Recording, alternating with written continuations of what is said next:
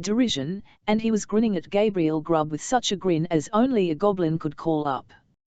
"It was not the echoes," said the goblin. Gabriel Grubb was paralyzed, and could make no reply. "What do you do here on Christmas Eve?" said the goblin sternly. "I came to dig a grave, sir," stammered Gabriel Grubb. "What man wanders among graves and churchyards on such a night as this?" cried the goblin. "Gabriel Grubb! Gabriel Grubb!" screamed a wild chorus of voices that seemed to fill the churchyard. Gabriel fearfully round, nothing was to be seen. "What have you got in that bottle?" said the goblin.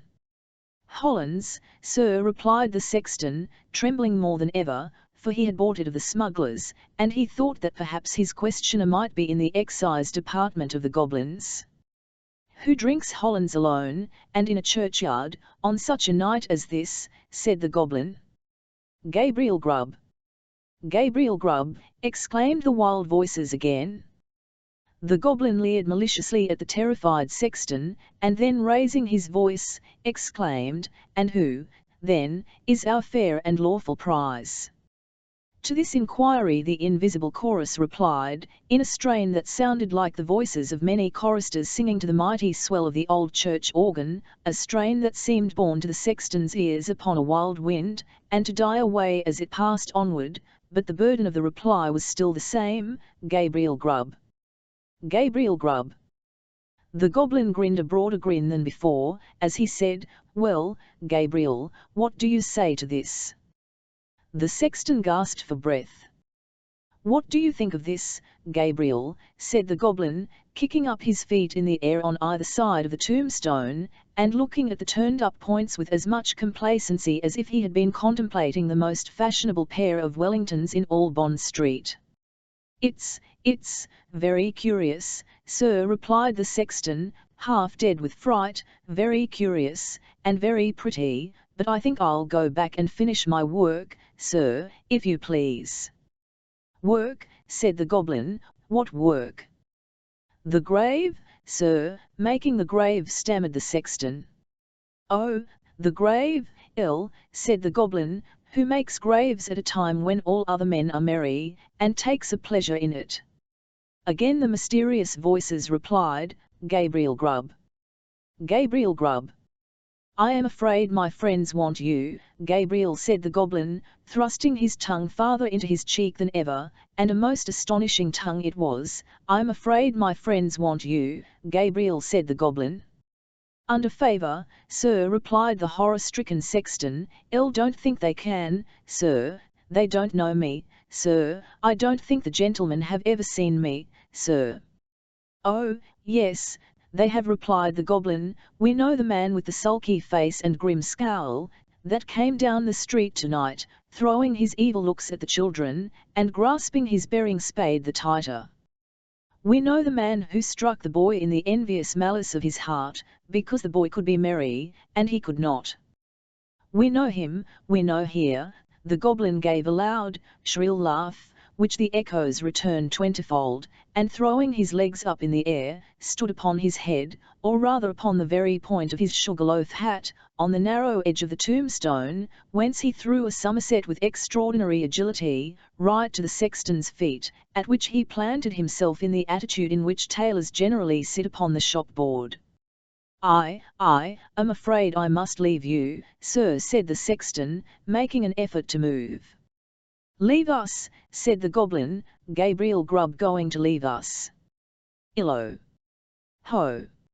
Haw!" As the goblin laughed, the sexton observed, for one instant, a brilliant illumination within the windows of the church, as if the whole building were lighted up.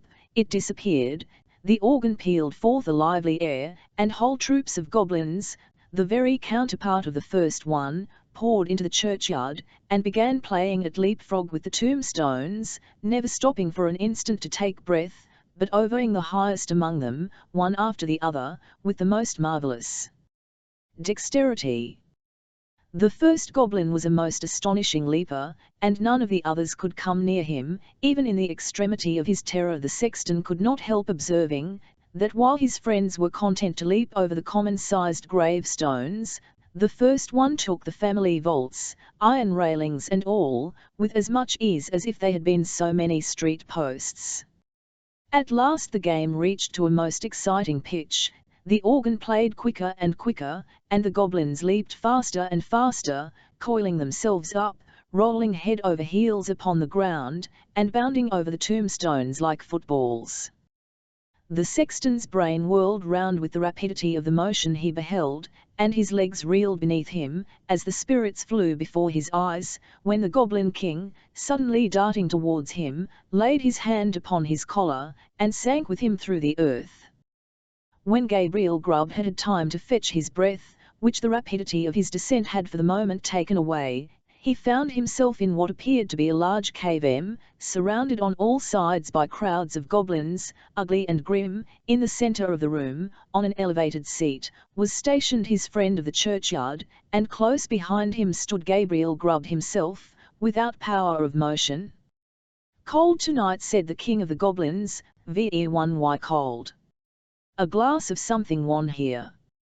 At this command, half a dozen officious goblins, with a perpetual smile upon their faces, whom Gabriel Grubb imagined to be courtiers, on that account, hastily disappeared, and presently returned with a goblet of liquid fire, which they presented to the king. Cried the goblin, whose cheeks and throat were transparent, as he tossed down the flame, "This warms one, indeed. Bring a bumper of the same, for Mr. Grubb." It was in vain for the unfortunate sexton to protest that he was not in the habit of taking anything warm at night. One of the goblins held him while another poured the blazing liquid down his throat. The whole assembly screeched with laughter, as he coughed and choked, and wiped away the tears which gushed plentifully from his eyes, after swallowing the burning draught. "And now," said the king, fantastically poking the taper corner of his sugarloaf hat into the sexton's eye, and thereby occasioning him the most exquisite pain, "and now, show the man of misery and gloom, a few of the pictures from our own great storehouse." As the goblin said this, a thick cloud which obscured the remoter end of the cavern rolled gradually away, and disclosed, apparently at a great distance, a small and scantily furnished, but neat and clean apartment. A crowd of little children were gathered round a bright fire, clinging to their mother's gown, and gambolling around her chair. The mother occasionally rose, and drew aside the window curtain, as if to look for some expected object. A frugal meal was ready spread upon the table, and an elbow chair was placed near the fire. A knock was heard at the door. The mother opened it, and the children crowded round her, and clapped their hands for joy, as their father entered. He was wet and weary, and shook the snow from his garments, as the children crowded round him, and seizing his cloak, hat, stick, and gloves, with busy zeal, ran with them from the room. Then, as he sat down to his meal before the fire, the children climbed about his knee, and the mother sat by his side, and all seemed happiness and comfort. But a change came upon the view, almost imperceptibly. The scene was altered to a small bedroom, where the fairest and youngest child lay dying. The roses had fled from his cheek, and the light from his eye, and even as the sexton looked upon him with an interest he had never felt or known before, he died. His young brothers and sisters crowded round his little bed, and seized his tiny hand, so cold and heavy, but they shrank back from its touch, and looked with awe on his infant face, for calm and tranquil as it was, and sleeping in rest and peace as the beautiful child seemed to be, they saw that he was dead, and they knew that he was an angel looking down upon, and blessing them, from a bright and happy heaven. Again the light cloud passed across the picture, and again the subject changed. The father and mother were old and helpless now, and the number of those about them was diminished more than half, but content and cheerfulness sat on even face, and beamed in every eye, as they crowded round the fireside, and told and listened to old stories of earlier and bygone days. Slowly and peacefully, the father sank into the grave, and, soon after, the sharer of all his cares and troubles followed him to a place of rest. The few who yet survived them, kneeled by their tomb, and watered the green turf which covered it with their tears, then rose, and turned away, sadly and mournfully, but not with bitter cries, or despairing lamentations, for they knew that they should one day meet again, and once more they mixed with the busy world, and their content and cheerfulness were restored. The cloud settled upon the picture, and concealed it from the sexton's view. "What do you think of that?" said the goblin, turning his large face towards Gabriel Grubb. Gabriel murmured out something about its being very pretty, and looked somewhat ashamed, as the goblin bent his fiery eyes upon him. "You a miserable man," said the goblin, in a tone of excessive contempt. "You—" He appeared disposed to add more, but indignation choked his utterance, so he lifted up one of his very pliable legs, and, flourishing it above his head a little, to ensure his aim, administered a good sound kick to Gabriel Gnrb, immediately after which, all the goblins in waiting crowded round the wretched sexton, and kicked him without mercy, according to the established and invariable custom of cowniers upon earth, who kick whom royalty kicks, and hug whom royalty hugs. "Show him some more," said the king of the goblins. At these words, the cloud was dispelled, and a rich and beautiful landscape was disclosed to view. There is just such another, to this day, within half a mile of the old abbey town. The sun shone from out the clear blue sky, the water sparkled beneath his rays, and the trees looked greener, and the flowers more gay, beneath its cheering influence. The water rippled on with a pleasant sound, the trees rustled in the light wind that moaned among their leaves, the birds sang upon the boughs, and the lark carolled on high her welcome to the momming. Yes, it was momming, the bright, balmy morning of summer, the minutest leaf, the smallest blade of grass, was instinct with life. The ant crept forth to her daily toil, the butterfly fluttered and basked in the warm rays of the sun, myriads of insects spread their transparent wings, and revelled in their brief but happy existence. Man walked forth, elated with the scene, and all was brightness and splendour. "You a miserable man," said the king of the goblins, in a more contemptuous tone than before. And again the king of the goblins gave his leg a flourish, again it descended on the shoulders of the sexton, and again the attendant goblins imitated the example of their chief. Many a time the cloud went and came, and many a lesson it taught to Gabriel Gnlb, who, although his shoulders smarted with pain from the frequent applications of the goblins' feet thereunto, looked on with an interest that nothing could diminish. He saw that men who worked hard, and earned their scanty bread with lives of labour, were cheerful and happy, and that to the most ignorant, the sweet face of nature was a never-failing source of cheerfulness and joy. He saw those who had been delicately nurtured, and tenderly brought up, cheerful under privations, and superior to suffering, that would have crushed many of a rougher grain, because they bore within their own bosoms the materials of happiness, contentment, and peace. He saw that women, the tenderest and most fragile of all creatures, were the oftenest superior to sorrow, adversity, and distress, and he saw that it was because they bore, in their own hearts, an inexhaustible wellspring of affection and devotion. Above all, he saw that men like himself, who snarled at the mirth and cheerfulness of others, were the foulest weeds on the fair surface of the earth, and setting all the good of the world against the evil, he came to the conclusion that it was a very decent and respectable sort of world after all. No sooner had he formed it, than the cloud which had closed over the last picture, seemed to settle on his senses, and lull him to repose. One by one, the goblins faded from his sight, and, as the last one disappeared, he sank to sleep. The day had broken when Gabriel Grubb awoke, and found himself lying at full length on the flat gravestone in the churchyard, with the wicker bottle lying empty by his side, and his coat, spade, and lantern, all well whitened by the last night's frost, scattered on the ground. The stone on which he had first seen the goblin seated, stood bolt upright before him, and the grave at which he had worked, the night before, was not far off. At first, he began to doubt the reality of his adventures, but the acute pain in his shoulders when he attempted to rise, assured him that the kicking of the goblins was certainly not ideal.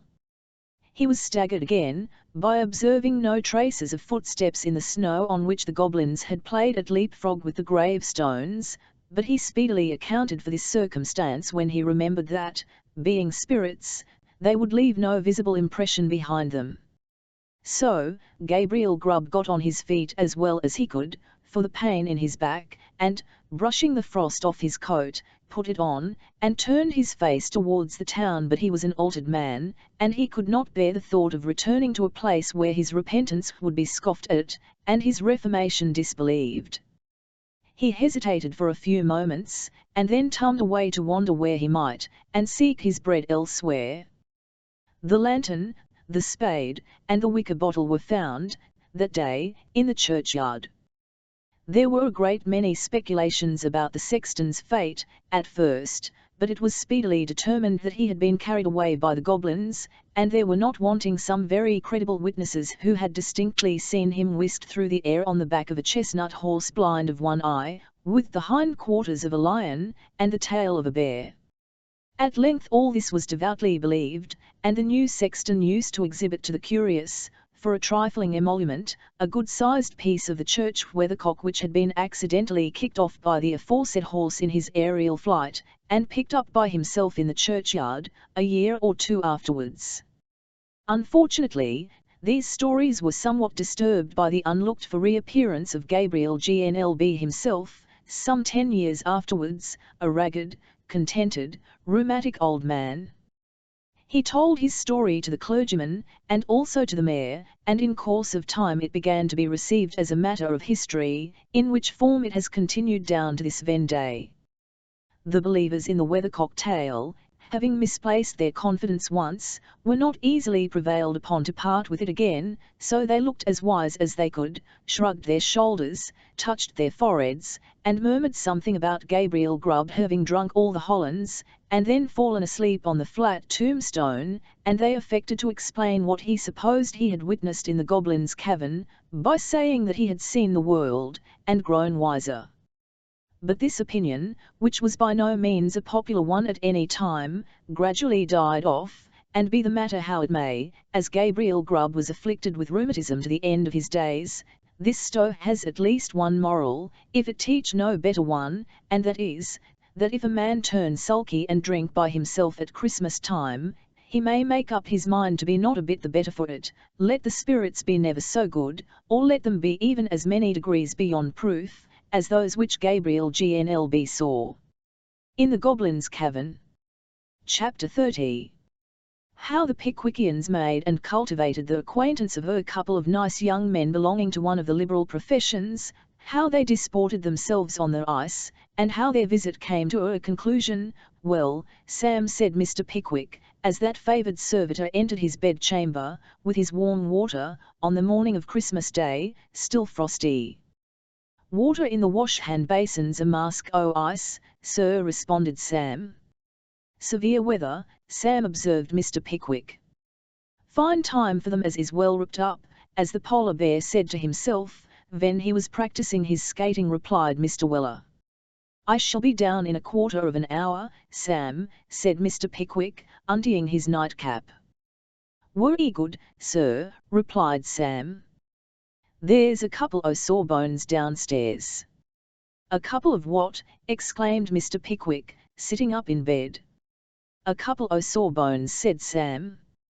What's a sawbones? Inquired Mr. Pickwick, not quite certain whether it was a live animal, or something to eat. What? Don't you know what a sawbones is, sir? Inquired Mr. Weller. I thought everybody knowed as a sawbones was a surgeon.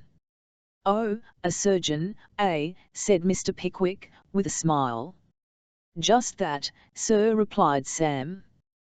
These here ones as is below, though, ain't reg'lar thoroughbred sawbones, they are only in trainin'. In other words, they are medical students, I suppose, said Mr. Pickwick. Sam Weller nodded assent. I am glad of it, said Mr. Pickwick, casting his nightcap energetically on the counterpane. They are fine fellows, very fine fellows, with judgments matured by observation and reflection, and tastes refined by reading and study. I am very glad of it. They are smoking cigars by the kitchen fire, said Sam. Ah, observed Mr. Pickwick, rubbing his hands, overflowing with kindly feelings and animal spirits. Just what I like to see. And one on 'em, said Sam, not noticing his master's interruption. One on 'em's got his legs on the table, and is drinking brandy neat, while the fother one, him in the barnacles, has got a banel 0 oysters atween his knees, which he's opening like steam, and as fast as he eats 'em, he takes a aim with the shells at young Dropsy, who's sitting down fast asleep, in the chimbley corner. Eccentricities of genius, Sam, said Mr. Pickwick. You may retire. Sam did retire accordingly. Mr. Pickwick, at the expiration of the quarter of an hour, went down to breakfast. Here he is at last, said old Mr. Wardle. Pickwick, this is Miss Allen's brother, Mr. Benjamin Allen. Ben we call him, and so may you, if you like. This gentleman is his VO particular friend, Mr.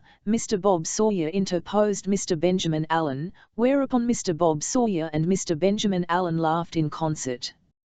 Mr. Pickwick bowed to Bob Sawyer, and Bob Sawyer bowed to Mr. Pickwick. Bob and his very particular friend then applied themselves most assiduously to the eatables before them, and Mr. Pickwick had an opportunity of glancing at them both.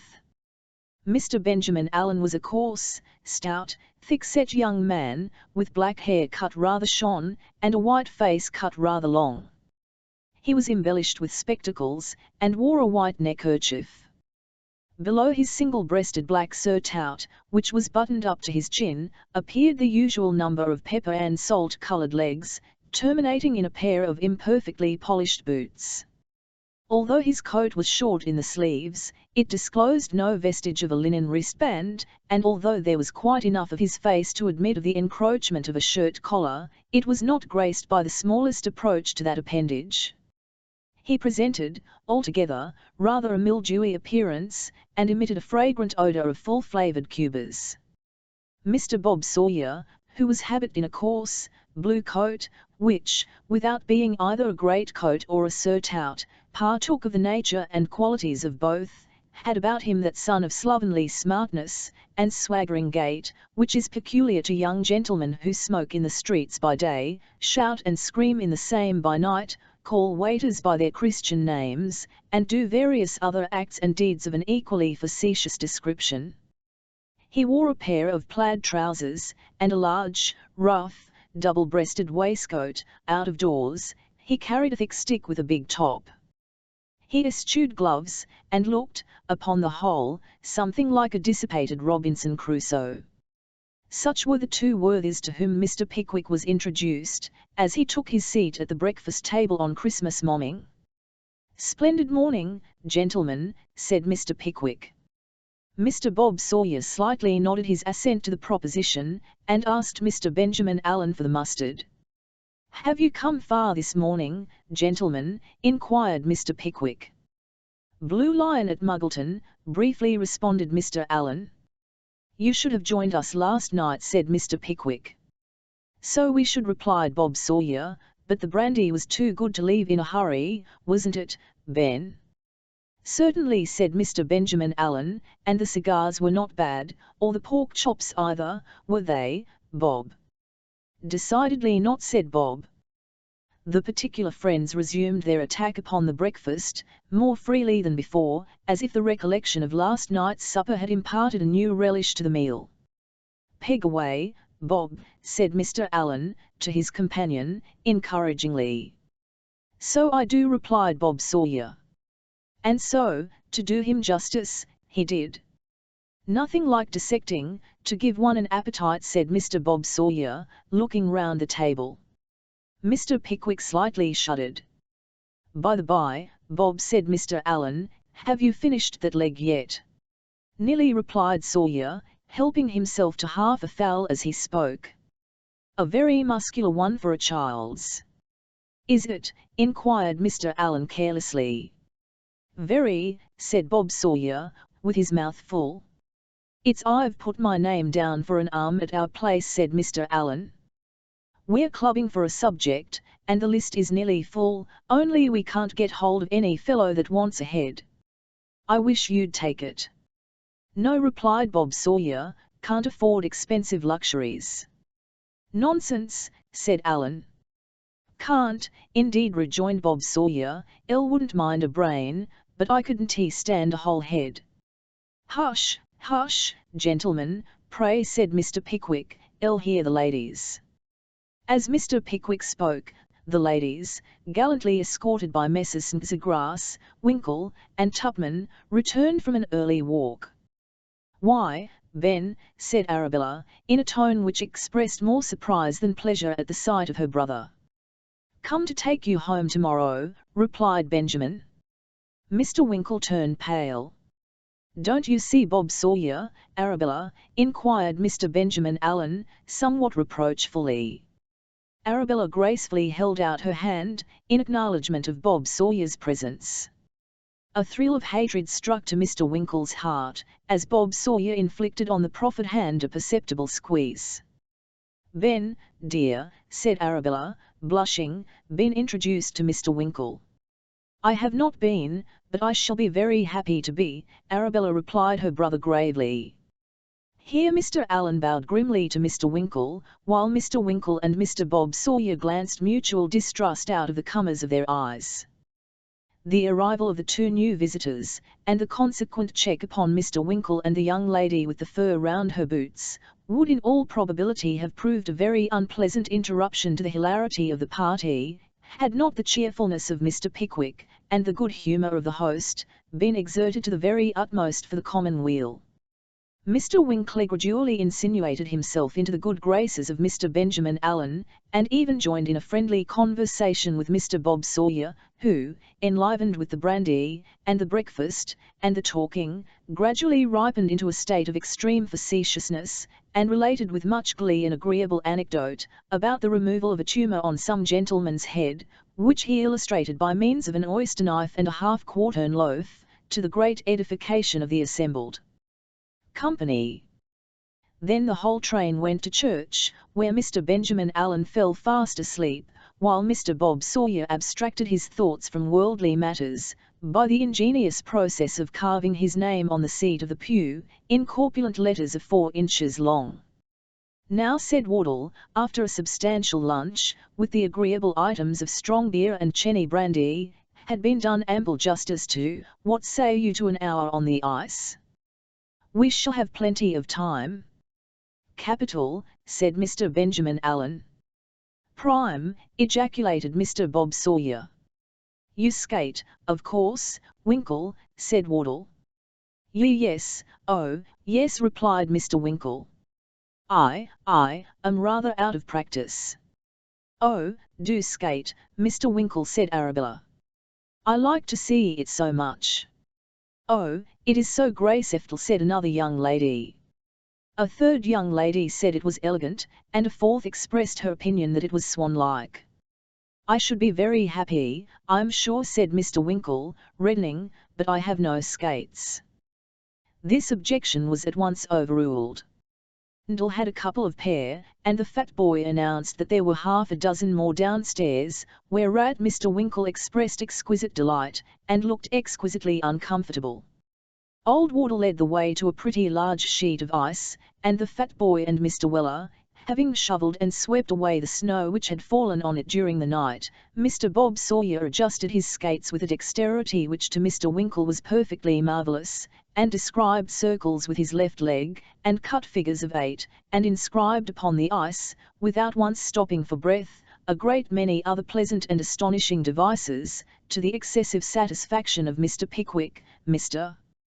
Tupman, and Theodotes, which reached a pitch of positive enthusiasm, when old Wardle and Benjamin Allen, assisted by the aforesaid Bob Sawyer, performed some mystic evolutions, which they called a reel.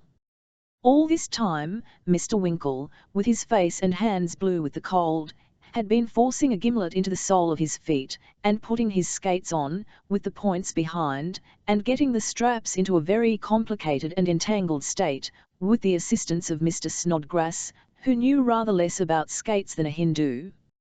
At length, however, with the assistance of Mr. Weller, the unfortunate skates were firmly screwed and buckled on, and Mr. Winkle was raised to his feet. "Now, then, sir," said Sam, in an encouraging tone, "off with you, and show 'em how to do it." "Stop," Sam, stop," said Mr. Winkle, trembling violently, and clutching hold of Sam's arms with the grasp of a drowning man. "How slippery it is, Sam." "Not an uncommon thing upon ice, sir," replied Mr. Weller. "Hold up." This last observation of Mr. Weller's bore reference to a demonstration Mr. Winkle made at the instant, of a frantic desire to throw his feet in the air, and dash the back of his head on the ice. These are vetty awkward skates, ain't they, Sam?" inquired Mr. Winkle. "I'm afeard there's a awkward gentleman in 'em, sir," replied Sam. "Now, Winkle," cried Mr. Pickwick, quite unconscious that there was anything the matter. "Come, the ladies are all anxiety." Yes, replied Mr. Winkle, with a ghastly smile. "I'm coming." "Just going to begin," said Sam, endeavouring to disengage himself. "Now, sir, start off." "Stop an instant, Sam," gasped Mr. Winkle, clinging most affectionately to Mr. Weller. "I find I've got a couple of coats at home that I don't want, Sam." "You may have them, Sam." "Thank ye, sir," replied Mr. Weller. "Never mind touching your hat, Sam," said Mr. Winkle hastily. "You needn't take your hand away to do that. I meant to have given you 5 shillings this morning for a Christmas box, Sam. I'll give it you this afternoon, Sam." "You're good, sir," replied Mr. Weller. "Just hold me at first, Sam, will you?" said Mr. Winkle. "There, that's right. I shall soon get in the way of it, Sam. Not too fast, Sam, not too fast." Mr. Winkle, stooping forward, with his body half doubled up, was being assisted over the ice by Mr. Weller, in a vo singular and un swan-like manner, when Mr. Pickwick most innocently shouted from the opposite bank, "Sam! Sir! Here! I want you!" "Let go, sir," said Sam. "Don't you hear the governor calling? Let go, sir." With a violent effort, Mr. Weller disengaged himself from the grasp of the agonized Pickwickian, and, in so doing, administered a considerable impetus to the unhappy Mr. Winkle. With an accuracy which no degree of dexterity or practice could have ensured, that unfortunate gentleman bore swiftly down into the centre of the reel, at the very moment when Mr. Bob Sawyer was performing a flourish of unparalleled beauty. Mr. Winkle struck wildly against him, and with a loud crash they both fell heavily down. Mr. Pickwick ran to the spot. Bob Sawyer had risen to his feet, but Mr. Winkle was far too wise to do anything of the kind, in skates. He was seated on the ice, making spasmodic efforts to smile, but anguish was depicted on every one lineament of his countenance.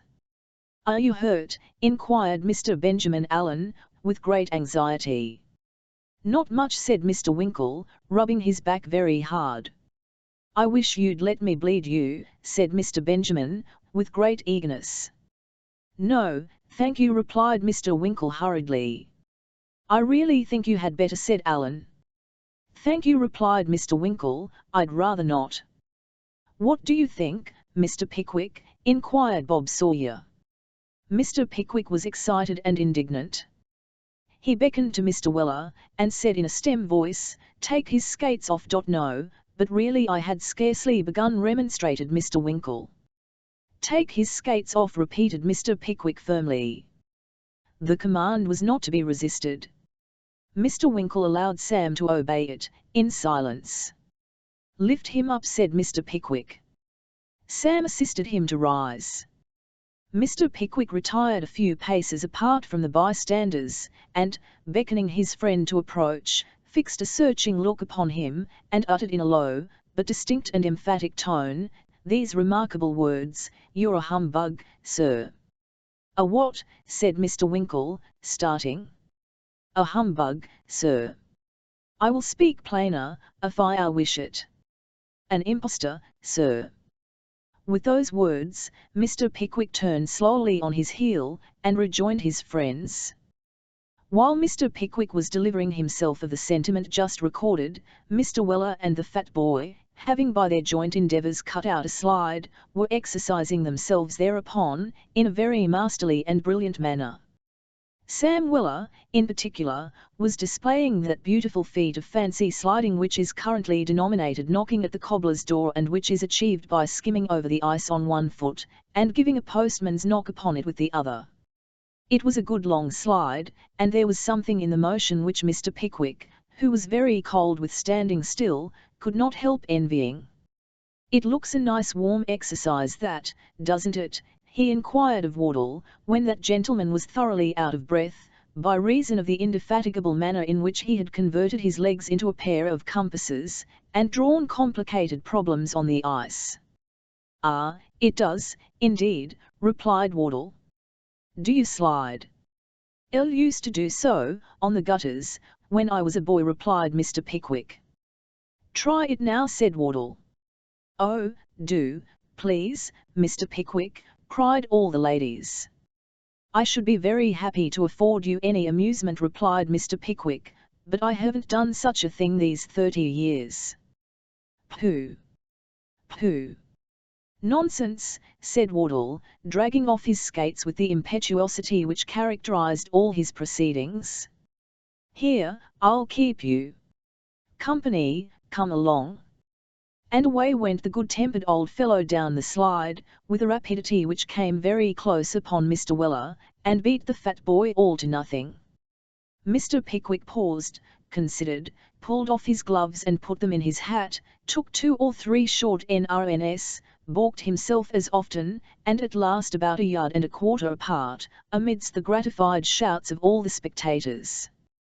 "Keep the pot a bilin', sir," said Sam, and down went Wardle again, and then Mr. Pickwick, and then Sam, and then Mr. Winkle, and then Mr. Bob Sawyer, and then the fat boy, and then Mr. Snodgrass, following closely upon each other's heels, and running after each other with as much eagerness as if their future prospects in life depended on their expedition. It was the most intensely interesting thing, to observe the manner in which Mr. Pickwick performed his share in the ceremony, to watch the torture of anxiety with which he viewed the person behind, gaining upon him at the imminent hazard of tripping him up, to see him gradually expend the painful force he had put on at first, and turn slowly round on the slide, with his face towards the point from which he had started, to contemplate the playful smile which mantled on his face when he had accomplished the distance, and the eagerness with which he turned round when he had done so, and ran after his predecessor, his black gaiters tripping pleasantly through the snow, and his eyes beaming cheerfulness and gladness through his spectacles. And when he was knocked down, which happened upon the average every 3rd round, it was the most invigorating sight that can possibly be imagined, to behold him gather up his hat, gloves, and handkerchief, with a glowing countenance, and resume his station in the rank, with an ardour and enthusiasm that nothing could abate. The sport was at its height, the sliding was at the quickest, the laughter was at the loudest, when a sharp smart crack was heard. There was a quick rush towards the bank, a wild scream from the ladies, and a shout from Mr. Tupman. A large mass of ice disappeared, the water bubbled up over it, Mr. Pickwick's hat, gloves, and handkerchief were floating on the surface, and this was all of Mr. Pickwick that anybody could see. Dismay and anguish were depicted on every countenance, the males turned pale, and the females fainted. Mr. Snodgrass and Mr. Winkle grasped each other by the hand, and gazed at the spot where their leader had gone down, with frenzied eagerness, while Mr. Tupman, by way of rendering the promptest assistance, and at the same time conveying to any persons who might be within hearing, the clearest possible notion of the catastrophe, ran off across the country at his utmost speed, screaming fire with all his might.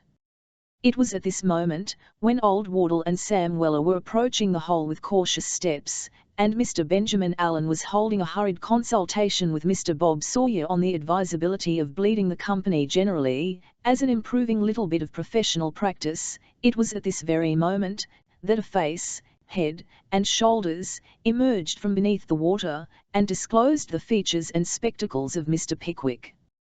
"Keep yourself up for an instant, for only 1 instant," bawled Mr. Snodgrass. "Yes, do, let me implore you," "For my sake," roared Mr. Winkle, deeply affected. The adjuration was rather unnecessary, the probability being, that if Mr. Pickwick had declined to keep himself up for anybody else's sake, it would have occurred to him that he might as well do so, for his own. "Do you feel the bottom there, old fellow?" said Wardle. "Yes, certainly," replied Mr. Pickwick, wringing the water from his head and face, and gasping for breath. "I fell upon my back. I couldn't get on my feet at first." The clay upon so much of Mr. Pickwick's coat as was yet visible, bore testimony to the accuracy of this statement, and as the fears of the spectators were still further relieved by the fat boy's suddenly recollecting that the water was nowhere more than 5 feet deep, prodigies of valour were performed to get him out. After a vast quantity of splashing, and cracking, and struggling, Mr. Pickwick was at length fairly extricated from his unpleasant position, and once more stood on dry land. "Oh, he'll catch his death of cold," said Emily. "Dear old thing," said Arabella. "Let me wrap this shawl round you, Mr. Pickwick. "Ah, that's the best thing you can do," said Wardle, "and when you've got it on, home as fast as your legs can carry you, and jump into bed directly." A dozen shawls were offered on the instant. 3 or 4 of the thickest having been selected, Mr. Pickwick was wrapped up, and started off, under the guidance of Mr. Weller, presenting the singular phenomenon of an elderly gentleman, dripping wet, and without a hat, with his arms bound down to his sides, skimming over the ground, without any clearly defined purpose, at the rate of 6 good English miles an hour. But Mr. Pickwick cared not for appearances in such an extreme case, and urged on by Sam Weller, he kept at the very top of his speed until he reached the door of Manor Farm, where Mr. Tupman had arrived some 5 minutes before, and had frightened the old lady into palpitations of the heart by impressing her with the unalterable conviction that the kitchen chimney was on fire, a calamity which always presented itself in glowing colours to the old lady's mind, when anybody about her evinced the smallest agitation. Mr. Pickwick paused not an instant until he was snug in bed.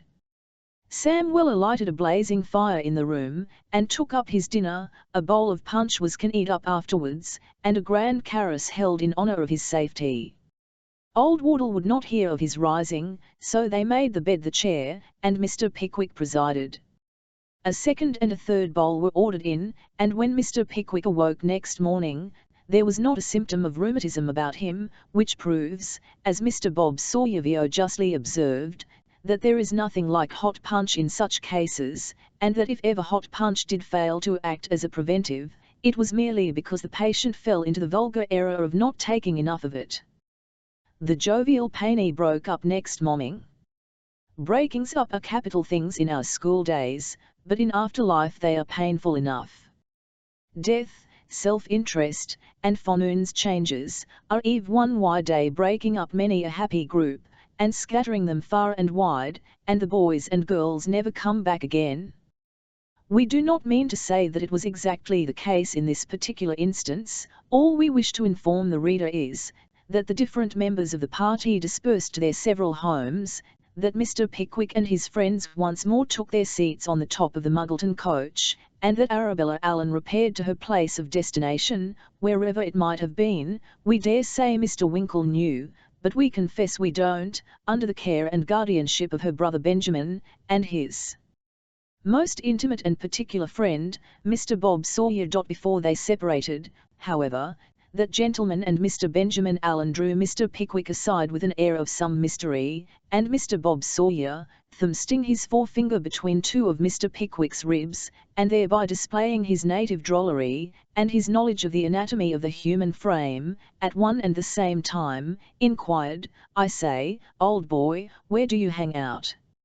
Mr. Pickwick replied that he was at present suspended at the George and Vulture. "I'll wish you'd come and see me," said Bob Sawyer. "Nothing would give me greater pleasure," replied Mr. Pickwick. "There's my lodgings," said Mr. Bob Sawyer, producing a card. "Lant Street, Borough, it's near Guy's, and handy for me, you know. Little distance after you've passed St. George's Church, Tums out of the High Street on the right-hand side the way." "I shall find it," said Mr. Pickwick. "Come on Thursday fortnight, and bring the other chaps with you," said Mr. Bob Sawyer. "I'm going to have a few medical fellows that night." Mr. Pickwick expressed the pleasure it would afford him to meet the medical fellows, and after Mr. Bob Sawyer had informed him that he meant to be very cosy, and that his friend Ben was to be one of the party, they shook hands and separated. We feel that in this place we lay ourselves open to the inquiry whether Mr. Winkle was whispering, during this brief conversation, to Arabella Allen, and if so, what he said, and furthermore, whether Mr. Snodgrass was conversing apart with Emily Wardle, and if so, what he said. To this, we reply, that whatever they might have said to the ladies, they said nothing at all to Mr. Pickwick or Mr. Tupman for 28 miles, and that they sighed very often, refused ale and brandy, and looked gloomy. If our observant lady readers can deduce any satisfactory inferences from these facts, we beg them by all means to do so. Chapter 31, which is all about the law, and sundry great authorities learned therein.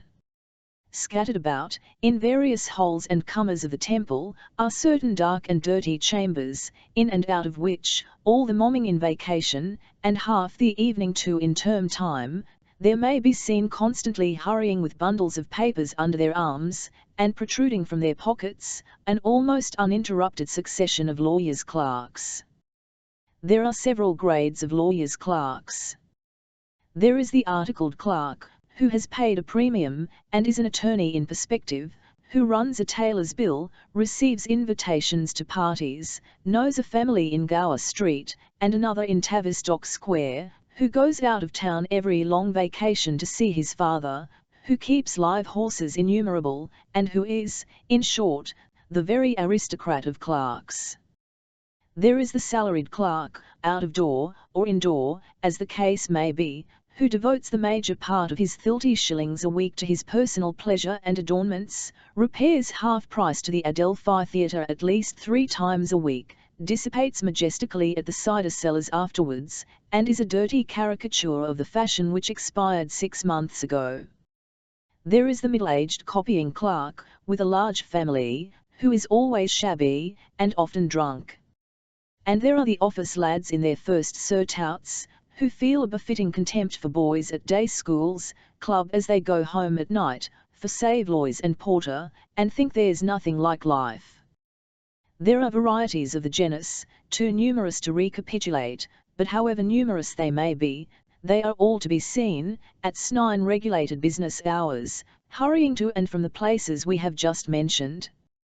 These sequestered nooks are the public offices of the legal profession, where writs are issued, judgments signed, declarations filed, and numerous other ingenious machines put in motion for the torture and torment of His Majesty's liege subjects, and the comfort and emolument of the practitioners of the law.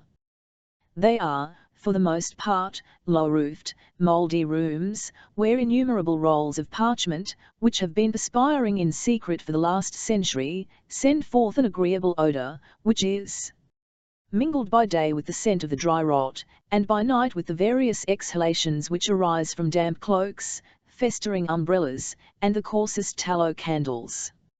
About 7:30 in the evening, some 10 days or a fortnight after Mr. Pickwick and his friends returned to London, there hurried into one of these offices, an individual in a brown coat and brass buttons, whose long hair was scrupulously twisted round the rim of his napless hat, and whose soiled drab trousers were so tightly strapped over his blush-share boots, that his knees threatened every moment to start from their concealment. He produced from his coat pockets a long and narrow strip of parchment, on which the presiding functionary impressed an illegible black stamp. He then drew forth 4 scraps of paper, of similar dimensions, each containing a printed copy of the strip of parchment with blanks for a name, and having filled up the blanks, put all the 5 documents in his pocket, and hurried away. The man in the brown coat, with the cabalistic documents in his pocket, was no other than our old acquaintance Mr. Jackson, of the house of Dodson and Fogg, Freeman's Court, Cornhill. Instead of returning to the office whence he came, however, he bent his steps direct to Suncourt, and walking straight into the George and Vulture, demanded to know whether one Mr. Pickwick was within. "Call Mr. Pickwick's servant, Tom," said the barmaid of the George and Vulture. "Don't trouble yourself," said Mr. Jackson. "I've come on business. If you'll show me Mr. Pickwick's room I'll step up myself." "What name, sir?" said the waiter. "Jackson," replied the clerk. The waiter stepped upstairs to announce Mr. Jackson, but Mr. Jackson saved him the trouble by following close at his heels, and walking into the apartment before he could articulate a syllable. Mr. Pickwick had, that day, invited his 3 friends to dinner. They were all seated round the fire, drinking their wine, when Mr. Jackson presented himself, as above described. "How do do, sir?" said Mr. Jackson, nodding to Mr. Pickwick. That gentleman and looked somewhat surprised, for the physiognomy of Mr. Jackson dwelt not in his recollection. "'Ill have called from Dodson and Fogg's," said Mr. Jackson, in an explanatory tone. Mr. Pickwick roused at the name. "'Ill refer you to my attorney, sir, Mr. Perker, of Gray's Inn," said he. "Waiter, show this gentleman out." "Beg your pardon, Mr. Pickwick," said Jackson, deliberately depositing his hat on the floor, and drawing from his pocket the strip of parchment. "But personal service, by clerk or agent, in these cases, you know, Mr. Pickwick, nothing like caution, sir, in all legal forms, eh?" Here Mr. Jackson cast his eye on the parchment, and, resting his hands on the table, and looking round with a winning and persuasive smile, said, "Now, come, don't let's have no words about such a little matter as this. Which of you gentlemen's name's Snodgrass?" At this inquiry, Mr. Snodgrass gave such a very undisguised and palpable start, that no further reply was needed. All. "I thought so," said Mr. Jackson, more affably than before. "I've a little something to trouble you with, sir." "NLE," exclaimed Mr. Snodgrass. "It's only a subpoena in Buddell and Pickwick on behalf of the plaintiff," replied Jackson, singling out one of the slips of paper, and producing a shilling from his waistcoat pocket.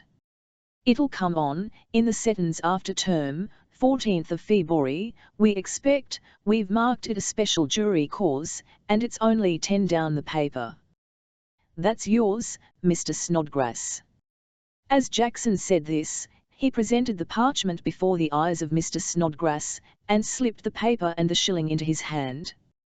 Mr. Tupman had witnessed this process in silent astonishment, when Jackson, turning sharply upon him, said, "'Ill think I ain't mistaken when I say your name's Tupman, ill." Mr. Tupman looked at Mr. Pickwick, but, perceiving no encouragement in that gentleman's widely opened eyes to deny his name, said, "Yes, my name is Tupman, sir." "And that other gentleman's Mr. Winkle, I think," said Jackson. Mr. Winkle faltered out a reply in the affirmative, and both gentlemen were forthwith invested with a slip of paper, and a shilling each, by the dexterous Mr. Jackson.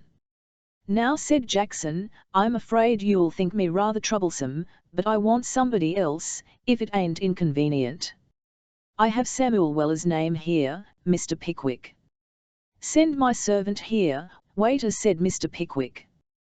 The waiter retired, considerably astonished, and Mr. Pickwick motioned Jackson to a seat. There was a painful pause, which was at length broken by the innocent defendant. "'Ill suppose, sir," said Mr. Pickwick, his indignation rising while he spoke, "'ill suppose, sir, that it is the intention of your employers to seek to criminate me upon the testimony of my own friends." Mr. Jackson struck his forefinger several times against the left side of his nose, to intimate that he was not there to disclose the secrets of the prison house, and playfully rejoined, "Not knowing, can't say." "For what other reason, sir," pursued Mr. Pickwick, "are these subpoenas served upon them, if not for this?" "Very good plant, Mr. Pickwick," replied Jackson, slowly shaking his head. "But it won't do. No harm in trying, but there's little to be got out of here." Mr. Jackson smiled once more upon the company, and, applying his left thumb to the tip of his nose, worked a visionary coffee mill with his right hand, thereby performing a very graceful piece of pantomime, then much in vogue, but now, unhappily, almost obsolete, which was familiarly denominated taking a grinder. "No, no, Mr. Pickwick," said Jackson, in conclusion, "Perkins people must guess what we've served these subpoenas for. If they can't, they must wait till the action comes on, and then they'll find out." Mr. Pickwick bestowed a look of excessive disgust on his unwelcome visitor, and would probably have hurled some tremendous anathema at the heads of Messrs. Dodson and Fogg, had not Sam's entrance at the instant interrupted him. "Samuel Weller," said Mr. Jackson, inquiringly. "Know the truest things as you've said for many a long year," replied Sam, in a most composed manner. "Here's a subpoena for you, Mr. Weller," said Jackson. "What's that in English?" inquired Sam. "Here's the original," said Jackson, declining the required explanation. "Which?" said Sam. "This," replied Jackson, shaking the parchment. "Oh, that's the original, is it?" said Sam. "Well, I'm glad I've seen the original, 'cause it's a grat I win sort o' thing, and eases one's mind so much." "And here's the shilling," said Jackson. "It's from Dodson and Fogg's." "And it's uncommon handsome o' Dodson and Fogg, as knows so little of me, to come down with the present," said Sam. "I'll feel it as a high compliment, sir. It's a werry honourable thing to them, as they knows how to reward merit wherever they meets it. Besides which, it's affectin' to one's feelings." As Mr. Weller said this, he inflicted a little friction on his right eyelid, with the sleeve of his coat, after the most approved manner of actors when they are in domestic pathetics.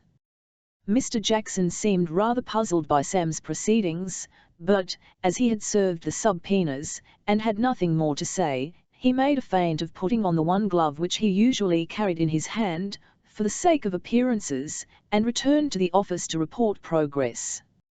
Mr. Pickwick slept little that night. His memory had received a very disagreeable refresher on the subject of Mrs. Buddell's action. He breakfasted betimes next morning, and, desiring Sam to accompany him, set forth towards Gray's Inn Square.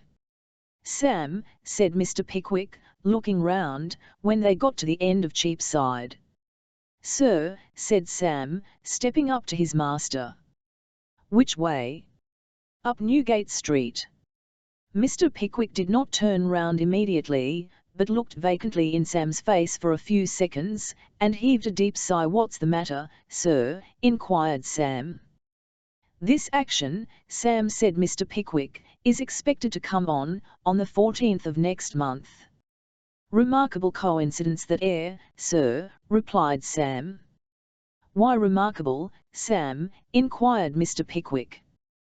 "Walentine's Day, sir," responded Sam, "reg'lar good day for a breach o' promise trial." Mr. Weller's smile awakened no gleam of mirth in his master's countenance. Mr. Pickwick turned abruptly round, and led the way in silence. They had walked some distance, Mr. Pickwick trotting on before, plunged in profound meditation, and Sam following behind, with a countenance expressive of the most enviable and easy defiance of everything and everybody, when the latter, who was always especially anxious to impart to his master any exclusive information he possessed, quickened his pace until he was close at Mr. Pickwick's heels, and, pointing up at a house they were passing, said, "Werry nice pork shop that sir." "Yes, it seems so," said Mr. Pickwick. "Celebrated sausage factory," said Sam. "Is it?" said Mr. Pickwick. "Is it?" reiterated Sam, with some indignation. "I should rather think it was." "Why, sir, bless your innocent eyebrows, that's where the mysterious disappearance of a respectable tradesman took place 4 years ago." "You don't mean to say he was burked, Sam?" said Mr. Pickwick, looking hastily round. "No, I don't indeed, sir," replied Mr. Weller. "I wish I did, far worse than that. He was the master o' that shop, sir, and the inventor o' the patent never leaving off sausage steam engine, as you'd swallow up a pavin stone if you put it too near, and grind it into sausages as easy as if it was a tender young babby. Werry proud zero that machine he was, as it was natural he should be, and he'd stand down in the cellar looking at it when it was in full play, till he got quite melancholy with joy. A wee happy man he'd ha been, sir, in the procession o' that engine and 2 more lovely hinfants. Besides, if it hadn't been for his wife, who was a most audacious wixen, she was always a follerin' him about, and dinnin' in his ears, till at last he couldn't stand it no longer. I'll tell you what it is, my dear, he says one day, if you pursue in this here sort of amusement, he says, I'm blessed if I don't go away to America, and that's all about it. You're idle willin', says she, and I wish the Americans joy of their bargain. After which she keeps on abusin' of him for half an hour, and then runs into the little parlour behind the shop, sets to a screamin', says he'll be the death on her, and falls in a fit, which lasts for 3 good hours, one o' them fits which is all screamin' and kickin'. Well, next moment, the husband was missing. He hadn't taken nothing from the till, hadn't even put on his great coat, so it was quite clear he warn't gone to America. Didn't come back next day, didn't come back next week. Mrs. had bills printed, saying that, if he'd come back, he should be forgiven everything, which was very liberal, seeing that he hadn't done nothing at all. The canals was dragged, and for 2 months artenvards, whenever a body turned up, it was cannied, as a reg'lar thing, straight off to the sausage shop.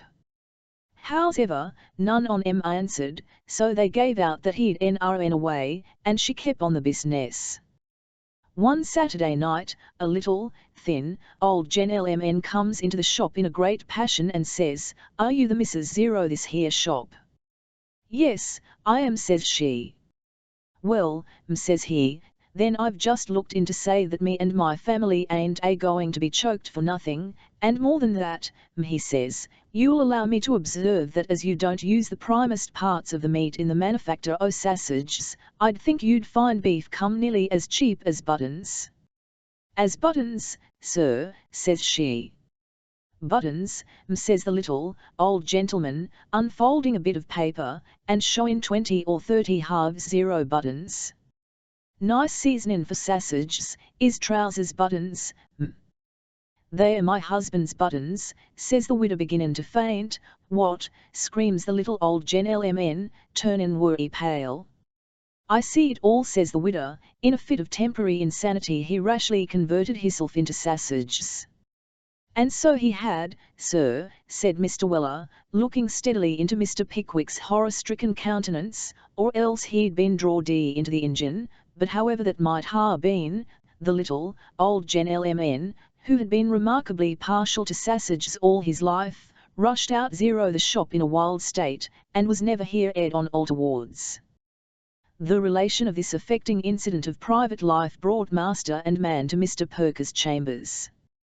Low 10, holding the door half open, was in conversation with a rustily clad, miserable-looking man, in boots without toes and gloves without fingers. There were traces of privation and suffering, almost of despair, in his lank and careworn countenance. He felt his poverty, for he shrank to the dark side of the staircase as Mr. Pickwick approached. "It's very unfortunate," said the stranger, with a sigh. "Very," said Low 10, scribbling his name on the doorpost with his pen, and rubbing it out again with the feather. "Will you leave a message for him?" "When do you think he'll be back?" inquired the stranger. "Quite uncertain," replied Low 10, winking at Mr. Pickwick, as the stranger cast his eyes towards the ground. "You don't think it would be of any use my waiting for him?" said the stranger, looking wistfully into the office. "Oh, no, I'm sure it wouldn't," replied the clerk, moving a little more into the centre of the doorway. "He's nigh not to be back this week, and it's a chance whether he will be next, for when Perker once gets out of town, he's never in a hurry to come back again." "Out of town," said Mr. Pickwick, "dear me, how unfortunate." "Don't go away, Mr. Pickwick," said Low 10, "I've got a letter for you." The stranger, seeming to hesitate, once more looked towards the ground, and the clerk winked slyly at Mr. Pickwick, as if to intimate that some exquisite piece of humour was going forward, though what it was Mr. Pickwick could not for the life of him divine. "Step in, Mr. Pickwick," said Low 10. Well, will you leave a message, Mr. Watty, or will you call again? Ask him to be so kind as to leave out word what has been done in my business, said the man. For God's sake don't neglect it, Mr. Low-10. No, no, I won't forget it, replied the clerk. Walk in, Mr. Pickwick. Good morning, Mr. Watty, it's a fine day for walking, isn't it? Seeing that the stranger still lingered, he beckoned Sam Weller to follow his master in, and shut the door in his face. There never was such a pestering banknote as that since the world began, I do believe, said Low-10, throwing down his pen with the air of an injured man. His affairs haven't been in Chancery quite 4 years yet, and I'm d if he don't come worrying here twice a week. Step this way, Mr. Pickwick. Perker is in, and he'll see you, I know. Devilish cold, he added pettishly, standing at that door, wasting one's time with such seedy vagabonds. Having very vehemently stirred a particularly large fire with a particularly small poker, the clerk led the way to his principal's private room, and announced Mr. Pickwick. All, my dear sir, said little Mr. Perker, bustling up from his chair. Well, my dear sir, and what's the news about your matter, eh? Anything more about our friends in Freeman's Court? They've not been sleeping, I know that. Ah, they are very smart fellows, very smart, indeed. As the little man concluded, he took an emphatic pinch of snuff, as a tribute to the smartness of Messrs. Dodson and Fogg. They are great scoundrels, said Mr. Pickwick. I said the little man, that's a matter of opinion, you know, and we won't dispute about terms, because of course you can't be expected to view these subjects with a professional eye. Well, we've done everything that's necessary. I have retained Sir Jean Snubbin. Is he a good man? Inquired Mr. Pickwick. Good man, replied Perker, bless your heart and soul, my dear sir, Sir Jean Snubbin is at the very top of his profession. Gets treble the business of any man in court, engaged in every case. You needn't mention it abroad, but we say, we of the profession, that Sir Jean Snubbin leads the court by the nose. The little man took another pinch of snuff as he made this communication, and nodded mysteriously to Mr. Pickwick. They have subpoenaed my 3 friends, said Mr. Pickwick. All. Of course they would, replied Perker. Important witnesses, saw you in a delicate situation. But she fainted of her own accord, said Mr. Pickwick. She threw herself into my arms. Very likely, my dear sir, replied Perker, very likely and very natural. Nothing more so, my dear sir, nothing. But who's to prove it? They have subpoenaed my servant, too, said Mr. Pickwick, quitting the other point, for there Mr. Perker's question had somewhat staggered him. Sam, said Perker. Mr. Pickwick replied in the affirmative. Of course, my dear sir, of course. I knew they would. I could have told you that, a month ago. You know, my dear sir, if you will take the management of your affairs into your own hands after entrusting them to your solicitor, you must also take the consequences. Here Mr. Perker drew himself up with conscious dignity, and BNLSHED some stray grains of snuff from his shirt frill. And what do they want him to prove? Asked Mr. Pickwick, after 2 or 3 minutes' silence. That you sent him up to the plaintiff's to make some offer of a compromise, I suppose, replied Perker. It don't matter much, though, I don't think many counsel could get a great deal out of him. Don't think they could, said Mr. Pickwick, smiling, despite his vexation, at the idea of Sam's appearance as a witness. What course do we pursue? We have only one to adopt, my dear sir, replied Perker, cross-examine the witnesses, TNLST to Snubbin's eloquence, throw dust in the eyes of the judge, throw ourselves on the jury. And suppose the verdict is against me, said Mr. Pickwick. Mr. Perker smiled, took a very long pinch of snuff, stirred the fire, shrugged his shoulders, and remained expressively silent. You mean that in that case I must pay the damages, said Mr. Pickwick, who had watched this telegraphic answer with considerable sternness. Perker gave the fire another very unnecessary poke, and said, "I am afraid so." "Then I beg to announce to you my unalterable determination to pay no damages whatever," said Mr. Pickwick, most emphatically. "None, Perker.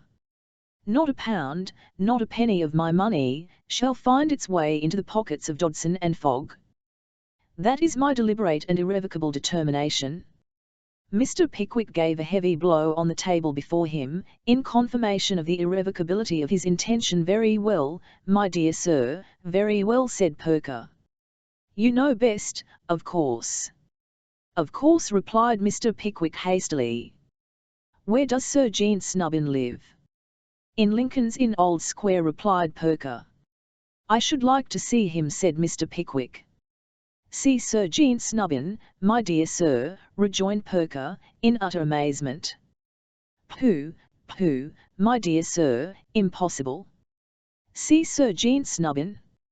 Bless you, my dear sir, such a thing was never heard of, without a consultation fee being previously paid, and a consultation fixed.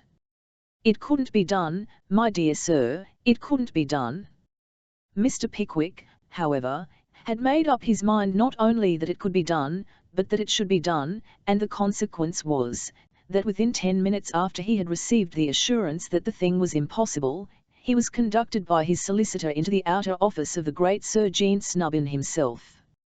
It was an uncarpeted room of tolerable dimensions, with a large writing table drawn up near the fire, the baize top of which had long since lost all claim to its original hue of green, and had gradually grown grey with dust and age, except where all traces of its natural colour were obliterated by ink stains. Upon the table were numerous little bundles of papers tied with red tape, and behind it sat an elderly clerk, whose sleek appearance and heavy gold watch chain presented imposing indications of the extensive and lucrative practice of Mr. Sir Jean Snubbin.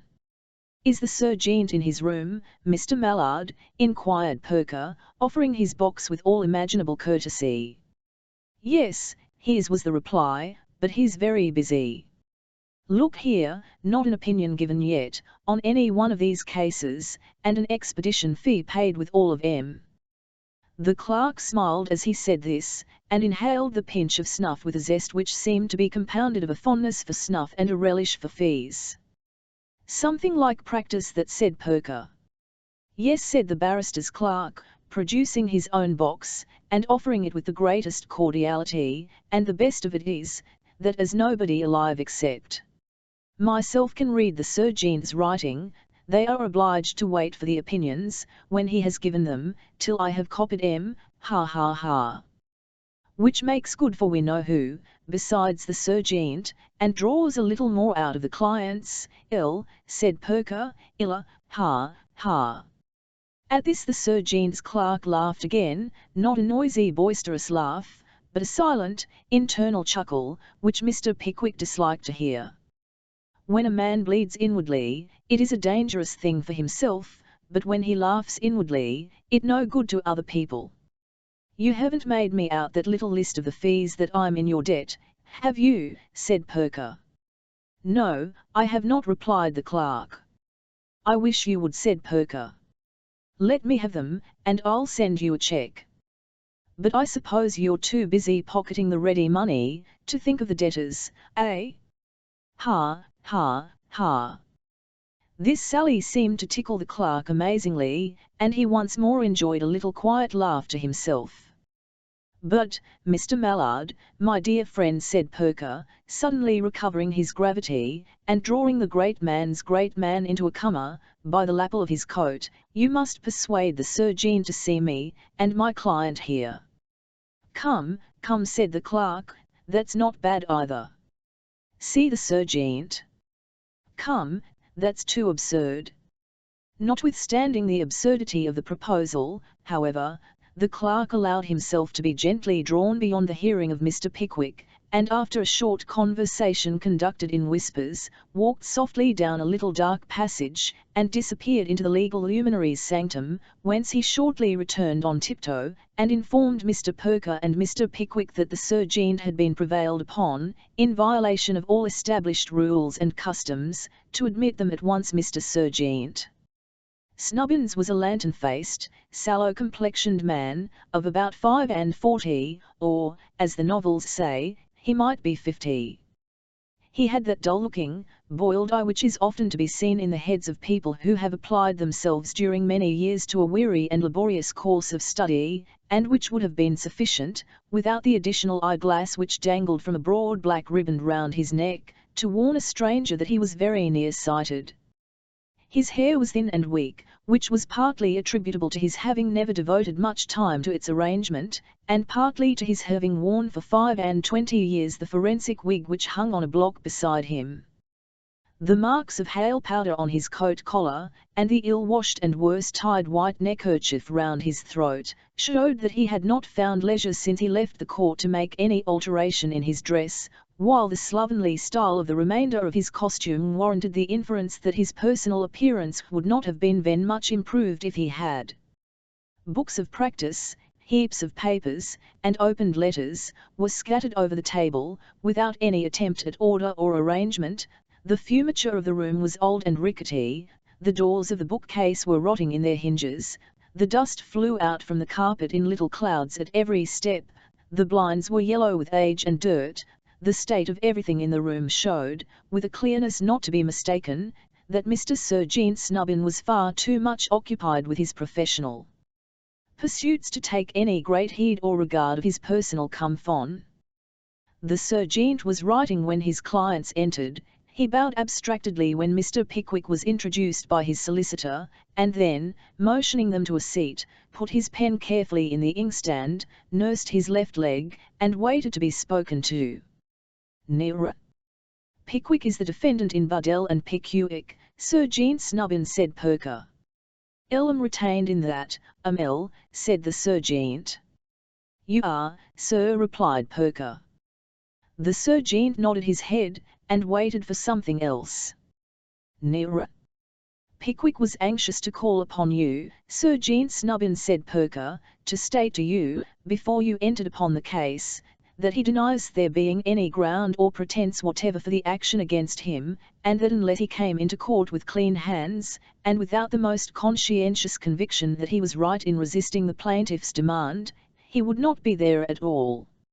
I believe I state your views correctly, do I not, my dear sir, said the little man, turning to Mr. Pickwick.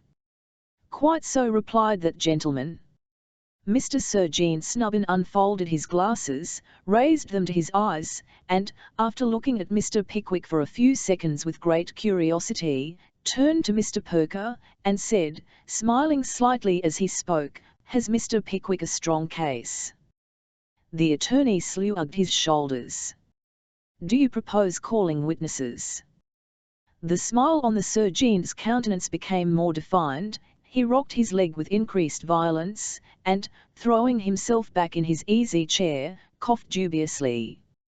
These tokens of the sergeant's presentiments on the subject, slight as they were not lost on Mr. Pickwick. He settled the spectacles, through which he had attentively regarded such demonstrations of the barrister's feelings as he had permitted himself to exhibit, more finely on his nose, and said with great energy, and in utter disregard of all Mr. Perker's admonitory winkings and frownings, my wishing to wait upon you, for such a purpose as this, sir, appears, I have no doubt, to a gentleman who sees so much of these matters as you must necessarily do, a very extraordinary circumstance. The sergeant tried to look gravely at the fire, but the smile came back again. Gentlemen of your profession, sir, continued Mr. Pickwick, see the worst side of human nature. All its disputes, all its ill will and bad blood, rise up before you.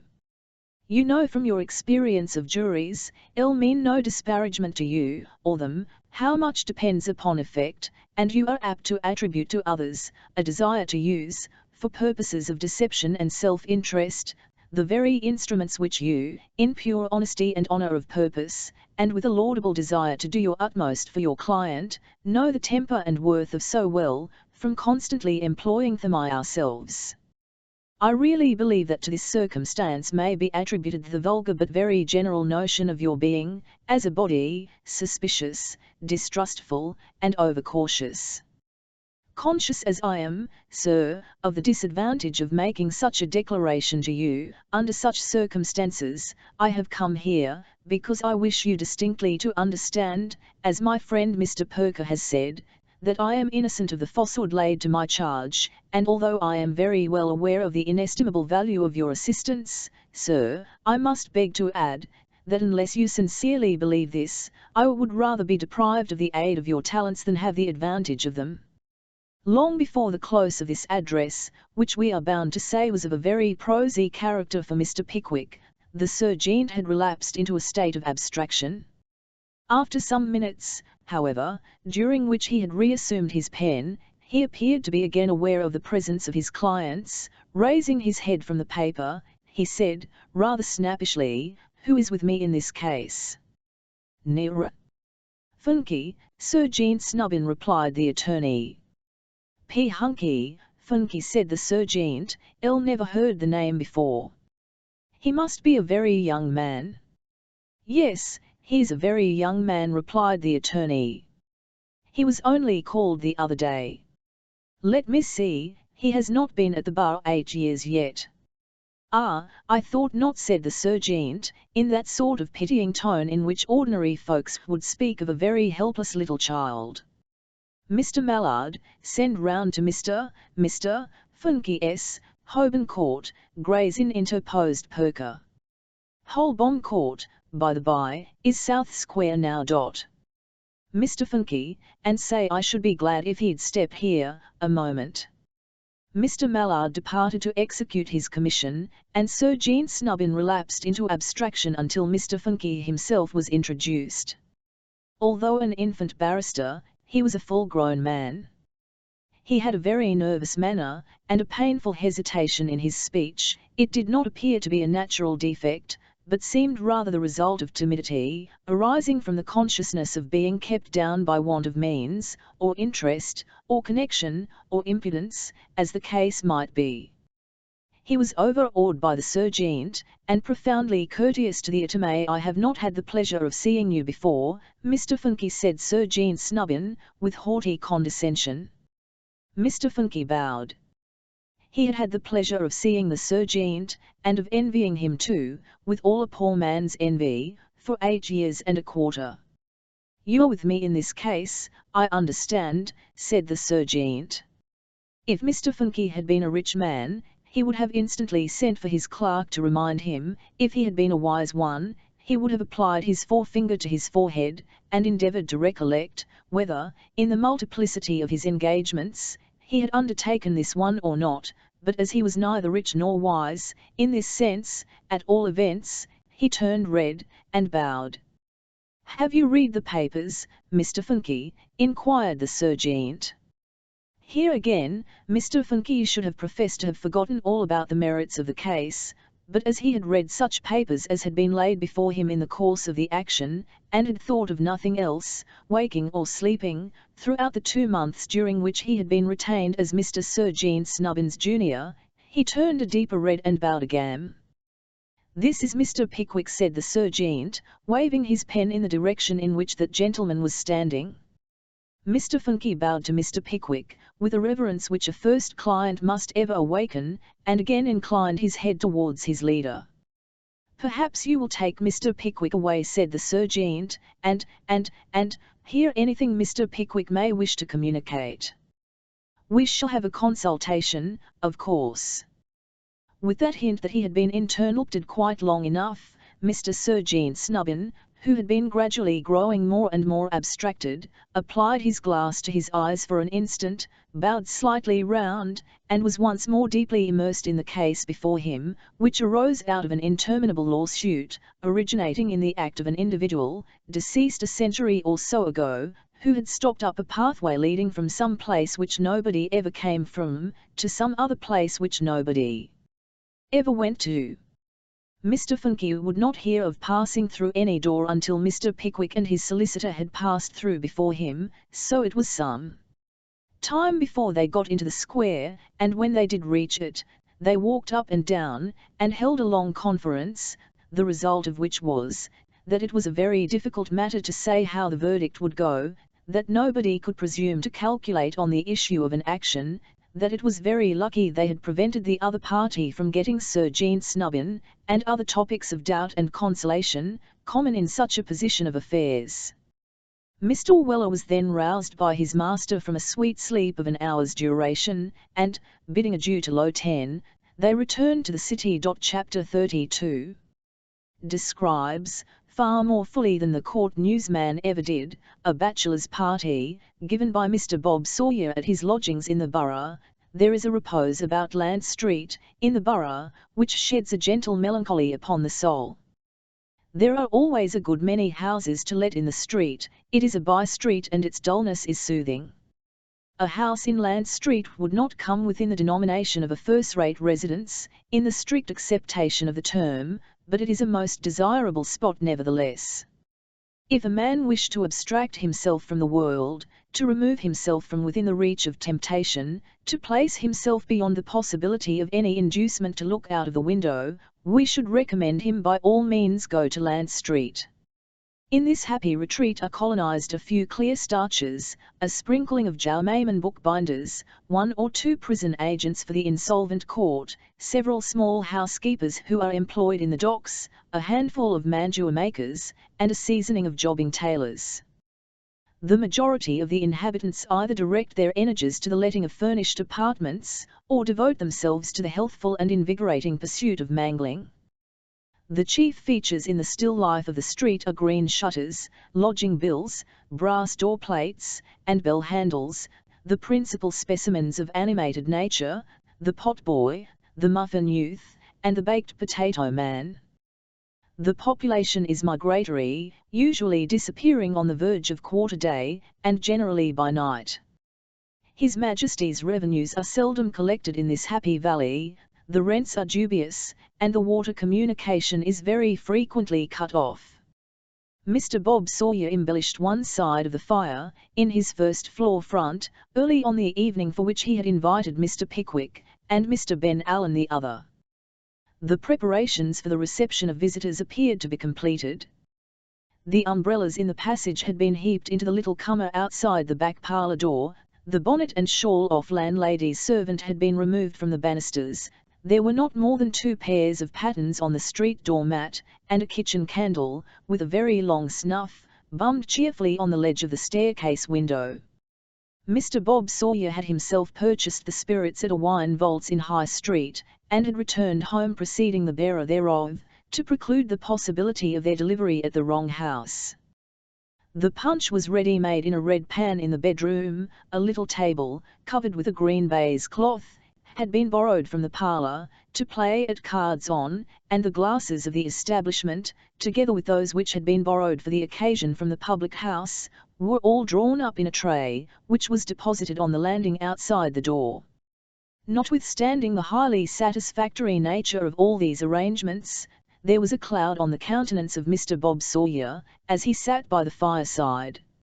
There was a sympathizing expression, too, in the features of Mr. Ben Allen, as he gazed intently on the coals, and a tone of melancholy in his voice, as he said, after a long silence, "Well, it is unlucky she should have taken it in her head to turn sour, just on this occasion.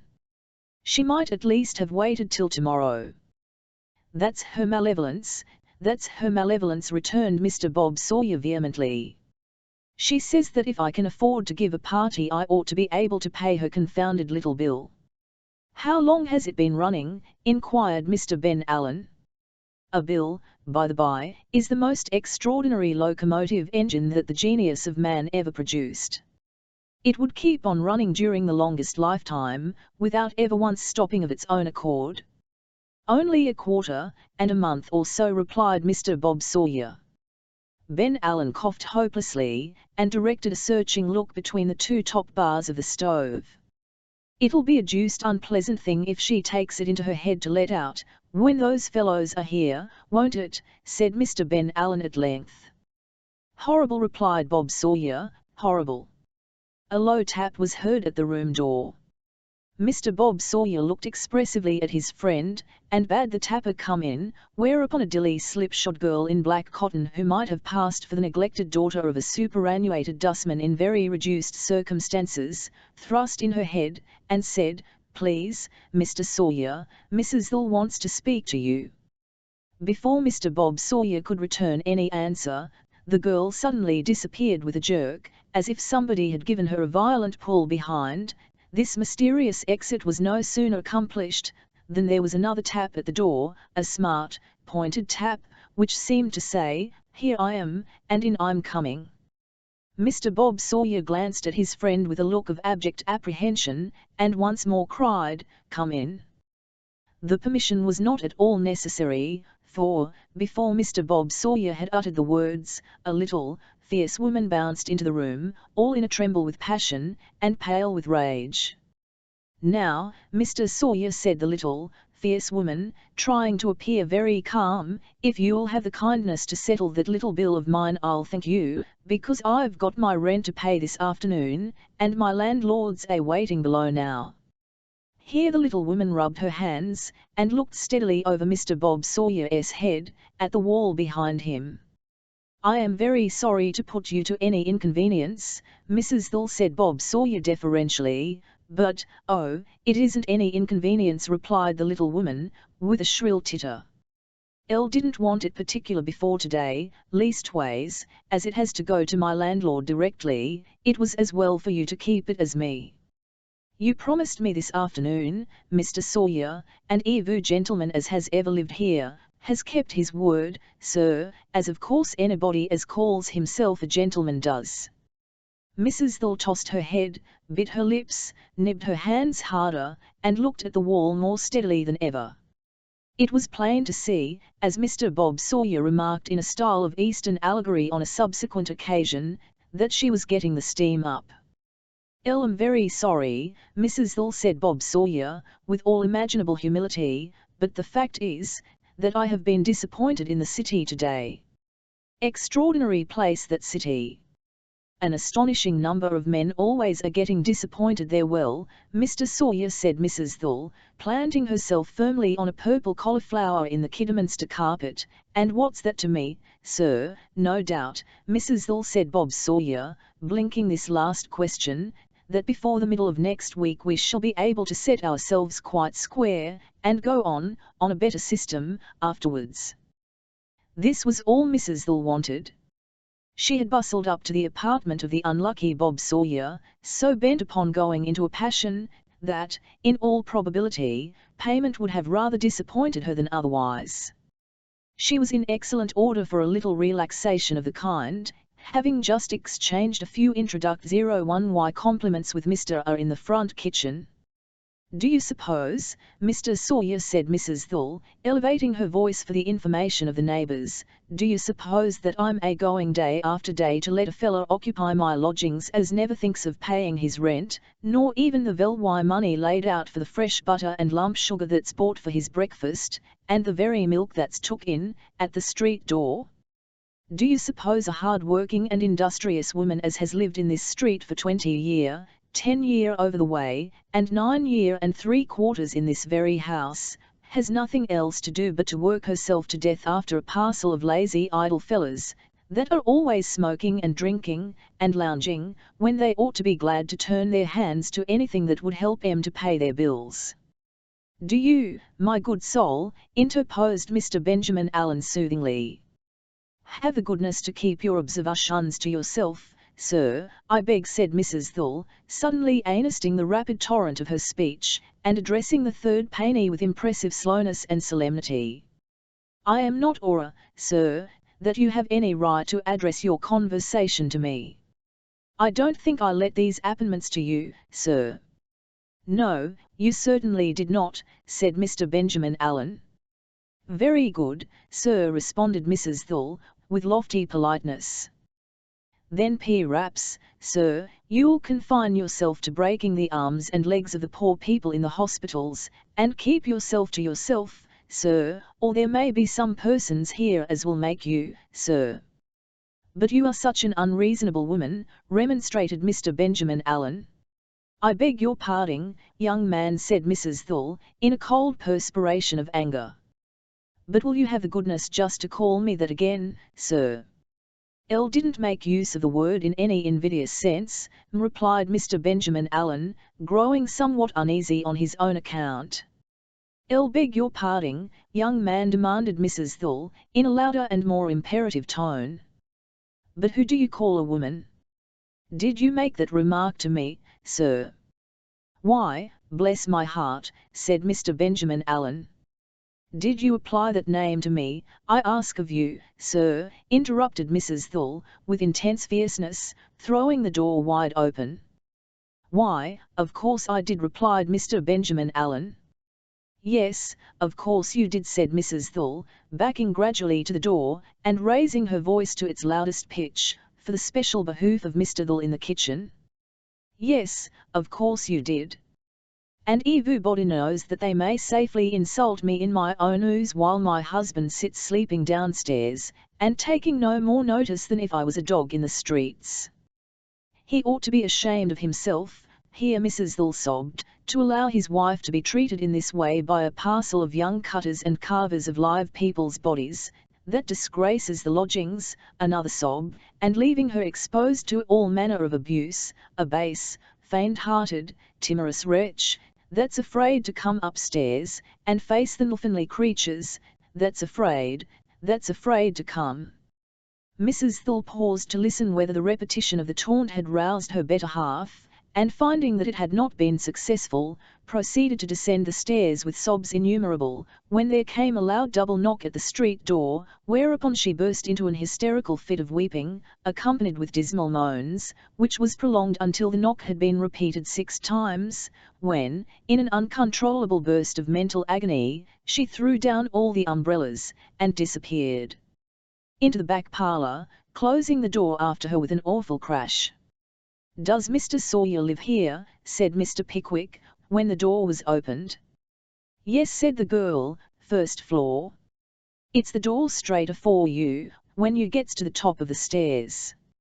Having given this instruction, the handmaid, who had been brought up among the aboriginal inhabitants of Southwark, disappeared, with the candle in her hand, down the kitchen stairs, perfectly satisfied that she had done everything that could possibly be required of her under the circumstances. Mr. Snodgrass, who entered last, secured the street door, after several ineffectual efforts, by putting up the chain, and the friends stumbled upstairs, where they were received by Mr. Bob Sawyer, who had been afraid to go down, lest he should be waylaid by Mrs. Thull. "How are you?" said the discomfited student. "Glad to see you, take care of the glasses." This caution was addressed to Mr. Pickwick, who had put his hat in the tray. "Dear miss," said Mr. Pickwick, "I'll beg your pardon." Don't mention it," said Bob Sawyer. "I'm rather confined for room here, but you must put up with all that, when you come to see a young bachelor. Walk in. You've seen this gentleman before, I think." Mr. Pickwick shook hands with Mr. Benjamin Allen, and his friends followed his example. They had scarcely taken their seats when there was another double knock. "I'll hope that's Jack Hopkins," said Mr. Bob Sawyer. "Hush! Yes, it is. Come up, Jack, come up."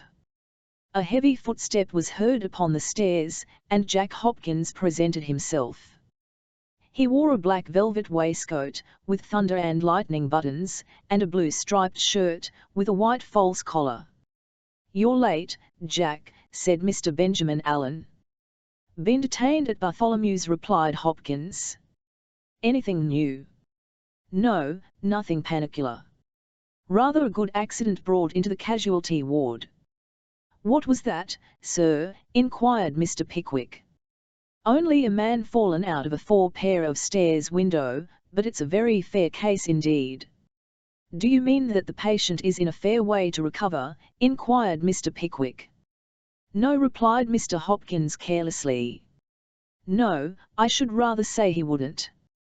There must be a splendid operation, though, tomorrow, magnificent sight if Slasher does it. You consider Mr. Slasher a good operator, said Mr. Pickwick. Best alive, replied Hopkins. Took a boy's leg out of the socket last week. Boy ate 5 apples and a gingerbread cake. Exactly 2 minutes after it was all over, boy said he wouldn't lie there to be made game of, and he'd tell his mother if they didn't begin. Dear me, said Mr. Pickwick, astonished. Pooh. That's nothing, that ain't, said Jack Hopkins. Is it, Bob? Nothing at all, replied Mr. Bob Sawyer. By the by, Bob, said Hopkins, with a scarcely perceptible glance at Mr. Pickwick's attentive face, we had a curious accident last night. A child was brought in, who had swallowed a necklace. Swallowed what, sir? Interrupted Mr. Pickwick.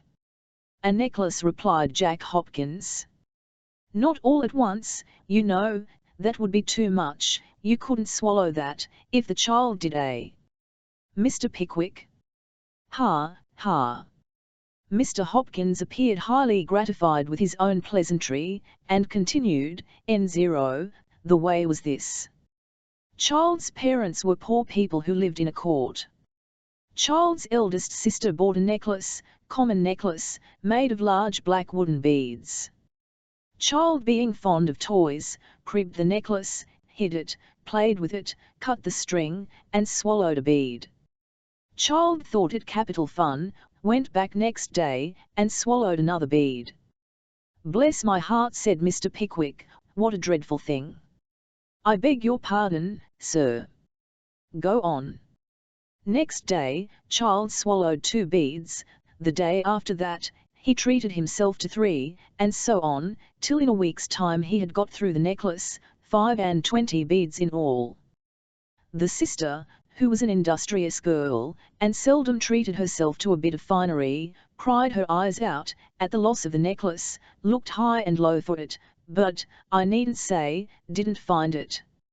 A few days afterwards, the family were at dinner, baked shoulder of mutton, and potatoes under it.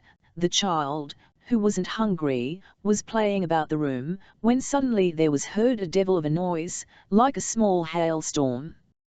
Don't do that, my boy, said the father. I ain't doing nothing, said the child. Well, don't do it again, said the father. There was a short silence, and then the noise began again, worse than ever. If you don't mind what I say, my boy, said the father, you'll find yourself in bed, in something less than a pig's whisper. He gave the child a shake to make him obedient, and such a rattling ensued as nobody ever heard before. Why, damn, it's in the child, said the father, he's got the croup in the wrong place. No, I haven't, father, said the child, beginning to cry, it's the necklace, I swallowed it. Father caught the child up, and ran with him to the hospital, the beads in the boy's stomach rattling all the way with the jolting, and the people looking up in the air, and down in the cellars, to see where the unusual sound came from.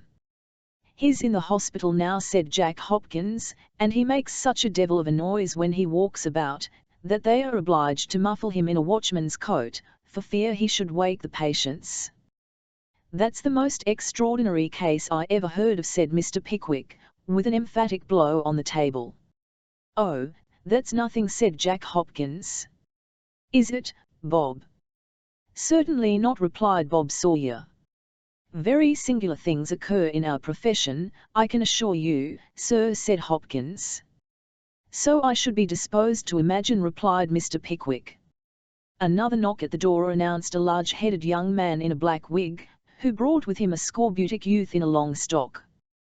The next comer was a gentleman in a shift emblazoned with pink anchors, who was closely followed by a pale youth with a plated watchguard.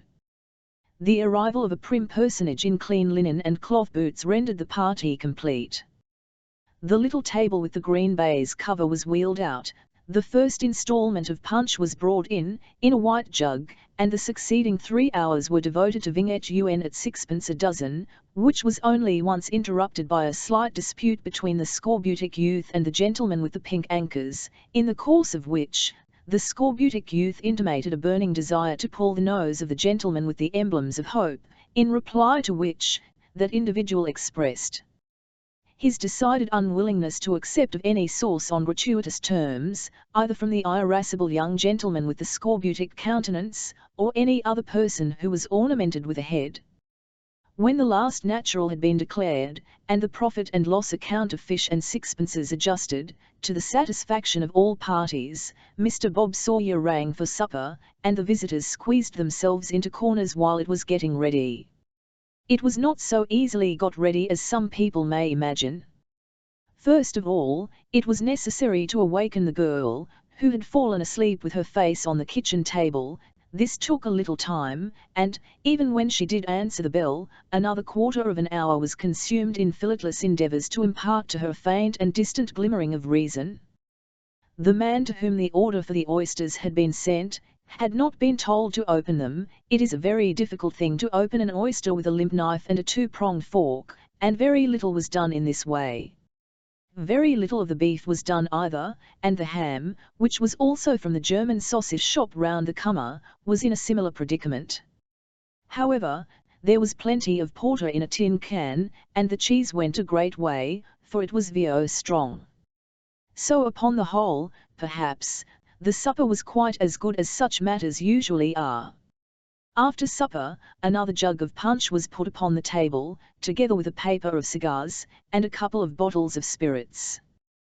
Then there was an awful pause, and this awful pause was occasioned by a very common occurrence in this sort of place, but a very embarrassing one notwithstanding. The fact is, the girl was washing the glasses.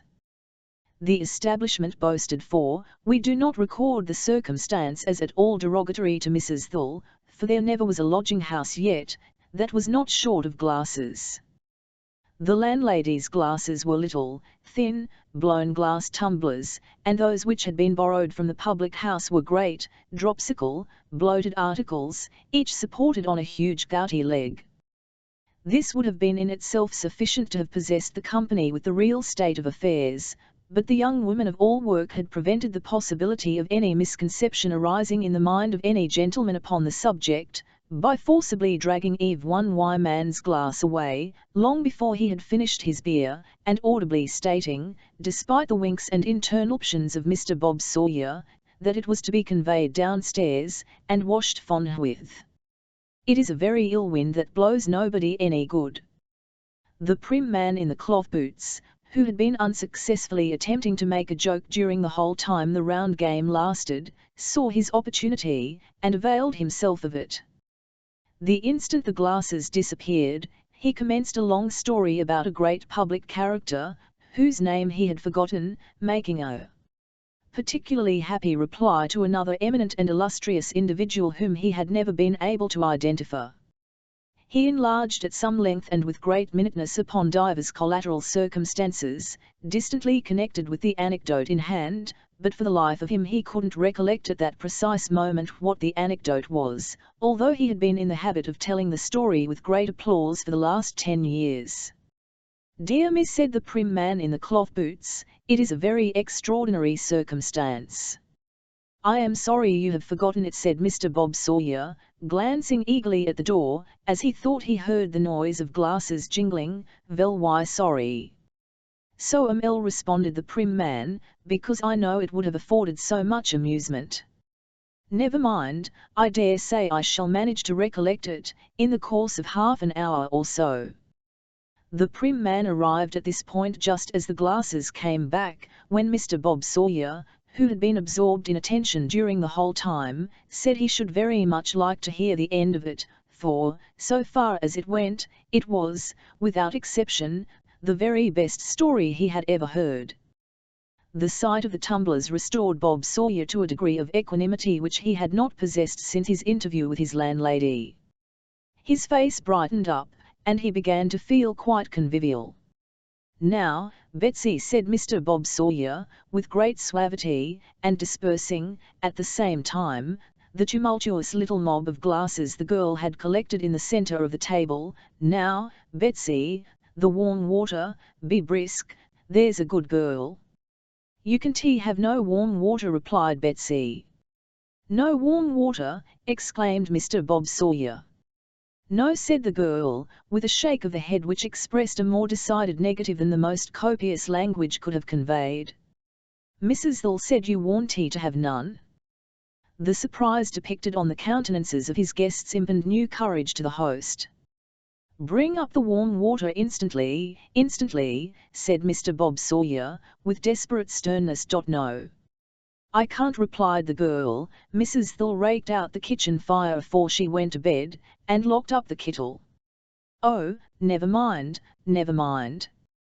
Pray don't disturb yourself about such a trifle," said Mr. Pickwick, observing the conflict of Bob Sawyer's passions, as depicted in his countenance. "Cold water will do thee well." "Oh, admirably," said Mr. Benjamin Allen. "My landlady is subject to some slight attacks of mental derangement," remarked Bob Sawyer, with a ghastly smile. "I fear I must give her wart." "No, don't," said Ben Allen. "Ill fear I must," said Bob, with heroic firmness. "I'll pay her what I owe her, and give her warning tomorrow morning." Poor fellow! How devoutly he wished he could. Mr. Bob Sawyer's heart-sickening attempts to rally under this last blow communicated a dispiriting influence to the company, the greater part of whom, with the view of raising their spirits, attached themselves with extra cordiality to the cold brandy and water, the first perceptible effects of which were displayed in a renewal of hostilities between the scorbutic youth and the gentleman in the shirt. The belligerents vented their feelings of mutual contempt, for some time, in a variety of frownings and snortings, until at last the scorbutic youth felt it necessary to come to a more explicit understanding on the matter, when the following clear understanding took place. "Sawyer," said the scorbutic youth, in a loud voice. "Well, Noddy," replied Mr. Bob Sawyer. "I should be very sorry, Sawyer," said Mr. Noddy, "to create any unpleasantness at any friend's table, and much less at yours, Sawyer, very, but I must take this opportunity of informing Mr. Gunter that he is no gentleman."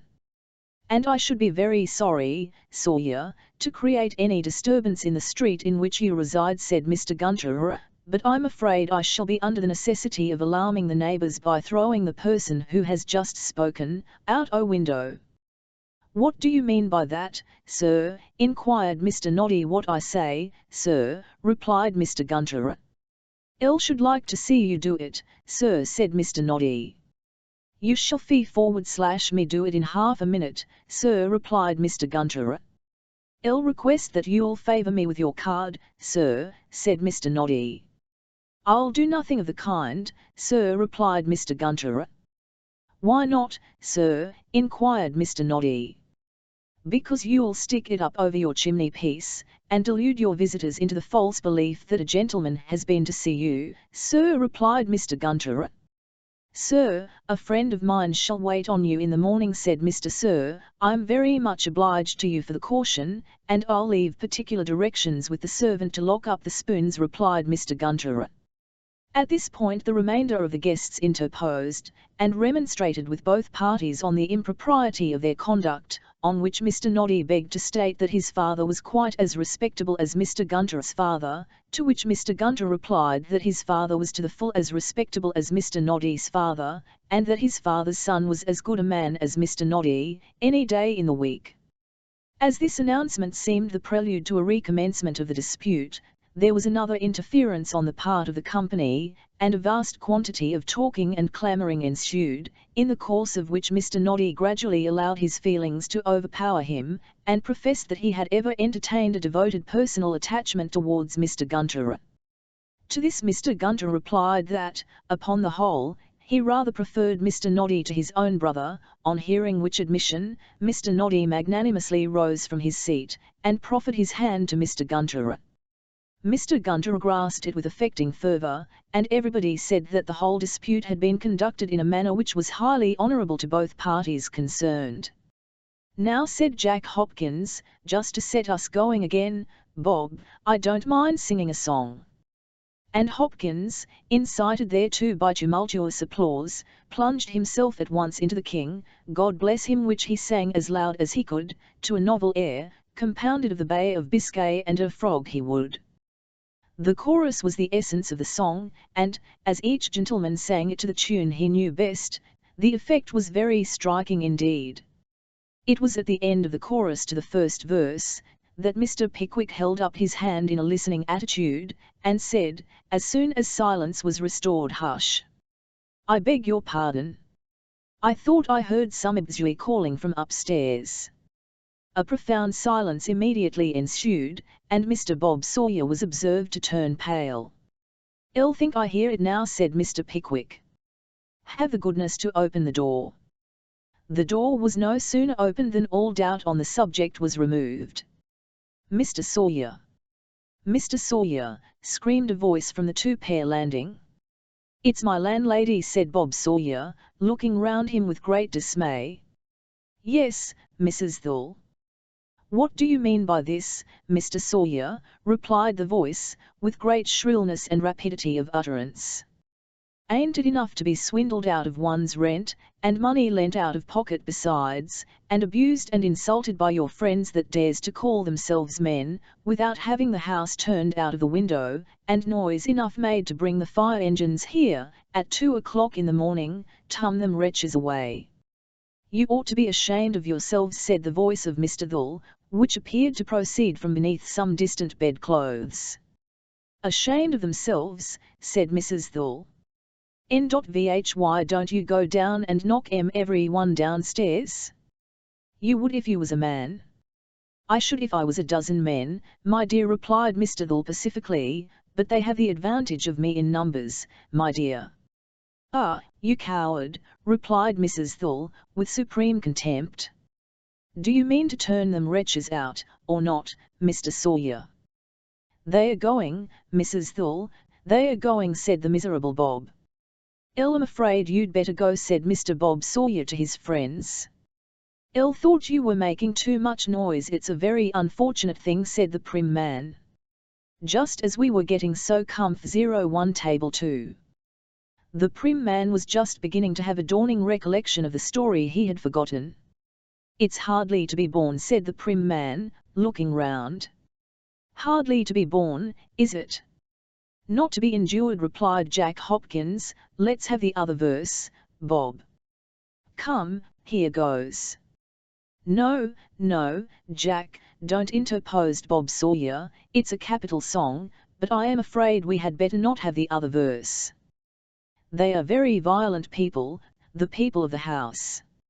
"Shall I step upstairs, and pitch into the landlord," inquired Hopkins, "or keep on ringing the bell, or go and groan on the staircase?" "You may command me, Bob." "I'm very much indebted to you for your friendship and good nature, Hopkins," said the wretched Mr. Bob Sawyer, "but I think the best plan to avoid any further dispute is for us to break up at once." "Now, Mr. Sawyer," screamed the shrill voice of Mrs. Thull, "are them brutes going?" "They are only looking for their hats, Mrs. Thull," said Bob. "They are going directly." "Going," said Mrs. Thull, thrusting her nightcap over the banisters just as Mr. Pickwick, followed by Mr. Tupman, emerged from the sitting-room. "Going? What did they ever come for?" "My dear," remonstrated Mr. Pickwick, looking up. "Get along with you, old wretch," replied Mrs. Thull, hastily withdrawing the nightcap. "Old enough to be his grandfather, you villain! You're worse than any of 'em." Mr. Pickwick found it in vain to protest his innocence, so hurried downstairs into the street, whither he was closely followed by Mr. Tupman, Mr. Winkle, and Mr. Snodgrass. Mr. Ben Allen, who was dismally depressed with spirits and agitation, accompanied them as far as London Bridge, and in the course of the walk confided to Mr. Winkle, as an especially eligible person to entrust the secret to, that he was resolved to cut the throat of any gentleman, except Mr. Bob Sawyer, who should aspire to the affections of his sister Arabella.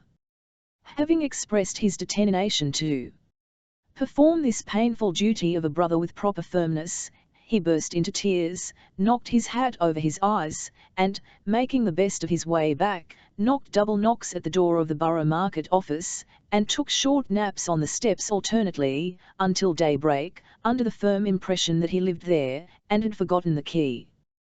The visitors having all departed, in compliance with the rather pressing request of Mrs. Thull, the luckless Mr. Bob Sawyer was left alone, to meditate on the probable events of tomorrow, and the pleasures of the evening. Chapter 33. Mr. Weller the elder delivers some critical sentiments respecting literary composition, and, assisted by M.S. son Samuel, pays a small instalment of retaliation to the account of the reverend gentleman with a red nose, the morning of the 13th of February, which the readers of this authentic narrative know, as well as we do, to have been the day immediately preceding that which was appointed for the trial of Mrs. Buddell's action, was a busy time for Mr. Samuel Weller, who was perpetually engaged in travelling from the George and Vulture to Mr. Perker's chambers and back again, from and between the hours of 9 o'clock in the morning and 2 in the afternoon, both inclusive. Not that there was anything whatever to be done, for the consultation had taken place, and the course of proceeding to be adopted, had been finally determined on, but Mr. Pickwick, being in a most extreme state of excitement, persevered in constantly sending small notes to his attorney, merely containing the inquiry, "Dear Perker, is all going on well?" to which Mr. Perker invariably forwarded the reply, "Dear Pickwick." As well as possible, the fact being, as we have already hinted, that there was nothing whatever to go on, either well or ill, until the sitting of the court on the following morning. But people who go voluntarily to law, or are taken forcibly there, for the first time, may be allowed to labour under some temporary irritation and anxiety, and Sam, with a due allowance for the frailties of human nature, obeyed all his master's behests with that imperturbable good humour and unruffable composure which formed one of his most striking and amiable characteristics. Sam had solaced himself with a most agreeable little dinner, and was waiting at the bar for the glass of warm mixture, in which Mr. Pickwick had requested him to drown the fatigues of his morning's walks, when a young boy of about 3 feet high, or thereabouts, in a hairy cap and fustian overalls, whose garb bespoke a laudable ambition to attain in time the elevation of an hostler, entered the passage of the George and Vulture, and looked first up the stairs, and then along the passage, and then into the bar, as if in search of somebody to whom he bore a commission, whereupon the barmaid, conceiving it not improbable that the said commission might be directed to the tea or table spoons of the establishment, accosted the boy with, "Now, young man, what do you want?" "Is there anybody here, named Sam?" inquired the youth, in a loud voice of treble quality. "What's the tea other name?" said Sam Weller, looking round. "How should I know?" briskly replied the young gentleman below the hairy cap. "You're a sharp boy, you are," said Mr. Weller, "only I wouldn't show that were fine edge too much, if I was you, in case anybody took it off." "What do you mean by coming to a hotel, and asking arter Sam, with as much politeness as a vild Indian?" "'Cos an old gentleman told me to," replied the boy. "What old gentleman?" inquired Sam, with deep disdain. "Him as drives a Ipswich coach, and uses our parlour," rejoined the boy. "He told me yesterday moment to come to the George and Vulture this afternoon, and ask for Sam." "It's my father, my dear," said Mr. Weller, turning with an explanatory air to the young lady in the bar, "blest if I think he hardly knows what my other name is." "Well, young broccoli sprout, what then?" "Why then," said the boy, "you was to come to him at 6 o'clock to ours, 'cos he wants to see you, Blue Boar, Leadenhall Market." "Shall I say you re-coming?" "You may venture on that air statement, sir," replied Sam. And thus empowered, the young gentleman walked away, awakening all the echoes in George Yard as he did so, with several chaste and extremely correct imitations of a drover's whistle, delivered in a tone of peculiar richness and volume. Mr. Weller, having obtained leave of absence from Mr. Pickwick, who, in his then state of excitement and worry, was by no means displeased at being left alone, set forth, long before the appointed hour, and having plenty of time at his disposal, sauntered down as far as the mansion house, where he paused and contemplated, with a face of great calmness and philosophy, the numerous cads and drivers of short stages who assemble near that famous place of resort, to the great terror and confusion of the old lady population of these realms. Having loitered here, For half an hour or so, Mr. Weller turned, and began wending his way towards Leadenhall Market, through a variety of by-streets and courts. As he was sauntering away his spare time, and stopped to look at almost every object that met his gaze, it is by no means surprising that Mr. Weller should have paused before a small stationer's and print seller's window, but without further explanation it does appear surprising that his eyes should have no sooner rested on certain pictures which were exposed for sale therein, than he gave a sudden start, smote his right leg with great vehemence, and exclaimed, with energy, "If it hadn't been for this, I should have forgot all about it, till it was too late."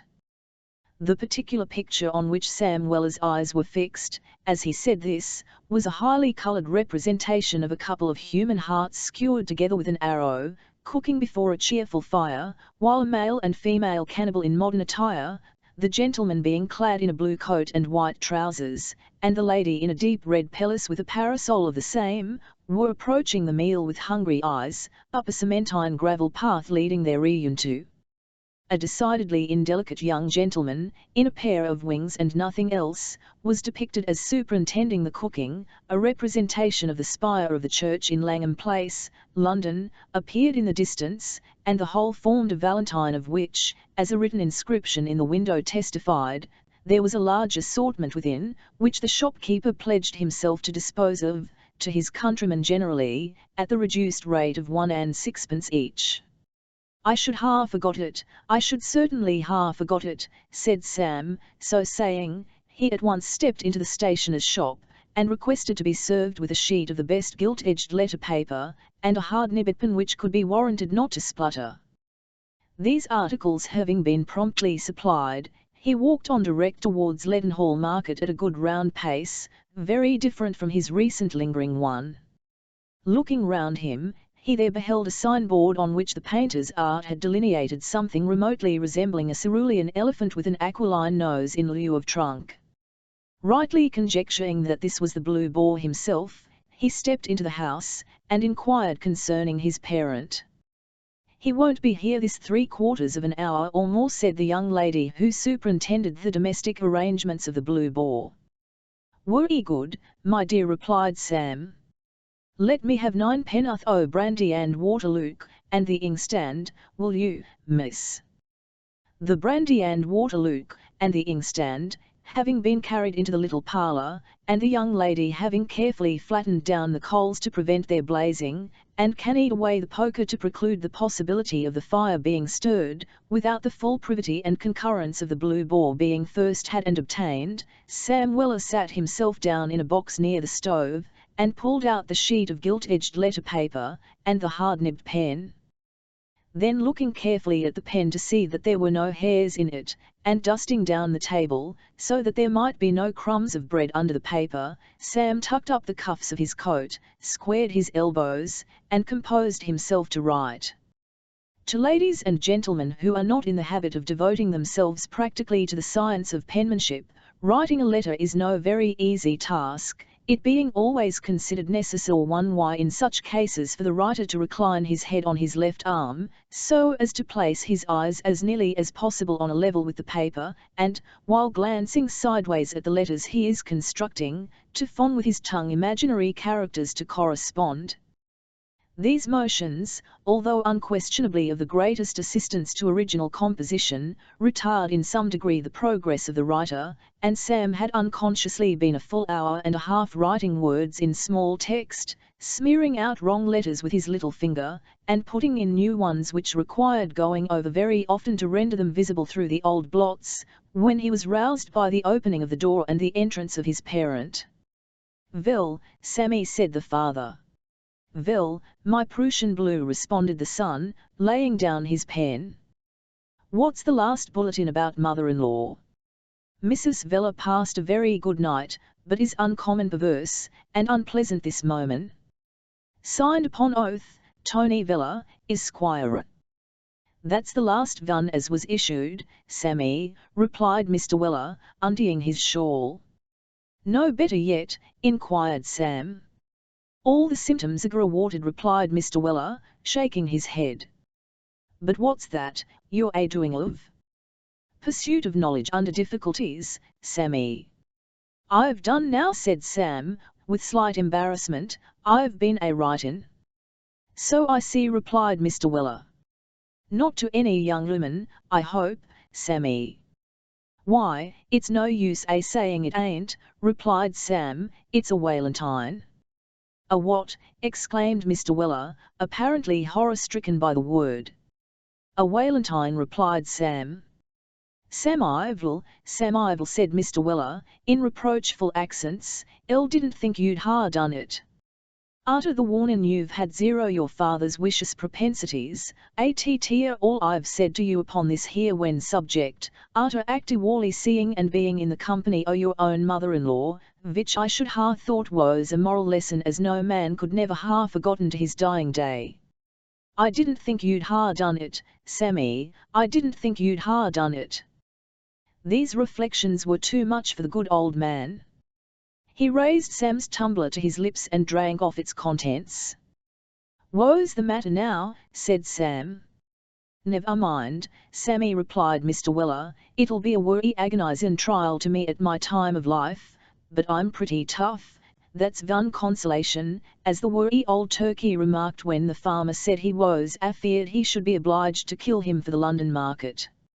"Ought 11 be a trial?" inquired Sam. "To see you married, Sammy, to see you a deluded victim, and thinking in your innocence that it's all worry capital," replied Mr. Weller. "It's a dreadful trial to a father's feelings, that Sammy." "Nonsense," said Sam. "Ain't going to get married, don't you fret yourself about that, I know you're a judge of these things. Order in your pipe and I'll read you the letter." There.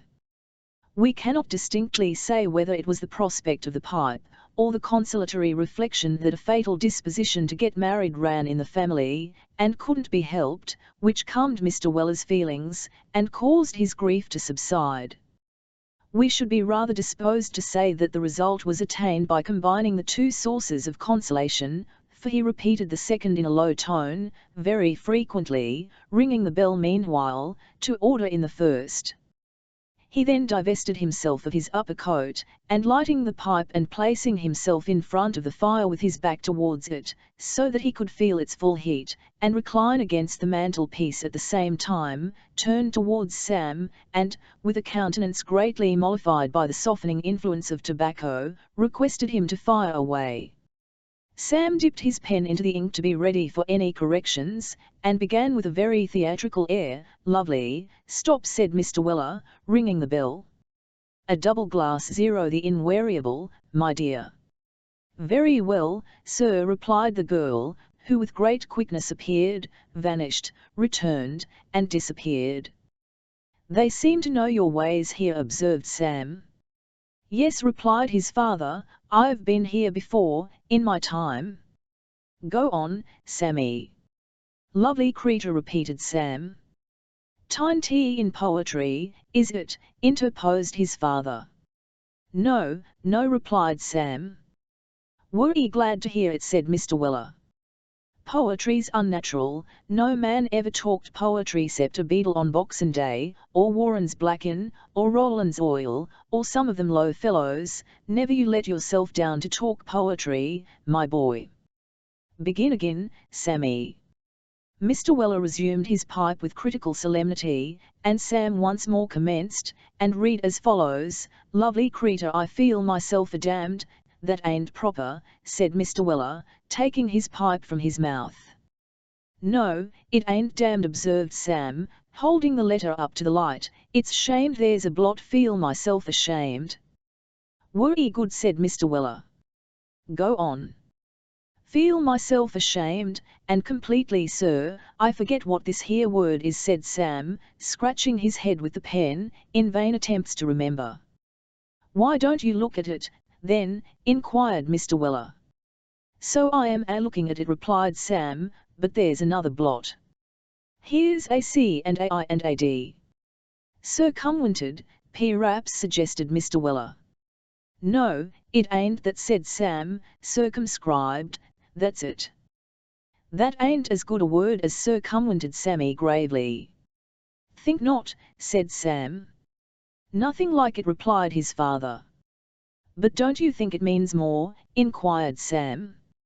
Said Mr. Weller. Well, perhaps it's a more tender word, said Mr. Weller, after a few moments' reflection. Go on, Sammy. Feel myself ashamed and completely circumscribed in a dressin' of you, for you are a nice gal and nothing but it. That's a pretty sentiment, said the elder Mr. Weller, removing his pipe to make way for the remark. Yes, I think it is rather good, observed Sam, highly flattered. What I like in that 'ere style of writin', said the elder Mr. Weller, is that there ain't no calling names in it, no witnesses, nor nothing zero that kind. What's the good o' calling a young woman a witness or a angel, Sammy? All. What, indeed, replied Sam. You might just as well call her a griffin, or a unicom, or a king's arms at once, which is very well known to be a collection o' fabulous animals, added Mr. Weller. Just as well, replied Sam. Drive on, Sammy, said Mr. Weller. Sam complied with the request, and proceeded as follows, his father continuing to smoke, with a mixed expression of wisdom and complacency, which was particularly edifying. Afore I see you, I thought all women was alike.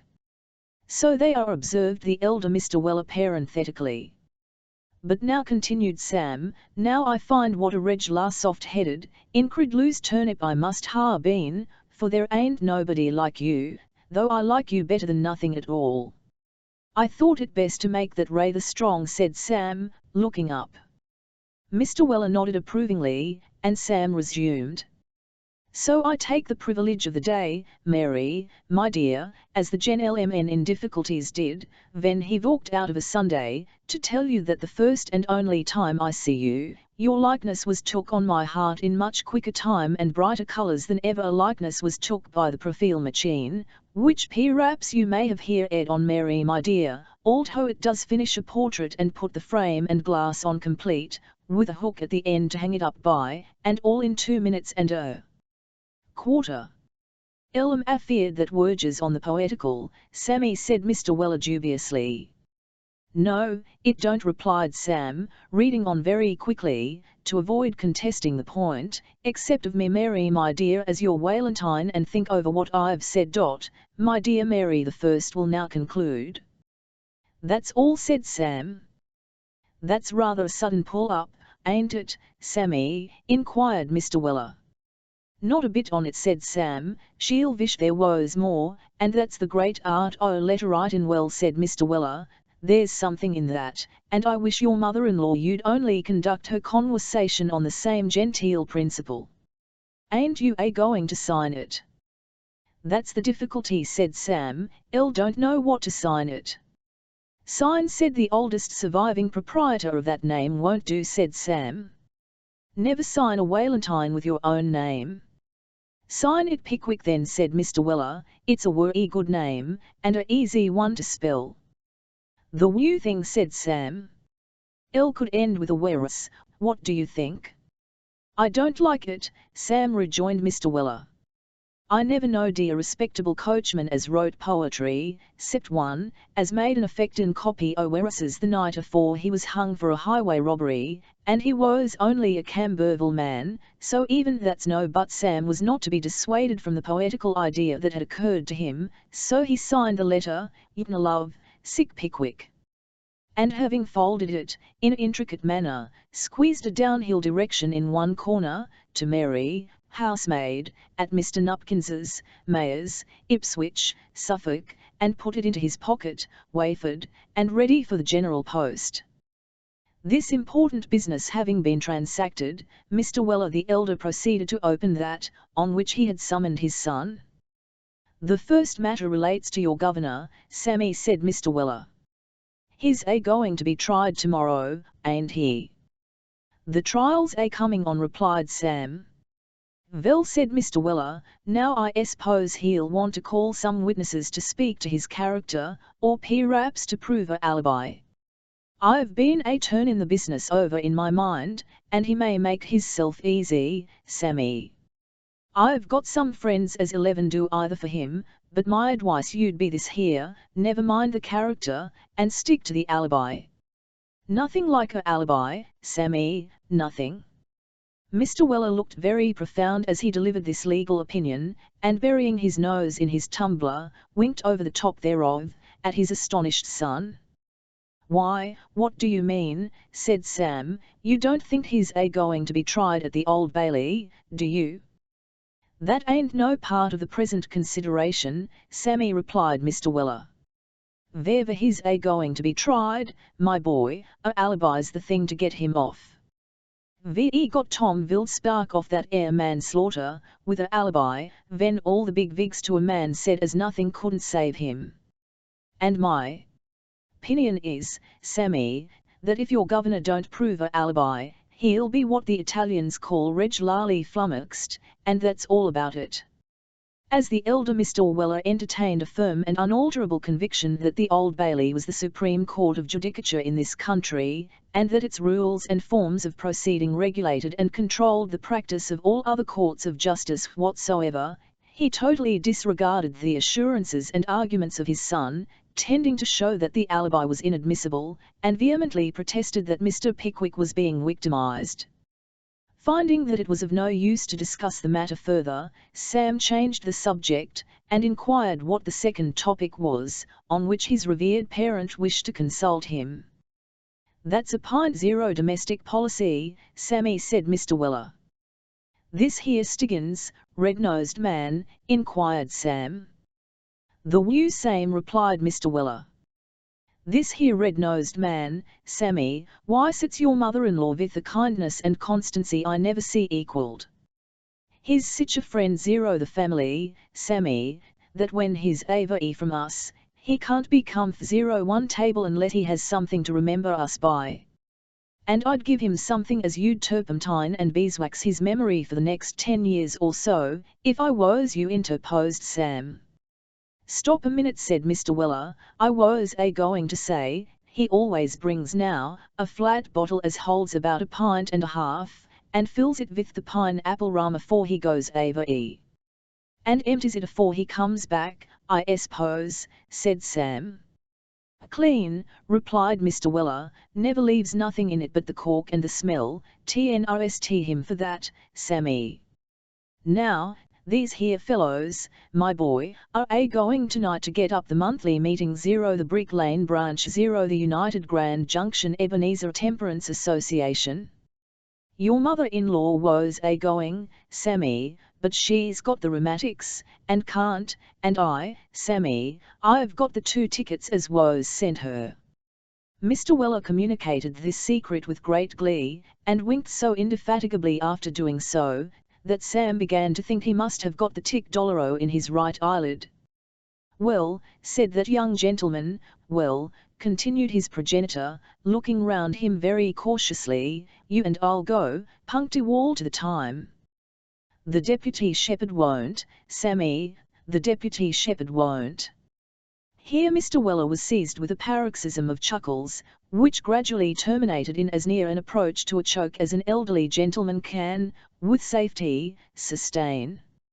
"Well, I never see sich an old ghost in all my born days," exclaimed Sam, nibbing the old gentleman's back, hard enough to set him on fire with the friction.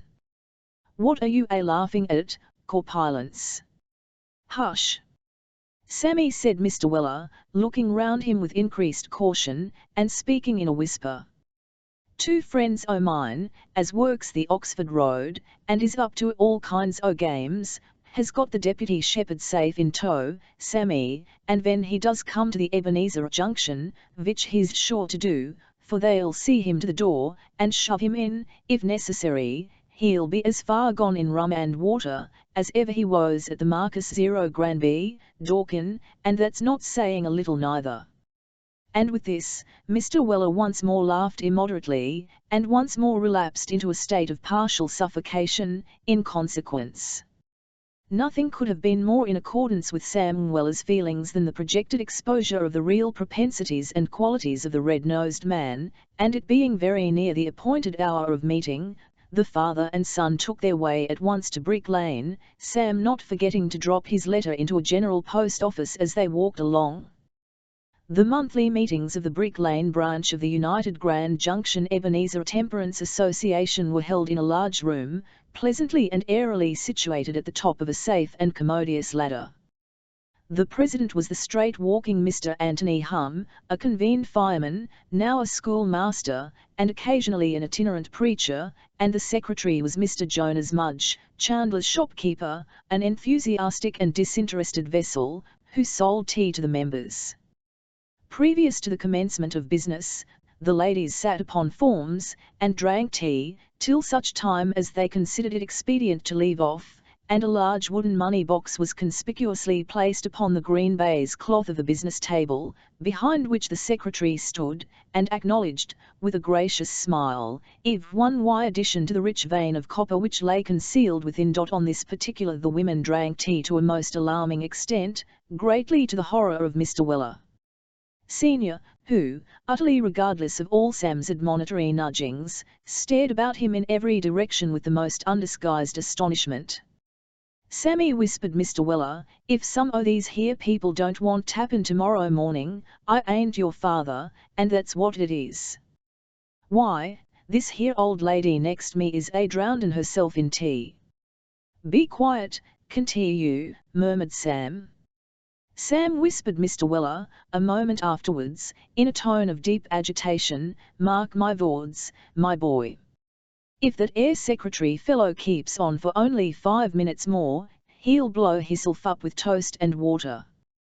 "Well, let him, if likes," replied Sam, "it ain't no business o' yin." "If this here lasts much longer, Sammy," said Mr. Weller, in the same low voice, "else shall feel it my duty, as a human being, to rise and address the breakfast cups and a half, and she's swellin' visibly before my wery eyes." There is little doubt that Mr. Weller would have carried his benevolent intention into immediate execution, if a great noise, occasioned by putting up the cups and saucers, had not then fortunately announced that the tea drinking was over. The crockery having been removed, the table with the green baize cover was carried out into the centre of the room, and the business of the evening was commenced by a little emphatic man, with a bald head and drab shorts, who suddenly rushed up the ladder, at the imminent peril of snapping the 2 little legs encased in the drab shorts, and said, "Ladies and gentlemen, I move our excellent brother, Mr. Anthony Hum, into the chair." The ladies waved a choice selection of pocket handkerchiefs at this proposition, and the impetuous little man literally moved Mr. Hum into the chair, by taking him by the shoulders and thrusting him into a mahogany frame which had once represented that article of furniture. The waving of handkerchiefs was renewed, and Mr. Hum, who was a sleek, white-faced man, in a perpetual perspiration, bowed meekly, to the great admiration of the females, and formally took his seat. Silence was then proclaimed by the little man in the drab shorts, and Mr. Hum rose and said, that, with the permission of his Brick Lane branch brothers and sisters, then and there present, the secretary would read the report of the Brick Lane branch committee, a proposition which was again received with a demonstration of pocket handkerchiefs. The secretary having sneezed in a very impressive manner, and the cough which always seizes an assembly, when anything particular is going to be done, having been duly performed, the following document was read: Report of the Committee of the Brick Lane branch of the United Grand Junction Ebenezer Temperance Association. Your committee have pursued their grateful labours during the past month, and have the unspeakable pleasure of reporting the following additional cases of conveyance to temperance. H. Walker, tailor, wife, and 2 children. When in better circumstances, owns to having been in the constant habit of drinking ale and beer, says he is not certain whether he did not twice a week, for 20 years, taste dog's nose which your committee find upon in Quilwy, to be compounded of warm porter, moist sugar, gin, and nutmeg, a groan, and so it is, from an elderly female. Is now out of work and penniless, thinks it must be the porter, cheers, or the loss of the use of his right hand, is not snine which, but thinks it very likely that, if he had drnk nothing but water all his life, his fellow workman would never have stuck a rusty needle in him, and thereby occasioned his accident. Tremendous cheering. Has nothing but cold water to drink, and never feels thirsty. Great applause. Betsy Martin, widow, 1 child, and 1 eye. Goes out charing and washing, by the day, never had more than 1 eye, but knows her mother drank bottled stout, and shouldn't wonder if that caused it, immense cheering. Thinks it not impossible that if she had always abstained from spirits she might have had 2 eyes by this time, tremendous applause. Used, at every place she went to have 18 pence a day, a pint of porter, and a glass of spirits, but since she became a member of the Brick Lane branch, has always demanded 3 and 6pence. The announcement of this most interesting fact was received with deafening enthusiasm. Henry Beller was for many years toastmaster at various corporation dinners, during which time he drank a great deal of foreign wine, may sometimes have carried a bottle or 2 home with him, is not quite certain of that, but is sure if he did, that he drank the contents. Feels very low and melancholy, is very feverish, and has a constant thirst upon him, thinks it must be the wine he used to drink, cheers. Is out of employ now, and never touches a drop of foreign wine by any chance, tremendous plaudits. Thomas Burton is purveyor of cat's meat to the Lord Mayor and sheriffs, and several members of the Common Council. The announcement of this gentleman's name was received with breathless interest. Has a wooden leg, finds a wooden leg expensive, going over the stones, used to wear second-hand wooden legs, and drink a glass of hot gill and water regularly every night, sometimes 2, deep sighs. Found the second-hand wooden legs split and rot very quickly, is firmly persuaded that their constitution was undermined by the gin and water, prolonged cheering. Buys new wooden legs now, and drinks nothing but water and weak tea. The new legs last twice as long as the others used to do, and he attributes this solely to his temperate habits. Triumphant cheers. Anthony Hum now moved that the assembly do regale itself with a song. With a view to their rational and moral enjoyment, Brother Magdalen had adapted the beautiful words of Who Hasn't Heard of a Jolly Young Waterman, to the tune of the Old Hundredth, which he would request them to join him in singing. Great applause. He might take that opportunity of expressing his firm persuasion that the late Mr. Dibdin, seeing the errors of his former life, had written that song to show the advantages of abstinence. It was a temperance song, whirlwinds of cheers. The neatness of the young man's attire, the dexterity of his feathering, the enviable state of mind which enabled him, in the beautiful words of the poet, to row along, thinking of nothing at all combined to prove that he must have been a water drinker. Cheers. Oh, what a state of virtuous jollity! Rapturous cheering! And what was the young man's reward? Let all young men present mark this, LHE maidens all flocked to his boat so readily. Loud cheers, in which the ladies joined. What a bright example! The sisterhood, the maidens, flocking round the young waterman, and urging him along the stream of duty and of temperance. But, was it the maidens of humble life only, who soothed, consoled, and supported him? No. He was always first oars with fine city ladies. Immense cheering. The soft sex to a man, he begged pardon, to a female, rallied round the young waterman, and turned with disgust from the drinker of spirits. Cheers. The Brick Lane branch brothers were watermen. Cheers and laughter. That room was their boat, that audience were the maidens, and he, Mr. Anthony Hum, however unworthily, was first oars. Unbounded applause. What does he mean by the soft sex, Sammy? Inquired Mr. Weller, in a whisper. The women said Sam, in the same tone. He ain't far out there, Sammy, replied Mr. Weller. They must be a soft sex, indeed, if they let themselves be gammoned by such fellas as him.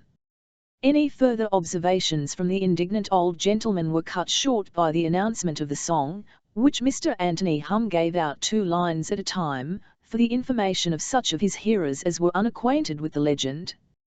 While it was being sung, the little man with the drab shorts disappeared. He returned immediately on its conclusion, and whispered Mr. Anthony Hum, with a face of the deepest impenance. My friends, said Mr. Hum, holding up his hand in a deprecatory manner, to bespeak the silence of such of the stout old ladies as were yet a line or two behind, my friends, a delegate from the Dorking branch of our society, Brother Stiggins, attends below. Out came the pocket handkerchiefs again, in greater force than ever, for Mr. Stiggins was excessively popular among the female constituency of Brick Lane. He may approach, I think, said Mr. Hum, looking round him, with a fat smile. Brother Tadger, let him come forth and greet us. The little man in the drab shon, who answered to the name of Brother Tadger, bustled down the ladder with great speed, and was immediately afterwards heard tumbling up with the Reverend Mr. Stiggins. "He's a-coming, Sammy," whispered Mr. Weller, purple in the countenance with suppressed laughter. "Don't say nothing to me," replied Sam, "for I can't bear it. He's close to the door. I hear him a-knockin' his head again the lath and plaster now." As Sam Weller spoke, the little door flew open, and Brother Tadger appeared, closely followed by the Reverend Mr. Stiggins, who no sooner entered than there was a great clapping of hands, and stamping of feet, and flourishing of handkerchiefs, to all of which manifestations of delight, Brother Stiggins returned no other acknowledgment than staring with a wild eye, and a fixed smile, at the extreme top of the wick of the candle on the table, swaying his body to and fro, meanwhile, in a very unsteady and uncertain manner. "Are you unwell, Brother Stiggins?" whispered Mr. Anthony Hum. "I am all right, sir," replied Mr. Stiggins, in a tone in which ferocity was blended with an extreme thickness of utterance. "I am all right, sir." "Oh, very well," rejoined Mr. Anthony Hum, retreating a few paces. "I'll believe no man here has ventured to say that I am not all right, sir," said Mr. Stiggins. "Oh, certainly not," said Mr. Hum. "I should advise him not to, sir, I should advise him not," said Mr. Stiggins. By this time the audience were perfectly silent, and waited with some anxiety for the resumption of business. "Will you address the meeting, brother?" said Mr. Hum, with a smile of invitation. "No, sir," rejoined Mr. Stiggins, "no, sir. I will not, sir." The meeting looked at each other with raised eyelids, and a murmur of astonishment ran through the room. "It's my opinion, sir," said Mr. unbuttoning his coat, and speaking very loudly, "it's my opinion, sir, that this meeting is drunk, sir." "Brother Tadger, sir," said Mr. Stiggins, suddenly increasing in ferocity, and turning sharp round on the little man in the drab sh01ts, "you are DNMK, sir." With this, Mr. Stiggins, entertaining a praiseworthy desire to promote the sobriety of the meeting, and to exclude therefrom all improper characters, hit Brother Tadger on the summit of the nose with such unending aim, that the drab shorts disappeared like a flash of lightning. Brother Tadger had been knocked, head first, down the ladder. Upon this, the women set up a loud and dismal screaming, and rushing in small parties before their favourite brothers, flung their arms around them to preserve them from danger. An instance of affection, which had nearly proved fatal to Hum, who, being extremely popular, was all but suffocated by the crowd of female devotees that hung about his neck, and heaped caresses upon him. The greater part of the lights were quickly put out, and nothing but noise and confusion resounded on all sides. "Now, Sammy," said Mr. Weller, taking off his great coat with much deliberation, "just you step out, and fetch in a watchman." "And what are you a-going to do, the while?" inquired Sam. "Never you mind me, Sammy," replied the old gentleman, "I shall archipe myself in having a small settlement with that Stiggins." Before Sam could interfere to prevent it, his heroic parent had penetrated into a remote corner of the room, and attacked the Reverend Mr. Stiggins with manual dexterity. "Come off," said Sam. "Come on," cried Mr. Weller, and without further invitation he gave the Reverend Mr. Stiggins a preliminary tap on the head, and began dancing round him in a buoyant and cork-like manner, which in a gentleman at his time of life was a perfect marvel to behold. Finding all remonstrances unavailing, Sam pulled his hat firmly on, threw his father's coat over his arm, and taking the old man round the waist, forcibly dragged him down the ladder, and into the street, never releasing his hold, or permitting him to stop, until they reached the corner. As they gained it, they could hear the shouts of the populace, who were witnessing the removal of the Reverend Mr. Stiggins to strong lodgings for the night, and could hear the noise occasioned by the dispersion in various directions of the members of the Brick Lane branch of the United Grand Junction Ebenezer Temperance Association. Chapter 34 is wholly devoted to a full and faithful report of the memorable trial of Buddell against Pickwick. "One wonder what the foreman of the jury, whoever he'll be, has got for breakfast," said Mr. Snodgrass, by way of keeping up a conversation on the eventful morning of the 14th of February. "Ah," said Perker, "I hope he's got a good one." "Why so?" inquired Mr. Pickwick. "Highly important, very important, my dear sir," replied Perker. "A good, contented, well-breakfasted juryman is a capital thing to get hold of. Discontented or hungry jurymen, my dear sir, always fine for the plaintiff." "Bless my heart," said Mr. Pickwick, looking blank, "what do they do that for?"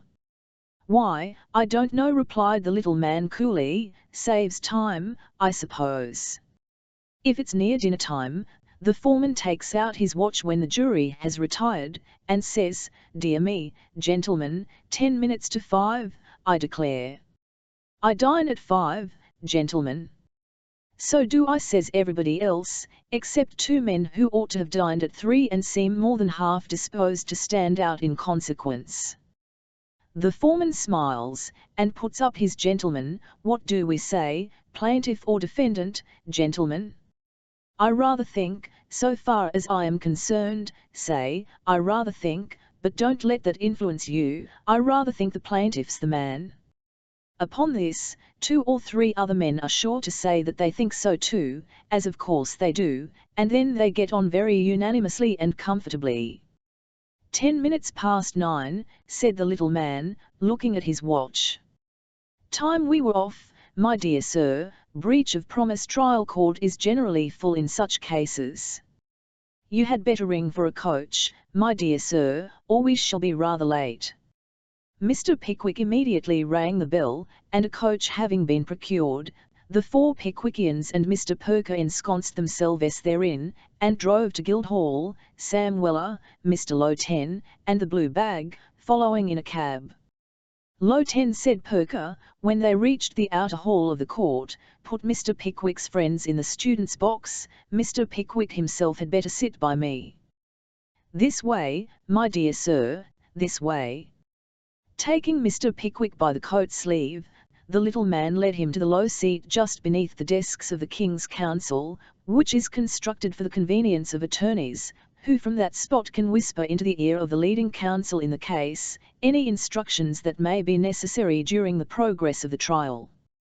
The occupants of this seat are invisible to the great body of spectators, inasmuch as they sit on a much lower level than either the barristers or the audience, whose seats are raised above the floor.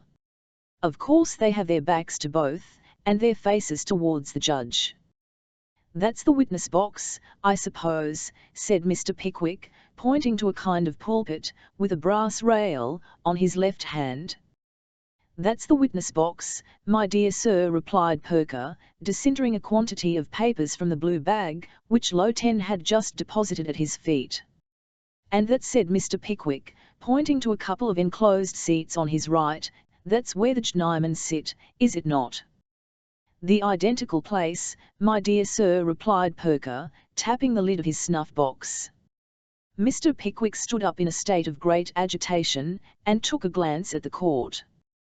There were already a pretty large sprinkling of spectators in the gallery, and a numerous muster of gentlemen in wigs, in the barristers' seats, who presented, as a body, all that pleasing and extensive variety of nose and whisker for which the Bar of England is so justly celebrated. Such of the gentlemen as had a brief to carried it in as conspicuous a manner as possible, and occasionally scratched their noses therewith, to impress the fact more strongly on the observation of the spectators. Other gentlemen, who had no briefs to show, carried under their arms goodly octavos, with a red label behind, and that underdone pie-crust coloured cover, which is technically known as law calf.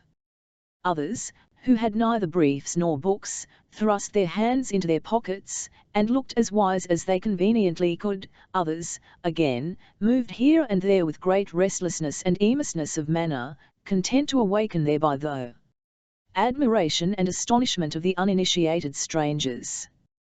The whole, to the great wonderment of Mr. Pickwick, were divided into little groups, who were chatting and discussing the news of the day in the most unfeeling manner possible, just as if no trial at all were coming on. A bow from Mr. Funke, as he entered, and took his seat behind the row appropriated to the King's Counsel, attracted Mr. Pickwick's attention, and he had scarcely returned it, when Mr. Sir Jean Snubbin appeared, followed by Mr. Mallard, who half hid the Sir Jean behind a large crimson bag, which he placed on his table, and, after shaking hands with Perker, withdrew. Then there entered 2 or 3 more Sir Jeans, and among them, one with a fat body and a red face, who nodded in a friendly manner to Mr. Sir Jean Snubbin, and said it was a fine morning. "Who's that red-faced man, who said it was a fine morning, and nodded to our counsel?" whispered Mr. Pickwick. "Mr. Sir Jean Buzzfuzz," replied Perker. "He's opposed to us, he leads on the other side. That gentleman behind him is Mr. Skimpin, his junior."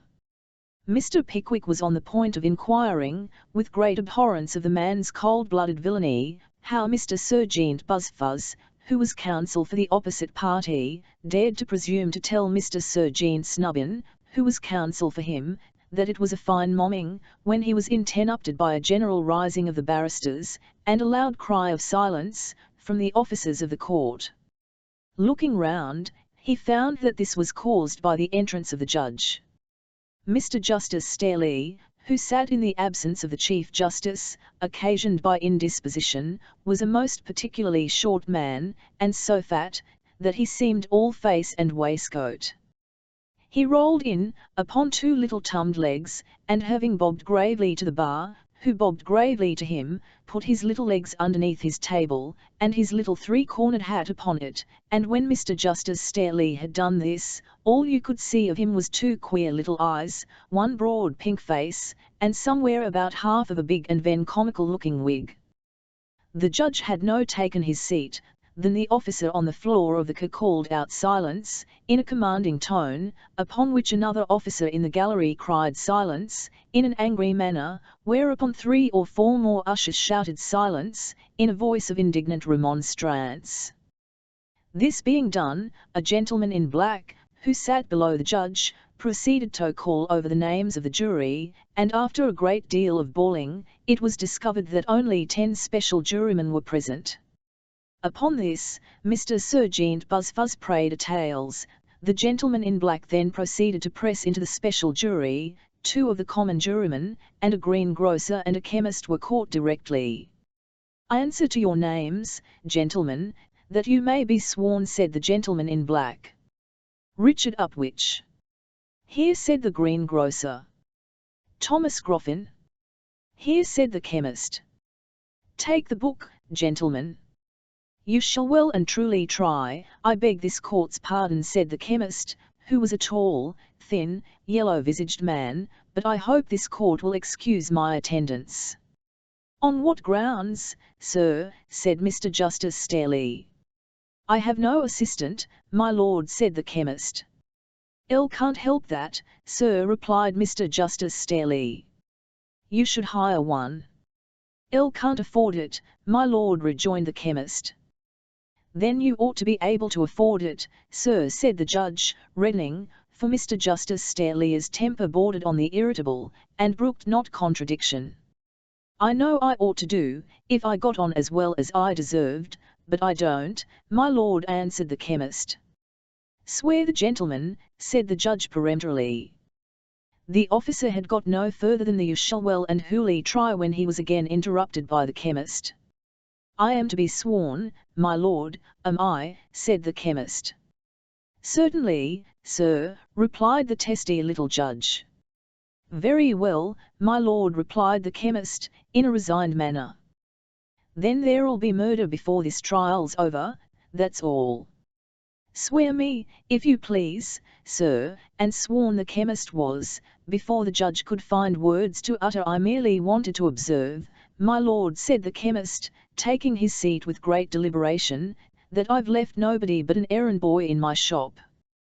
He's a ven nice boy, my lord, but he is not acquainted with drugs, and I know that the prevailing impression on his mind is, that Epsom salts means oxalic acid, and syrup of senna, laudanum. That's all, my lord." With this, the tall chemist composed himself into a comfortable attitude, and, assuming a pleasant expression of countenance, appeared to have prepared himself for the worst. Mr. Pickwick was regarding the chemist with feelings of the deepest horror, when a slight sensation was perceptible in the of the court, and immediately afterwards Mrs. Bardun, supported by Mrs. Cluppins, was led in, and placed, in a drooping state, at the other end of the seat on which Mr. Pickwick sat. An extra-sized umbrella was then handed in by Mr. Dodson, and a pair of pattens by Mr. Fogg, each of whom had prepared a most sympathizing and melancholy face for the occasion. Mrs. Sanders then appeared, leading in Master Buddell. At sight of her child, Mrs. Buddell started, suddenly recollecting herself, she kissed him in a frantic manner, then relapsing into a state of hysterical imbecility, the good lady requested to be informed where she was. In reply to this, Mrs. Cluppins and Mrs. Sanders turned their heads away and wept, while Messrs. Dodson and Fogg entreated the plaintiff to compose herself. Serjeant Buzzfuzz rubbed his eyes very hard with a large white handkerchief, and gave an appealing look towards the jury, while the judge was visibly affected, and several of the beholders tried to cough down their emotion. "Very good notion that indeed," whispered Perker to Mr. Pickwick. "Capital fellows those Dodson and Fogg, excellent ideas of effect, my dear sir, excellent." As Perker spoke, Mrs. Buddell began to recover by slow degrees, while Mrs. Cluppins, after a careful survey of Master Buddell's buttons and the buttonholes to which they severally belonged, placed him on the floor of the court in front of his mother, a commanding position in which he could not fail to awaken the full commiseration and sympathy of both judge and jury. This was not done without considerable opposition, and many tears, on the part of the young gentleman himself, who had certain inward misgivings that the placing him within the full glare of the judge's eye was only a formal prelude to his being immediately ordered away for instant execution, or for transportation beyond the seas, during the whole term of his natural life, at the very least. Buddell and Pickwick cried the gentleman in black, calling on the case, which stood first on the list. "Elm for the plaintiff, my lord," said Mr. Serjeant Buzzfuzz. "Who is with you, Brother Buzzfuzz?" said the judge. Mr. Skimpin bowed, to intimate that he was. "I'll appear for the defendant, my lord," said Mr. Serjeant Snubbin. "Anybody with you, Brother Snubbin?" inquired the court. "Mr. Funky, my lord," replied Serjeant Snubbin. "Serjeant Buzzfuzz and Mr. Skimpin for the plaintiff," said the judge, writing down the names in his notebook, and reading as he wrote, "For the defendant, Serjeant Snubbin and Mr. Monkey." "Beg your lordship's pardon, Funky." "Oh, very good," said the judge, "I'll never had the pleasure of hearing the gentleman's name before." Here Mr. Funky bowed and smiled, and the judge bowed and smiled too, and then Mr. Funky, blushing into the very whites of his eyes, tried to look as if he didn't know that everybody was gazing at him, a thing which no man ever succeeded in doing yet, or in all reasonable probability, ever will. "Go on," said the judge. The ushers again called silence, and Mr. Skimpin proceeded to open the case, and the case appeared to have very little inside it when he had opened it, for he kept such particulars as he knew, completely to himself, and sat down, after a lapse of 3 minutes, leaving the jury in precisely the same advanced stage of wisdom as they were in before. Serjeant Buzzfuzz then rose with all the majesty and dignity which the grave nature of the proceedings demanded, and having whispered to Dodson, and conferred briefly with Fogg, pulled his gown over his shoulders, settled his wig, and addressed the jury.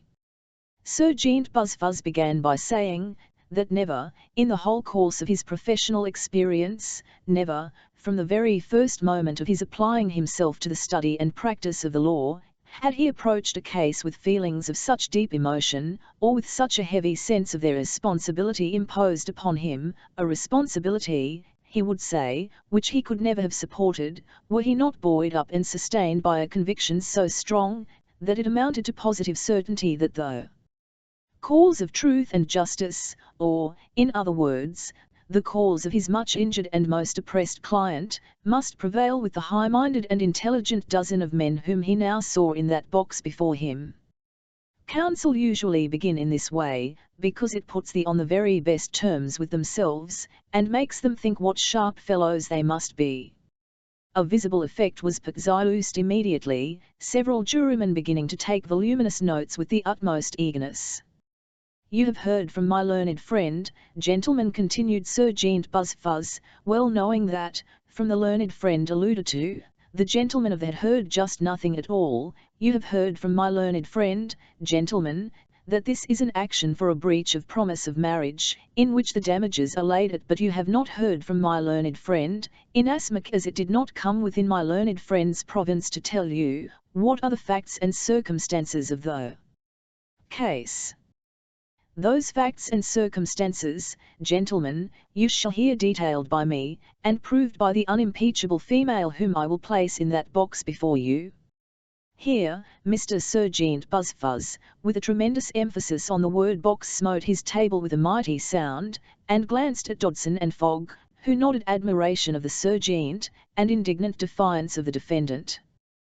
"The plaintiff, gentlemen," continued Sir Jeant Buzzfuzz, in a soft and melancholy voice, "the plaintiff is a widow, yes, gentlemen, a widow. The late Mr. Buddell, after enjoying, for many years, the esteem and confidence of his sovereign, as one of the guardians of his royal revenues, glided almost imperceptibly from the world, to seek elsewhere for that repose and peace which a custom house can never afford." At this pathetic description of the decease of Mr. Buddell, who had been knocked on the head with a quern pot in a public-house cellar, the learned Sir Jeant's voice faltered, and he proceeded, with emotion, "Some time before his death, he had stamped his likeness upon a little boy. With this little boy, the only pledge of her depained exciseman, Mrs. Buddell shrank from the world, and courted the retirement and tranquillity of Goswell Street, and here she placed in her front parlour window a written placard, bearing this inscription, 'Apartments furnished for a single gentleman. Inquire within.'" Here Sir Jeant Buzzfuzz paused, while several gentlemen of the jury took a note of the document. "There is no date to that, is there?" inquired a juror. "There is no date, gentlemen," replied Sir Jeant Buzzfuzz, "but I am instructed to say that it was put in the plaintiff's parlour window just this time 3 years. I entreat the attention of to the wording of this, furnished for a single gentleman. Mrs. Buddell's opinions of the opposite sex, gentlemen, were derived from a long contemplation of the inestimable qualities of her lost husband. She had no fear, she had no distrust, she had no suspicion, all was confidence and reliance. NLR. Buddell said the Buddell was a man of honour, Mr. Buddell was a man of his word, Mr. Buddell was no deceiver, Mr. Buddell was once a single gentleman himself. To single gentlemen I look for protection, for assistance, for comfort, and for consolation. In single gentlemen I shall perpetually see something to remind me of what Mr. Buddell was when he first won my young and untried affections. To a single gentleman, then, shall my lodgings be let." Actuated by this beautiful and touching impulse, among the best impulses of our imperfect nature, gentlemen, the lonely and desolate widow dried her tears, furnished her first floor, caught her innocent boy to her maternal bosom, and put the bill up in her parlour window. Did it remain there long? No. The serpent was on the watch, the train was laid, the mine was preparing, the sapper and miner was at work. Before the bill had been in the parlour window 3 days, gentlemen, a being, erect upon 2 legs, and bearing all the outward semblance of a man, and not of a monster, knocked at the door of Mrs. Buddell's house. He inquired within, he took the lodgings, and on the very next day he entered into possession of them. This man was Pickwick, the defendant. Sir Jeant Buzzfuzz, who had proceeded with such volubility that his face was perfectly crimson, here paused for breath. The silence awoke Mr. Justice Stareleigh, who immediately wrote down something with a pen without any ink in it, and looked unusually profound, to impress the jury with the belief that he always thought most deeply with his eyes shut. Sir Jeant Buzzfuzz proceeded, "Of this man Pickwick I will say a little.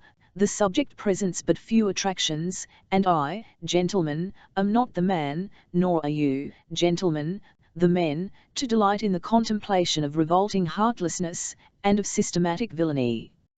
Here Mr. Pickwick, who had been writhing in silence for some time, gave a violent start, as if some vague idea of assaulting Sir Jeant Buzzfuzz, in the august presence of justice and law, suggested itself to his mind. An admonitory gesture from Perker restrained him, and he listened to the learned gentleman's continuation with a look of indignation, which contrasted forcibly with the admiring faces of Mrs. Cluppins and Mrs. Sanders. "I'll say systematic villainy, gentlemen," said Sir Jeant Buzzfuzz, looking through Mr. Pickwick, and talking at him, "and when I say systematic villainy, let me tell the defendant Pickwick, if he be in court, as I am informed he is, that it would have been more decent in him, more becoming, in better judgment, and in better taste, if he had stopped away. Let me tell him, gentlemen, that any gestures of dissent or disapprobation in which he may indulge in this court will not go down with you, that you will know how to value and how to appreciate them, and let me tell him funher, as my lord will tell you, gentlemen, that a counsel, in the discharge of his duty to his client, is neither to be intimidated nor put down, and that any attempt to do either the one or the other, or the first, or the last, will recoil on the head of the attempter, be he plaintiff or be he defendant, be his name Pickwick, or Noakes, or Stokes, or Styles, or Brown, or Thompson." This little divergence from the subject in hand had, of course, the intended effect of turning all eyes to Mr. Pickwick.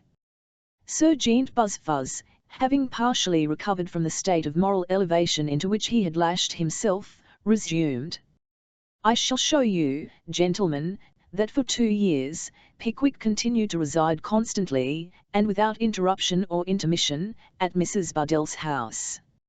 I shall show you that Mrs. Bardell, during the whole of that time, waited on him, attended to his comforts, cooked his meals, looked out his linen for the washerwoman when it went abroad, darned, aired, and prepared it for wear, when it came home, and, in short, enjoyed his fullest trust and confidence. I shall show you that, on many occasions, he gave halfpence, and on some occasions even sixpences, to her little boy, and I shall prove to you, by a witness whose testimony it will be impossible for my learned friend to weaken or controvert, that on one occasion he patted the boy on the head, and, after inquiring whether he had won any alley tours or commoneys lately, both of which I understand to be a particular species of marbles much prized by the youth of this town, made use of this remarkable expression, "How should you like to have another father?" I shall prove to you, gentlemen, that about a year ago, Pickwick suddenly began to absent himself from home, during long intervals, as if with the intention of gradually breaking off from my client, but I shall show you also, that his resolution was not at that time sufficiently strong, or that his better feelings conquered, if better feelings he has, or that the charms and accomplishments of my client prevailed against his unmanly intentions, by proving to you, that on one occasion, when he returned from the country, he distinctly and in terms, offered her marriage, previously, however, taking special care that there would be no witness to their solemn contract, and I am in a situation to prove to you, on the testimony of 3 of his own friends, most unwilling witnesses, gentlemen, most unwilling witnesses, that on that morning he was discovered by them holding the plaintiff in his arms, and soothing her agitation by his caresses and endearments. A visible impression was produced upon the auditors by this pan of the learned Sir Jeant's address. Drawing forth 2 very small scraps of paper, he proceeded, "And now, gentlemen, but one word more. 2 letters have passed between these parties, letters which are admitted to be in the handwriting of the defendant, and which speak volumes, indeed. The letters, too, bespeak the character of the man. They are not open, fervent, eloquent epistles, breathing nothing but the language of affectionate attachment. They are covert, sly, underhand communications, but, fortunately, far more conclusive than if couched in the most glowing language and the most poetic imago, letters that must be viewed with a cautious and suspicious eye, letters that were evidently intended at the time, by Pickwick, to mislead and delude any third pallies into whose hands they might fall. Let me read the first. Garraways, 12 o'clock. Dear Mrs. B. Chops and tomato sauce. Yours, Pickwick. Gentlemen, what does this mean? Chops and tomato sauce. Yours, Pickwick. Chops. Gracious heavens! And tomato sauce. Gentlemen, is the happiness of a sensitive and confiding female to be trifled away by such shallow artifices as these? The next has no date whatever, which is in itself suspicious. Dear Mrs. B, I shall not be at home till tomorrow. Slow coach. And then follows this very remarkable expression. Don't trouble yourself about the warming pan. The warming pan? Why, gentlemen, who does trouble himself about a warming pan? When was the peace of mind of man or woman broken or disturbed by a warming pan, which is in itself a harmless, a useful, and I will add, gentlemen, a comforting article of domestic furniture? Why is Mrs. Buddell so earnestly entreated not to agitate herself about this warming pan, unless, as is no doubt the case, it is a mere cover for hidden fire, a mere substitute for some endearing word or promise, agreeably to a preconcerted system of correspondence, artfully contrived by Pickwick with a view to his contemplated desertion, and which I am not in a condition to explain? And what does this allusion to the slow coach mean? For aught I know, it may be a reference to Pickwick himself, who has most unquestionably been a criminally slow coach during the whole of this transaction, but whose speed will now be very unexpectedly accelerated, and whose wheels, gentlemen, as he will find to his cost, will very soon be greased by you. Mr. Serjeant Buzzfuzz paused in this place, to see whether the jury smiled at his joke, but as nobody took it but the greengrocer, whose sensitiveness on the subject was very probably occasioned by his having subjected a chaise cart to the process in question on that identical morning, the learned serjeant considered it advisable to undergo a slight relapse into the dismals before he concluded. But enough of this, gentlemen, said Mr. Serjeant Buzzfuzz, it is difficult to smile with an aching heart, it is ill jesting when our deepest sympathies are awakened. My client's hopes and prospects are ruined, and it is no figure of speech to say that her occupation is gone indeed. The bill is down, but there is no tenant. Eligible single gentlemen pass and repass, but there is no invitation for to inquire within or without. All is gloom and silence in the house, even the voice of the child is hushed, his infant sports are disregarded when his mother weeps, his alley tours and his commoneys are alike neglected. He forgets the long familiar of knuckle down and a tip cheese, or odd and even, his hand is out. But Pickwick, gentlemen, Pickwick, the ruthless destroyer of this domestic oasis in the desert of Goswell Street, Pickwick who has choked up the well, and thrown ashes on the sward, Pickwick, who comes before you today with his heartless tomato sauce and warming pans, Pickwick still rears his head with unblushing effrontery, and gazes without a sigh on the ruin he has made. Damages, gentlemen, heavy damages is the only punishment with which you can visit him, the only recompense you can award to my client. And for those damages she now appeals to an enlightened, a high-minded, a right-feeling, a conscientious, a dispassionate, a sympathizing, a contemplative jury of her civilized countrymen.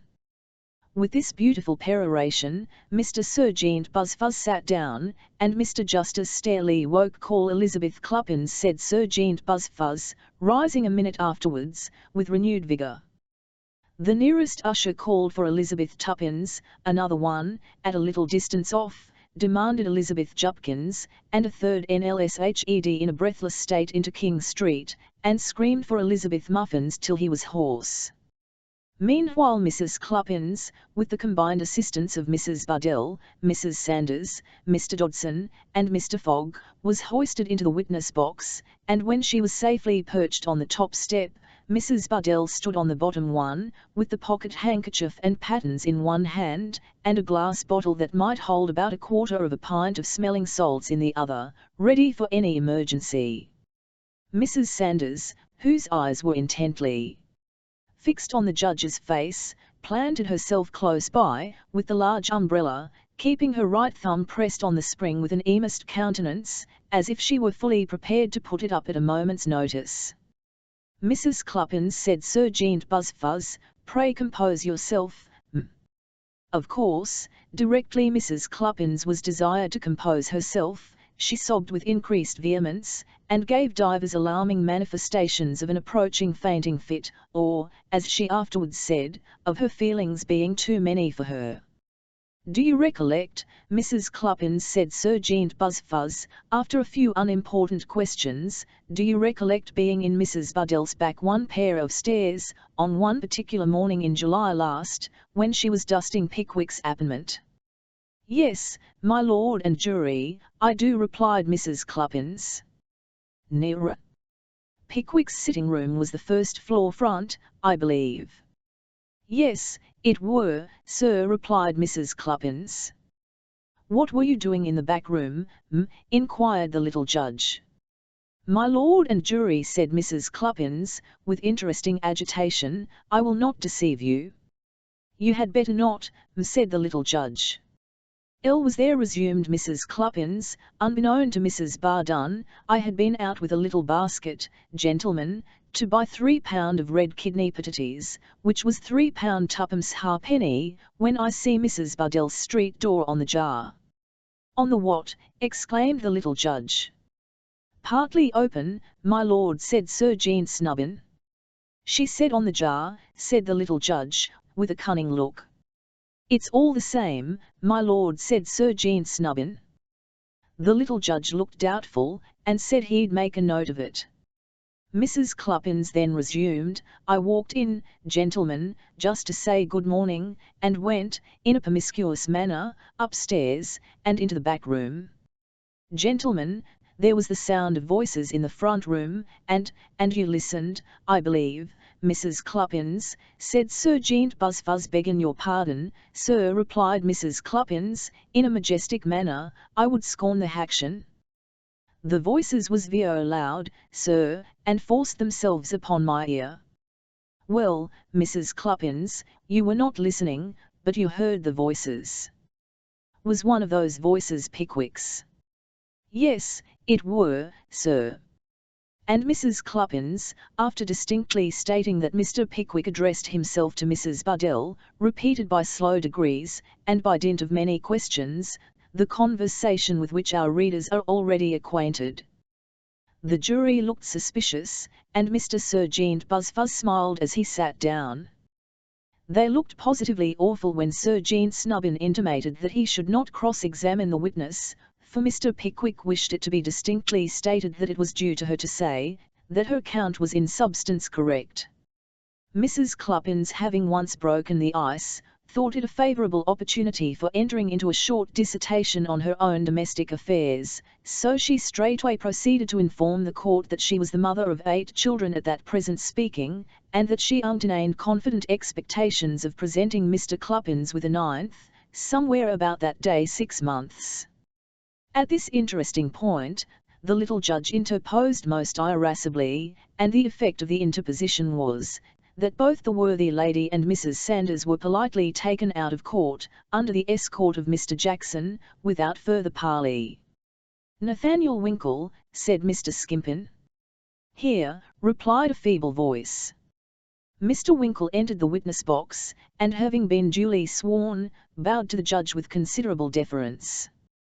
"Don't look at me, sir," said the judge sharply, in acknowledgment of the salute, "look at the jury." Mr. Winkle obeyed the mandate, and looked at the place where he thought it most probable the jury might be, for seeing anything in his then state of intellectual complication was wholly out of the question. Mr. Winkle was then examined by Mr. Skimpin, who, being a promising young man of 2 or 3 and 40, was of course anxious to confuse a witness who was notoriously predisposed in favour of the other side, as much as he could. "Now, sir," said Mr. Skimpin, "have the goodness to let his lordship know what your name is, will you?" And Mr. Skimpin inclined his head on one side to listen with great sharpness to the answer, and glanced at the jury meanwhile, as if to imply that he rather expected Mr. Winkle's natural taste for perjury would induce him to give some name which did not belong to Winkle. Replied the witness. "What's your Christian name, sir?" angrily inquired the little judge. "Nathaniel, sir." "Daniel, any other name?" "Nathaniel, sir, my lord, I mean." "Nathaniel Daniel, or Daniel Nathaniel?" "No, my lord, only Nathaniel, not Daniel at all." "What did you tell me it was Daniel for, then, sir?" inquired the judge. "I didn't, my lord," replied Mr. Winkle. "You did, sir," replied the judge, with a severe frown. "How could I have got Daniel on my notes, unless you told me so, sir?" This argument was, of course, unanswerable. "Mr. Winkle has rather a short memory, my lord," interposed Mr. Skimpin, with another glance at the jury. "We shall find means to refresh it before we have quite done with him, I dare say." "You had better be careful, sir," said the little judge, with a sinister look at the witness. Poor Mr. Winkle bowed, and endeavoured to feign an easiness of manner, which, in his then state of confusion, gave him rather the air of a disconcerted pickpocket. "Now, Mr. Winkle," said Mr. Skimpin, "attend to me, if you please, sir, and let me recommend you, for your own sake, to bear in mind his lordship's injunctions to be careful. I believe you are a particular friend of Mr. Pickwick, the defendant, are you not?" "I have known Mr. Pickwick now, as well as I recollect at this moment, nearly." "Pray, Mr. Winkle, do not evade the question. Are you, or are you not, a particular friend of the defendant's?" Was just about to say that. "Will you, or will you not, answer my question, sir?" "If you don't answer the question, you'll be committed, sir," interposed the little judge, looking over his notebook. "Come, sir," said Mr. Skimpin, "yes or no, if you please." "Yes, I am," replied Mr. Winkle. "Yes, you are. And why couldn't you say that at once, sir? Perhaps you know the plaintiff too?" Mr. Winkle. "I don't know her, I've seen her." "Oh, you don't know her, but you've seen her? Now, have the goodness to tell the gentlemen of the jury what you mean by that, Mr. Winkle." "I'll mean that I am not intimate with her, but I have seen her when I went to call on Mr. Pickwick, in Goswell Street." "How often have you seen her, sir?" "How often?" "Yes, Mr. Winkle, how often?" "I'll repeat the question for you a dozen times, if you require it, sir." And the learned gentleman, with a firm and steady frown, placed his hands on his hips, and smiled suspiciously to the jury. On this question there arose the browbeating, customary on such points. First of all, Mr. Winkle said it was quite impossible for him to say how many times he had seen Mrs. Bardun. Then he was asked if he had seen her 20 times, to which he replied, certainly, more than that. Then he was asked whether he hadn't seen her 100 times, whether he couldn't swear that he had seen her more than 50 times, whether he didn't know that he had seen her at least 75 times, and so forth, the satisfactory conclusion which was arrived at last, being, that he had better take care of himself, and mind what he was about. The witness having been by these means reduced to the requisite ebb of nervous perplexity, the examination was continued as follows. "Pray, Mr. Winkle, do you remember calling on the defendant Pickwick at these apartments in the plaintiff's house in Goswell Street, on one particular morning, in the month of July last?" "Yes, one do." "Were you accompanied on that occasion by a friend of the name of Tupman, and another by the name of Snodgrass?" "Yes, I was." "Are they here?" "Yes, "They are," replied Mr. Winkle, looking very earnestly towards the spot where his friends were stationed. "Pray attend to me, Mr. Winkle, and never mind your friends," said Mr. Skimpin, with another expressive look at the jury. "They must tell their stories without any previous consultation with you, if none has yet taken place." Another look at the jury. "Now, sir, tell the gentlemen of the jury what you saw on entering the defendant's room, on this particular morning. Come, out with it, sir, we must have it, sooner or later."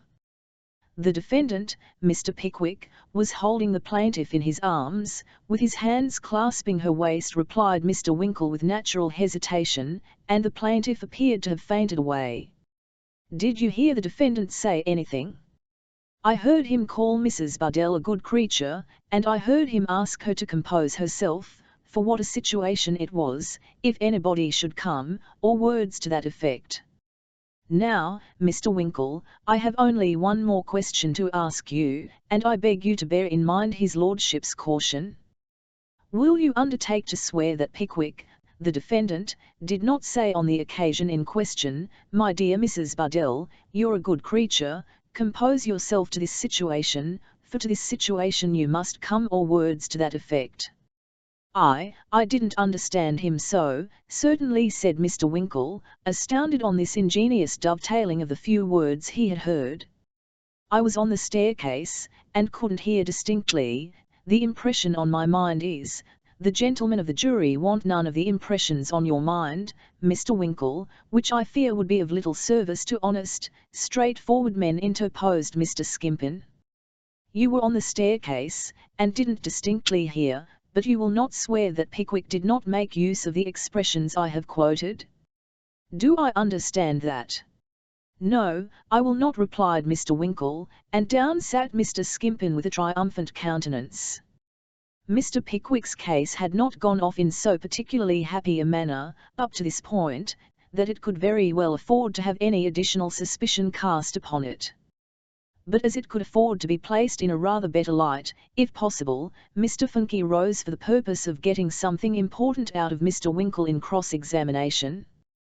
Whether he did get anything important out of him, will immediately appear. "I believe, Mr. Winkle," said Mr. Funke, "that Mr. Pickwick is not a young man." "Oh, no," replied Mr. Winkle, "old enough to be my father." "You have told my learned friend that you have known Mr. Pickwick a long time. Had you ever any reason to suppose or believe that he was about to be married?" "Oh, no, certainly not," replied Mr. Winkle with so much eagerness, that Mr. Funke ought to have got him out of the box with all possible dispatch. Lawyers hold that there are two kinds of particularly bad witnesses, a reluctant witness, and a too willing witness. It was Mr. Winkle's fate to figure in both characters. "I will even go funner than this, Mr. Winkle," continued Mr. Funke, in a most smooth and complacent manner. "Did you ever see anything in Mr. Pickwick's manner and conduct towards the opposite sex, to induce you to believe that he ever contemplated matrimony of late years, in any case?" "Oh, no, certainly not," replied Mr. Winkle. "Has his behaviour, when females have been in the case, always been that of a man, who, having attained a pretty advanced period of life, content with his own occupations and amusements, treats them only as a father might his daughters?" "Not the least doubt of it," replied Mr. Winkle, in the fullness of his heart. "That is, yes, oh, yes, certainly. You have never known anything in his behaviour towards Mrs. Bardell, or any other female, in the least degree suspicious," said Mr. Funke, preparing to sit down, for Sir Jean Snubbin was winking at him. "No," replied Mr. Winkle, "except on one trifling which, I have no doubt, might be easily explained."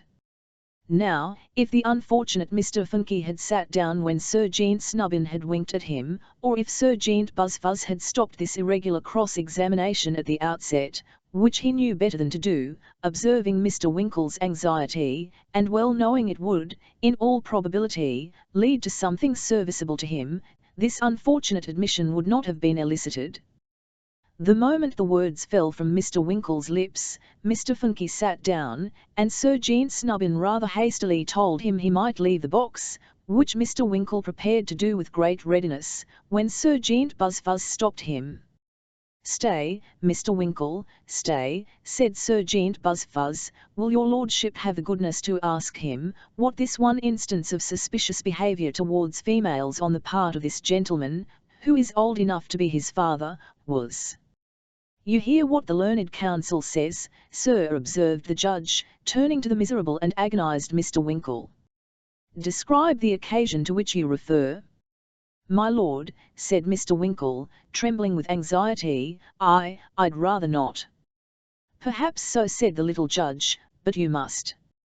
Amid the profound silence of the whole court, Mr. Winkle faltered out, that the trifling circumstance of suspicion was Mr. Pickwick's being found in a lady's sleeping apartment at midnight, which had terminated, he believed, in the breaking off of the projected marriage of the lady in question, and had led, he knew, to the whole party being forcibly carried before George Nupkins, Esquire, Magistrate and Justice of the Peace, for the borough of Ipswich. "You may leave the box, sir," said Serjeant Snubbin. Mr. Winkle did leave the box, and rushed with delirious haste to the George and Vulture, where he was discovered some hours after, by the waiter, groaning in a hollow and dismal manner, with his head buried beneath the sofa cushions.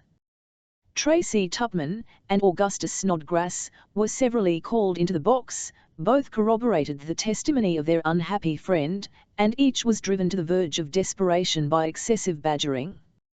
Susanna Sanders was then called, and examined by Serjeant Buzzfuzz, and cross-examined by Serjeant Snubbin. Had always said and believed that Pickwick would marry Mrs. Buddell, knew that Mrs. Buddell's being engaged to Pickwick was the current topic of conversation in the neighbourhood, after the fainting in July, had been told it herself by Mrs. Mudbeanie which kept a mangle, and Mrs. Bunkin which clear-starched, but did not see either Mrs. Mudbury or Mrs. Bunkin in court. Had heard Pickwick ask the little boy how he should like to have another father. Did not know that Mrs. Buddell was at that time keeping company with the baker, but did know that the baker was then a single man and is now married. Couldn't swear that Mrs. Buddell was not very fond of the baker, but should think that the baker was not very fond of Mrs. Buddell, or he wouldn't have married somebody else. Thought Mrs. Buddell fainted away on the morning in July, because Pickwick asked her to name the day, knew that she, witness, fainted away stone dead when Mr. Sanders asked her to name the day, and believed that everybody as called herself a lady would do the same, under similar circumstances. Heard Pickwick ask the boy the question about the marbles, but upon her oath did not know the difference between an alley tour and a comedy. By the court. During the period of her keeping company with Mr. Sanders, had received love letters, like other ladies. In the course of their correspondence Mr. Sanders had often called her a duck but never chops nor yet tomato sauce. He was particularly fond of ducks. Perhaps if he had been as fond of chops and tomato sauce, he might have called her that, as a term of affection. Serjeant Buzzfuzz now rose with more importance than he had yet exhibited, if that were possible, and vociferated, "Call Samuel Weller." It was quite unnecessary to call Samuel Weller, for Samuel Weller stepped briskly into the box the instant his name was pronounced, and placing his hat on the floor, and his arms on the rail, took a bird's-eye view of the bar, and a comprehensive survey of the bench, with a remarkably cheerful and lively aspect. "What's your name, sir?" inquired the judge. "Sam Weller, my lord," replied that gentleman. "Do you spell it with a or?" inquired the judge. "That depends upon the taste and fancy of the speller, my lord," replied Sam. "I'll never had occasion to spell it more than once or twice in my life, but I spells it with a." Here a voice in the gallery exclaimed aloud, "Quite right too, Sam Ivell, quite right. Put it down a wee, my lord, put it down a wee." "Who is that, who dares address the court?" said the little judge, looking up. "Usher." "Yes, my lord." "Bring that person here instantly." "Yes, my lord." But as the usher didn't find the person, he didn't bring him, and, after a great commotion, all the people who had got up to look for the culprit, sat down again.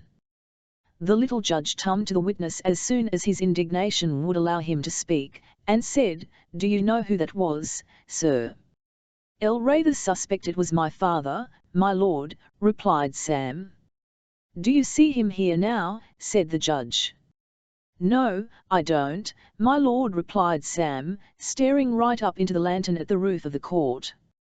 "If you could have pointed him out, I would have committed him instantly," said the judge.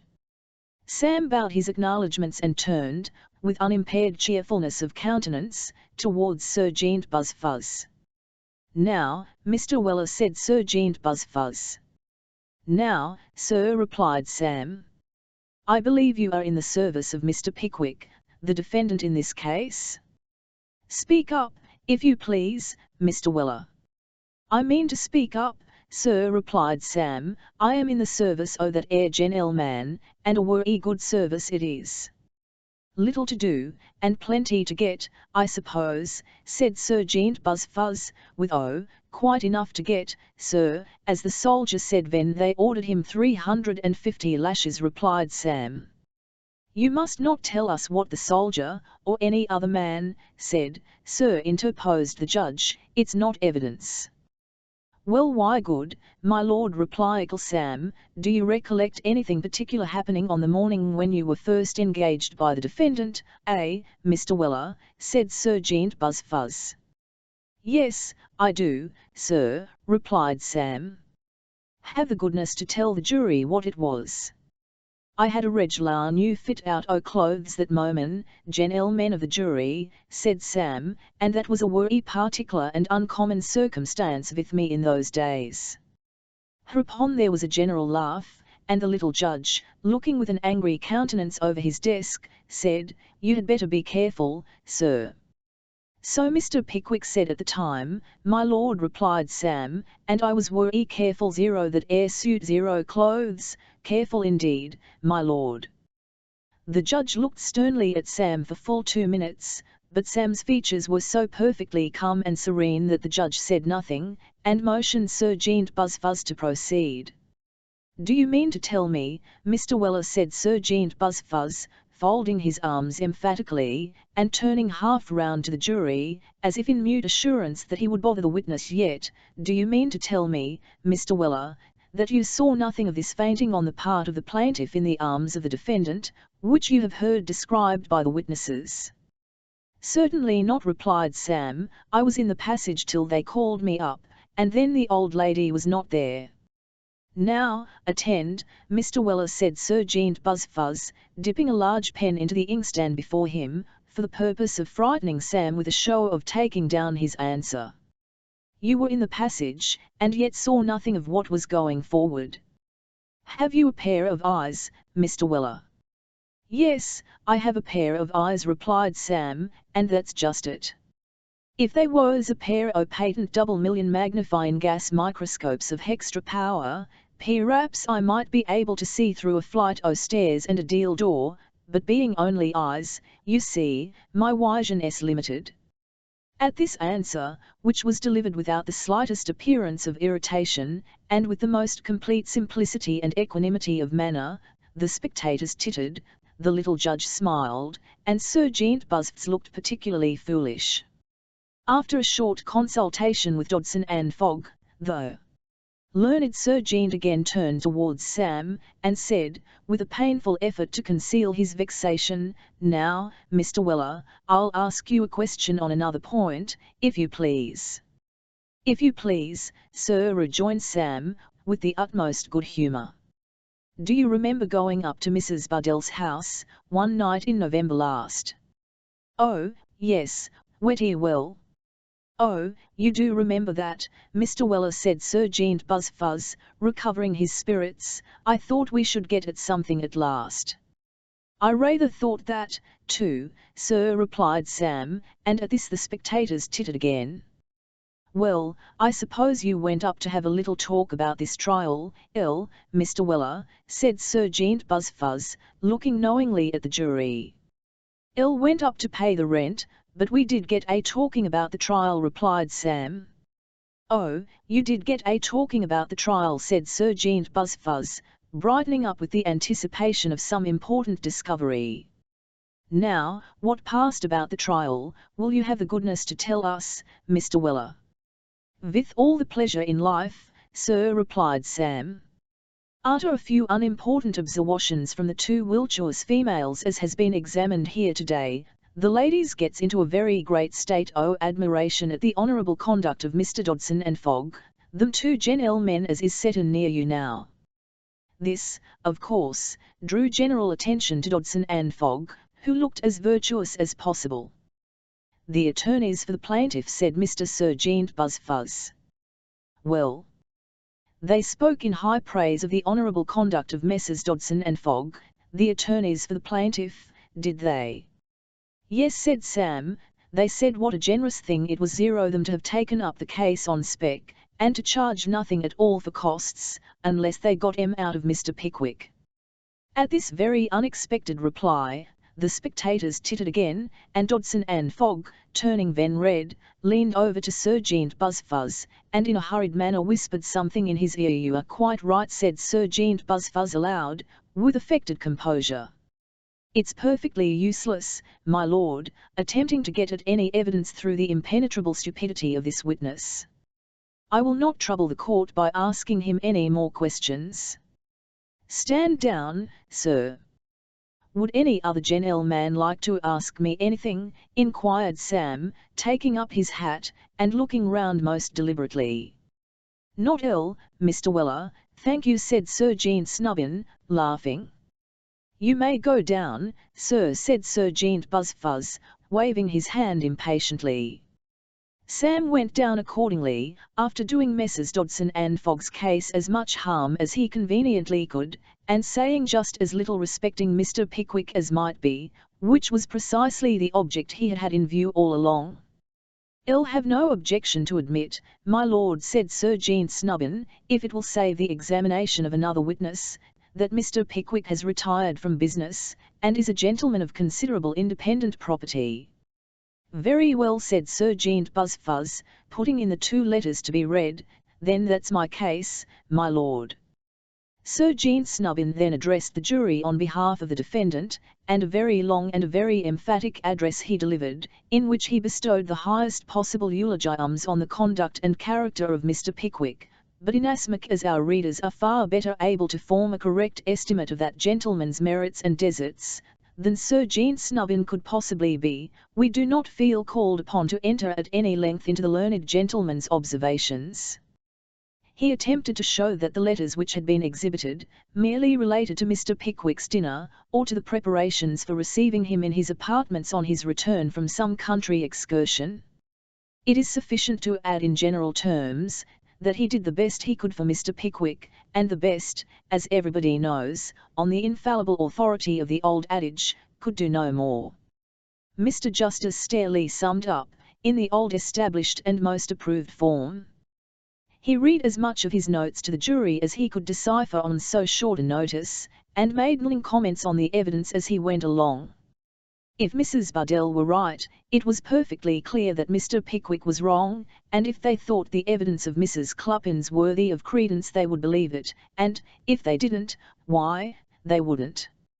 If they were satisfied that a breach of promise of marriage had been committed they would find for the plaintiff with such damages as they thought proper, and if, on the other hand, it appeared to them that no promise of marriage had ever been given, they would find for the defendant with no damages at all. The jury then retired to their private room to talk the matter over, and the judge retired to his private room, to refresh himself with a mutton chop and a glass of sherry. An anxious quarter of an hour elapsed, the jury came back, the judge was fetched in. Mr. Pickwick put on his spectacles, and gazed at the foreman with an agitated countenance and a quickly beating heart. "Gentlemen," said the individual in black, "are you all agreed upon your verdict?" "We are," replied the foreman. "Do you find for the plaintiff, gentlemen, or for the defendant?" "For the plaintiff." "With what damages, gentlemen?" £750. Mr. Pickwick took off his spectacles, carefully wiped the glasses, folded them into their case, and put them in his pocket, then, having drawn 011 his gloves with great nicety, and stared at the foreman all the while, he mechanically followed Mr. Perker and the blue bag out of court. They stopped in a side room while Perker paid the court fees, and here, Mr. Pickwick was joined by his friends. Here, too, he encountered Messrs. Dodson and Fogg, rubbing their hands with every token of outward satisfaction. "Well, gentlemen," said Mr. Pickwick. "Well, sir," said Dodson, "for self and partner. You imagine you'll get your costs, don't you, gentlemen?" said Mr. Pickwick. Fogg said they thought it rather probable. Dodson smiled, and said they'd TTY. "You may TTY, and try, and UY again, Messrs. Dodson and Fogg," said Mr. Pickwick vehemently, "but not one farthing of costs or damages do you ever get from me, if I spend the rest of my existence in a debtor's prison." "Ha! Ha!" laughed Dodson. "You'll think better of that, before next term, Mr. Pickwick." "He. "We'll soon see about that," Mr. Pickwick grinned. Fogg. Speechless with indignation, Mr. Pickwick allowed himself to be led by his solicitor and friends to the door, and there assisted into a hackney coach, which had been fetched for the purpose, by the ever-watchful Sam Weller. Sam had put up the steps, and was preparing to jump upon the box, when he felt himself gently touched on the shoulder, and, looking round, his father stood before him. The old gentleman's countenance wore a mournful expression, as he shook his head gravely, and said, in waming accents, "I know what you'd come o' this here mode o' doing business." "Oh, Sammy, vy warn't there a alibi?" Chapter 35. In which Mr. Pickwick thinks he had better go to Bath, and goes accordingly. "But surely, my dear sir," said little Perker, as he stood in Mr. Pickwick's apartment on the morning after the trial, "surely you don't really mean, really and seriously now, and irritation apart, that you won't pay these costs and damages?" "Not one halfpenny," said Mr. Pickwick firmly, "not one halfpenny." "Hurrah for the principal, as the money-lender said ven he wouldn't he renew the bill," observed Mr. Weller, who was clearing away the breakfast things. "Sam," said Mr. Pickwick, "have the goodness to step downstairs." "Certainly, sir," replied Mr. Weller, and acting on Mr. Pickwick's gentle hint, Sam retired. "No, Perker," said Mr. Pickwick, with great seriousness of manner, "my friends here have endeavoured to dissuade me from this determination, but without avail. I shall employ myself as usual, until the opposite party have the power of issuing a legal process of execution against me, and if they are vile enough to avail themselves of it, and to arrest my person, I shall yield myself up with perfect cheerfulness and content of heart." "When can they do?" "They can issue execution, my dear sir, for the amount of the damages and taxed costs, next term," replied Perker, "just 2 months hence, my dear sir." "Very good," said Mr. Pickwick. "Until that time, my dear fellow, let me hear no more of the matter. And now," continued Mr. Pickwick, looking round on his friends with a good-humoured smile, and a sparkle in the eye which no spectacles could dim or conceal, "the only question is, where shall we go next?" Mr. Tupman and Mr. Snodgrass were too much affected by their friend's heroism to offer any reply. Mr. Winkle had not yet sufficiently recovered the recollection of his evidence at the trial, to make any observation on any subject, so Mr. Pickwick paused in vain. "Well," said that gentleman, "if you leave me to suggest our destination, I say Bath. I think none of us have ever been there." Nobody had, and as the proposition was warmly seconded by Perker, who considered it extremely probable that if Mr. Pickwick saw a little change and gaiety he would be inclined to think better of his determination, and worse of a debtor's prison, it was carried unanimously, and Sam was at once dispatched to the White Horse Cellar, to take 5 places by the 7:30 o'clock coach, next morning. There were just 2 places to be had inside, and just 3 to be had out, so Sam Weller booked for them all, and having exchanged a few compliments with the booking office clerk on the subject of a pewter half-crown which was tendered him as a ponion of his change, walked back to the George and Vulture, where he was pretty busily employed until bedtime in reducing clothes and linen into the smallest possible compass, and exerting his mechanical genius in constructing a variety of ingenious devices for keeping the lids on boxes which had neither locks nor hinges. The next was a very unpropitious morning for a journey, muggy, damp, and drizzly. The horses in the stages that were going out, and had come through the city, were smoking so, that the outside passengers were invisible. The newspaper sellers looked moist, and smelled mouldy. The wet ran off the hats of the orange vendors as they thnts'd their heads into the coach windows, and diluted the insides in a refreshing manner. The Jews with the 50-blade penknives shut them up in despair. The men with the pocket-books made pocket-books of them. Watch guards and toasting forks were alike at a discount, and pencil cases and sponges were a drug in the market. Leaving Samuel to rescue the luggage from the 7 or 8 porters who flung themselves savagely upon it, the moment the coach stopped, and finding that they were about 20 minutes too early, Mr. Pickwick and his friends went for shelter into the traveller's room, the last resource of human dejection. The traveller's room at the White Horse Cellar is of course uncomfortable. It would be no traveller's room if it were not. It is the right-hand parlour, into which an aspiring kitchen fireplace appears to have walked, accompanied by a rebellious poker, tongs, and shovel. It is divided into boxes, for the solitary confinement of travellers, and is furnished with a clock, a looking-glass, and a live waiter, which latter article is kept in a small kennel for washing glasses, in a corner of the apartment. One of these boxes was occupied, on this particular occasion, by a stem-eyed man of about 45, who had a bald and glossy forehead, with a good deal of black hair at the sides and back of his head, and large black whiskers. He was buttoned up to the chin in a brown coat, and had a large sealskin travelling cap, and a great coat and cloak, lying on the seat beside him. He looked up from his breakfast as Mr. Pickwick entered, with a fierce and peremptory air, which was very dignified, and, having scrutinized that gentleman and his companions to his entire satisfaction, hummed a tune, in a manner which seemed to say that he rather suspected somebody wanted to take advantage of him, but it wouldn't do. "Waiter," said the gentleman with the whiskers. "Sir," replied a man with a dirty complexion, and a towel of the same, emerging from the kennel before mentioned. "Some more toast?" "Yes, sir." "Buttered toast, mind," said the gentleman fiercely. "Directly, sir," replied the waiter.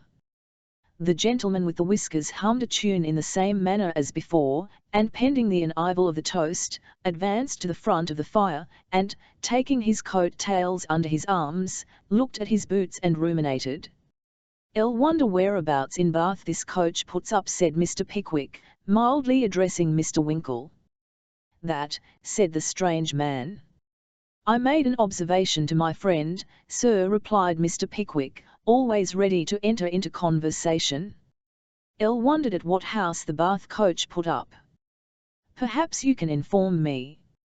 "Are you going to Bath?" said the strange man. "I am, sir," replied Mr. Pickwick. "And those other gentlemen?" "They are going also," said Mr. Pickwick. "Not inside, I'll be damned if I are going inside," said the strange man.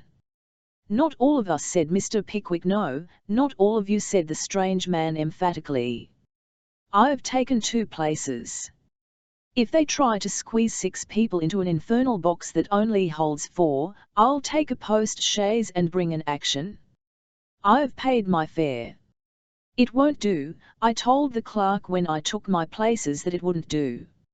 I know these things have been done. I know they are done every day, but I never was done, and I never will be. Those who know me best know it, crush me." Here the fierce gentleman rang the bell with great violence, and told the waiter he'd better bring the toast in 5 seconds, or he'd know the reason why. "My good sir," said Mr. Pickwick, "you will allow me to observe that this is a very unnecessary display of excitement. I have only taken places inside for 2. "I am glad to hear it," said the fierce man. "I withdraw my expressions. I tender an apology. There's my card. Give me your acquaintance." "With great pleasure, sir," replied Mr. Pickwick. "We are to be fellow travellers, and I hope we shall find each other's society mutually agreeable." "I hope we shall," said the fierce gentleman. "I know we shall." I like your looks, they please me. Gentlemen, your hands and names. Know me. Of course, an interchange of friendly salutations followed this gracious speech, and the fierce gentleman immediately proceeded to inform the friends, in the same short, abrupt, jerking sentences, that his name was Dowler, that he was going to Bath on pleasure, that he was formerly in the army, that he had now set up in business as a gentleman, that he lived upon the profits, and that the individual for whom the second place was taken, was a personage no less illustrious than Mrs. Dowler, his lady wife. She's a fine woman, said Mr. Dowler. I'm proud of her. I have reason. I hope I shall have the pleasure of judging, said Mr. Pickwick, with a smile. You shall, replied Dowler. She shall know you. She shall esteem you. I courted her under singular circumstances. I won her through a rash vow. Thus. I saw her, I loved her, I proposed, she refused me. You love my know him? You good, if he remains here, I'll skin him.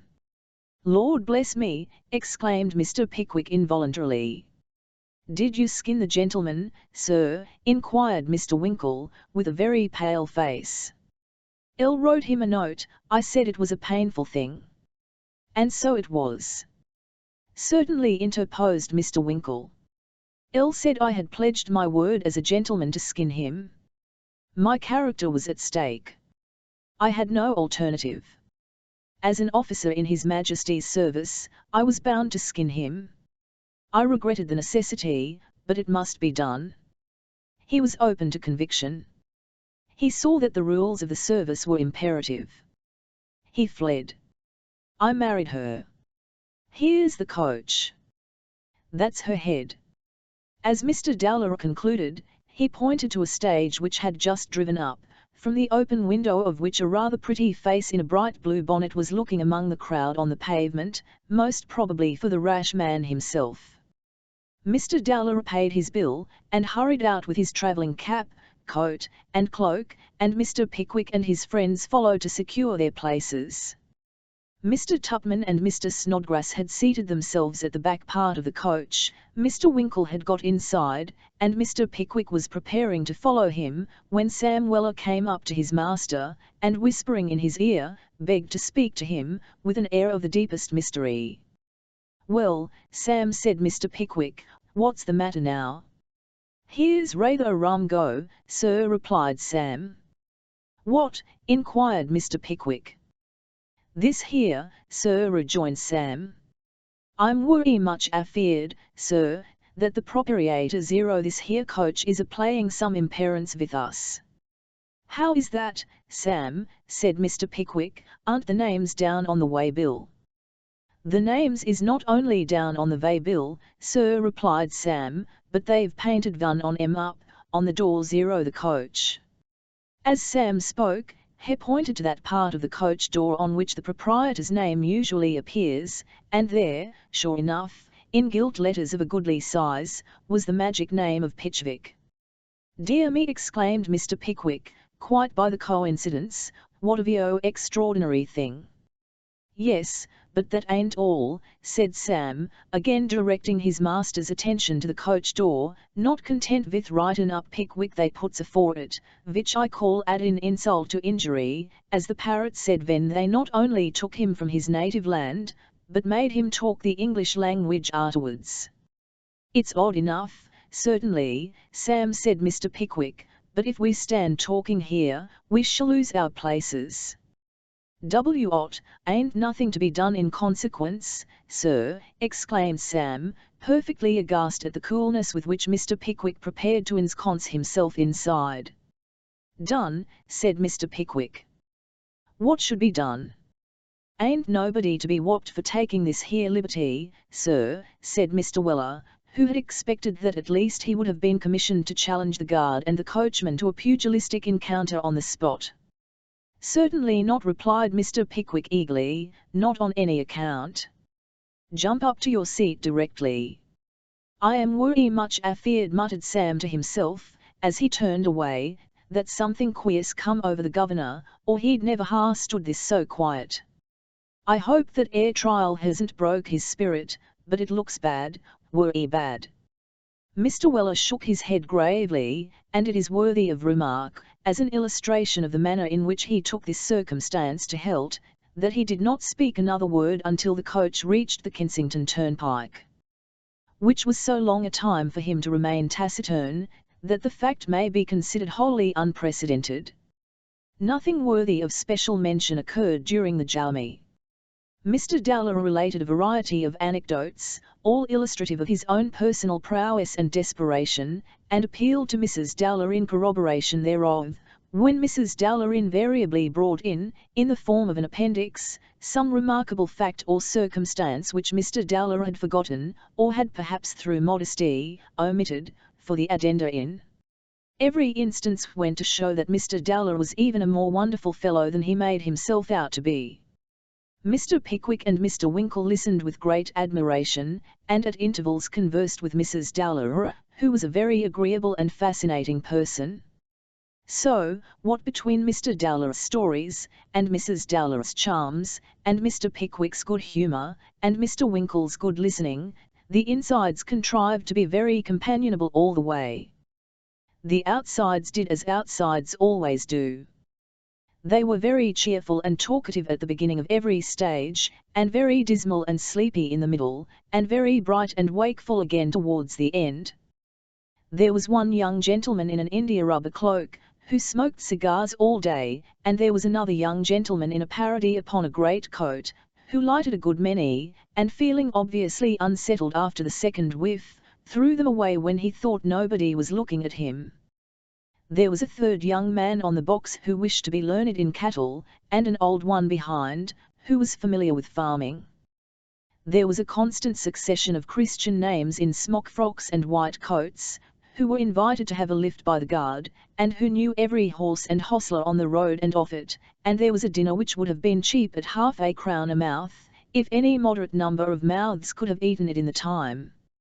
And at 7:00 p.m. Mr. Pickwick and his friends, and Mr. Dowler and his wife, respectively retired to their private sitting rooms at the White Hart Hotel, opposite the great pump room, Bath, where the waiters, from their costume, might be mistaken for Westminster boys, only they destroy the illusion by behaving themselves much better. Breakfast had scarcely been cleared away on the succeeding morning, when a waiter brought in Mr. Dowler's card, with a request to be allowed permission to introduce a friend. Mr. Dowler at once followed up the delivery of the card, by bringing himself and the friend also. The friend was a charming young man of not much more than 50, dressed in a very bright blue coat with resplendent buttons, black trousers, and the thinnest possible pair of highly polished boots. A gold eyeglass was suspended from his neck by a short, broad, black ribbon, a gold snuff-box was lightly clasped in his left hand, gold rings innumerable glittered on his fingers, and a large diamond pin set in gold glistened in his shirt frill. He had a gold watch, and a gold curb chain with large gold seals, and he carried a pliant ebony cane with a gold top. His linen was of the very whitest, finest, and stiffest, his wig of the glossiest, blackest, and curliest. His snuff was Prince's mixture, his scent Bouquet du Roi. His features were contracted into a perpetual smile, and his teeth were in such perfect order that it was difficult at a small distance to tell the real from the false. Mr. Pickwick said, "Mr. Dowler, my friend, Angelo Cyrus Bantam, Esquire, M.C., Bantam, Mr. Pickwick. Know each other. Welcome to Bath, sir. This is indeed an acquisition. Most welcome to Bath, sir. It is long, very long, Mr. Pickwick, since you drank the waters. It appears an age, Mr. Pickwick. Remarkable." Such were the expressions with which Angelo Cyrus Bantam, Esquire, M.C., took Mr. Pickwick's hand, retaining it in his, meantime, and shrugging up his shoulders with a constant succession of bows, as if he really could not make up his mind to the trial of letting it go again. "It is a very long time since I drank the waters," certainly replied Mr. Pickwick, "for, to the best of my knowledge, I was never here before." "Never in Bath, Mr. Pickwick," exclaimed the Grand Master, letting the hand fall in astonishment. "Never in Bath. Here. Mr. Pickwick, you are a wag. Not bad, not bad. Good. Here. Remarkable." "To my shame, I must say that I am perfectly serious," rejoined Mr. Pickwick. "I really never was here before." "Oh, I see," exclaimed the Grand Master, looking extremely pleased. Yes, good, better and better. You are the gentleman of whom we have heard." "Yes, we know you, Mr. Pickwick, we know you. The reports of the trial in those confounded papers," thought Mr. Pickwick. "They have heard all about me." "You are the gentleman residing on Clapham Green," resumed Bantam, "who lost the use of his limbs from imprudently taking cold after port wine, who could not be moved in consequence of acute suffering, and who had the water from the King's Bath bottled at 103 degrees, and sent by wagon to his bedroom in town, where he bathed, sneezed, and the same day recovered." "Very remarkable." Mr. Pickwick acknowledged the compliment which the supposition implied, but had the self-denial to repudiate it, notwithstanding, and taking advantage of a moment's silence on the part of the MC, begged to introduce his friends, Mr. Tupman, Mr. Winkle, and Mr. Snodgrass. An introduction which overwhelmed the MC with delight and honour. "Bantam," said Mr. Dowler, "Pickwick and his friends are strangers. They must put their names down. Where's the book?" "The register of the distinguished visitors in Bath will be at the pump room this morning at 2 o'clock," replied the MC. "Will you guide our friends to that splendid building, and enable me to procure their autographs?" "Will," rejoined Dowler. "This is a long call. It's time to go. I shall be here again in an hour. Come." "This is a ball night," said the MC, again taking Mr. Pickwick's hand, as he rose to go. "The ball nights in Bath are moments snatched from paradise, rendered bewitching by music, beauty, elegance, fashion, etiquette, and, above all, by the absence of tradespeople, who are quite inconsistent with paradise, and who have an amalgamation of themselves at the Guildhall every fortnight, which is, to say the least, remarkable." Goodbye, and protesting all the way downstairs that he was most satisfied, and most delighted, and most overpowered, and most flattered, Angelo Cyrus Bantam, Esquire, M.C., stepped into a very elegant chariot that waited at the door, and rattled off. At the appointed hour, Mr. Pickwick and his friends, escorted by Dowler, repaired to the assembly rooms, and wrote their names down in the BCX. An instance of condescension at which Angelo Bantam was even more overpowered than before. Tickets of admission to that evening's assembly were to have been prepared for the whole polty, but as they were not ready, Mr. Pickwick undertook, despite all the protestations to the contrary of Angelo Bantam, to send Sam for them at 4 o'clock in the afternoon, to the M.C.'s house in Queen Square. Having taken a shorn walk through the city, and arrived at the unanimous conclusion that Park Street was very much like the perpendicular streets a man sees in a dream, which he cannot get up for the life of him, they returned to the White Han, and dispatched Sam on the errand to which his master had pledged him. Sam Weller put on his hat in a very easy and graceful manner, and, thrusting his hands in his waistcoat pockets, walked with great deliberation to Queen Square, whistling as he went along several of the most popular airs of the day, as arranged with entirely new movements for that noble instrument, the organ, either mouth or barrel. Arriving at the number in Queen Square to which he had been directed, he left off whistling and gave a cheerful knock, which was instantaneously answered by a powdered-headed footman in gorgeous livery, and of symmetrical stature. "Is this here Mr. Bantam's, old fella?" inquired Sam Weller, nothing abashed by the blaze of splendour which burst upon his sight in the person of the powdered-headed footman with the gorgeous livery. "Why, young man," was the haughty inquiry of the powdered-headed footman. "'Cos if it is, just you step into him with that card, and say Mr. Velis a waiting, will you?" said Sam. And saying it, He very coolly walked into the hall, and sat down. The powdered-headed footman slammed the door very hard, and scowled very grandly, but both the slam and the scowl were lost upon Sam, who was regarding a mahogany umbrella stand with every outward token of critical approval. Apparently his master's reception of the card had impressed the powdered-headed footman in Sam's favour, for when he came back from delivering it, he smiled in a friendly manner, and said that the answer would be ready directly. "Wery good," said Sam. "Tell the old gentleman not to put himself in a perspiration." "No, honey, 6 foot. I've had my dinner." "You dine early, sir," said the powdered-headed footman. "I'll find I gets on better at supper when I does," replied Sam. "Have you been long in Bath, sir?" inquired the powdered-headed footman. "I have not had the pleasure of hearing of you before." "I haven't created any new surprise and sensation here, as yet," rejoined Sam, "for me and the other fashionables only come last night." "Nice place, sir," said the powdered-headed footman. "Seems so," observed Sam. "Pleasant society, sir," remarked the powdered-headed footman. "Very agreeable servants, sir." "I should think they was," replied Sam. "Affable, say nothing, to nobody sorts o' fellers." "Oh, very much so, indeed, sir," said the powdered-headed footman, taking Sam's remarks as a high compliment. "Very much so indeed." "Do you do anything in this way, sir?" inquired the tall footman, producing a small snuff-box with a fox's head on the top of it. "Not without sneezing," replied Sam. "Why, it is difficult, sir, I confess," said the tall footman. "It may be done by degrees, sir.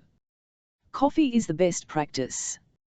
I carried coffee, sir, for a long time.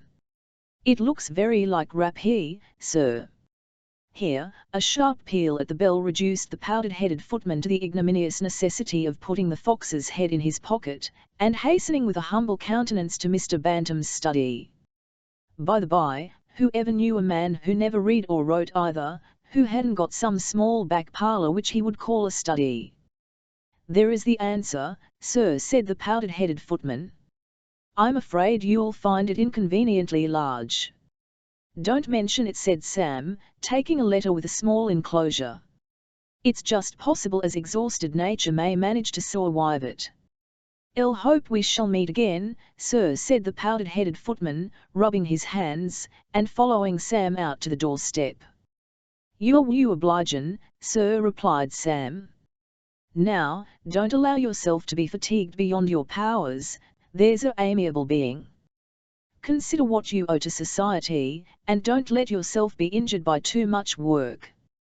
For the sake zero your fellow creatures, keep yourself as quiet as you can, only think what a loss you would be." With these pathetic words, Sam Weller departed. "A very singular young man that," said the powdered-headed footman, looking after Mr. Weller, with a countenance which clearly showed he could make nothing of him. Sam said nothing at all. He winked, shook his head, smiled, winked again, and, with an expression of countenance which seemed to denote that he was greatly amused with something or other, walked merrily away. At precisely 20 minutes before 8 o'clock that night, Angelo Cyrus Bantam, Esquire, the master of the ceremonies, emerged from his chariot at the door of the assembly rooms in the same wig, the same teeth, the same eyeglass, the same watch and seals, the same rings, the same shirt pin, and the same cane. The only observable alterations in his appearance were, that he wore a brighter blue coat, with a white silk lining, black tights, black silk stockings, and pumps, and a white waistcoat, and was, if possible, just a thought more scented. Thus attired, the master of the ceremonies, in strict discharge of the important duties of his all-important office, planted himself in the room to receive the company. Bath being full, the company, and the sixpences for tea, poured in shoals. In the ballroom, the long card-room, the octagonal card-room, the staircases, and the passages, the hum of many voices, and the sound of many feet, were perfectly bewildering. Dresses rustled, feathers waved, lights shone, and jewels sparkled. There was the music, not of the quadrille band, for it had not yet commenced, but the music of soft, tiny footsteps, with now and then a clear, merry laugh, low and gentle, but pleasant to hear in a female voice, whether in Bath or elsewhere. Brilliant eyes, lighted up with pleasurable expectation, gleamed from every side, and, look where you would, some exquisite form glided gracefully through the throng, and was no sooner lost, than it was replaced by another as dainty and bewitching. In the tea-room, and hovering round the card tables, were a vast number of queer old ladies, and decrepit old gentlemen, discussing all the small talk and scandal of the day, with a relish and gusto which sufficiently bespoke the intensity of the pleasure they derived from the occupation. Mingled with these groups, were 3 or 4 match-making mammas, appearing to be wholly absorbed by the conversation in which they were taking pan, but failing not from time to cast an anxious sidelong glance upon their daughters, who, remembering the maternal injunction to make the best use of their youth, had already commenced incipient flanations in the mislaying scarves, putting on gloves, setting down cups, and so forth, slight matters apparently, but which may be turned to surprisingly good account by expert practitioners.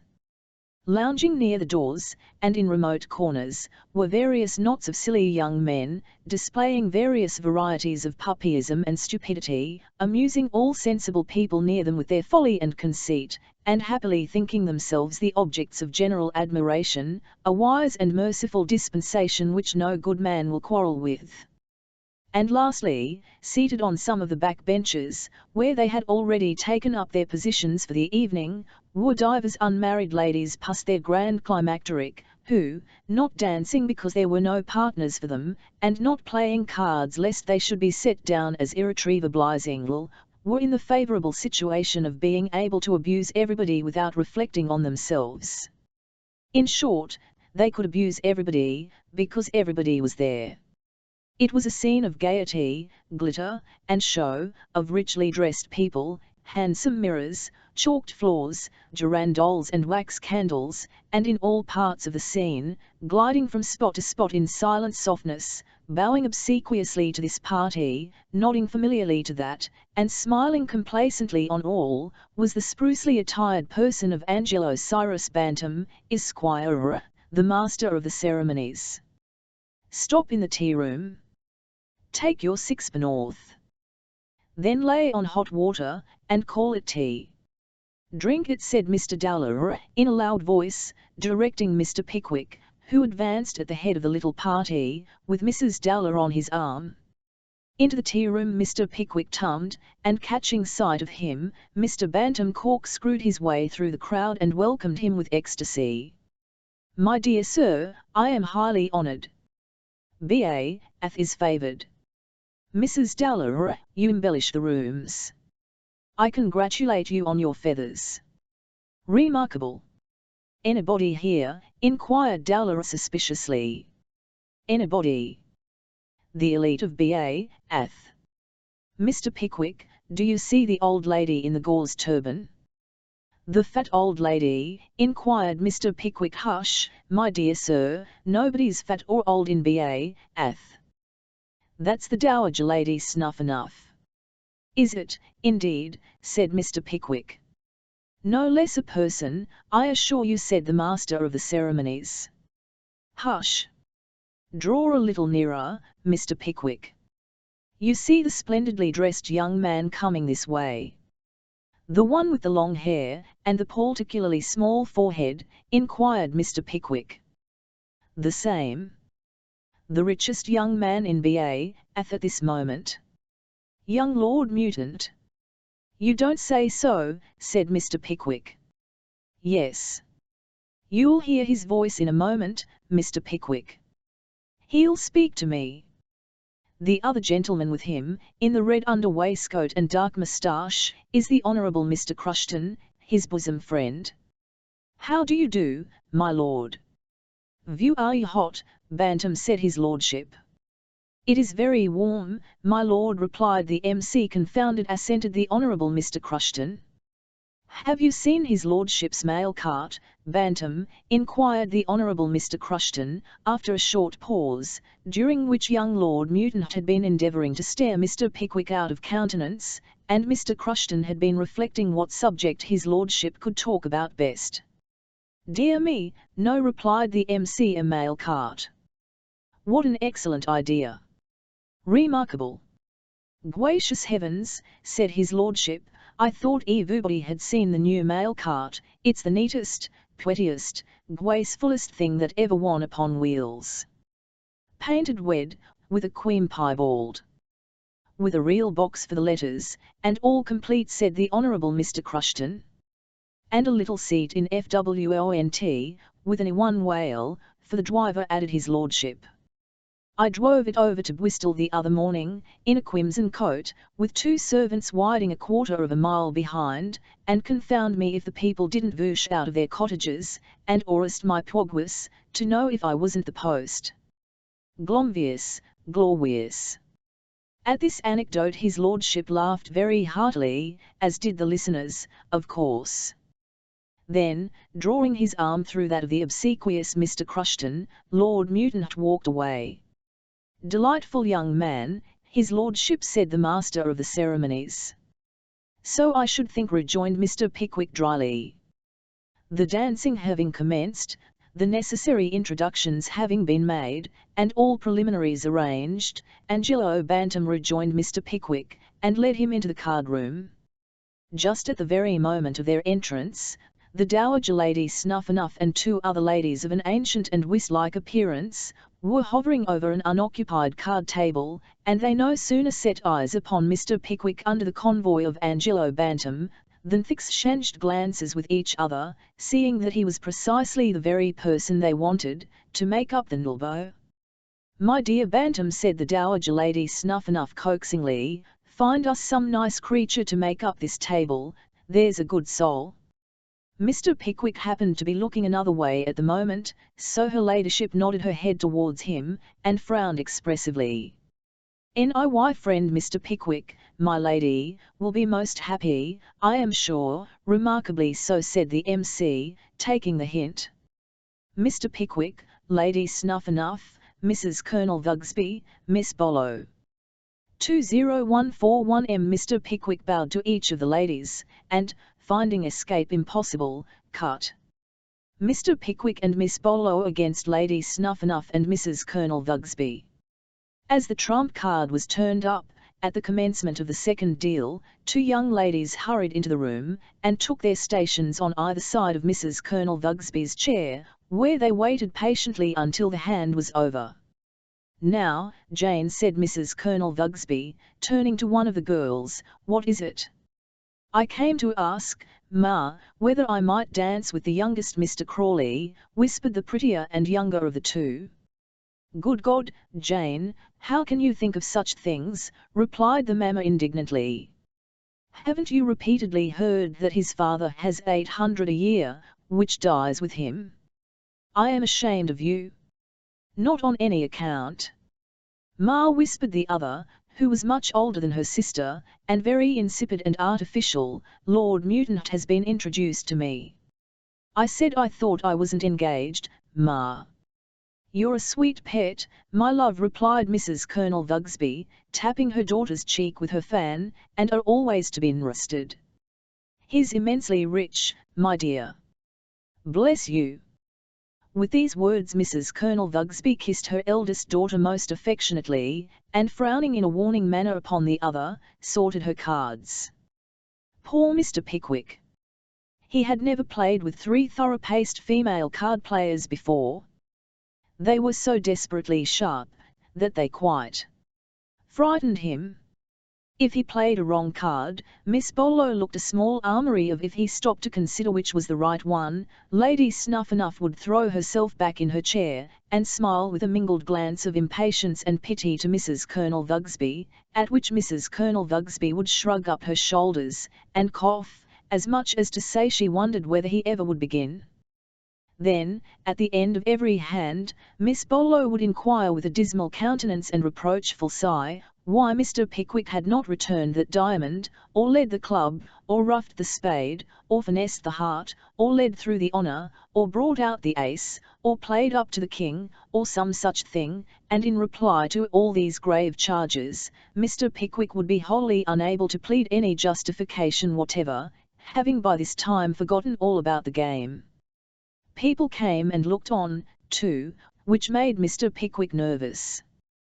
Besides all this, there was a great deal of distracting conversation near the table, between Angelo Bantam and the two Misses Matinter, who, being single and singular, paid great court to the master of the ceremonies, in the hope of getting a stray partner now and then. All these things, combined with the noises and interruptions of constant comings in and goings out, made Mr. Pickwick play rather badly.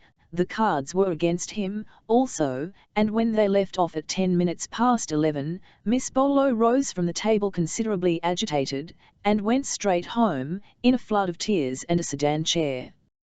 Being joined by his friends, who one and all protested that they had scarcely ever spent a more pleasant evening, Mr. Pickwick accompanied them to the White Hart, and having soothed his feelings with something hot, went to bed, and to sleep, almost simultaneously. Chapter 36. The chief features of which will be found to be an authentic version of the legend of Prince Bladud, and a most extraordinary calamity that befell Mr. Winkle. As Mr. Pickwick contemplated a stay of at least 2 months in Bath, he deemed it advisable to take private lodgings for himself and friends for that period, and as a favourable opportunity offered for their securing, on moderate terms, the upper portion of a house in the Royal Crescent, which was larger than they required, Mr. and Mrs. Dowler offered to relieve them of a bedroom and sitting-room. This proposition was at once accepted, and in 3 days' time they were all located in their new abode, when Mr. Pickwick began to drink the waters with the utmost assiduity. Mr. Pickwick took them systematically.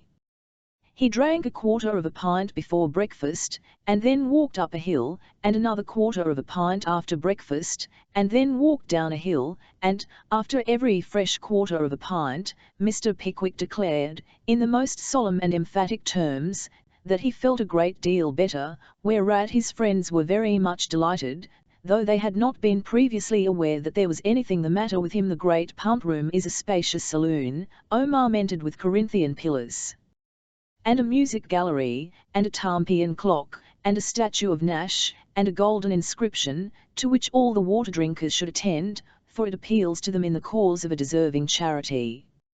There is a large bar with a marble vase, out of which the pummeler gets the water, and there are a number of yellow-looking tumblers, out of which the company get it, and it is a most edifying and satisfactory sight to behold the perseverance and gravity with which they swallow it. There are baths near at hand, in which a part of the company wash themselves, and a band plays afterwards, to congratulate the remainder on their having done so.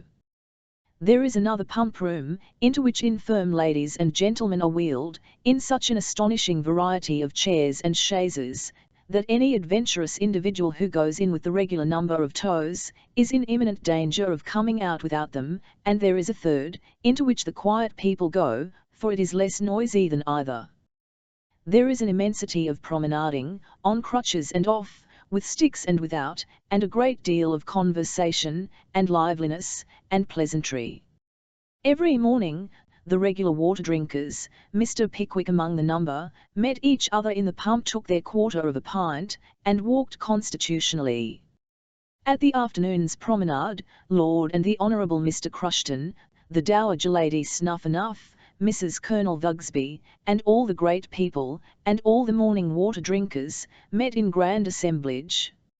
After this, they walked out, or drove out, or were pushed out in bath chairs, and met one another again.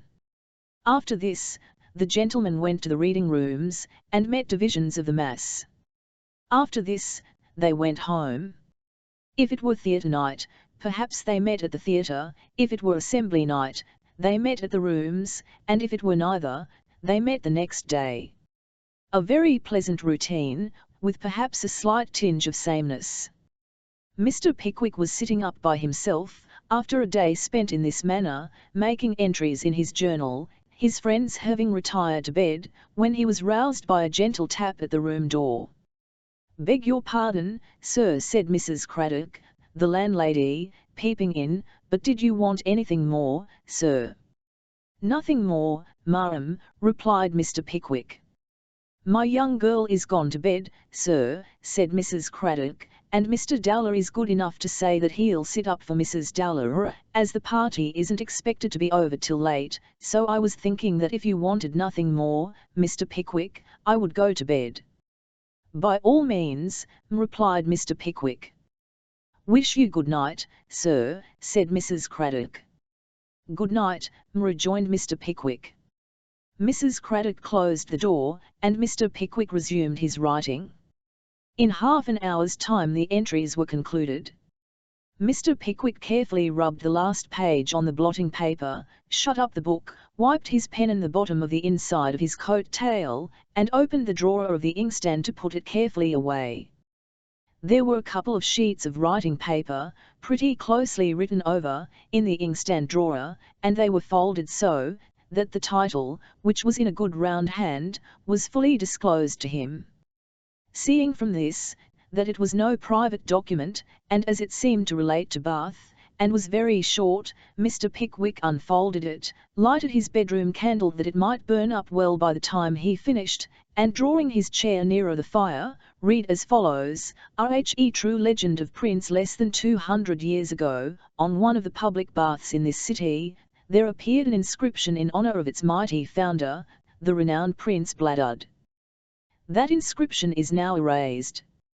For many hundred years before that time, there had been handed down, from age to age, an old legend, that the illustrious prince being afflicted with leprosy, on his return from reaping a rich harvest of knowledge in Athens, shunned the court of his royal father, and consorted moodily with husbandmen and pigs. Among the herd, so said the legend, was a pig of grave and solemn countenance, with whom the prince had a fellow feeling, for he too was wise, a pig of thoughtful and reserved demeanour, an animal superior to his fellows, whose grunt was terrible, and whose bite was sharp. The young prince sighed deeply as he looked upon the countenance of the majestic swine, he thought of his royal father, and his eyes were bedewed with tears. This sagacious pig was fond of bathing in rich, moist mud. Not in summer, as common pigs do now, to cool themselves, and did even in those distant ages, which is a proof that the light of civilization had already begun to dawn, though feebly, but in the cold, sharp days of winter. His coat was ever so sleek, and his complexion so clear, that the prince resolved to essay the purifying qualities of the same water that his friend resorted to. He made the trial. Beneath that black mud, bubbled the hot springs of Bath. He washed, and was cured. Hastening to his father's court, he paid his best respects, and returning quickly hither, founded this city and its famous baths. He sought the pig with all the ardour of their early friendship, but, alas! the waters had been his death. He had imprudently taken a bath at too high temperature, and the natural philosopher was no more. He was succeeded by Pliny, who also fell a victim to his thirst for knowledge. This was the legend. Listen to the true one. A great many centuries since, there flourished, in great state, the famous and renowned Lud Hudibras, King of Britain. He was a mighty monarch. The earth shook when he walked, he was so very stout.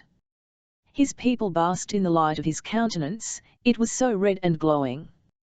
He was, indeed, every inch a king. And there were a good many inches of him, too, for although he was not very tall, he was a remarkable size round, and the inches that he wanted in height, he made up in circumference. If any degenerate monarch of modern times could be in any way compared with him, I should say the venerable King Cole would be that illustrious potentate.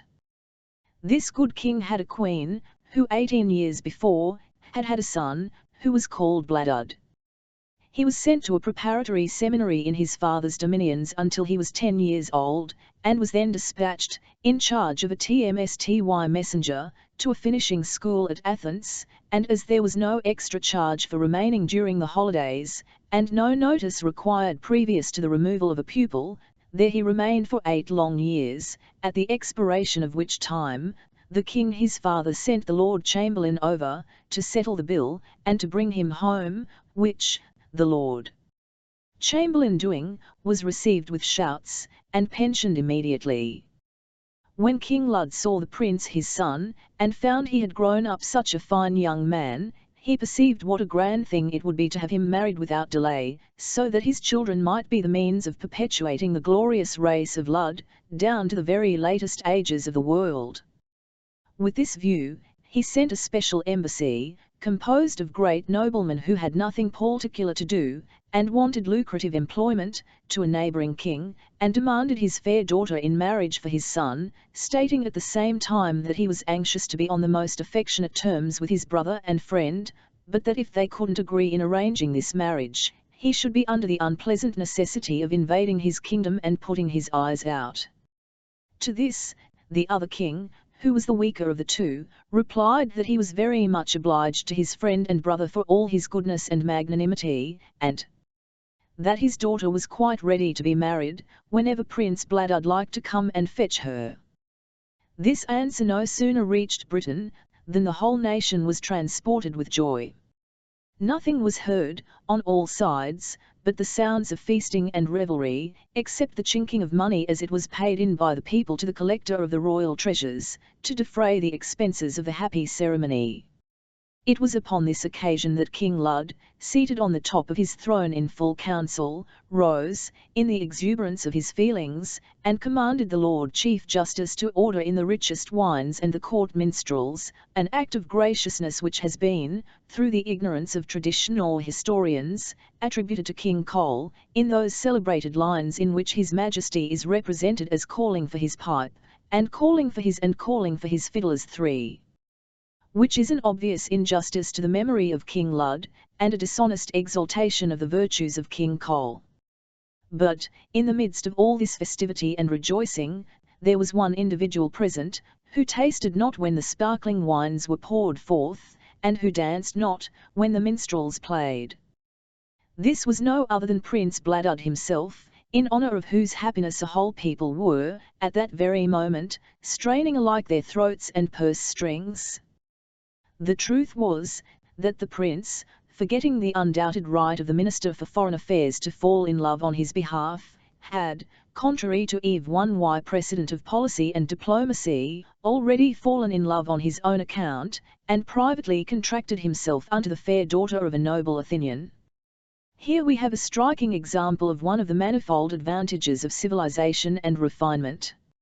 If the prince had lived in later days, he might at once have married the object of his father's choice, and then set himself seriously to work, to relieve himself of the burden which rested heavily upon him.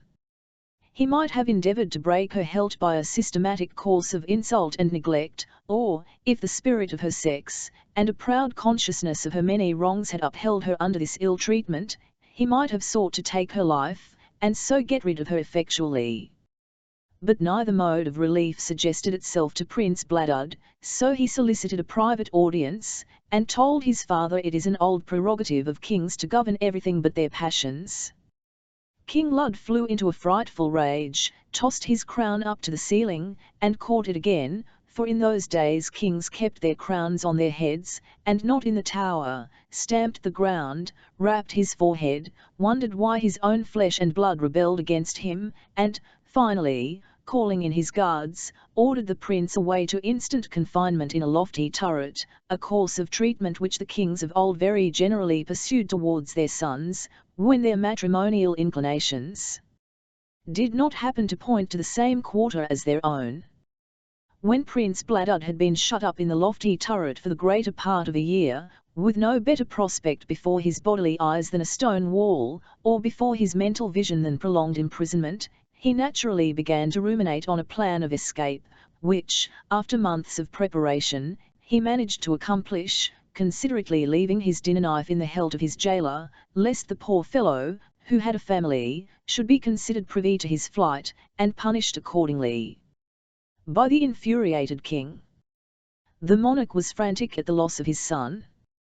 He knew not on whom to vent his grief and wrath, until fortunately bethinking himself of the Lord Chamberlain who had brought him home, he strck off his pension and his head together.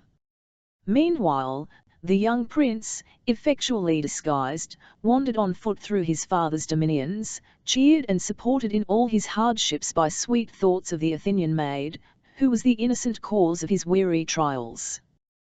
One day he stopped to rest in a country village, and seeing that there were gay dancers going forward on the green, and gay faces passing to and fro, ventured to inquire of a reveller who stood near him, the reason for this rejoicing. "Know you not, O stranger," was the reply, "of the recent proclamation of our gracious king?" "Proclamation? No." "What proclamation?" rejoined the prince, for he had travelled along the by and little frequented ways, and knew nothing of what had passed upon the public roads, such as they were. "Why," replied the peasant, "the foreign lady that our prince wished to wed, is married to a foreign noble of her own country, and the king proclaims the fact, and a great public festival besides, for now, of course Prince Bladud will come back and marry the lady his father chose, who they say is as beautiful as the noonday sun." "Your health, sir." "God save the prince," remained to hear no more. He fled from the spot, and plunged into the thickest recesses of a neighbouring wood. On, he wandered, night and day, beneath the blazing sun, and the cold pale moon, through the dry heat of noon, and the damp cold of night, in the grey light of mom, and the red glare of eve. So heedless was he of time or object, that being bound for Athens, he wandered as far out of his way as Bath. There was no city where Bath stands, then. There was no vestige of human habitation, or sign of man's resort, to bear the name, but there was the same noble Countlewye, the same broad expanse of hill and dale, the same beautiful channel stealing on, far away, the same lofty mountains which, like the troubles of life, viewed at a distance, and partially obscured by the bright mist of its momming, lose their ruggedness and asperity, and seem all ease and softness. Moved by the gentle beauty of the scene, the prince sank upon the green turf, and bathed his swollen feet in his tears. "Oh," said the unhappy Bladud, clasping his hands, and mournfully raising his eyes towards the sky, "would that my wanderings might end here! Would that these grateful tears with which I now mourn hope misplaced, and love despised, might flow in peace for ever!" The wish was heard. It was in the time of the heathen deities, who used occasionally to take people at their words, with a promptness, in some cases, extremely awkward. The ground opened beneath the prince's feet, he sank into the chasm, and instantaneously it closed upon his head for ever, save where his hot tears welled up through the earth, and where they have continued to gush forth ever since. It is observable that, to this day, large numbers of elderly ladies and gentlemen who have been disappointed in procuring partners, and almost as many young ones who are anxious to obtain them, repair annually to Bath to drink the waters, from which they derive much strength and comfort. This is most complimentary to the virtue of Prince Bladud's tears, and strongly corroborative of the veracity of this legend. Mr. Pickwick yawned several times when he had arrived at the end of this little manuscript, carefully refolded, and replaced it in the inkstand drawer, and then, with a countenance expressive of the utmost weariness, lighted his chamber candle, and went upstairs to bed. He stopped at Mr. Dowler's door, according to custom, and knocked to say good night. "All," said Dowler, going to bed. "I wish I was. Dismal night. Windy, isn't it?" "Very," said Mr. Pickwick. "Good night." "Good night." Mr. Pickwick went to his bedchamber, and Mr. Dowler resumed his seat before the fire, in fulfilment of his rash promise to sit up till his wife came home. There are few things more worrying than sitting up for somebody, especially if that somebody be at a party. You cannot help thinking how quickly the time passes with them, which drags so heavily with you, and the more you think of this, the more your hopes of their speedy arrival decline. Clocks tick so loud, too, when you are sitting up alone, and you seem as if you had an undergarment of cobwebs on. First, something tickles your right knee, and then the same sensation irritates your left. You have no sooner changed your position than it comes again in the arms. When you have fidgeted your limbs into all sorts of queer shapes, you have a sudden relapse in the nose, which you rub as if to rub it off, as there is no doubt you would, if you could. Eyes, too, are mere personal inconveniences, and the wick of one candle gets 1.5 inches long, while you are snuffing the other. These, and various other little nervous annoyances, render sitting up for a length of time after everybody else has gone to bed, anything but a cheerful amusement. This was just Mr. Dowler's opinion, as he sat before the fire, and felt honestly indignant with all the inhuman people at the party who were keeping him up. He was not put into better humour either, by the reflection that he had taken it into his head, early in the evening, to think he had got an ache there, and so stopped at home. At length, after several droppings asleep, and fallings forward towards the bars, and catchings backward soon enough to prevent being branded in the face, Mr. Dowler made up his mind that he would throw himself on the bed in the back room and think, not sleep. Of course I'm a heavy sleeper, said Mr. Dowler, as he flung himself on the bed. I must keep awake. I suppose I shall hear a knock here. Yes. I thought so. I can hear the watchman. There he goes. Fainter now, though. A little fainter. He's turning the comer. All. When Mr. Dowler arrived at this point, he turned the corner at which he had been long hesitating, and fell fast asleep. Just as the clock struck 3, there was blown into the crescent a sedan chair with Mrs. Dowler inside, borne by one short, fat chairman, and one long, thin one, who had had much ado to keep their bodies perpendicular, to say nothing of the chair. But on that high ground, and in the crescent, which the wind swept round and round as if it were going to tear the paving stones up, its fury was tremendous. They were very glad to set the chair down, and give a good round loud double knock at the street door. They waited some time, but nobody came.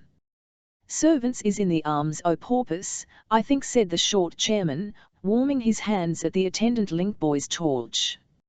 "I'll wish he'd give em a squeeze and wake em," observed the long one. "Knock again, will you, if you please," cried Mrs. Dowler from the chair.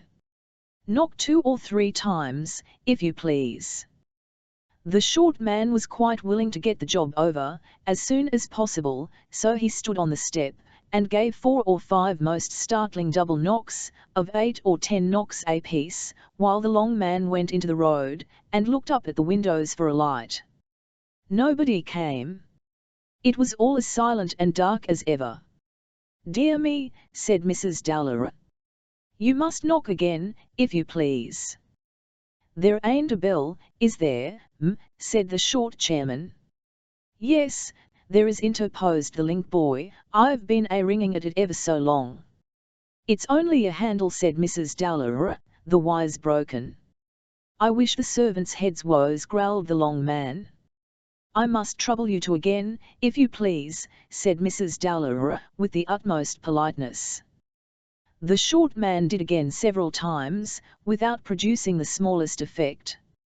The tall man, growing very impatient, then relieved him, and kept on perpetually knocking of 2 loud each, like an insane postman. At length Mr. Winkle began to dream that he was at a club, and that the members being very refractory, the chairman was obliged to hammer the table a good deal to preserve order. Then he had a confused notion of an auction room where there were no bidders, and the auctioneer was buying everything in, and ultimately he began to think it just within the bounds of possibility that somebody might be knocking at the street door. To make quite certain, however, he remained quiet in bed for 10 minutes or so, and listened, and when he had counted 2 or 3 and 30 knocks, he felt quite satisfied, and gave himself a great deal of credit for being so wakeful. Rap, rap, rap, rap, rap, rap, rah, rah, rah, rah, rah, rap, went the knocker. Mr. Winkle jumped out of bed, wondering very much what could possibly be the matter, and hastily putting on his stockings and slippers, folded his dressing gown round him, lighted a flat candle from the rushlight that was bumming in the fireplace, and hurried downstairs. "Here's somebody coming at last," said the short chairman. "'ll wish I was behind him with a bridle," muttered the long one. "Who's there?" cried Mr. Winkle, undoing the chain. "Don't stop to ask questions, cast-iron head," replied the long man, with great disgust, taking it for granted that the inquirer was a footman, "but open the door." "Come, look sharn, timber eyelids," added the other encouragingly. Mr. Winkle, being half asleep, obeyed the command mechanically, opened the door a little, and peeped out. The first thing he saw was the red glare of the link boy's torch. Startled by the sudden fear that the house might be on fire, he hastily threw the door wide open, and holding the candle above his head, stared eagerly before him, not quite certain whether what he saw was a sedan chair or a fire engine. At this instant there came a violent gust of wind, the light was blown out, Mr. Winkle felt himself irresistibly impelled onto the steps, and the door blew to, with a loud crash. "Well, young man, now you have done it," said the short chairman. Mr. Winkle, catching sight of a lady's face at the window of the sedan, turned hastily round, plied the knocker with all his might and main, and called frantically upon the chairman to take the chair away again. "Take it away, cried Mr. Winkle. "Here's somebody coming out of another house, put me into the chair. Hide me. Do something with." All this time he was shivering with cold, and every time he raised his hand to the knocker, the wind took the dressing gown in a most unpleasant manner. "The people are coming down the crescent now. There are ladies with 'em, cover me up with something. Stand before me," roared Mr. Winkle. But the chairmen were too much exhausted with laughing to afford him the slightest assistance, and the ladies were every moment approaching nearer and nearer. Mr. Winkle gave a last hopeless knock, the ladies were only a few doors off. He threw away the extinguished candle, which, all this time he had held above his head, and fairly bolted into the sedan chair where Mrs. Dowler was. Now, Mrs. Craddock had heard the voices at last, and, only waiting to put something smarter on her head than her nightcap, ran down into the front drawing-room to make sure that it was the right Polty.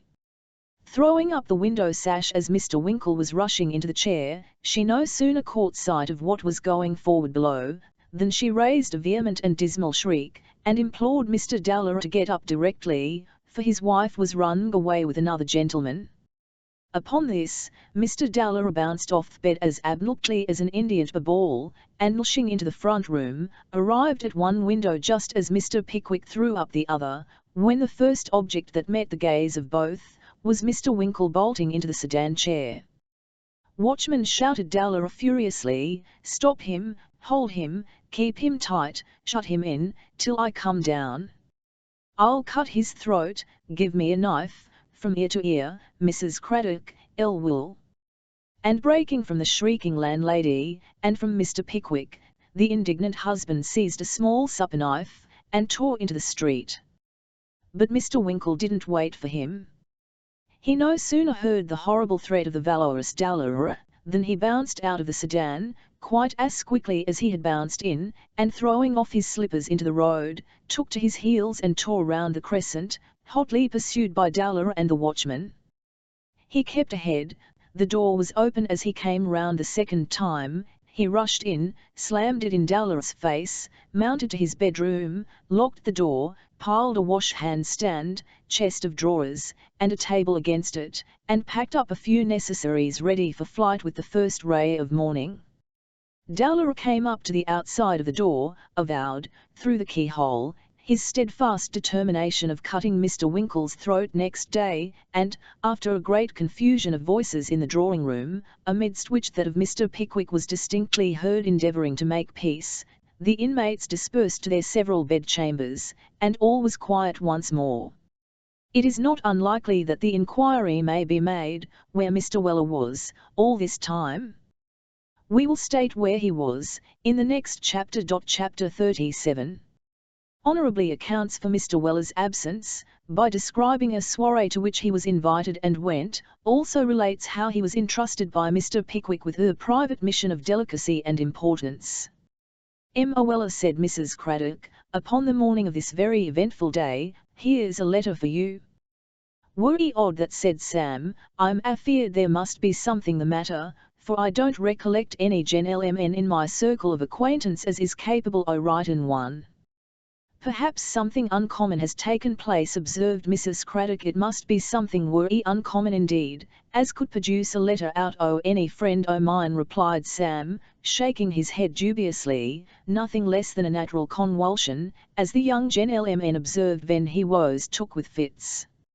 It can't be from the governor, said Sam, looking at the direction. He always prints, I know, 'cause he learnt writin' from the large bills in the booking offices. It's a wetty strange thing now, where this here letter can ha come from. As Sam said this, he did what a great many people do when they are uncertain about the writer of a note, looked at the seal, and then at the front, and then at the back, and then at the sides, and then at the superscription, and, as a last resource, thought perhaps he might as well look at the inside, and try to find out from that. It's wrote on gilt-edged paper, said Sam, as he unfolded it, and sealed in bronze wax with the top of a door key. Now for it. And, with a very grave face, Mr. Weller slowly read as follows. A select company of the Bath footmen presents their compliments to Mr. Weller, and requests the pleasure of his company this evening, to a friendly soiree, consisting of a boiled leg of mutton with the usual trimmings. The soiree to be on table at 9:30 punctually.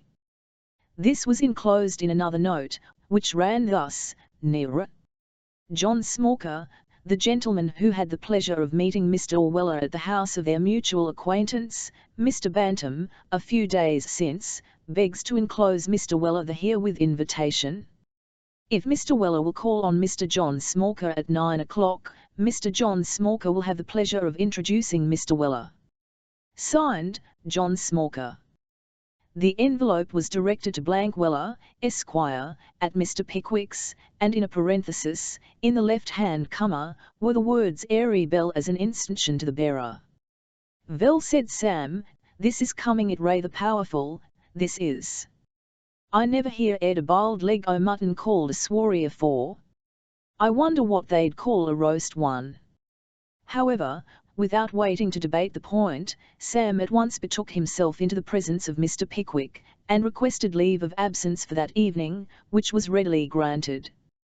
With this permission and the street door key, Sam Weller issued forth a little before the appointed time, and strolled leisurely towards Queen Square, which he no sooner gained than he had the satisfaction of beholding Mr. John Smallker leaning his powdered head against a lamp-post at a short distance off, smoking a cigar through an amber tube. "How do you do, Mr. Weller?" said Mr. John Smallker, raising his hat gracefully with one hand, while he gently waved the other in a condescending manner. "How do you do, sir?" "Why, reasonably convalescent," replied Sam. "How do you find yourself, my dear fellow?" "Only so-so," said Mr. John Smallker. "Ah, you've been working too hard," observed Sam. "I was fearful you would. It won't do, you know, you must not give way to that uncompromisin' spirit o' yin." "It's not so much that, Mr. Weller," replied Mr. John Smallker, "as bad wine, I'm afraid I've been dissipating." "Oh, that's it, is it?" said Sam. "That's a worry bad complaint, that." "And yet the temptation, you see, Mr. Weller," observed nearer John Smallker. "All, to be sure," said Sam. "Plunged into the very vortex of society, you know, Mr. Weller," said Mr. John Smallker, with a sigh. "Dreadful, indeed," rejoined Sam. "But it's always the way," said Mr. John Smallker. "If your destiny leads you into public life, and public station, you must expect to be subjected to temptations which other people is free from, Mr. Weller." "Precisely what my uncle said, when he went into the public line," remarked Sam, "and were he right the old gentleman was, for he drank hisself to death in something less than a quarter." Mr. John Smallker looked deeply indignant at any parallel being drawn between himself and the deceased gentleman in question, but, as Sam's face was in the most immovable state of calmness, he thought better of it, and looked affable again. "Perhaps we had better be walking," said Mr. Smallker, consulting a copper timepiece which dwelt at the bottom of a deep watch pocket, and was raised to the surface by means of a black string, with a copper key at the other end. "P'raps we had," replied Sam, "or they'll overdo the sworry, and that'll spile it." "Have you drank the waters, Mr. Weller?" inquired his companion, as they walked towards High Street. "Once," replied Sam. "What did you think of 'em, sir?" "I thought they was particularly unpleasant," replied Sam. "Ah," said Mr. John Smallker, "you disliked the killibeate taste, perhaps." "I don't know much about that 'ere," said Sam. "I thought they'd a worry strong flavour o' warm flat irons." "That is the killibeate, Mr. Weller," observed Mr. John Smallker contemptuously. "Well, if it is, it's a worry inexpressive word, that's all," said Sam. "It may be, but I ain't much in the chemical line myself, so I can't say." And here, to the great horror of Mr. John Smallker, Sam Weller began to whistle. "I'll beg your pardon, Mr. Weller," said Mr. John Smallker, agonized at the exceeding ungenteel sound, "will you take my arm?" "Thank ye, you're werry good, but I won't deprive you of it," replied Sam. "I've rather a way o' putting my hands in my pockets, if it's all the same to you." As Sam said this, he suited the action to the word, and whistled far louder than before. "This way," said his new friend, apparently much relieved as they turned down a by-street, "we shall soon be there." "Shall we?" said Sam, quite unmoved by the announcement of his close vicinity to the select footmen of Bath. "Yes," said Mr. John Smallker. "Don't be alarmed, Mr. Weller." "Oh, no," said Sam. "You'll see some very handsome uniforms, Mr. Weller," continued Mr. John Smallker, "and perhaps you'll find some of the gentlemen rather high at first, you know, but they'll soon come round." "That's kind on 'em," replied Sam. "And you know," resumed Mr. John Smallker, with an air of sublime protection, "you know, as you're a stranger, perhaps, they'll be rather hard upon you at first." "They won't be cruel, though, will they?" inquired Sam. "No, no," replied Mr. John Smallker, pulling forth the fox's head, and taking a gentlemanly pinch. "There are some funny dogs among us, and they will have their joke, you know, but you mustn't mind 'em, you mustn't mind 'em." "I'll try and bear up agin such a reg'lar knock-down o' talent," replied Sam.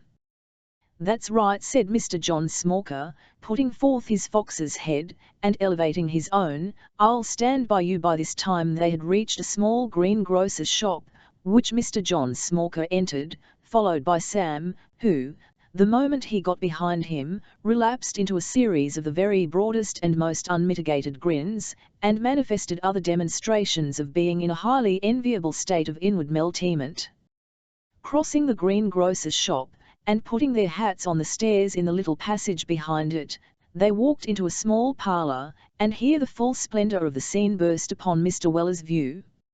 A couple of tables were put together in the middle of the parlour, covered with 3 or 4 cloths of different ages and dates of washing, arranged to look as much like one as the circumstances of the case would allow. Upon these were laid knives and forks for 6 or 8 people.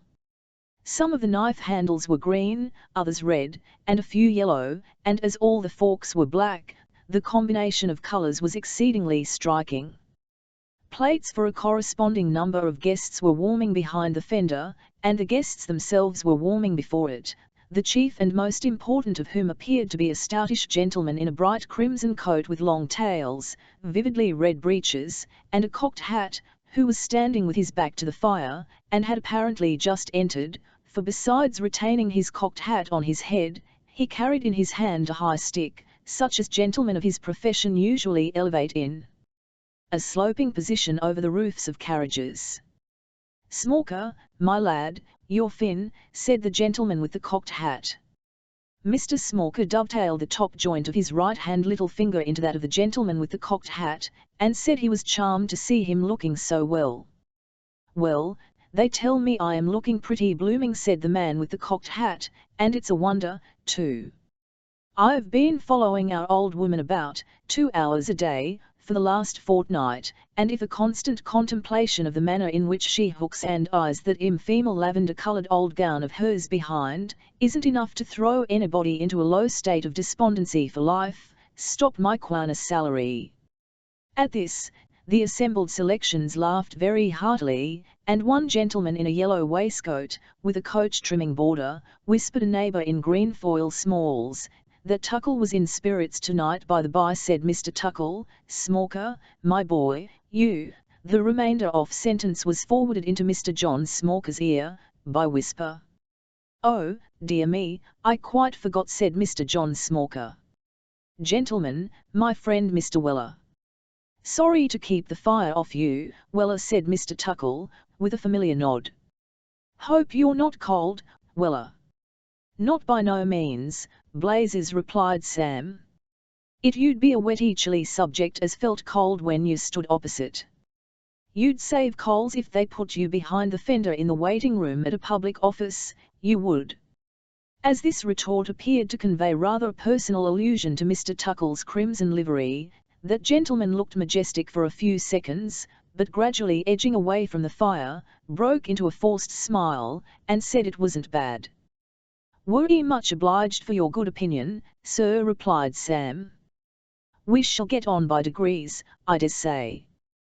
We'll try a better one by and by."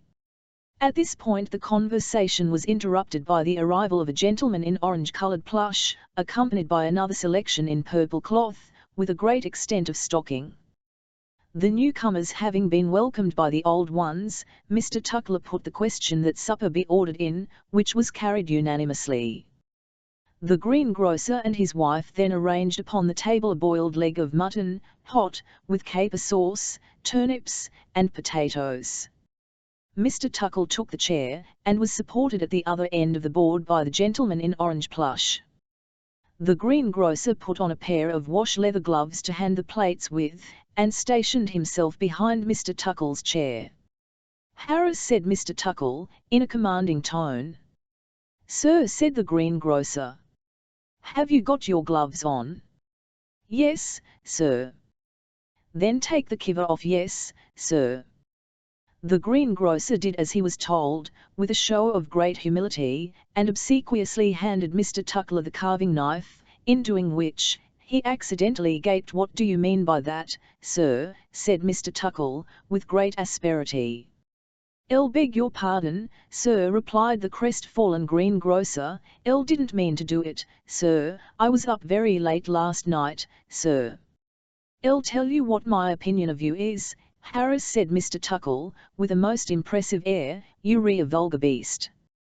"'Ll hope, gentlemen," said Harris, "that you won't be severe with me, gentlemen. I am much obliged to you indeed, gentlemen, for your patronage, and also for your recommendations, gentlemen, whenever additional assistance in waiting is required. I hope, gentlemen, I give satisfaction." "No, you don't, sir," said Mr. Tuckle. "Very far from it, sir." "We consider you an inattentive rascal," said the gentleman in the orange plush. "And a low thief," added the gentleman in the green foil smalls. "And an unreclaimable blackguard," added the gentleman in purple. The poor greengrocer bowed very humbly while these little epithets were bestowed upon him, in the TME spirit of the very smallest tyranny, and when everybody had said something to show his superiority, Mr. Tuckle proceeded to carve the leg of mutton, and to help the company. This important business of the evening had hardly commenced, when the door was thrown briskly open, and another gentleman in a light blue suit, and leaden buttons, made his appearance. "Against the rules," said Mr. Tuckle. "Too late, too late." "No, no, positively I couldn't help it," said the gentleman in blue. "I'll appeal to the company. An affair of gallantry now, an appointment at the theatre." "Oh, that indeed," said the gentleman in the orange plush. "Yes, Raleigh now, honour bright," said the man in blue. "I'll made a promise to fetch our youngest daughter at 10:30, and she is such an uncommonly fine gal, that I Raleigh hadn't the to disappoint her. No offence to the present company, sir, but a petticoat, sir, is irrevocable. I'll begin to suspect there's something in that quarter, said Tuckle, as the newcomer took his seat next Sam. I've remarked, once or twice, that she leans very heavy on your shoulder when she gets in and out of the carriage. Oh, Raleigh, Tuckle, you shouldn't, said the man in blue. It's not fair. I may have said to one or two friends that she was a divine creature, and had refused one or two offers without any obvious cause, but, no, indeed, Tuckle, before strangers, too, it's not right, you shouldn't.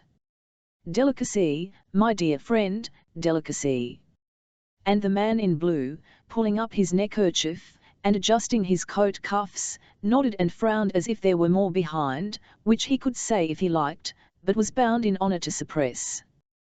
The man in blue being a light-haired, stiff-necked, free and easy sort of footman, with a swaggering air and pert face, had attracted Mr. Weller's special attention at first, but when he began to come out in this way, Sam felt more than ever disposed to cultivate his acquaintance, so he launched himself into the conversation at once, with characteristic independence. Your health, sir, said Sam. I'll like your conversation much. I think it's very pretty. At this the man in blue smiled, as if it were a compliment he was well used to, but looked approvingly on Sam at the same time, and said he hoped he should be better acquainted with him, for without any flattery at all he seemed to have the makings of a very nice fellow about him, and to be just the man after his own heart. You're very good, sir, said Sam. What a lucky fellow you are. How do you mean? Inquired the gentleman in blue. That 'ere young lady, replied Sam. She knows what's what, she does. Ah. I see. Mr. Weller closed one eye, and shook his head from side to side, in a manner which was highly gratifying to the personal vanity of the gentleman in blue. I'm afraid you're a cunning fellow, Mr. Weller, said that individual. No, said Sam. I leave all that air to you. It's a great deal more in your way than mine, as the gentleman on the right side o' the garden val said to the man on the wrong ven the mad bull those a coming up the lane. Well, Mr. Weller, said the gentleman in blue, I think she has remarked my air and manner, Mr. Weller. I should think she couldn't very well be off. Oh, that, said Sam. Have you any little thing of that kind in hand, sir? Inquired the favoured gentleman in blue, drawing a toothpick from his waistcoat pocket. Not exactly, said Sam.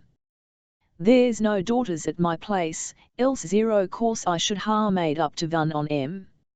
As it is, I don't think I can do with anything under a female marquis. I might keep up with a young woman o' large property as hadn't a title, if she made very fierce love to me. Not else. Of course not, Mr. Weller, said the gentleman in blue, one can't be troubled, you know, and we know, Mr. Weller, we, who are men of the world, that a good uniform must work its way with the women, sooner or later. In fact, that's the only thing, between you and me, that makes the service worth entering into. Just so, said Sam. That's it, zero course. When this confidential dialogue had gone thus far, glasses were placed round, and every gentleman ordered what he liked best, before the public house shut up. The gentleman in blue, and the man in orange, who were the chief exquisites of the party, ordered cold shrub and water, but with the others, gin and water, sweet, appeared to be the favourite beverage. Sam called the greengrocer a desperate villain and ordered a large bowl of punch, two circumstances which seemed to raise him very much in the opinion of the selections. Gentlemen, said the man in blue, with an air of the most consummate dandyism, I'll give you the ladies, come. Here, said Sam. The young missusses. Here there was a loud cry of order, and Mr. John Smallker, as the gentleman who had introduced Mr. Weller into that company, begged to inform him that the word he had just made use of was unparliamentary. Which word was that, sir? Inquired Sam. Missusses, sir, replied Mr. John Smallker, with an alarming frown.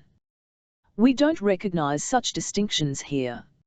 "Oh, we oh good," said Sam, "then I'll amend the obscenation and call 'em the dear creatures, if Blazes will allow me."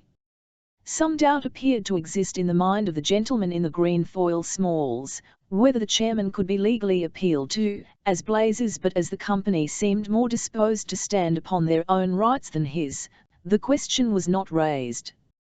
The man with the hat breathed short, and looked long at Sam, but apparently thought it as well to say nothing, in case he should get the worst of it. After a short silence, a gentleman in an embroidered coat reaching down to his heels, and a waistcoat of the same which kept one half of his legs warm, stirred his gin and water with great energy, and putting himself upon his feet, all at once by a violent effort, said he was desirous of offering a few remarks to the company, whereupon the person in the cocked hat had no doubt that the company would be then happy to hear any remarks that the man in the long coat might wish to offer. "I feel a great delicacy, gentlemen, in coming for'ard," said the man in the long coat, "having the misfortune to be a coachman, and being only admitted as an honorary member of these agreeable soirees, but I do feel myself bound, gentlemen, drove into a corner, if I may use the expression, to make known an afflicting circumstance which has come to my knowledge, which has happened, I may say, within the scope of my everyday contemplation. Gentlemen, our friend Mr. Whiffus," everybody looked at the individual in orange, "our friend Mr. Whiffus has resigned." Universal astonishment fell upon the hearers. Each gentleman looked in his neighbour's face, and then transferred his glance to the upstanding coachman. "You may well be surprised, gentlemen," said the coachman. "I will not venture to state the reasons of this irreparable loss to the service, but I will beg Mr. Whiffus to state them himself, for the improvement and imitation of his admiring friends." The suggestion being loudly approved of, Mr. Whiffus explained. He said he certainly could have wished to have continued to hold the appointment he had just resigned. The uniform was extremely rich and expensive, the females of the family was most agreeable, and the duties of the situation was not, he was bound to say, too heavy, the principal service that was required of him, being, that he should look out of the hall window as much as possible, in company with another gentleman, who had also resigned. He could have wished to have spared that company the painful and disgusting detail on which he was about to enter, but as the explanation had been demanded of him, he had no alternative but to state, boldly and distinctly, that he had been required to eat cold meat. It is impossible to conceive the disgust which this avowal awakened in the bosoms of the hearers.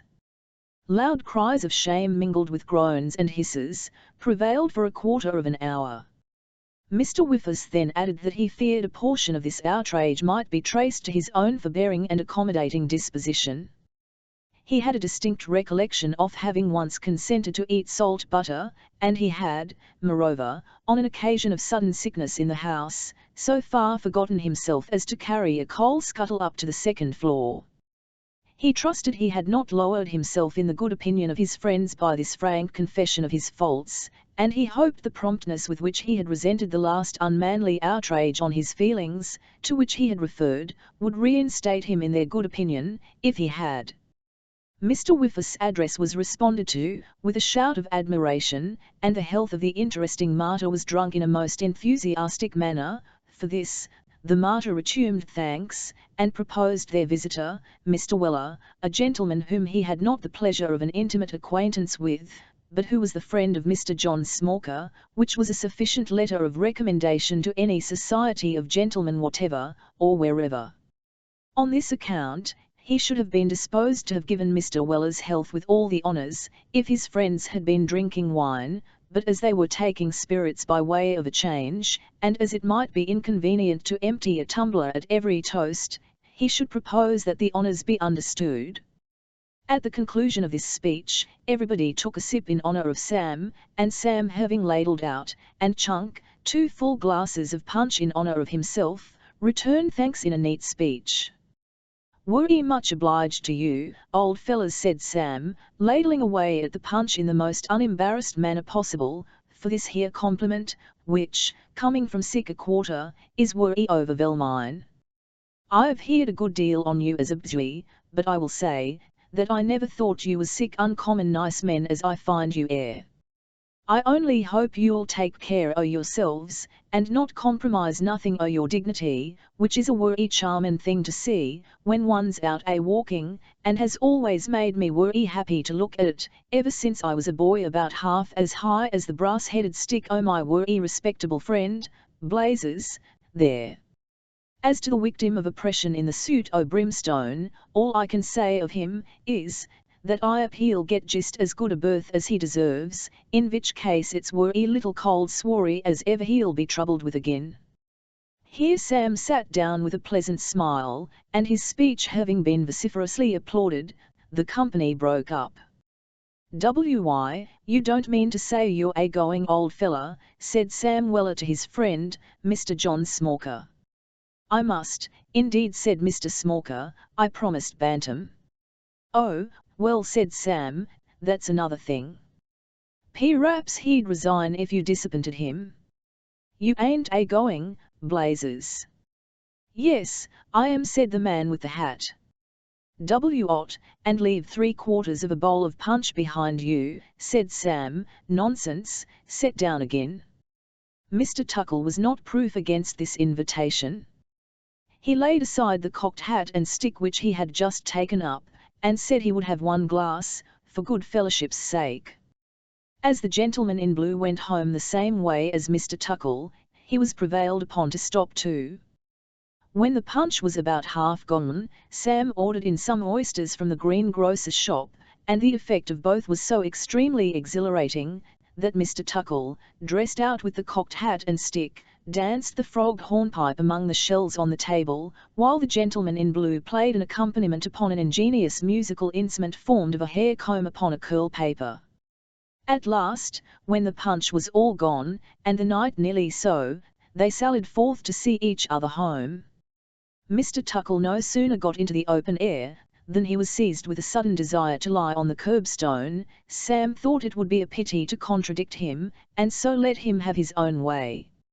As the cocked hat would have been spoiled if left there, Sam very considerately flattened it down on the head of the gentleman in blue, and putting the big stick in his hand, propped him up against his own street door, rang the bell, and walked quietly home. At a much earlier hour next morning than his usual time of rising, Mr. Pickwick walked downstairs completely dressed, and rang the bell. "Sam," said Mr. Pickwick, when Mr. Weller appeared in reply to the summons, "shut the door." Mr. Weller did so. "There was an unfortunate occurrence here, last night," Sam said Mr. Pickwick, "which gave Mr. Winkle some cause to apprehend violence from Mr. Dowler." "So I've heard from the old lady downstairs, sir," replied Sam. "And I'm sorry to say, Sam," continued Mr. Pickwick, with a most perplexed countenance, "that in dread of this violence, Mr. Winkle has gone away." "Gone away," said Sam. "Left the house early this morning, without the slightest previous communication with me," replied Mr. Pickwick. "And is gone, I know not where." "He should ha' stopped and fought it out, sir," replied Sam contemptuously. "It wouldn't take much to settle that Dowler, sir." "Well, Sam," said Mr. Pickwick, "I may have my doubts of his great bravery and determination also. But however that may be, Mr. Winkle is gone. He must be found, Sam. Found and brought back to me."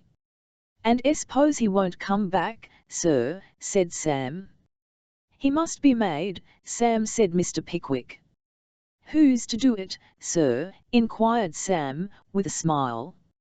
"You," replied Mr. Pickwick. "Werry good, sir." With these words Mr. Weller left the room, and immediately afterwards was heard to shut the street door.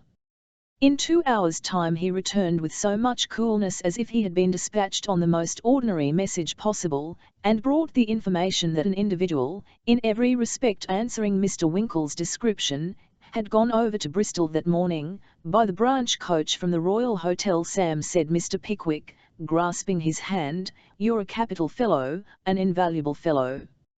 You must follow him, Sam." "Centre NLY, sir," replied Mr. Weller. "The instant you discover him, write to me immediately, Sam," said Mr. Pickwick. If he attempts to NLN away from you, knock him down, or lock him up. You have my full authority, Sam. I'll be very careful, sir, rejoined Sam. You'll tell him, said Mr. Pickwick, that I am highly excited, highly displeased, and naturally indignant, at the very extraordinary course he has thought proper to pursue. Will, sir, replied Sam. You'll tell him, said Mr. Pickwick, that if he does not come back to this very house, with you, he will come back with me, for I will come and fetch. I'll mention that ere, sir, rejoined Sam. You think you can find him, Sam, said Mr. Pickwick, looking earnestly in his face. Oh, I'll find him if he's anywhere, rejoined Sam, with great confidence. Very well, said Mr. Pickwick. Then the sooner you go the better. With these instructions, Mr. Pickwick placed a sum of money in the hands of his faithful servitor, and ordered him to start for Bristol immediately, in pursuit of the fugitive. Sam put a few necessaries in a carpet bag, and was ready for starting. He stopped when he had got to the end of the passage, and walking quietly back, thrust his head in at the parlour door. Sir, whispered Sam. Well, Sam, said Mr. Pickwick. Fully understands my instructions, do sir, inquired Sam. I hope so, said Mr. Pickwick. It's regularly understood about the knocking down, is it, sir, inquired Sam. Perfectly, replied Pickwick. Thoroughly. Do what you think necessary. You have my orders. Sam gave a nod of intelligence, and withdrawing his head from the door, set forth on his pilgrimage with a light heart. Chapter 38. How Mr. Winkle, when he stepped out of the frying pan, walked gently and comfortably into the fire. The ill-starred gentleman who had been the unfortunate cause of the unusual noise and disturbance which alarmed the inhabitants of the Royal Crescent in manner and form already described, after passing a night of great confusion and anxiety, left the roof beneath which his friends still slumbered, bound he knew not whither. The excellent and considerate feelings which prompted Mr. Winkle to take this step can never be too highly appreciated or too warmly extolled. If, reasoned Mr. Winkle with himself, if this Dowler attempts, as I have no doubt he will, to carry into execution his threat of personal violence against myself, it will be incumbent on me to call him out. He has a wife, that wife is attached to, and dependent on him. Heavens! If I should kill him in the blindness of my wrath, what would be my feelings ever afterwards? This painful consideration operated so powerfully on the feelings of the humane young man, as to cause his knees to knock together, and his countenance to exhibit alarming manifestations of inward emotion. Impelled by such reflections, he grasped his carpet-bag, and creeping stealthily downstairs, shut the detestable street door with as little noise as possible, and walked off. Bending his steps towards the Royal Hotel, he found a coach on the point of starting for Bristol, and, thinking Bristol as good a place for his purpose as any other he could go to, he mounted the box, and reached his place of destination in such time as the pair of horses, who went the whole stage and back again, twice a day or more, could be reasonably supposed to arrive there. He took up his quarters at the Bush, and designing to postpone any communication by letter with Mr. Pickwick until it was probable that Mr. Dowler's wrath might have in some degree evaporated, walked forth to view the city, which stnlck him as being a shade more dilly than any place had ever seen. Having inspected the docks and shipping, and viewed the cathedral, he inquired his way to Clifton, and being directed thither, took the route which was pointed out to him. But as the pavements of Bristol are not the widest or cleanest upon earth, so its streets are not altogether the straightest or least intricate, and Mr. Winkle, being greatly puzzled by their manifold windings and twistings, looked about him for a decent shop in which he could apply afresh for counsel and instruction. His eye fell upon a newly painted tenement which had been recently converted into something between a shop and a private house, and which a red lamp, projecting over the fanlight of the street door, would have sufficiently announced as the residence of a medical practitioner, even if the word surgery had not been inscribed in golden characters on a wainscot ground, above the window of what, in times bygone, had been the front parlour. Thinking this an eligible place wherein to make his inquiries, Mr. Winkle stepped into the little shop where the gilt-labelled drawers and bottles were, and finding nobody there, knocked with a half-crown on the counter, to attract the attention of anybody who might happen to be in the back parlour, which he judged to be the innermost and peculiar sanctum of the establishment, from the repetition of the word surgery on the door, painted in white letters this time, by way of taking off the monotony. At the first knock, a sound, as of persons fencing with fire-irons, which had until now been very audible, suddenly ceased. At the second, a studious-looking young gentleman in green spectacles, with a large book in his hand, glided quietly into the shop, and stepping behind the counter, requested to know the visitor's pleasure. "I'm sorry to trouble you, sir," said Mr. Winkle, "but will you have the goodness to direct me to, ha, ha, ha," roared the studious young gentleman, throwing the large book up into the air, and catching it with great dexterity at the very moment when it threatened to smash to atoms all the bottles on the counter. "Here's a start." There was, without doubt, for Mr. Winkle was so very much astonished at the extraordinary behaviour of the medical gentleman, that he involuntarily retreated towards the door, and looked very much disturbed at his strange reception. "What, don't you know me?" said the medical gentleman. Mr. Winkle murmured, in reply, that he had not that pleasure. "Why, then," said the medical gentleman, "there are hopes for me yet. I may attend half the old women in Bristol, if I've decent luck. Get out, you mouldy old villain, get out." With this adjuration, which was addressed to the large book, the medical gentleman kicked the volume with remarkable agility to the further end of the shop, and, pulling off his green spectacles, grinned the identical grin of Robert Sawyer, Esquire, formerly of Guy's Hospital in the Borough, with a private residence in Lant Street. "You don't mean to say you weren't down upon me," said Mr. Bob Sawyer, shaking Mr. Winkle's hand with friendly warmth. "Upon my word I was not," replied Mr. Winkle, returning his pressure. "I wonder you didn't see the name," said Bob Sawyer, calling his friend's attention to the outer door, on which, in the same white paint, were traced the words "Sawyer, late knock him off." "It never caught my eye," returned Mr. Winkle. "Lord, if I had known who you were, I should have rushed out, and caught you in my arms," said Bob Sawyer, "but upon my life, I thought you were the King's taxes." "No," said Mr. Winkle. "Did, indeed," responded Bob Sawyer, "and I was just going to say that I wasn't at home, but if you'd leave a message I'd be sure to give it to myself, for he don't know me, no more does the lighting and paving. I think the church rates guesses who I am, and I know the waterworks does, because I drew a tooth of his when I first came down here. But come in, come in." Chattering in this way, Mr. Bob Sawyer pushed Mr. Winkle into the back room, where, amusing himself by boring little circular caverns in the chimney-piece with a red-hot poker, sat no less a person than Mr. Benjamin Allen. "Well," said Mr. Winkle, "this is indeed a pleasure I did not expect. What a very nice place you have here." Pretty well," replied Bob Sawyer. "I passed, soon after that precious party, and my friends came down with the needful for this business, so I put on a black suit of clothes, and a pair of spectacles, and came here to look as solemn as I could." "And a very snug little business you have, no doubt," said Mr. Winkle knowingly. "Very," replied Bob Sawyer. "So snug, that at the end of a few years you might put all the profits in a wine glass, and cover 'em over with a gooseberry leaf." "You cannot surely mean that," said Mr. Winkle. "The stock itself, dummies, my dear boy," said Bob Sawyer, "half the drawers have nothing in 'em, and the other half don't open." "Nonsense," said Mr. Winkle. "Fact, honour," returned Bob Sawyer, stepping out into the shop, and demonstrating the veracity of the assertion by divers hard pulls at the little gilt knobs on the counterfeit drawers.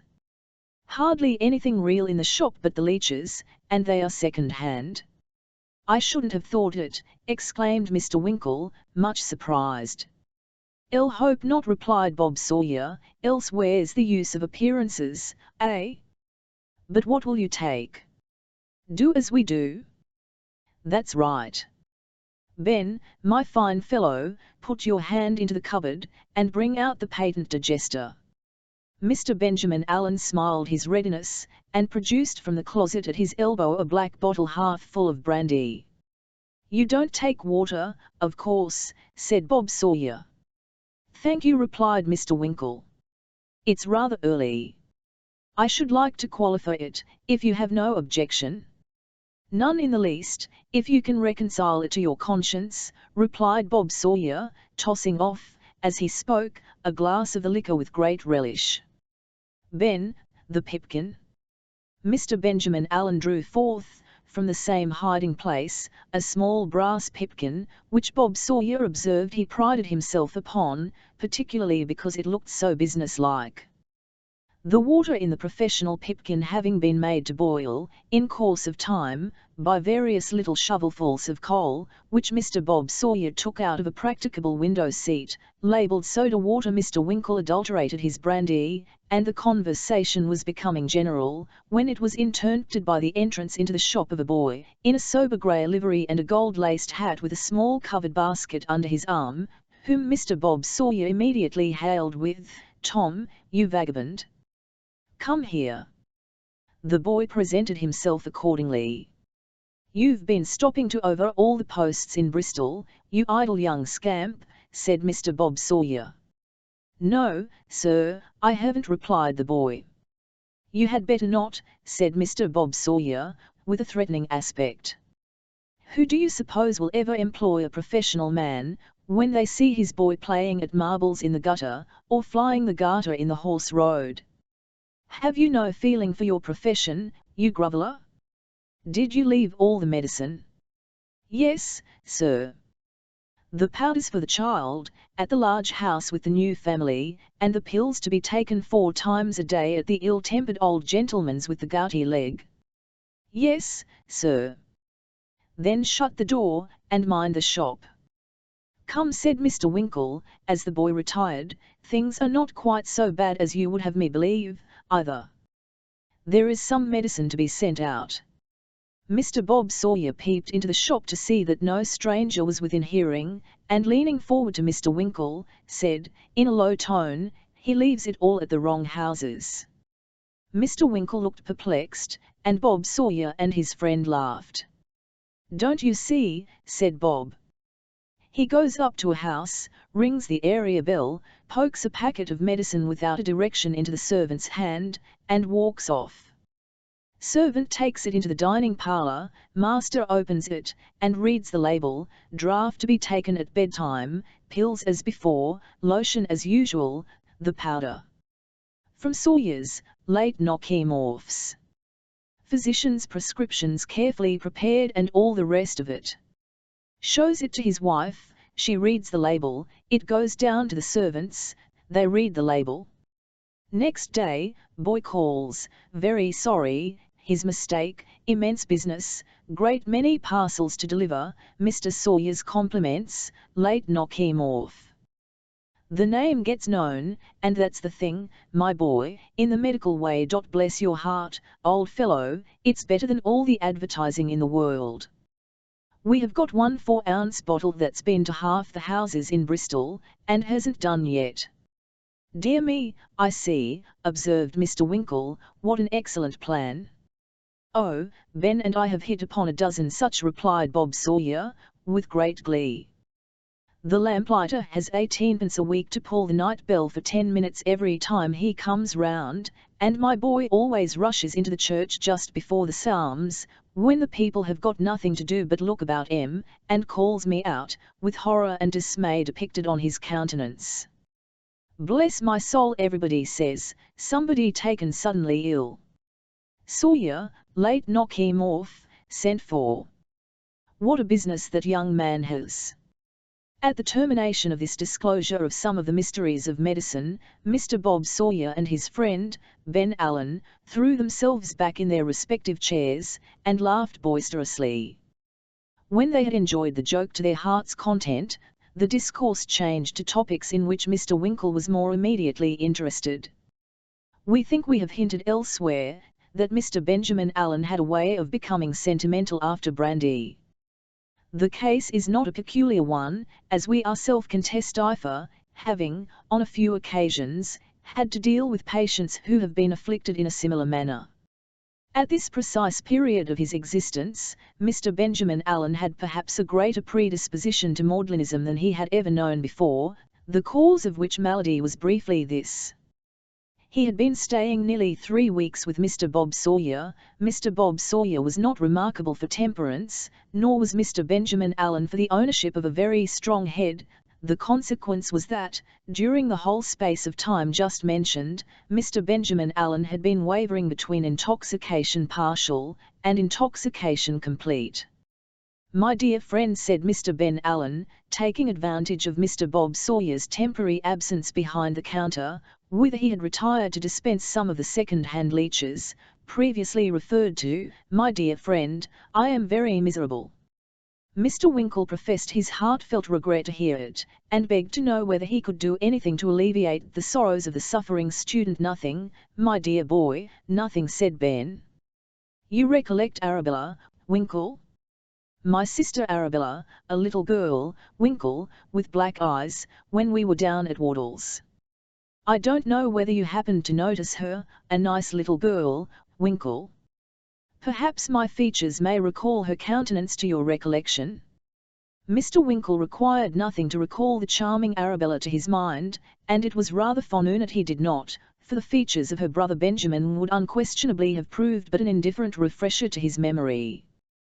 He answered, with as much calmness as he could assume, that he perfectly remembered the young lady referred to, and sincerely trusted she was in good health. "Our friend Bob is a delightful fellow," Winkle, was the only reply of Mr. Ben Allen. "Very," said Mr. Winkle, not much relishing this close connection of the two names. "L designed M for each other, they were made for each other, sent into the world for each other, born for each other, Winkle," said Mr. Ben Allen, setting down his glass with emphasis. "There's a special destiny in the matter, my dear sir. There's only 5 years difference between M, and both their birthdays are in August." Mr. Winkle was too anxious to hear what was to follow to express much wonderment at this extraordinary coincidence, marvellous as it was, so Mr. Ben Allen, after a tear or two, went on to say that, notwithstanding all his esteem and respect and veneration for his friend, Arabella had unaccountably and undutifully evinced the most determined antipathy to his person. "And I think," said Mr. Ben Allen, in conclusion, "I think there's a prior attachment." "Have you any idea who the object of it might be?" asked Mr. Winkle, with great trepidation. Mr. Ben Allen seized the poker, flourished it in a warlike manner above his head, inflicted a savage blow on an imaginary skull, and wound up by saying, in a very expressive manner, that he only wished he could guess, that was all. "I'd show him what I thought of him," said Mr. Ben Allen. And round went the poker again, more fiercely than before. All this was, of course, very soothing to the feelings of Mr. Winkle, who remained silent for a few minutes, but at length mustered up resolution to inquire whether Miss Allen was in Kent. "No, no," said Mr. Ben Allen, laying aside the poker, and looking very cunning. "Elle didn't think Wardle's exactly the place for a headstrong girl, so, as I am her natural protector and guardian, our parents being dead, I have brought her down into this part of the country to spend a few months at an old aunt's, in a nice, dull, close place. I think that will cure her, my boy. If it doesn't, I'll take her abroad for a little while, and see what that'll do." "Oh, the aunt's is in Bristol, is it?" faltered Mr. Winkle. "No, no, not in Bristol," replied Mr. Ben Allen, jerking his thumb over his right shoulder, "over that way, down there. But, hush, here's Bob. Not a word, my dear friend, not a word." Short as this conversation was, it roused in Mr. Winkle the highest degree of excitement and anxiety. The suspected prior attachment rankled in his heart. Could he be the object of it? Could it be for him that the fair Arabella had looked scornfully on the sprightly Bob Sawyer, or had he a successful rival? He determined to see her, cost what it might, but here an insurmountable objection presented itself, for whether the explanatory over that way and down there of Mr. Ben Allen meant 3 miles off, or 30, or 300, he could in no wise guess. But he had no opportunity of pondering over his love just then, for Bob Sawyer's return was the immediate precursor of the arrival of a meat pie from the baker's, of which that gentleman insisted on his staying to partake. The cloth was laid by an occasional charwoman, who officiated in the capacity of Mr. Bob Sawyer's housekeeper, and a third knife and fork having been borrowed from the mother of the boy in the grey livery, for Mr. Sawyer's domestic arrangements were as yet conducted on a limited scale, they sat down to dinner, the beer being served up, as Mr. Sawyer remarked, in its native pewter. After dinner, Mr. Bob Sawyer ordered in the largest mortar in the shop, and proceeded to brew a reeking John of NLM punch therein, stirring up and amalgamating the materials with a pestle in a very creditable and apothecary-like manner. Mr. Sawyer, being a bachelor, had only one tumbler in the house, which was assigned to Mr. Winkle as a compliment to the visitor, Mr. Ben Allen being accommodated with a funnel with a cork in the narrow end, and Bob Sawyer contented himself with one of those wide-lipped crystal vessels inscribed with a variety of cabalistic characters, in which chemists are wont to measure out their liquid DMGS in compounding prescriptions. These preliminaries adjusted, the punch was tasted, and pronounced excellent, and it having been arranged that Bob Sawyer and Ben Allen should be considered at liberty to fill twice to Mr. Winkle's once, they started fair, with great satisfaction and good fellowship. There was no singing, because Mr. Bob Sawyer said it wouldn't look professional, but to make amends for this deprivation there was so much talking and laughing that it might have been heard, and very likely was, at the end of the street. Which conversation materially lightened the hours and improved the mind of Mr. Bob Sawyer's boy, who, instead of devoting the evening to his ordinary occupation of writing his name on the counter, and rubbing it out again, peeped through the glass door, and thus listened and looked on at the same time. The min of Mr. Bob Sawyer was rapidly ripening into the furious, Mr. Ben Allen was fast relapsing into the sentimental, and the punch had well nigh disappeared altogether, when the boy hastily running in, announced that a young woman had just come over, to say that Sawyer late knock him off was wanted directly, a couple of streets off. This broke up the party. Mr. Bob Sawyer, understanding the message, after some 20 repetitions, tied a wet cloth round his head to sober himself, and, having partially succeeded, put on his green spectacles and issued forth. Resisting all entreaties to stay till he came back, and finding it quite impossible to engage Mr. Ben Allen in any intelligible conversation on the subject nearest his heart, or indeed on any other, Mr. Winkle took his departure, and returned to the bush. The anxiety of his mind, and the numerous meditations which Arabella had awakened, prevented his share of the mortar of punch producing that effect upon him which it would have had under other circumstances. So, after taking a glass of soda water and brandy at the bar, he turned into the coffee-room, dispirited rather than elevated by the occurrences of the evening. Sitting in front of the fire, with his back towards him, was a tallish gentleman in a great coat, the only other occupant of the room. It was rather a cool evening for the season of the year, and the gentleman drew his chair aside to afford the newcomer a sight of the fire. What were Mr. Winkle's feelings when, in doing so, he disclosed to view the face and figure of the vindictive and sanguinary Dowler? Mr. Winkle's first impulse was to give a violent pull at the nearest bell handle, but that unfortunately happened to be immediately behind Mr. Dowler's head. He had made one step towards it, before he checked himself. As he did so, Mr. Dowler then hastily drew back. "Nearer. Winkle, sir. Be calm. Don't strike me. I won't bear it. A blow." "Never," said Mr. Dowler, looking meeker than Mr. Winkle had expected in a gentleman of his ferocity. "A blow, sir," stammered Mr. Winkle. "A blow, sir," replied Dowler. "Compose your feelings. Sit down."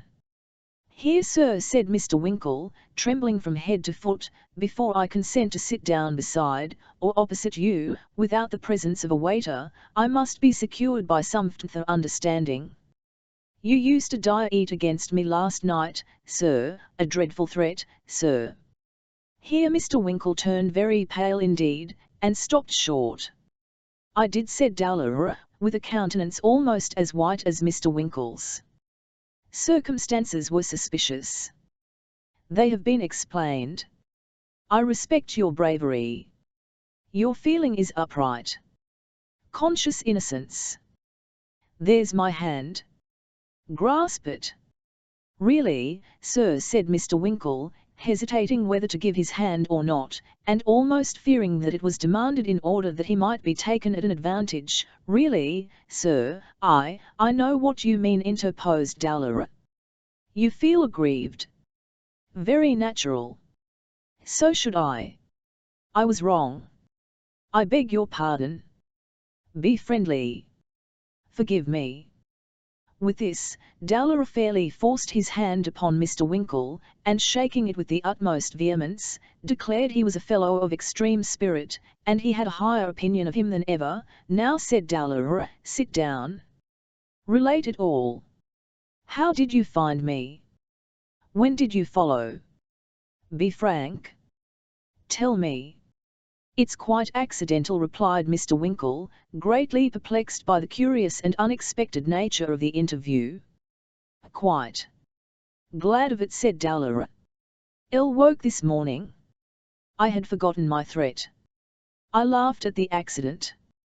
I felt friendly. I said so.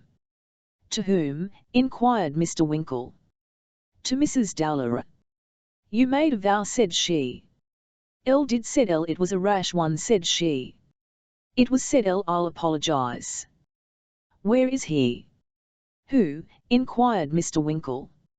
You, replied Dowler. I went downstairs.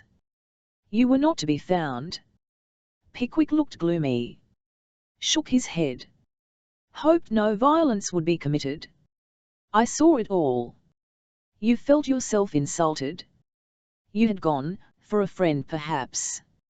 Possibly for pistols. High spirit, said I admire him. Mr. Winkle coughed, and beginning to see how the land lay, assumed a look of importance. Ill left a note for you, resumed Dowler. Ill said I was sorry. So I was. Pressing business called me here. You were not satisfied. You followed. You required a verbal explanation. You were right. It's all over now. My business is finished. I go back tomorrow. Join me. As Dowler progressed in his explanation, Mr. Winkle's countenance grew more and more dignified. The mysterious nature of the commencement of their conversation was explained. Mr. Dowler had as great an objection to duelling as himself. In short, this blustering and awful personage was one of the most egregious cowards in existence, and interpreting Mr. Winkle's absence through the medium of his own fears, had taken the same step as himself, and prudently retired until all excitement of feeling should have subsided. As the real state of the case dawned upon Mr. Winkle's mind, he looked very terrible, and said he was perfectly satisfied, but at the same time, said so with an air that left Mr. Dowler no alternative but to infer that if he had not been, something most horrible and destructive must inevitably have occurred. Mr. Dowler appeared to be impressed with a becoming sense of Mr. Winkle's magnanimity and condescension, and the two belligerents parted for the night, with many protestations of eternal friendship. About 12:30, when Mr. Winkle had been revelling some 20 minutes in the full luxury of his first sleep, he was suddenly awakened by a loud knocking at his chamber door, which, being repeated with increased vehemence, caused him to start up in bed, and inquire who was there, and what the matter was. Please, sir, here's a young man which says he must see you directly, responded the voice of the chambermaid. A young man, exclaimed Mr. Winkle. No mistake about that air, sir, replied another voice through the keyhole, and if that you same interesting young creetur ain't let in without delay, it's possible as his legs will enter for his countenance. The young man gave a gentle kick at one of the lower panels of the door, after he had given utterance to this hint, as if to add force and point to "Is that you, Sam?" inquired Mr. Winkle, springing out of bed. quite impossible to identify any gentleman with any degree of mental satisfaction, without looking at him, sir, replied the voice dogmatically. Mr. Winkle, not much doubting who the young man was, unlocked the door, which he had no sooner done than Mr. Samuel Weller entered with great precipitation, and carefully relocking it on the inside, deliberately put the key in his waistcoat pocket, and, after surveying Mr. Winkle from head to foot, said, "You're a humorous young gentleman, you are, sir." "What do you mean by this conduct, Sam?" inquired Mr. Winkle indignantly. "Get out, sir, this instant."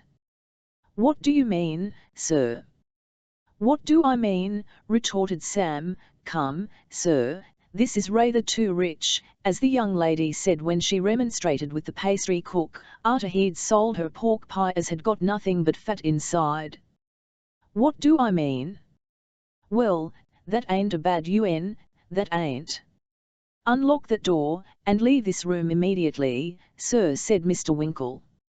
"I shall leave this here room, sir, just precisely at the very same moment as you leaves it," responded Sam, speaking in a forcible manner, and seating himself with perfect gravity.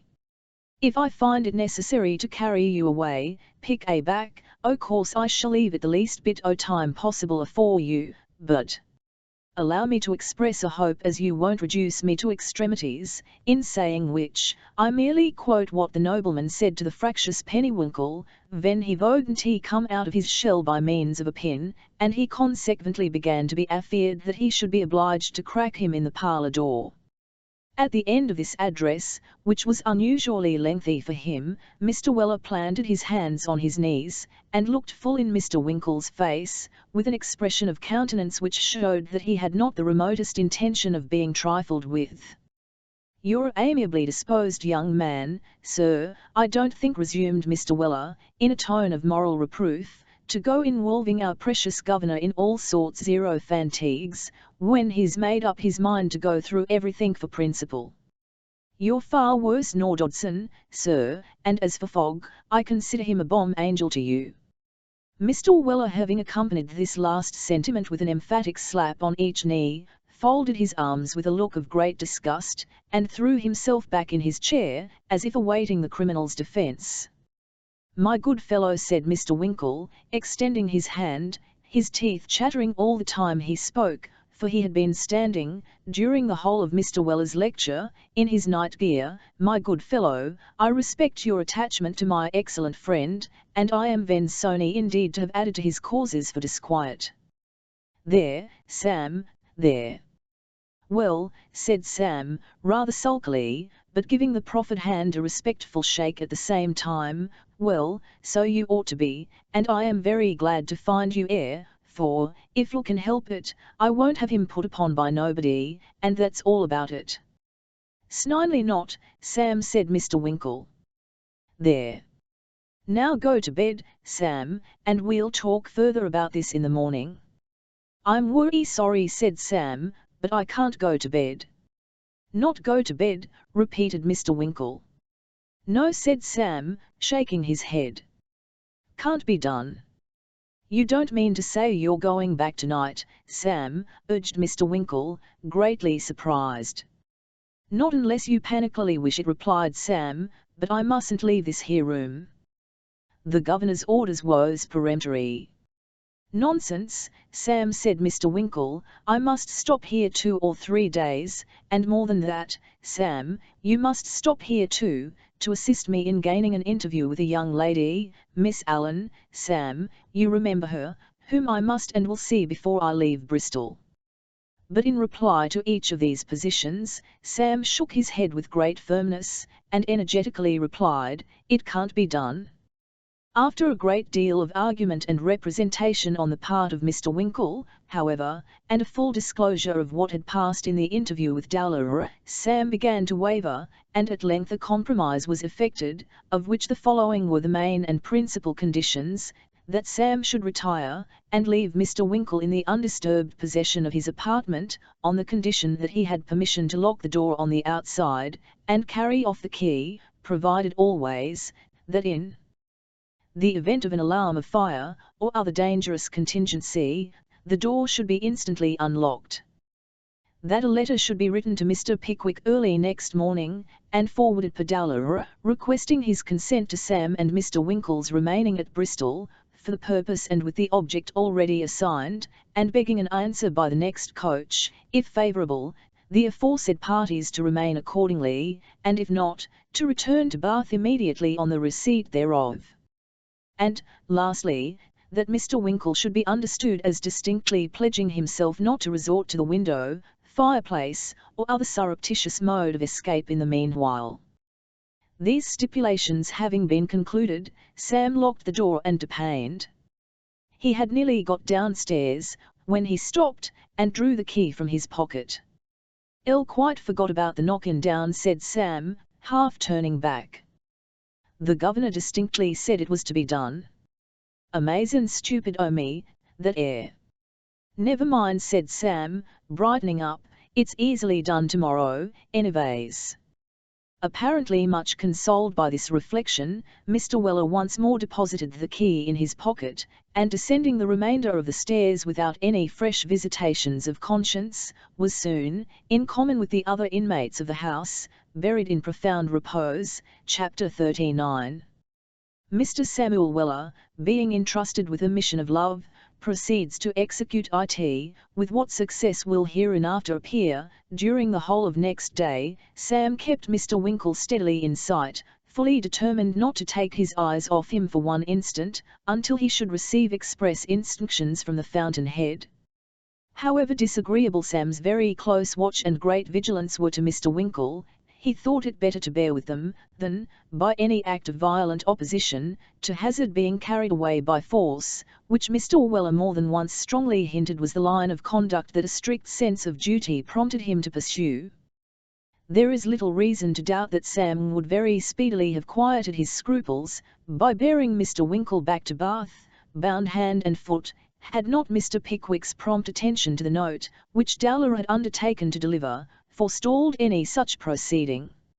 In short, at 8 o'clock in the evening, Mr. Pickwick himself walked into the coffee-room of the Bush Tavern, and told Sam with a smile, to his very great relief, that he had done quite right, and it was unnecessary for him to mount guard any longer. "Thought it better to come myself," said Mr. Pickwick, addressing Mr. Winkle, as Sam disencumbered him of his great coat and travelling shawl, "to ascertain, before I gave my consent to Sam's employment in this matter, that you are quite in earnest and serious, with respect to this young lady." "Serious, from my heart, from my soul," returned Mr. Winkle, with great energy. "Remember," said Mr. Pickwick, with beaming eyes, "we met her at our excellent and hospitable friend's, Winkle. It would be an ill rhythm to tamper lightly, and without due consideration, with this young lady's affections." "I'll not allow that, sir." "I'll not allow it. I have no such intention, indeed," exclaimed Mr. Winkle warmly. "I have considered the matter well, for a long time, and I feel that my happiness is bound up in her."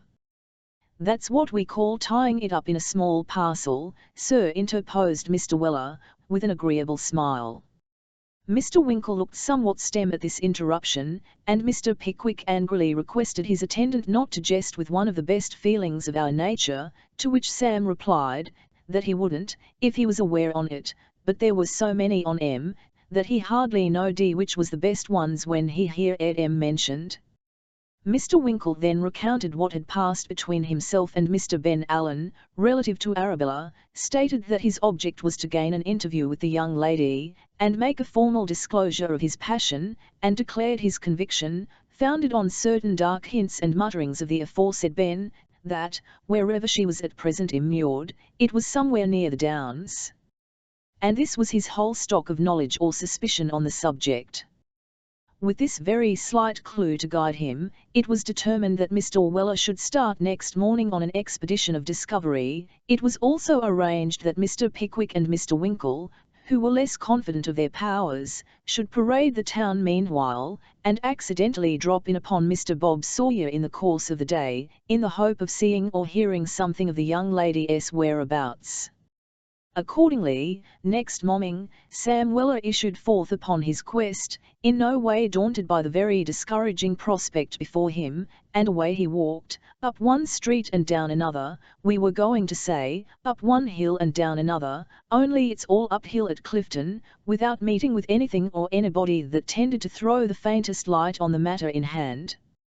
Many were the colloquies into which Sam entered with grooms who were airing horses on roads, and nursemaids who were airing children in lanes, but nothing could Sam elicit from either the first mentioned or the last, which bore the slightest reference to the object of his artfully prosecuted inquiries.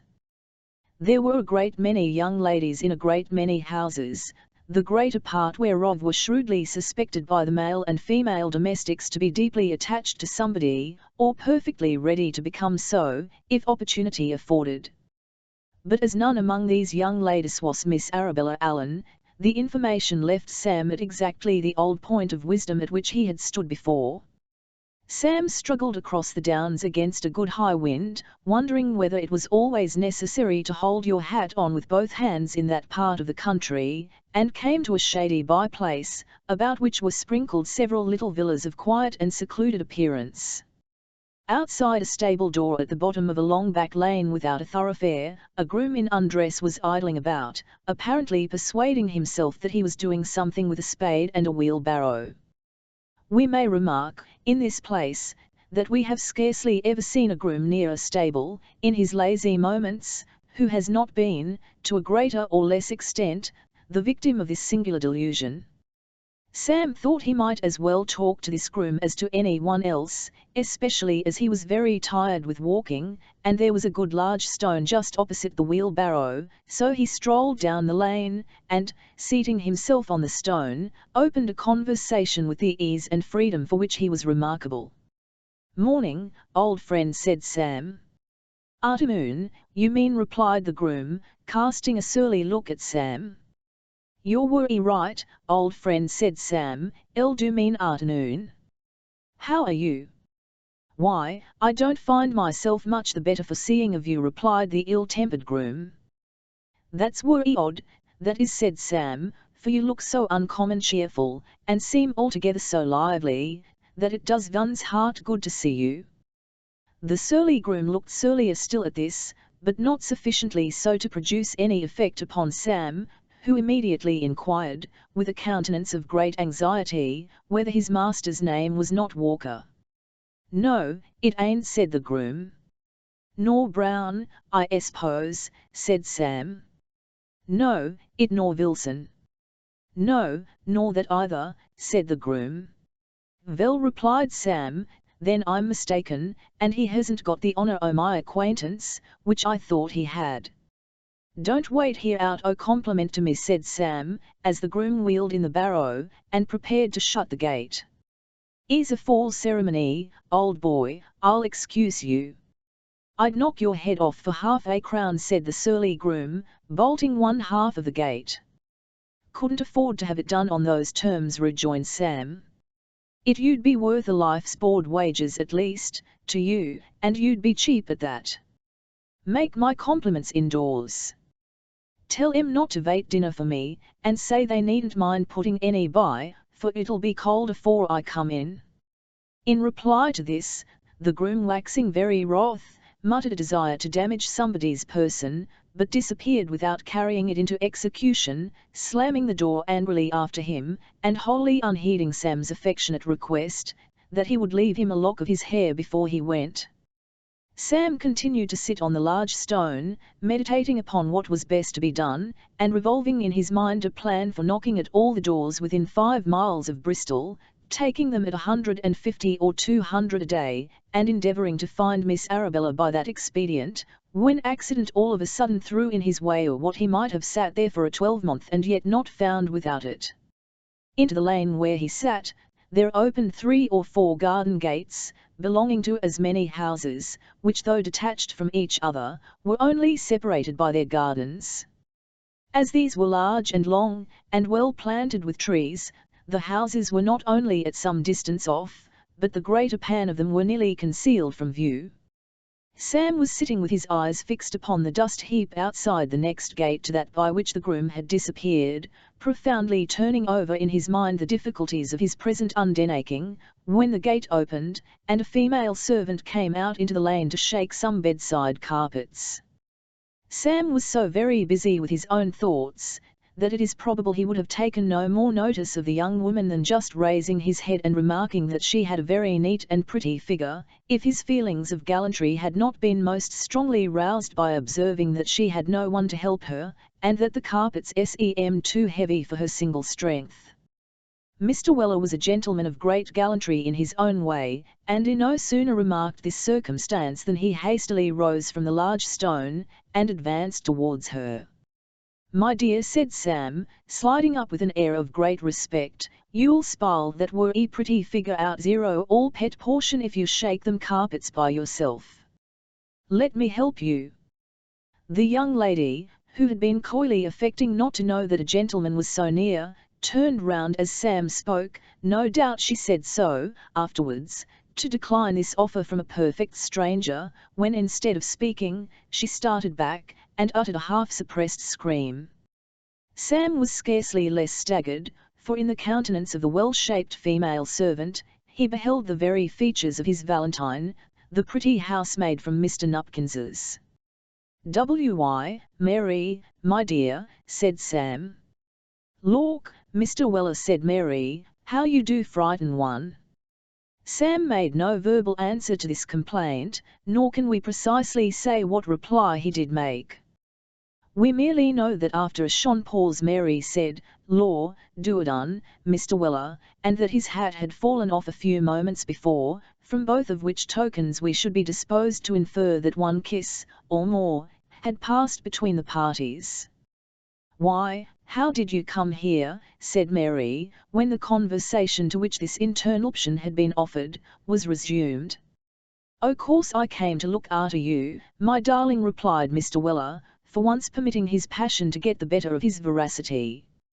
"And how did you know I was here?" inquired Mary. "Could have told you that I took another service at Ipswich, and that they afterwards moved all the way here." "Who could have told you that, Mr. Weller?" "Ah, to be sure," said Sam, with a cunning look, "that's the pint. Who could ha' told me?" "It wasn't Mr. Muzzle, was it?" inquired Mary. "Oh, no," replied Sam, with a solemn shake of the head, "it warn't him." "It must have been the cook," said Mary. "O' course it must," said Sam. "Well, I never heard the like of that," exclaimed Mary. "No more did I," said Sam. "But Mary, my dear," here Sam's manner grew extremely affectionate, "Mary, my dear, I've got another affair in hand as is worry pressin'. There's one o' my governor's friends, Mr. Winkle, you remember him?" "Him in the green coat," said Mary. "Oh, yes, I remember him."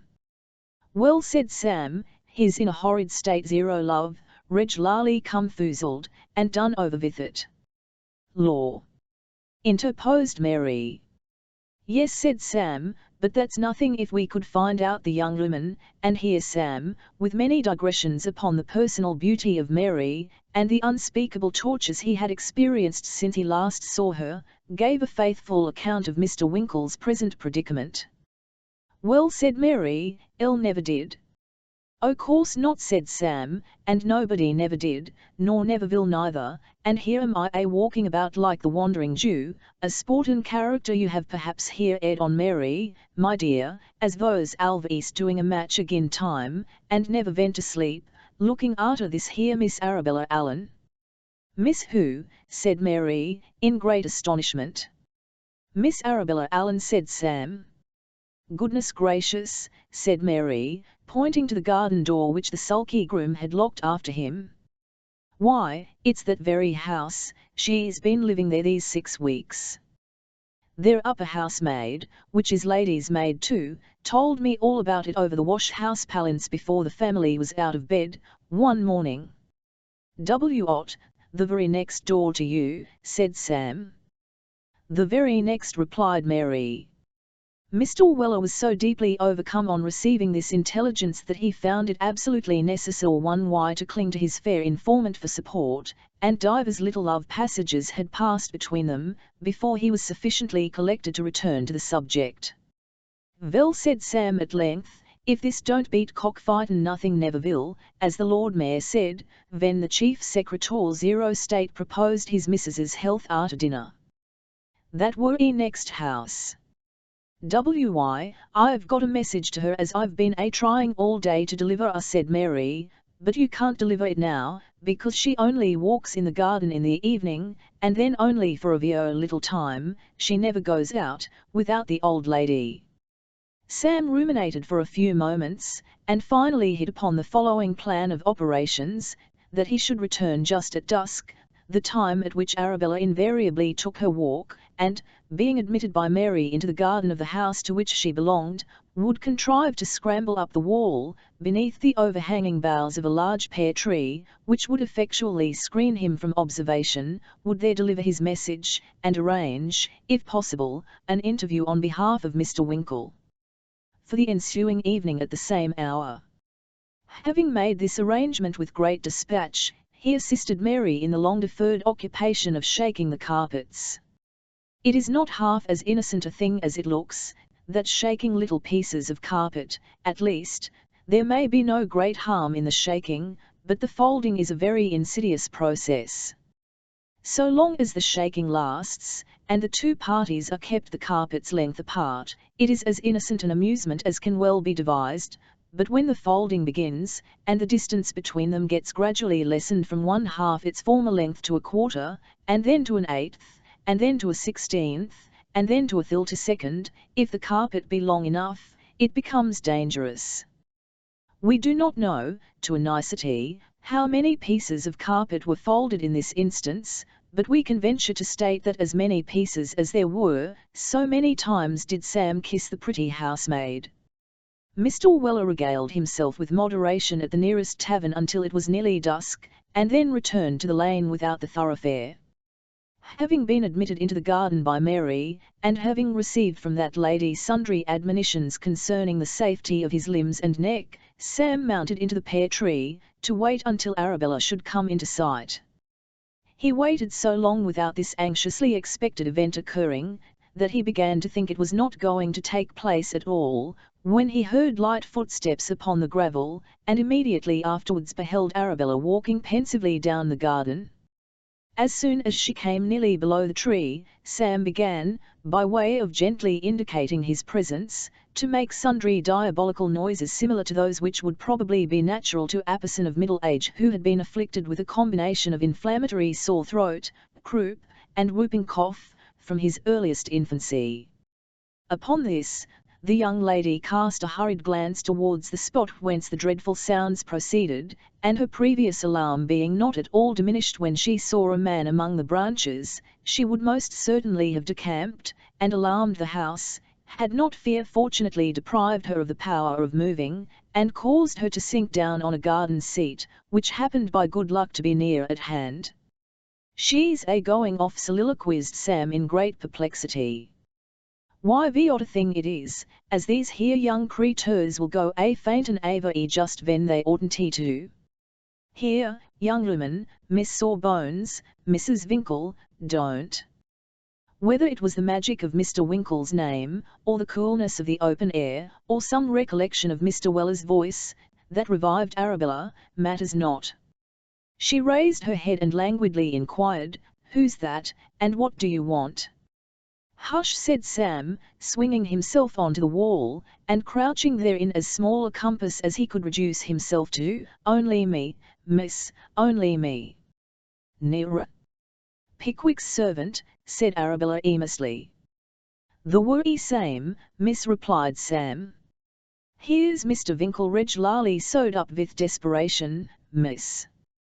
"All," said Arabella, drawing nearer the wall. "All, indeed," said Sam. "V.E. thought V.E. should ha' been obliged to straight vesket him last night. He's been a ravin' all day, and he says if he can't see you afore tomorrow night's over, he wishes he may be something unpleasant if he don't drown hisself." "Oh, no, no, Mr. Weller," said Arabella, clasping her hands. "That's what he says, miss," replied Sam coolly. "He's a man of his word, and it's my opinion he'll do it, miss. He's heard all about you from the Sawbones in Barnacles." "From my brother," said Arabella, having some faint recognition of Sam's description. "I don't rightly know which is your brother, miss," replied Sam. "Is it the dirtiest one o' the two?" Yes, Mr. Weller," returned Arabella, "go on. Make haste, pray."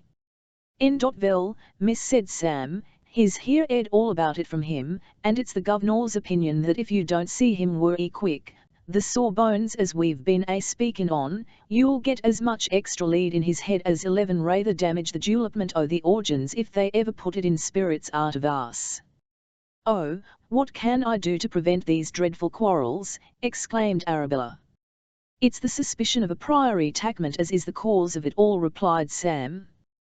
"You'd better see him, miss." "But," cried Arabella, "I dare not leave the house alone. My brother is so unkind, so unreasonable. I know how strange my talking thus to you may appear, Mr. Weller, but I am very, very unhappy," and here poor Arabella wept so bitterly that Sam grew chivalrous.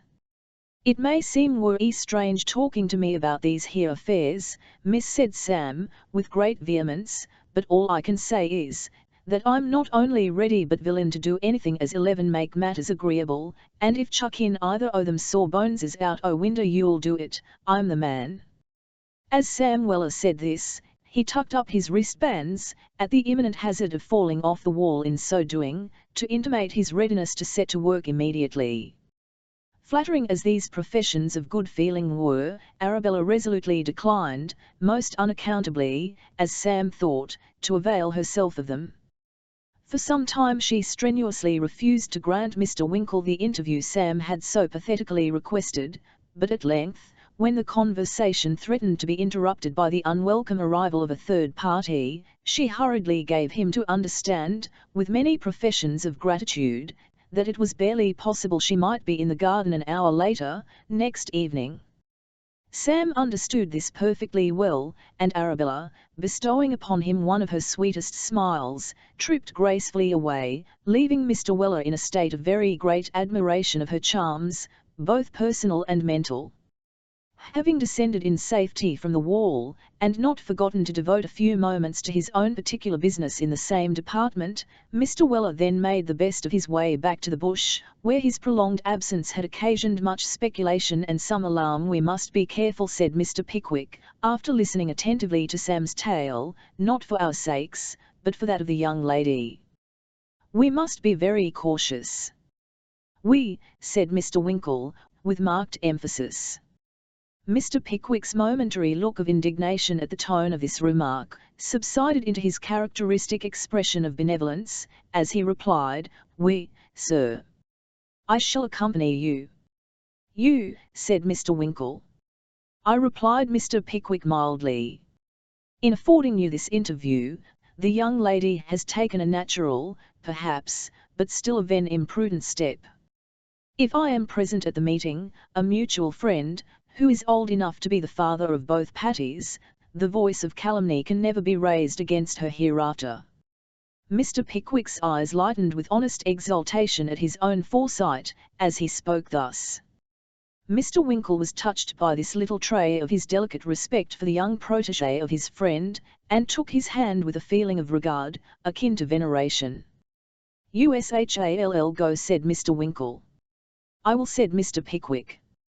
"Sam, have my great coat and shawl ready, and order a conveyance to be at the door tomorrow evening, rather earlier than is absolutely necessary, in order that we may be in good time." Mr. Weller touched his hat, as an earnest of his obedience, and withdrew to make all needful preparations for the expedition. The coach was punctual to the time appointed, and Mr. Weller, after duly installing Mr. Pickwick and Mr. Winkle inside, took his seat on the box by the driver.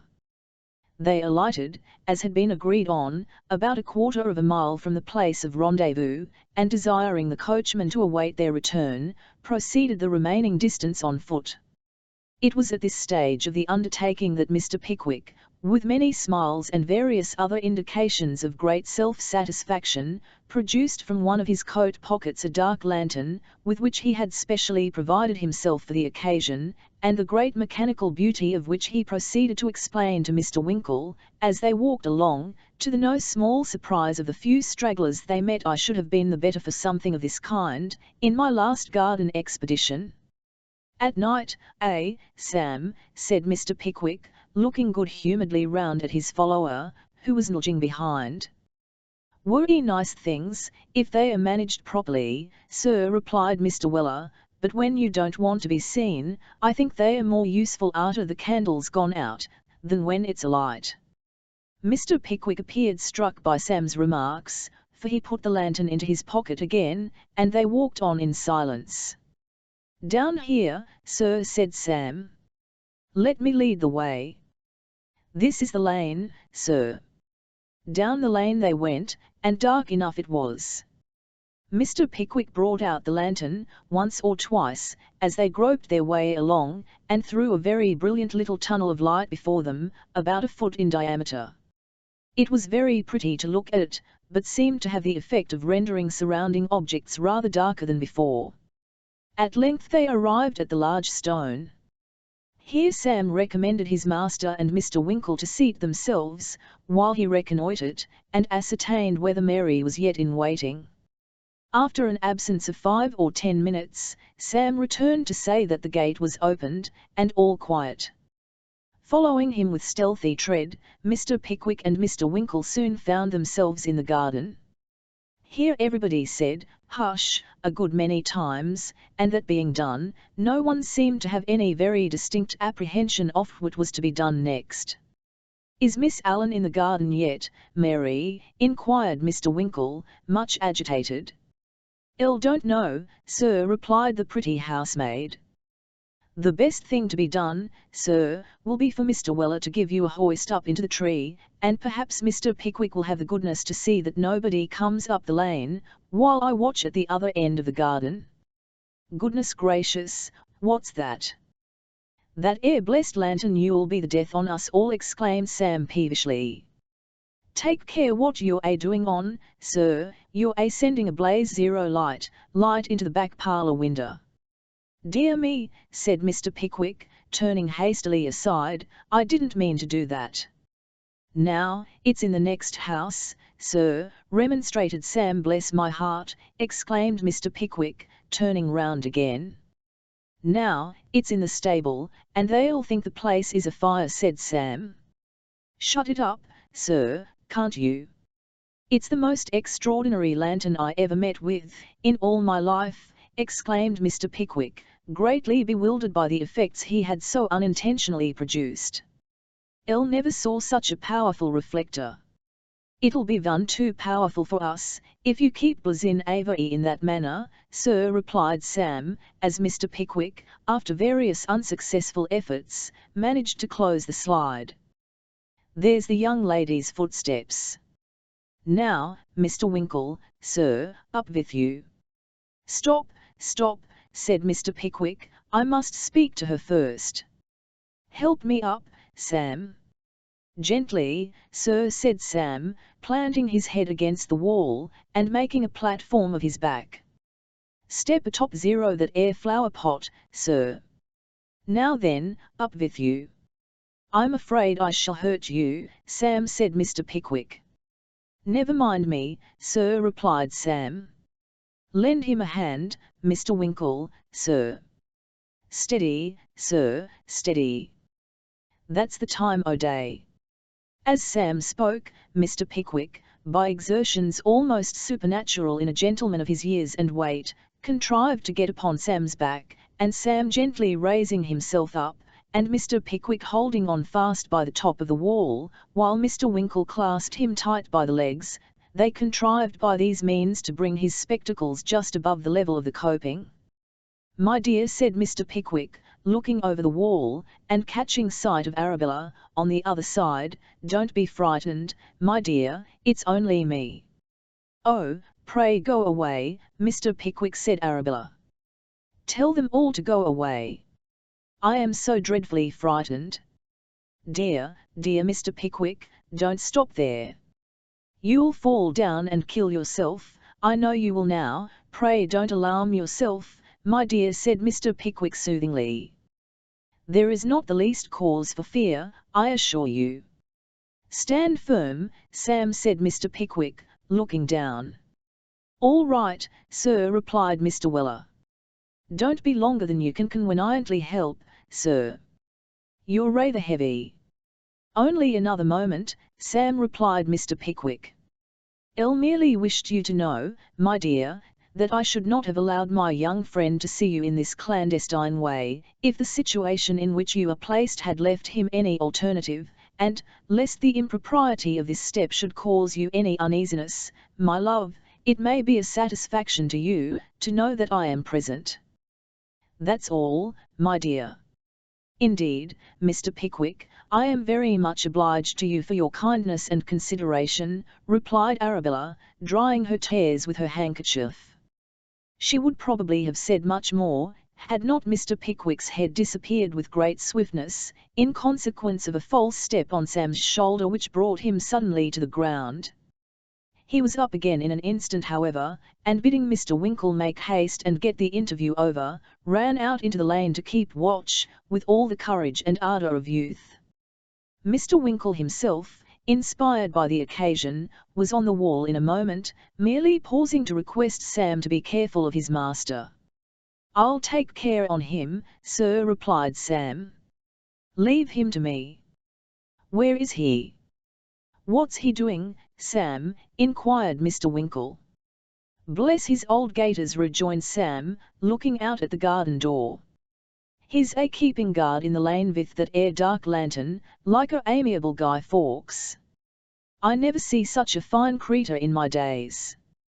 Blessed if I don't think his heart must ha' been born 25 year arter his b'sy, at least."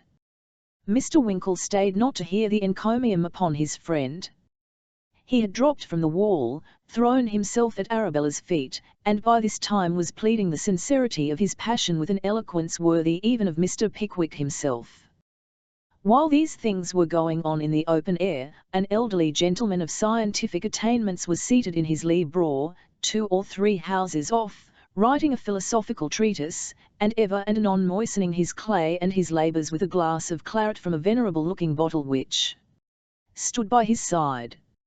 In the agonies of composition, the elderly gentleman looked sometimes at the calpit, sometimes at the ceiling, and sometimes at the wall, and when neither calpit, ceiling, nor wall afforded the requisite degree of inspiration, he looked out of the window.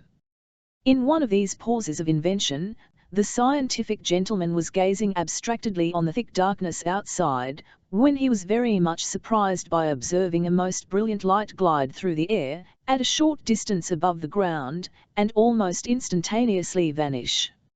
After a short time the phenomenon was repeated, not once or twice, but several times. At last the scientific gentleman, laying down his pen, began to consider to what natural causes these appearances were to be assigned. They were not meteors, they were too low. They were not glowworms, they were too high.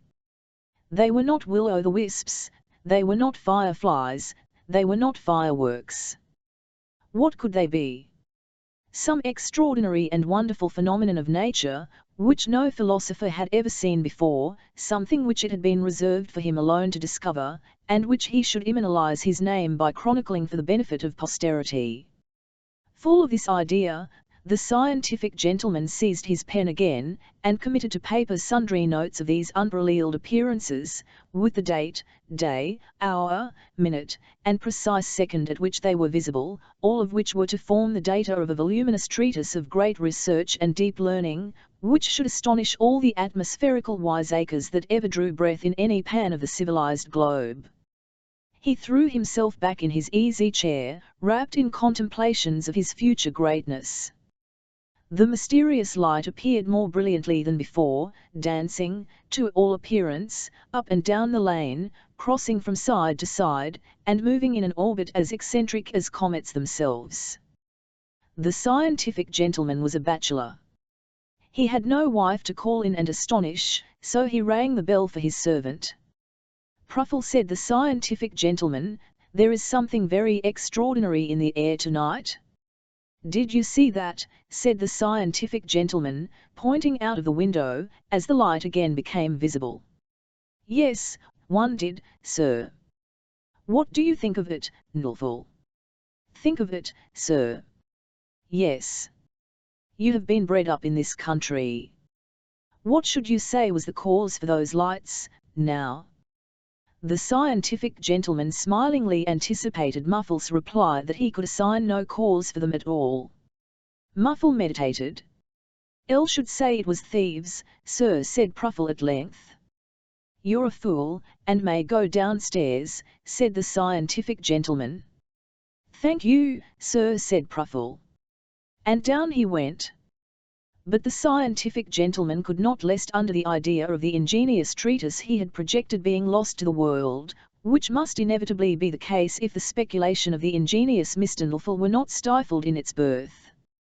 He put on his hat and walked quickly down the garden, determined to investigate the matter to the very bottom.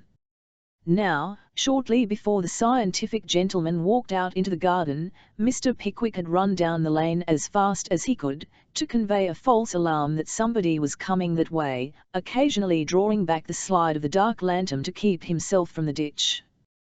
The alarm was no sooner given, than Mr. Winkle scrambled back over the wall, and Arabella ran into the house.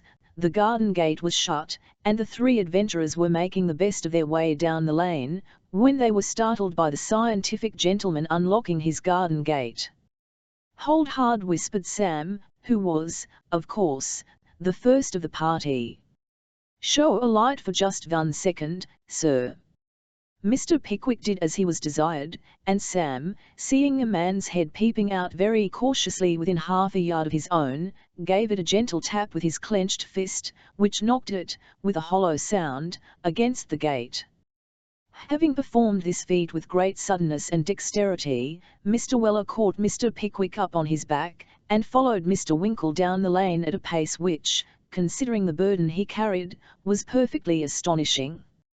"Have you got your wind back again, sir?" inquired Sam, when they had reached the end. "Quite. Quite, now," replied Mr. Pickwick. "Then come along, sir," said Sam, setting his master on his feet again. "Come between us, sir. Not half a mile to run. Think you're in a cup, sir."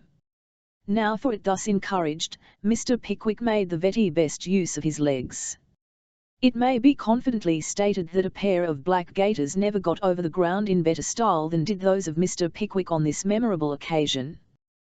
The coach was waiting, the horses were fresh, the roads were good, and the driver was willing. The whole party arrived in safety at the bush before Mr. Pickwick had recovered his breath. "In with you at once, sir," said Sam, as he helped his master out. "Don't stop a second in the street, utter that exercise."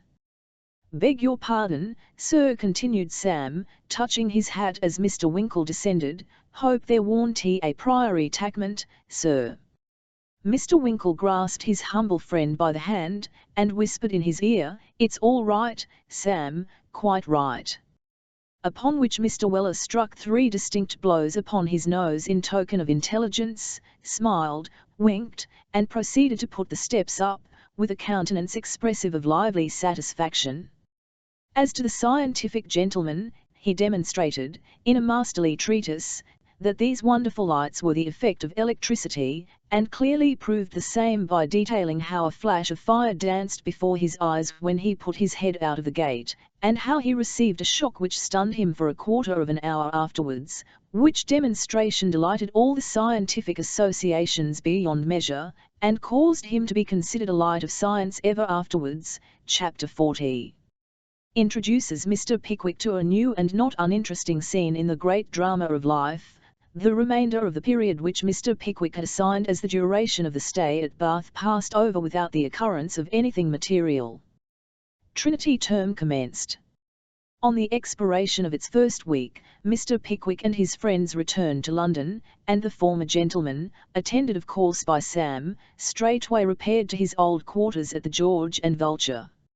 On the third morning after their arrival, just as all the clocks in the city were striking 9 individually, and somewhere about 999 collectively, Sam was taking the air in George Yard, when a queer sort of fresh-painted vehicle drove up, out of which there jumped with great agility, throwing the reins to a stout man who sat beside him, a queer sort of gentleman, who seemed made for the vehicle, and the vehicle for him. The vehicle was not exactly a gig, neither was it a stanhope. It was not what is currently denominated a dog-cart, neither was it a taxed cart, nor a chaise cart, nor a guillotined cabriolet, and yet it had something of the character of each and every of these machines. It was painted a bright yellow, with the shafts and wheels picked out in black, and the driver sat in the orthodox sporting style, on cushions piled about 2 feet above the rail. The horse was a bay, a well-looking animal enough, but with something of a flash and dog-fighting air about him, nevertheless, which accorded both with the vehicle and his master. The master himself was a man of about 40, with black hair, and carefully combed whiskers. He was dressed in a particularly gorgeous manner, with plenty of articles of jewellery about him, all about 3 sizes larger than those which are usually worn by gentlemen, and a rough greatcoat to crown the whole. Into one pocket of this greatcoat, he thrust his left hand the moment he dismounted, while from the other he drew forth with his right, a very bright and glaring silk handkerchief, with which he whisked a speck or 2 of dust from his boots, and then, crumpling it in his hand, swaggered up the court. It had not escaped Sam's attention that, when this person dismounted, a shabby-looking man in a brown greatcoat shorn of divers buttons, who had been previously slinking about, on the opposite side of the way, crossed over, and remained stationary close by. Having something more than a suspicion of the object of the gentleman's visit, Sam preceded him to the George and Vulture, and, turning sharp round, planted himself in the centre of the doorway. "Now, my fine fellow," said the man in the rough coat, in an imperious tone, attempting at the same time to push his way past. "Now, sir, what's the matter?" replied Sam, returning the push with compound interest. "Come, none of this, my man, this won't do with me," said the owner of the rough coat, raising his voice, and turning white. "Here, Smouch." "Well, what's amiss here?" growled the man in the brown coat, who had been gradually sneaking up the counter during this short dialogue. "Only some insolence of this young man's," said the principal, giving Sam another push. "Come, none o' this gammon," growled Smouch, giving him another, and a harder one. This last push had the effect which it was intended by the experienced Mr. Smouch to produce, for while Sam, anxious to return the compliment, was grinding that gentleman's body against the door-post, the principal crept past, and made his way to the bar, whither Sam, after bandying a few epithetical remarks with Mr. Smouch, followed at once. "Good morning, my dear," said the principal, addressing the young lady at the bar, with Botany Bay ease, and New South Wales gentility, "which is Mr. Pickwick's room, my dear?" "Show him up," said the barmaid to a waiter, without deigning another look at the exquisite, in reply to his inquiry. The waiter led the way upstairs as he was desired, and the man in the rough coat followed, with Sam behind him, who, in his progress up the staircase, indulged in sundry gestures indicative of supreme contempt and defiance, to the unspeakable gratification of the servants and other lookers-on. Mr. Smouch, who was troubled with a hoarse cough, remained below, and expectorated in the passage. Mr. Pickwick was fast asleep in bed, when his early visitor, followed by Sam, entered the room.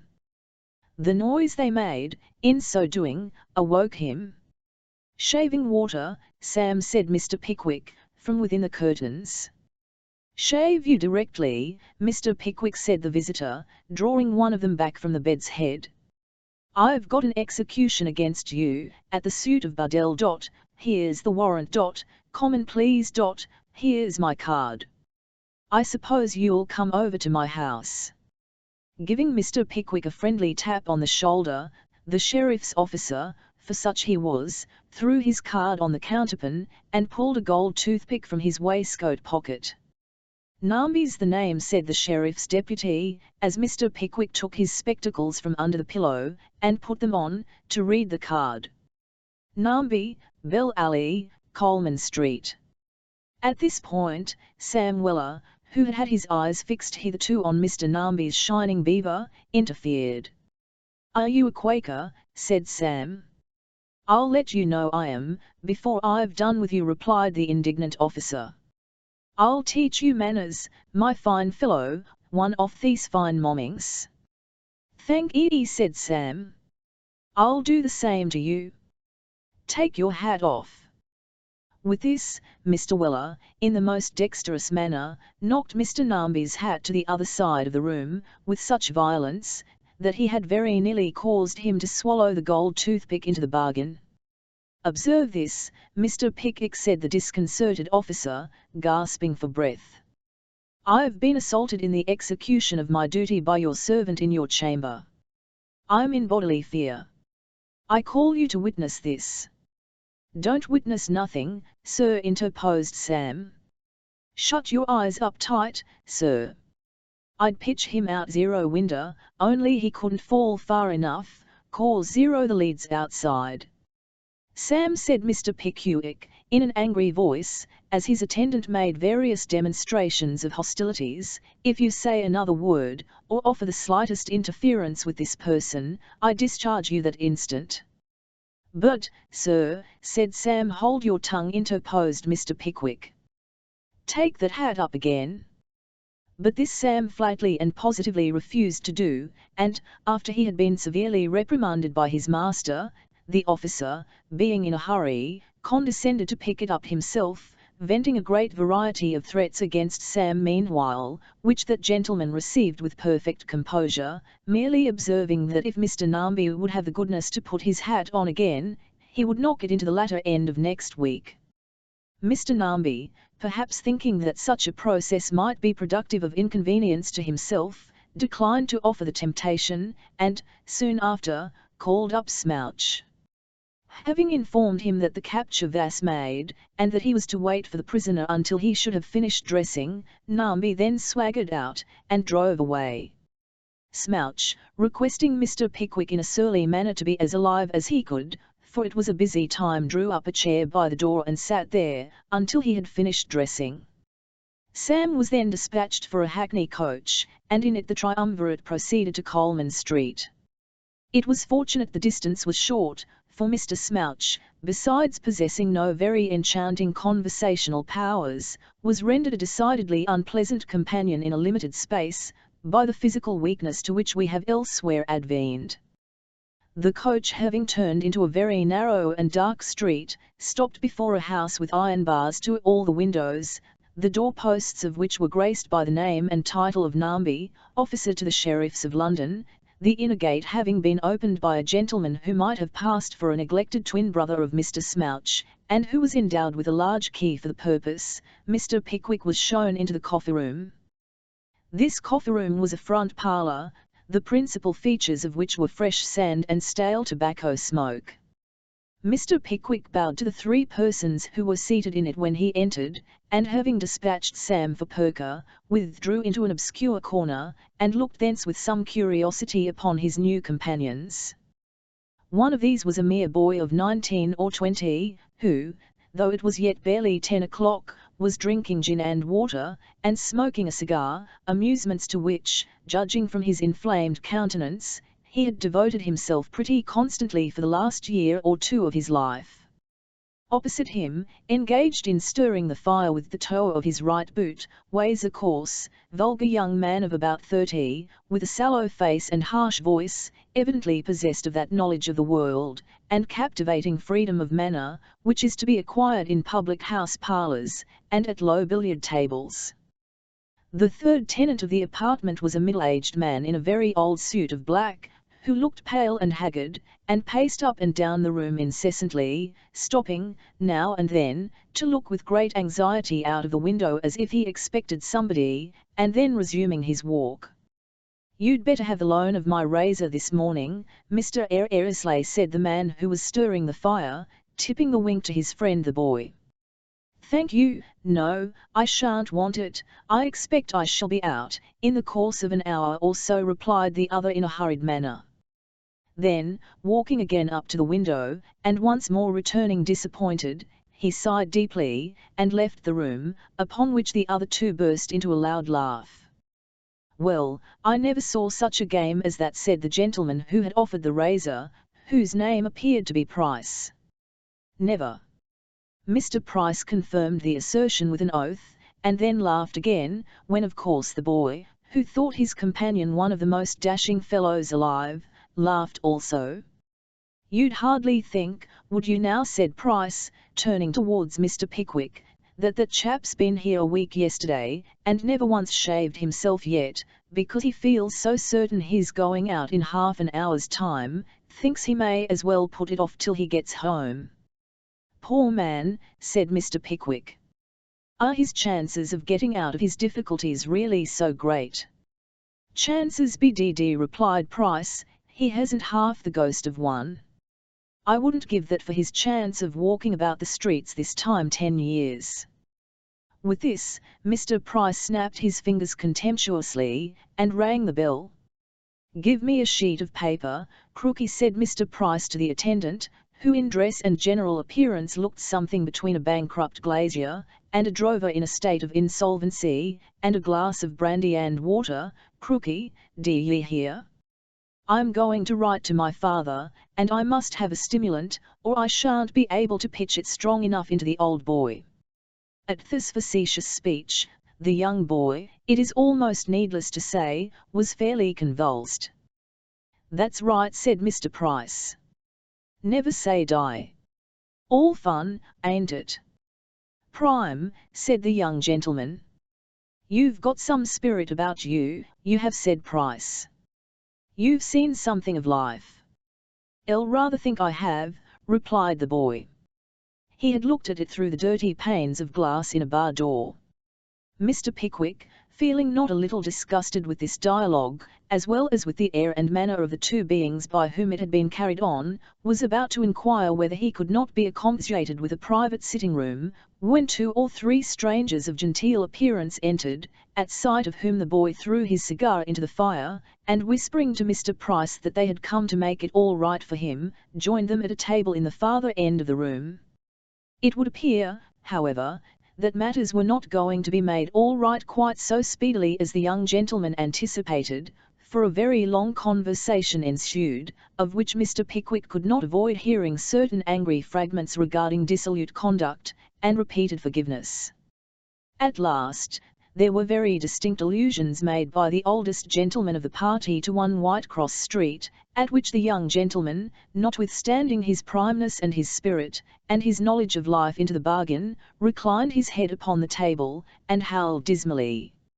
Very much satisfied with this sudden bringing down of the youth's valour, and this effectual lowering of his tone, Mr. Pickwick rang the bell, and was shown, at his own request, into a private room fumished with a carpet, table, chairs, sideboard and sofa, and ornamented with a looking-glass, and various old prints. Here he had the advantage of hearing Mrs. Namby's performance on a square piano overhead, while the breakfast was getting ready. When it came, Mr. Perker came too. "Aha, my dear sir," said the little man, "nailed at last, eh? Come, come, I'm not sorry for it either, because now you'll see the absurdity of this conduct. I've noted down the amount of the taxed costs and damages for which the CA was issued, and we had better settle at once and lose no time. Namby is come home by this time, I dare say. What say you, my dear sir?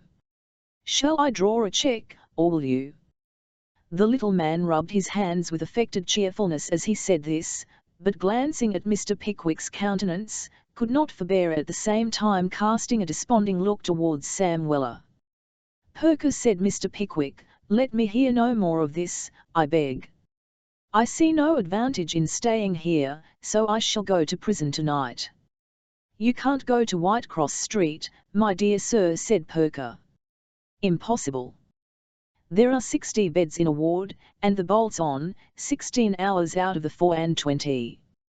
L would rather go to some other place of confinement if I can, said Mr. Pickwick. If not, I must make the best I can of that. You can go to the Fleet, my dear sir, if you're determined to go somewhere, said Perker. That'll do, said Mr. Pickwick. I'll go there directly I have finished my breakfast. Stop, stop, my dear sir, not the least occasion for being in such a violent hurry to get into a place that most other men are as eager to get out of, said the good-natured little attorney. We must have a habeas corpus. There'll be no judge at chambers till 4 o'clock this afternoon. You must wait till then. Very good, said Mr. Pickwick, with unmoved patience. Then we will have a chop here, at 2. See about it, Sam, and tell them to be punctual. Mr. Pickwick remaining firm, despite all the remonstrances and arguments of Perker, the chops appeared and disappeared in due course. He was then put into another hackney coach, and conveyed off to Chancellor Lane, after waiting half an hour or so for Mr. Namby, who had a select dinner party and could on no account be disturbed before. There were 2 judges in attendance at Sir Jean's Inn, 1 King's Bench, and 1 Common Pleas, and a great deal of business appeared to be transacting before them, if the number of lawyers' clerks who were hurrying in and out with bundles of papers afforded any test.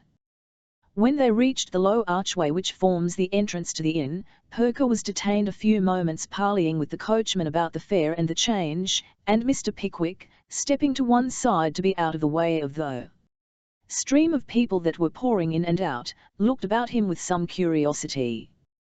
The people that attracted his attention most were 3 or 4 men of shabby genteel appearance, who touched their hats to many of the attorneys who passed, and seemed to have some business there, the nature of which Mr. Pickwick could not divine. They were curious-looking fellows. One was a slim and rather lame man in rusty black, and a white neckerchief. Another was a stout, burly person, dressed in the same apparel, with a great reddish-black cloth round his neck. A third was a little weazen, drunken-looking body, with a pimply face.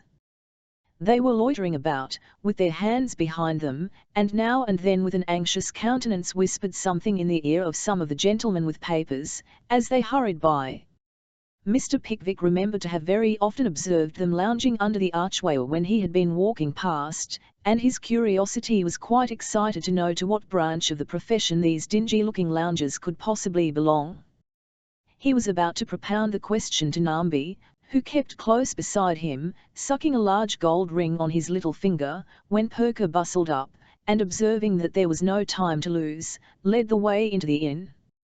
As Mr. Pickwick followed, the lame man stepped up to him, and civilly touching his hat, held out a written card, which Mr. Pickwick, not wishing to hurt the man's feelings by refusing, courteously accepted and deposited in his waistcoat pocket. Now, said Perker, turning round before he entered one of the offices, to see that his companions were close behind him. In here, my dear sir. Hello, what do you want? This last question was addressed to the lame man, who, unobserved by Mr. Pickwick, made one of the party. In reply to it, the lame man touched his hat again, with all imaginable politeness, and motioned towards Mr. Pickwick. No, no, said Perker, with a smile. We don't want you, my dear friend, we don't want you. I'll beg your pardon, sir, said the lame man. The gentleman took my card. I hope you will employ me, sir. The gentleman nodded to me. I'll be judged by the gentleman himself. You nodded to me, sir. Pooh, pooh, nonsense. You didn't nod to anybody, Pickwick. A mistake, said Perker. The gentleman handed me his card, replied Mr. Pickwick, producing it from his waistcoat pocket. I accepted it, as the gentleman seemed to wish it. In fact, I had some curiosity to look at it when I should be at leisure.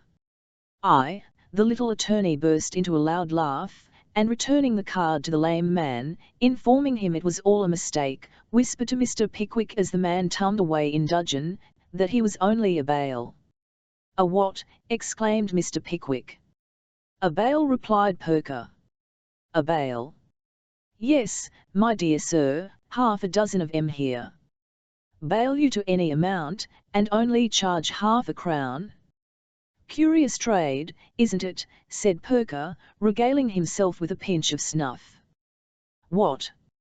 Am I to understand that these men earn a livelihood by waiting about here, to perjure themselves before the judges of the land, at the rate of half a crown a crime?" exclaimed Mr. Pickwick, quite aghast at the disclosure.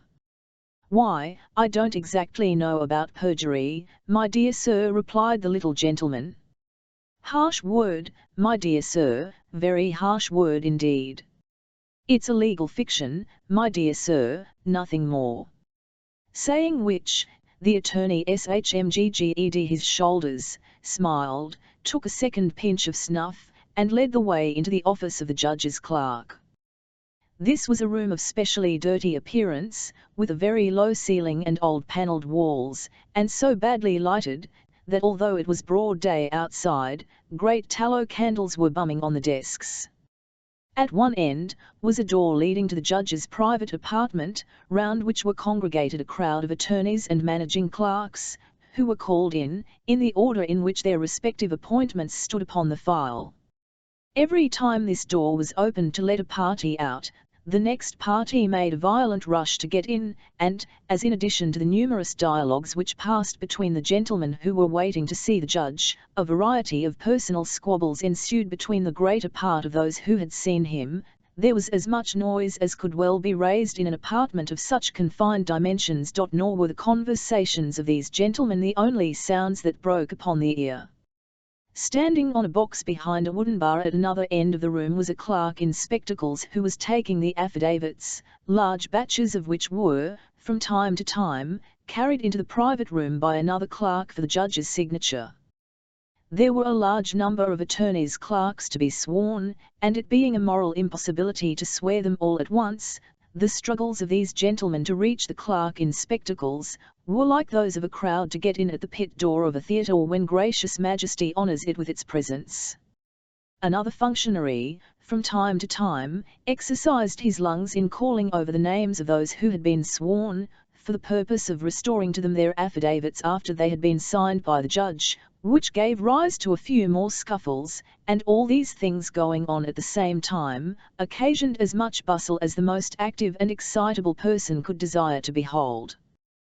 There were yet another class of persons, those who were waiting to attend summonses their employers had taken out, which it was optional to the attorney on the opposite side to attend or not, and whose business it was, from time to time, to out the opposite attorney's name, to make certain that he was not in attendance without their knowledge. For example, leaning against the wall, close beside the seat Mr. Pickwick had taken, was an office lad of 14, with a tenor voice, near him a common law clerk with a bass one. A clerk hurried in with a bundle of papers, and stared about him. "Sniggle and blink," cried the tenor. "Porkin and snob," growled the bass. "Stumpy and deacon," said the newcomer. Nobody answered. The next man who came in was bailed by the whole three, and he in his turn shouted for another firm, and then somebody else roared in a loud voice for another, and so forth. All this time, the man in the spectacles was hard at work, swearing the clerks, the oath being invariably administered, without any effort at punctuation, and usually in the following terms: "Take the book in your right hand, this is your name and handwriting, you swear that the contents of this your affidavit are true, so help you God, a shilling you must get change." "I haven't got it." "Well, Sam," said Mr. Pickwick, "I suppose they are getting the habeas corpus ready." "Yes," said Sam, "and I wish they'd bring out the have his carcass. It's worry unpleasant keeping us waitin' here. I'd got half a dozen have his carcasses ready, packed up and all, by this time." What sort of cumbrous and unmanageable machine Sam well imagined a habeas corpus to be, does not appear, for Perker, at that moment, walked up and took Mr. Pickwick away. The usual forms having been gone through, the body of Samuel Pickwick was soon afterwards confided to the custody of the tipstaff, to be by him taken to the warden of the Fleet prison, and there detained until the amount of the damages and costs in the action of Buddell against Pickwick was fully paid and satisfied. And that, said Mr. Pickwick, laughing, will be a very long time. Sam, call another hackney coach. Perker, my dear friend, goodbye. I shall go with you, and see you safe there, said Perker. Indeed, replied Mr. Pickwick, Elle would rather go without any other attendant than Sam. As soon as I get settled, I will write and let you know, and I shall expect you immediately.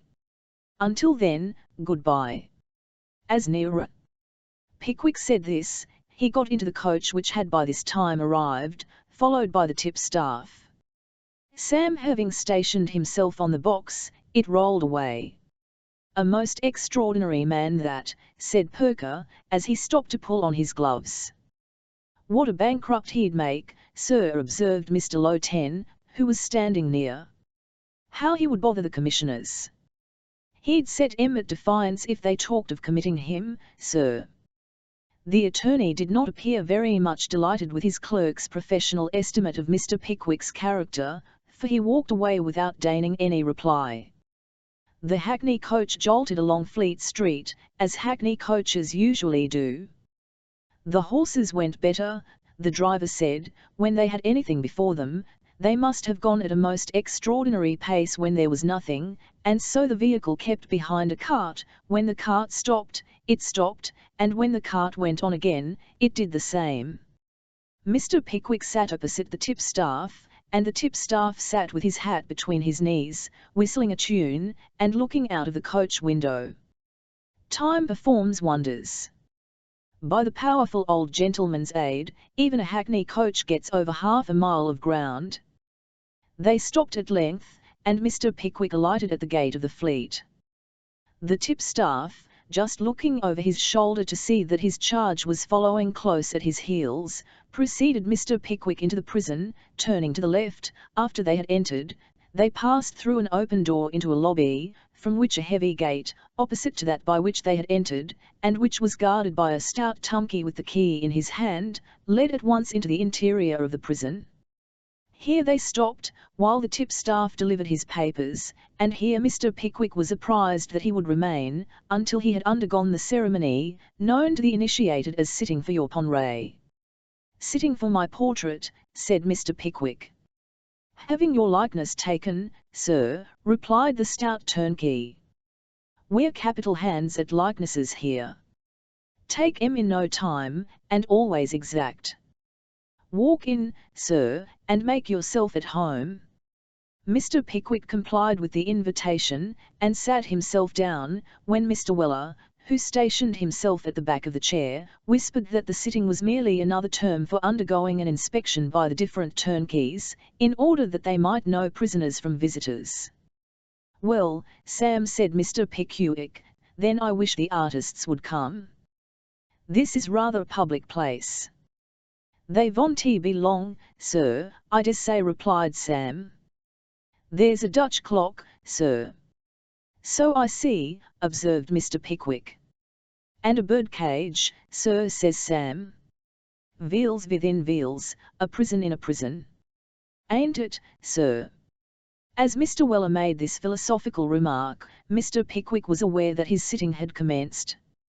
The stout turnkey, having been relieved from the lock, sat down, and looked at him carelessly, from time to time, while a long thin man who had relieved him, thrust his hands beneath his coat tails, and planting himself opposite, took a good long view of him.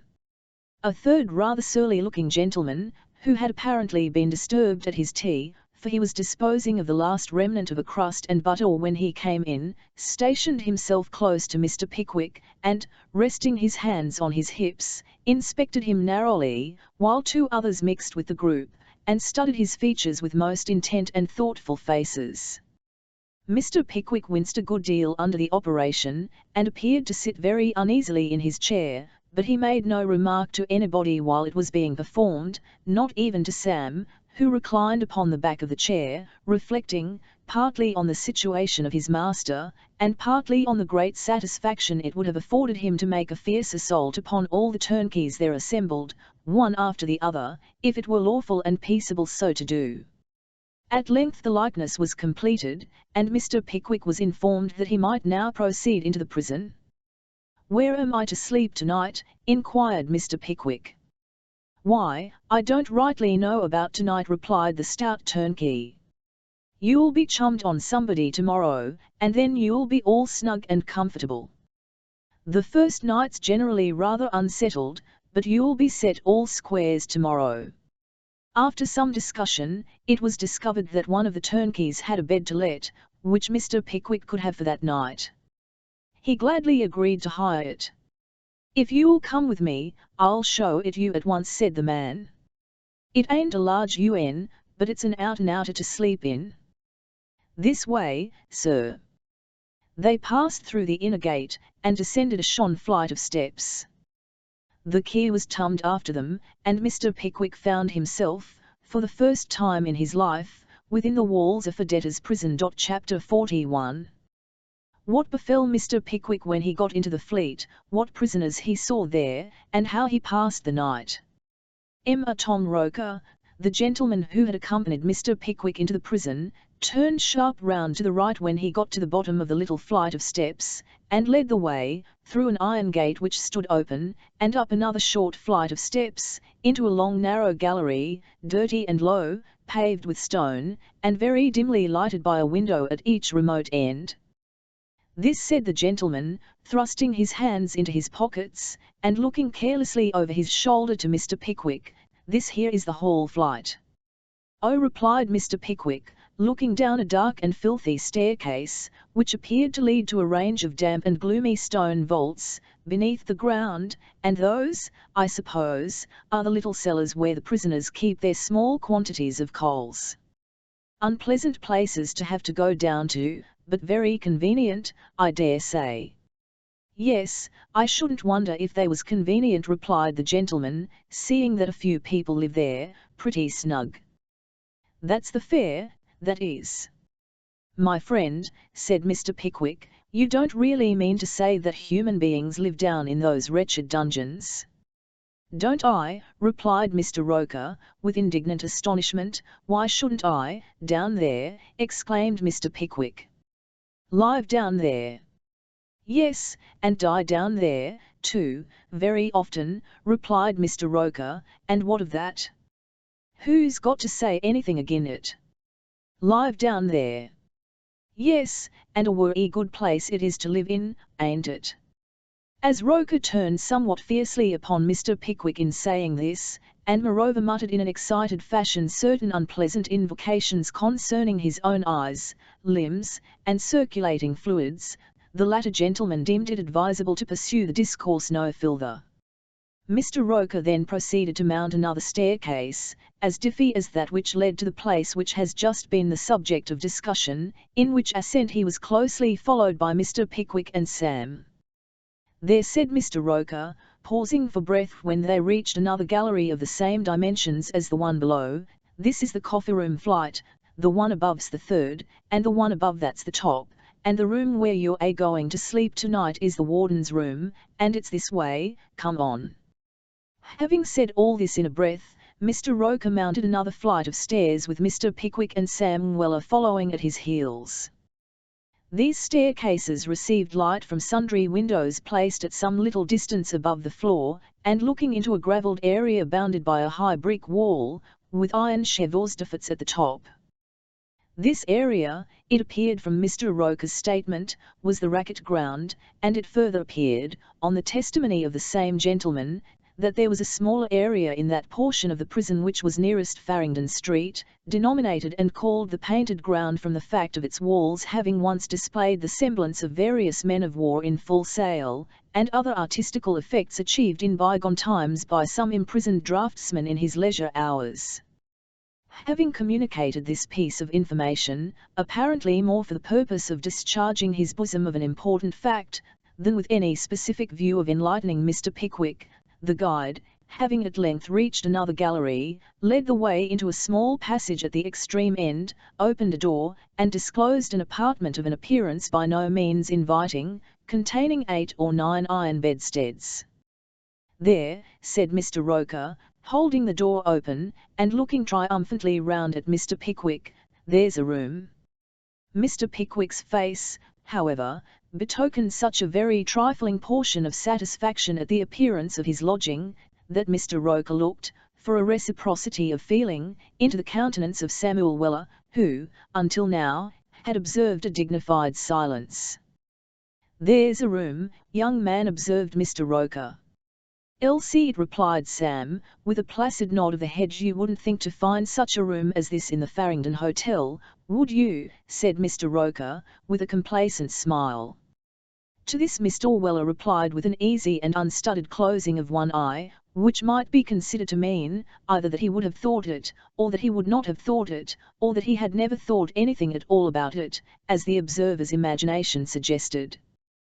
Having executed this feat, and reopened his eye, Mr. Weller proceeded to inquire which was the individual bedstead that Mr. Roker had so flatteringly described as an out-and-outer to sleep in. "That's it," replied Mr. Roker, pointing to a very rusty one in a corner.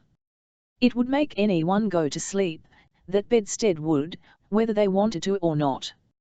"I should think," said Sam, eyeing the piece of furniture in question with a look of excessive disgust, "I should think poppies was nothing to it." "Nothing at all," said Mr. Roker. "And I suppose," said Sam, with a sidelong glance at his master, as if to see whether there were any symptoms of his determination being shaken by what passed, "I suppose the other gentlemen as sleeps here are gentlemen." "Nothing but it," said Mr. Roker. "One of 'em takes his 12 pints of ale a day, and never leaves off smoking even at his meals." "He must be a first-rater," said Sam. "A one," replied Mr. Roker.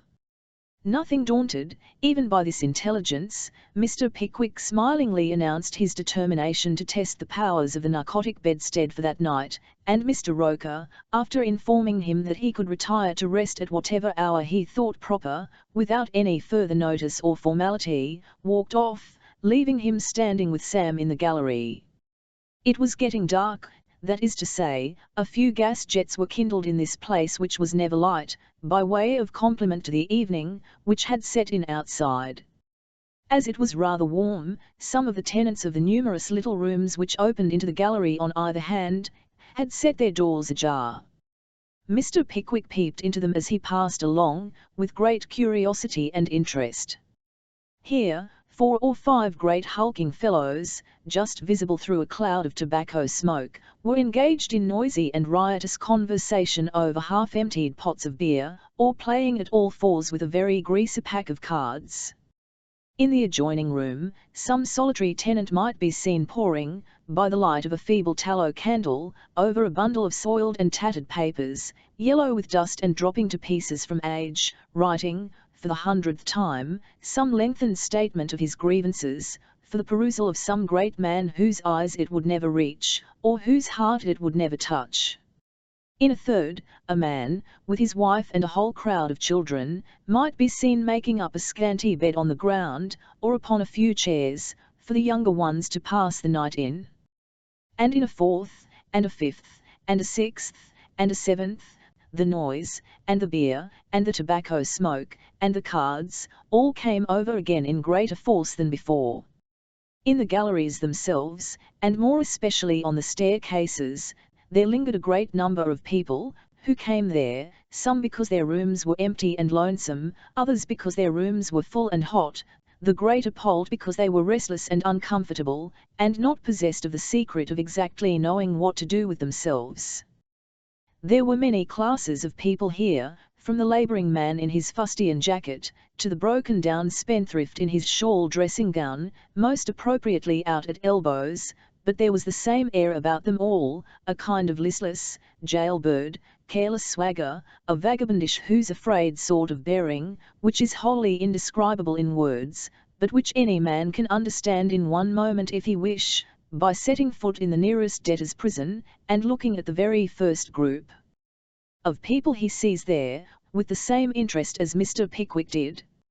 "It strikes me," Sam said Mr. Pickwick, leaning over the iron rail at the stair-head, "it strikes me, Sam, that imprisonment for debt is scarcely any punishment at all." "Think not, sir?" inquired Mr. Weller. You see how these fellows drink, and smoke, and roar, replied Mr. Pickwick. It's quite impossible that they can mind it much. Ah, that's just the worry thing, sir, rejoined Sam. They don't mind it, it's a regular holiday to them, all porter and skittles. It's the other ones as gets done over with this sort o' thing, them down-heen fellas as can't svig over at the beer, nor play at skittles neither, them as vo'd pay if they could, and gets low by being boxed up. I'll tell you what it is, sir, them as is always idlin' in public houses it don't damage at all, and them as is always working when they can, it damages too much. It's unequal as my father used to say when his grog warn't made half and half, it's unequal, and that's the fault on it. "I'll think you're right, Sam," said Mr. Pickwick, after a few moments' reflection, "quite right. Raps, now and then, there's some honest people as likes it," observed Mr. Weller, in a ruminative tone, "but I never hear one as I can call to mind, 'cept the little dirty-faced man in the brown coat, and that was force of habit." "And who was he?" inquired Mr. Pickwick. "Why, that's just the viewpoint as nobs you never knowed," replied Sam. "But what did he do?" "Why, he did what many men as has been much better knowed has done in their time, sir," replied Sam. "He run a match agin the constable, and won it." "In other words, I suppose," said Mr. Pickwick, "he got into debt." "Just that, sir," replied Sam, "and in course o' time he come here in consequence. It warn't much, execution for £9 nothing, multiplied by 5 for costs, but howsever here he stopped for 17 year. If he got any wrinkles in his face, they were stopped up with the dirt, for both the dirty face and the brown coat was just the same at the end that time as they was at the beginning. He was a worry peaceful, inoffendin' little creetur, and was always bustlin' about for somebody, or playing rackets and never winnin', till at last the tumkies they got quite fond on him, and he was in the lodge night, chattering with 'em, and telling stories, and all that air. One night he was in there as usual, along with a worry old friend of his, as was on the lock, when he says all of a sudden, 'I ain't seen the market outside, Bill,' he says. 'Fleet Market was there at that ain't seen the market outside, Bill,' he says, 'for 17 year.' 'I know you ain't,' says the turnkey, smoking his pipe. 'I should like to see it for a minute, Bill,' he says. 'Worry probable,' says the turnkey, smoking his pipe worry fierce, and making believe he warn't up to what the little man wanted. 'Bill,' says the little man, more abrupt than afore, 'I've got the fancy in my head. Let me see the public streets once more afore I die, and if I ain't struck with apoplexy, I'll be back in 5 minutes by the clock.' 'And what you'd become me if you was struck with apoplexy,' said the turnkey. 'Why,' says the little creetur, 'whoever found me, you'd bring me home, for I've got my card in my bill,' he says, 'number 20, coffee room flight,' and that was sure enough, for when he wanted to make the acquaintance of any newcomer, he used to pull out a little limp card with them words on it and nothing else, in consideration of which, he was always called number 20. The turnkey takes a fixed look at him, and at last he says in a solemn manner, 20, he says, 'I'll trust you, you won't get your old friend into trouble.' 'No, my boy, I hope I've something better behind here,' says the little man, and as he said it he hit his little waistcoat when hard, and then a tear started out o' each eye, which was when extraordinary, for it was supposed as water never touched his face. He shook the turnkey by the hand, out he went, and never came back again," said Mr. Pickwick. "Wrong for once, sir," replied Mr. Weller, "for back he come, 2 minutes afore the time, bilin' with rage, saying how he'd been nearly run over by a hackney coach that he warn't used to it, and he was blowed if he wouldn't write to the Lord Mayor. They got him pacified at last, and for 5 years after that, he never even so much as peeped out the lodge gate. At the expiration of that time he died, I suppose," said Mr. Pickwick. "No, he didn't, sir," replied Sam.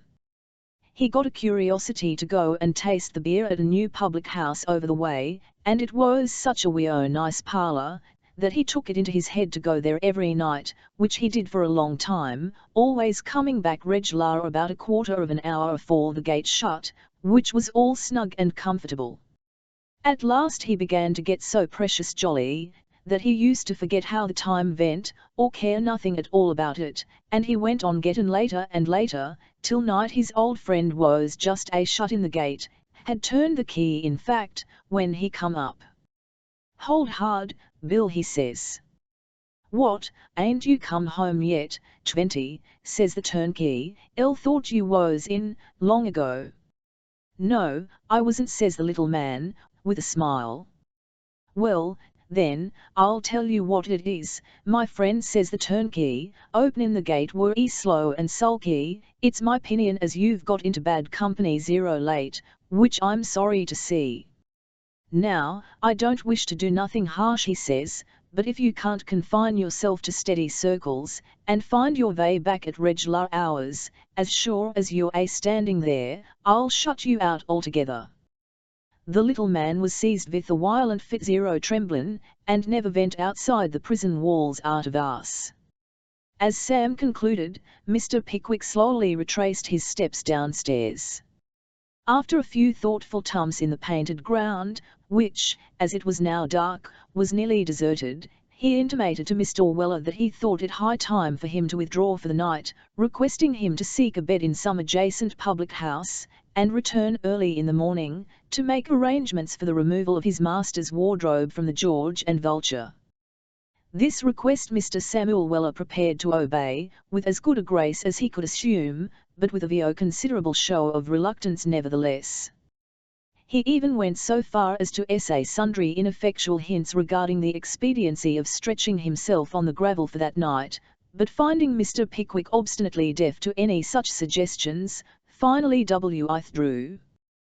There is no disguising the fact that Mr. Pickwick felt very low-spirited and uncomfortable, not for lack of society, for the prison was very full, and a bottle of wine would at once have purchased the utmost good fellowship of a few choice spirits, without any more formal ceremony of introduction, but he was alone in the coarse, vulgar crowd, and felt the depression of spirits and sinking of heart, naturally consequent on the reflection that he was cooped and caged up, without a prospect of liberation. As to the idea of releasing himself by ministering to the sharpness of Dodson and Fogg, it never for an instant entered his thoughts. In this frame of mind he turned again into the coffee-room gallery, and walked slowly to and fro. The place was intolerably dirty, and the smell of tobacco smoke perfectly suffocating. There was a perpetual slamming and banging of doors as the people went in and out, and the noise of their voices and footsteps echoed and re-echoed through the passages constantly. A young woman, with a child in her arms, who seemed scarcely able to crawl, from emaciation and misery, was walking up and down the passage in conversation with her husband, who had no other place to see her in. As they passed Mr. Pickwick, he could hear the female sob bitterly, and once she burst into such a passion of grief, that she was compelled to lean against the wall for support, while the man took the child in his arms, and tried to soothe her. Mr. Pickwick's heart was really too full to bear it, and he went upstairs to bed. Now, although the warder's room was a very uncomfortable one, being, in every point of decoration and convenience, several hundred degrees inferior to the common infirmary of a county jail, it had at present the merit of being wholly deserted save by Mr. Pickwick himself. So, he sat down at the foot of his little iron bedstead, and began to wonder how much a year the warder made out of the dirty room. Having satisfied himself, by mathematical calculation, that the apartment was about equal in annual value to the freehold of a small street in the suburbs of London, he took to wondering what possible temptation could have induced a dingy-looking fly that was crawling over his pantaloons, to come into a close prison, when he had the choice of so many airy situations, a course of meditation which led him to the irresistible conclusion that the insect was insane. After settling this point, he began to be conscious that he was getting sleepy, whereupon he took his nightcap out of the pocket in which he had had the precaution to stow it in the momming, and, leisurely undressing himself, got into bed and fell asleep. Bravo! Heel over toe cut and shuffle, pay away at it, Zephyr. I'm smothered if the opera house isn't your proper hemisphere. Keep it up. Hooray! These expressions, delivered in a most boisterous tone, and accompanied with loud peals of laughter, roused Mr. Pickwick from one of those sound slumbers which, lasting in reality some half hour, seemed to the sleeper to have been protracted for 3 weeks or a month. The voice had no sooner ceased than the room was shaken with such violence that the windows rattled in their frames, and the bedsteads trembled again. Mr. Pickwick started up, and remained for some minutes fixed in mute astonishment at the scene before him. On the floor of the room, a man in a broad skilted green coat, with corduroy knee-smalls and grey cotton stockings, was performing the most popular steps of a hornpipe, with a slang and burlesque caricature of grace and lightness, which, combined with the very appropriate character of his costume, was inexpressibly absurd. Another man, evidently very drunk, who had probably been tumbled into bed by his companions, was sitting up between the sheets, warbling as much as he could recollect of a comic song, with the most intensely sentimental feeling and expression, while a third, seated on one of the bedsteads, was applauding both performers with the air of a profound connoisseur, and encouraging them by such ebullitions of feeling as had already roused Mr. Pickwick from his sleep. This last man was an admirable specimen of a class of gentry which never can be seen in full perfection but in such places. They may be met with, in an imperfect state, occasionally about stable-yards and public houses, but they never attain their full bloom except in these hotbeds, which would almost seem to be considerately provided by the legislature for the sole purpose of rearing them. He was a tall fellow, with an olive complexion, long dark hair, and very thick bushy whiskers meeting under his chin. He wore no neckerchief, as he had been playing rackets all day, and his open shirt collar displayed their full luxuriance. On his head he wore one of the common 18-penny French skull caps, with a gaudy tassel dangling therefrom, very happily in keeping with a common fustian coat. His legs, which, being long, were afflicted with weakness, graced a pair of Oxford mixture trousers, made to show the full symmetry of those limbs. Being somewhat negligently braced, however, and, moreover, but imperfectly buttoned, they fell in a series of not the most graceful folds over a pair of shoes sufficiently down at heel to display a pair of very soiled white stockings. There was a rakish, vagabond smartness, and a kind of boastful rascality, about the whole man, that was worth a mine of gold. This figure was the first to perceive that Mr. Pickwick was looking on, upon which he winked to the Zephyr, and entreated him, with mock gravity, not to wake the gentleman. "Why, bless the gentleman's honest heart and soul," said the Zephyr, turning round and affecting the extremity of surprise, "the gentleman is awake." "Hem, Shakespeare. How do you do, sir? How is Moore and Sarah, sir? And the dear old lady at home, sir? Will you have the kindness to put my compliments into the first little parcel you're sending that way, sir, and say that I would have sent 'em before, only I was afraid they might be broken in the wagon, sir. Don't overwhelm the gentleman with ordinary civilities when you see he's anxious to have something to drink," said the gentleman with the whiskers, with a jocose air. "Why don't you ask the gentleman what he'll take?" "Dear me, I quite forgot," replied the other. "What will you take, sir? Will you take port wine, sir, or sherry wine, sir? I can recommend the ale, sir, or perhaps you'd like to taste the porter, sir? Allow me to have the felicity of hanging up your nightcap, sir." With this, the speaker snatched that article of dress from Mr. Pickwick's head, and fixed it in a twinkling on that of the drunken man, who, firmly impressed with the belief that he was delighting a numerous assembly, continued to hammer away at the comic song in the most melancholy strains imaginable. Taking a man's nightcap from his brow by violent means, and adjusting it on the head of an unknown gentleman, of dirty exterior, however ingenious a witticism in itself, is unquestionably one of those which come under the denomination of practical jokes. Viewing the matter precisely in this light, Mr. Pickwick, without the slightest intimation of his purpose, sprang vigorously out of bed. Snrck, the Zephyr so smart a blow in the chest as to deprive him of a considerable portion of the commodity which sometimes bears his name, and then, recapturing his nightcap, boldly placed himself in an attitude of defence. "Now," said Mr. Pickwick, gasping no less from excitement than from the expenditure of so much energy, "come on, both of you, both of you." With this liberal invitation the one-he gentleman communicated a revolving motion to his clenched fists, by way of appalling his antagonists with a display of science.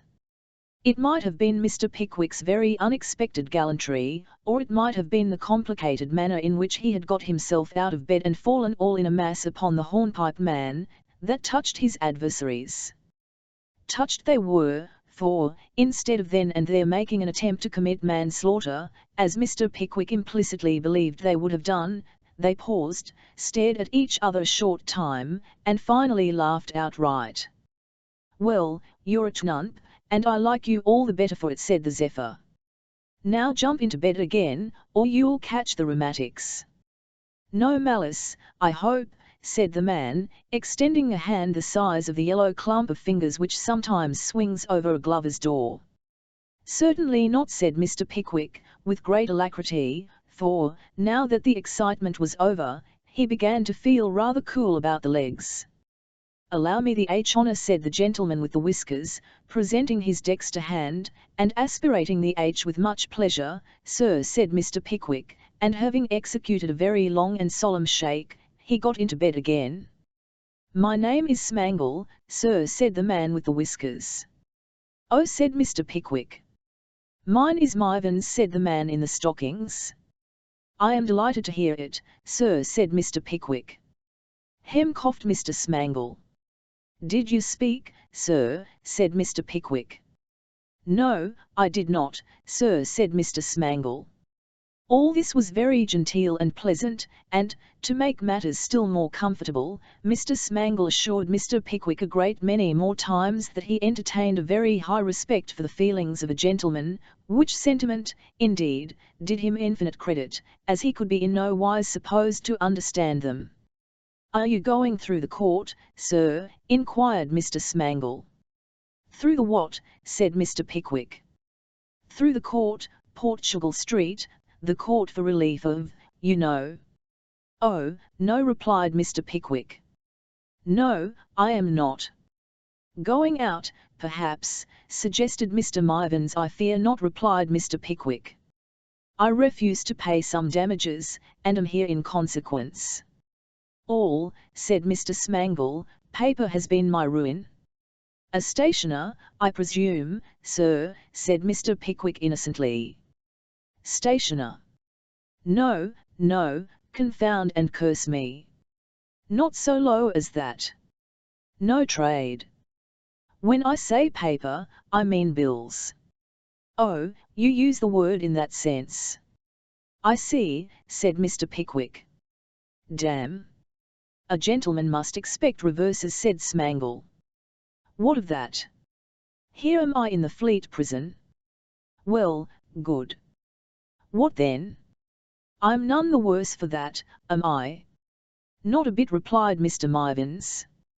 And he was quite right, for, so far from Mr. Smangle being any the worse for it, he was something the better, inasmuch as to $1 himself for the place, he had attained gratuitous possession of certain articles of jewellery, which, long before that, had found their way to the pawnbrokers. "Well, but come," said Mr. Smangle, "this is dry work. Let's rinse our mouths with a drop of burnt sherry. The last comer shall stand it, Mivans shall fetch it, and I'll help to drink it. That's a fair and gentlemanlike division of labour, anyhow." "Curse me." Unwilling to hazard another quarrel, Mr. Pickwick gladly assented to the proposition, and consigned the money to Mr. Mivans, who, as it was nearly 11 o'clock, lost no time in repairing to the coffee-room on his errand. "Say," whispered Smangle, the moment his friend had left the room, "what did you give him?" "Half a sovereign," said Mr. Pickwick. "He's a devilish pleasant gentlemanly dog," said Mr. Pleasant. "I don't know anybody more so, but, Here Mr. Smangle stopped short, and shook his head dubiously. "You don't think there is any probability of his appropriating the money to his own use?" said Mr. Pickwick. "Oh, no. Mind, I don't say that, I expressly say that he's a devilish gentlemanly fellow," said Mr. Smangle. "But I think, perhaps, if somebody went down, just to see that he didn't dip his beak into the jug by accident, or make some confounded mistake in losing the money as he came upstairs, it would be as well. Here, you sir, just run downstairs, and look after that gentleman, will you?" This request was addressed to a little timid-looking, nervous man, whose appearance bespoke great poverty, and who had been crouching on his bedstead all this while, apparently stupefied by the novelty of his situation. "You know where the coffee-room is," said Smangle. "Just run down, and tell that gentleman you've come to help him up with the jug." "Tell you what, I'll tell you how we'll do him," said Smangle, with a cunning look. "How?" said Mr. Pickwick. "Send down word that he's to spend the change in cigars." "Capital thought. Run and tell him that, d'ye hear?" "They shan't be wasted," continued Smangle, turning to Mr. Pickwick. "I'll smoke 'em." This manoeuvring was so exceedingly ingenious and, withal, performed with such immovable composure and coolness, that Mr. Pickwick would have had no wish to disturb it, even if he had had the power. In a short time Mr. Mivans returned, bearing the shinny, which Mr. Smangle dispensed in 2 little cracked mugs, considerately remarking, with reference to himself, that a gentleman must not be particular under such circumstances, and that, for his part, he was not too proud to drink out of the jug. In which, to show his sincerity, he forthwith pledged the company in a draught which half emptied it. An excellent understanding having been by these means promoted, Mr. Smangle proceeded to entertain his hearers with a relation of divers romantic adventures in which he had been from time to time engaged, involving various interesting anecdotes of a thoroughbred horse, and a magnificent Jewess, both of surpassing beauty, and much coveted by the nobility and gentry of these kingdoms.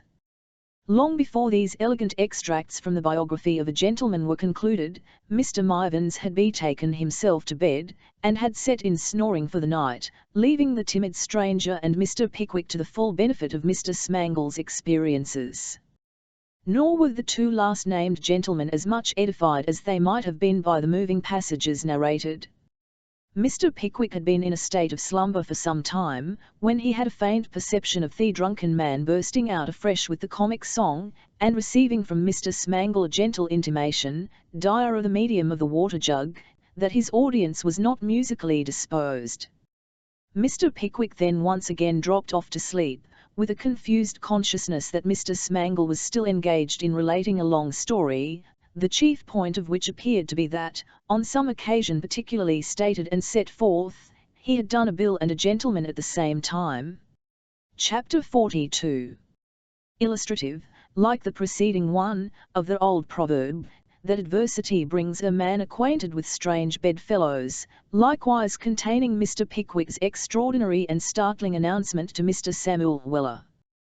When Mr. Pickwick opened his eyes next morning, the first object upon which they rested was Samuel Weller, seated upon a small black portmanteau, intently regarding, apparently in a condition of profound abstraction, the stately figure of the dashing Mr. Smangle, while Mr. Smangle himself, who was already partially dressed, was seated on his bickelstead, occupied in the desperately hopeless attempt of staring Mr. Weller out of countenance.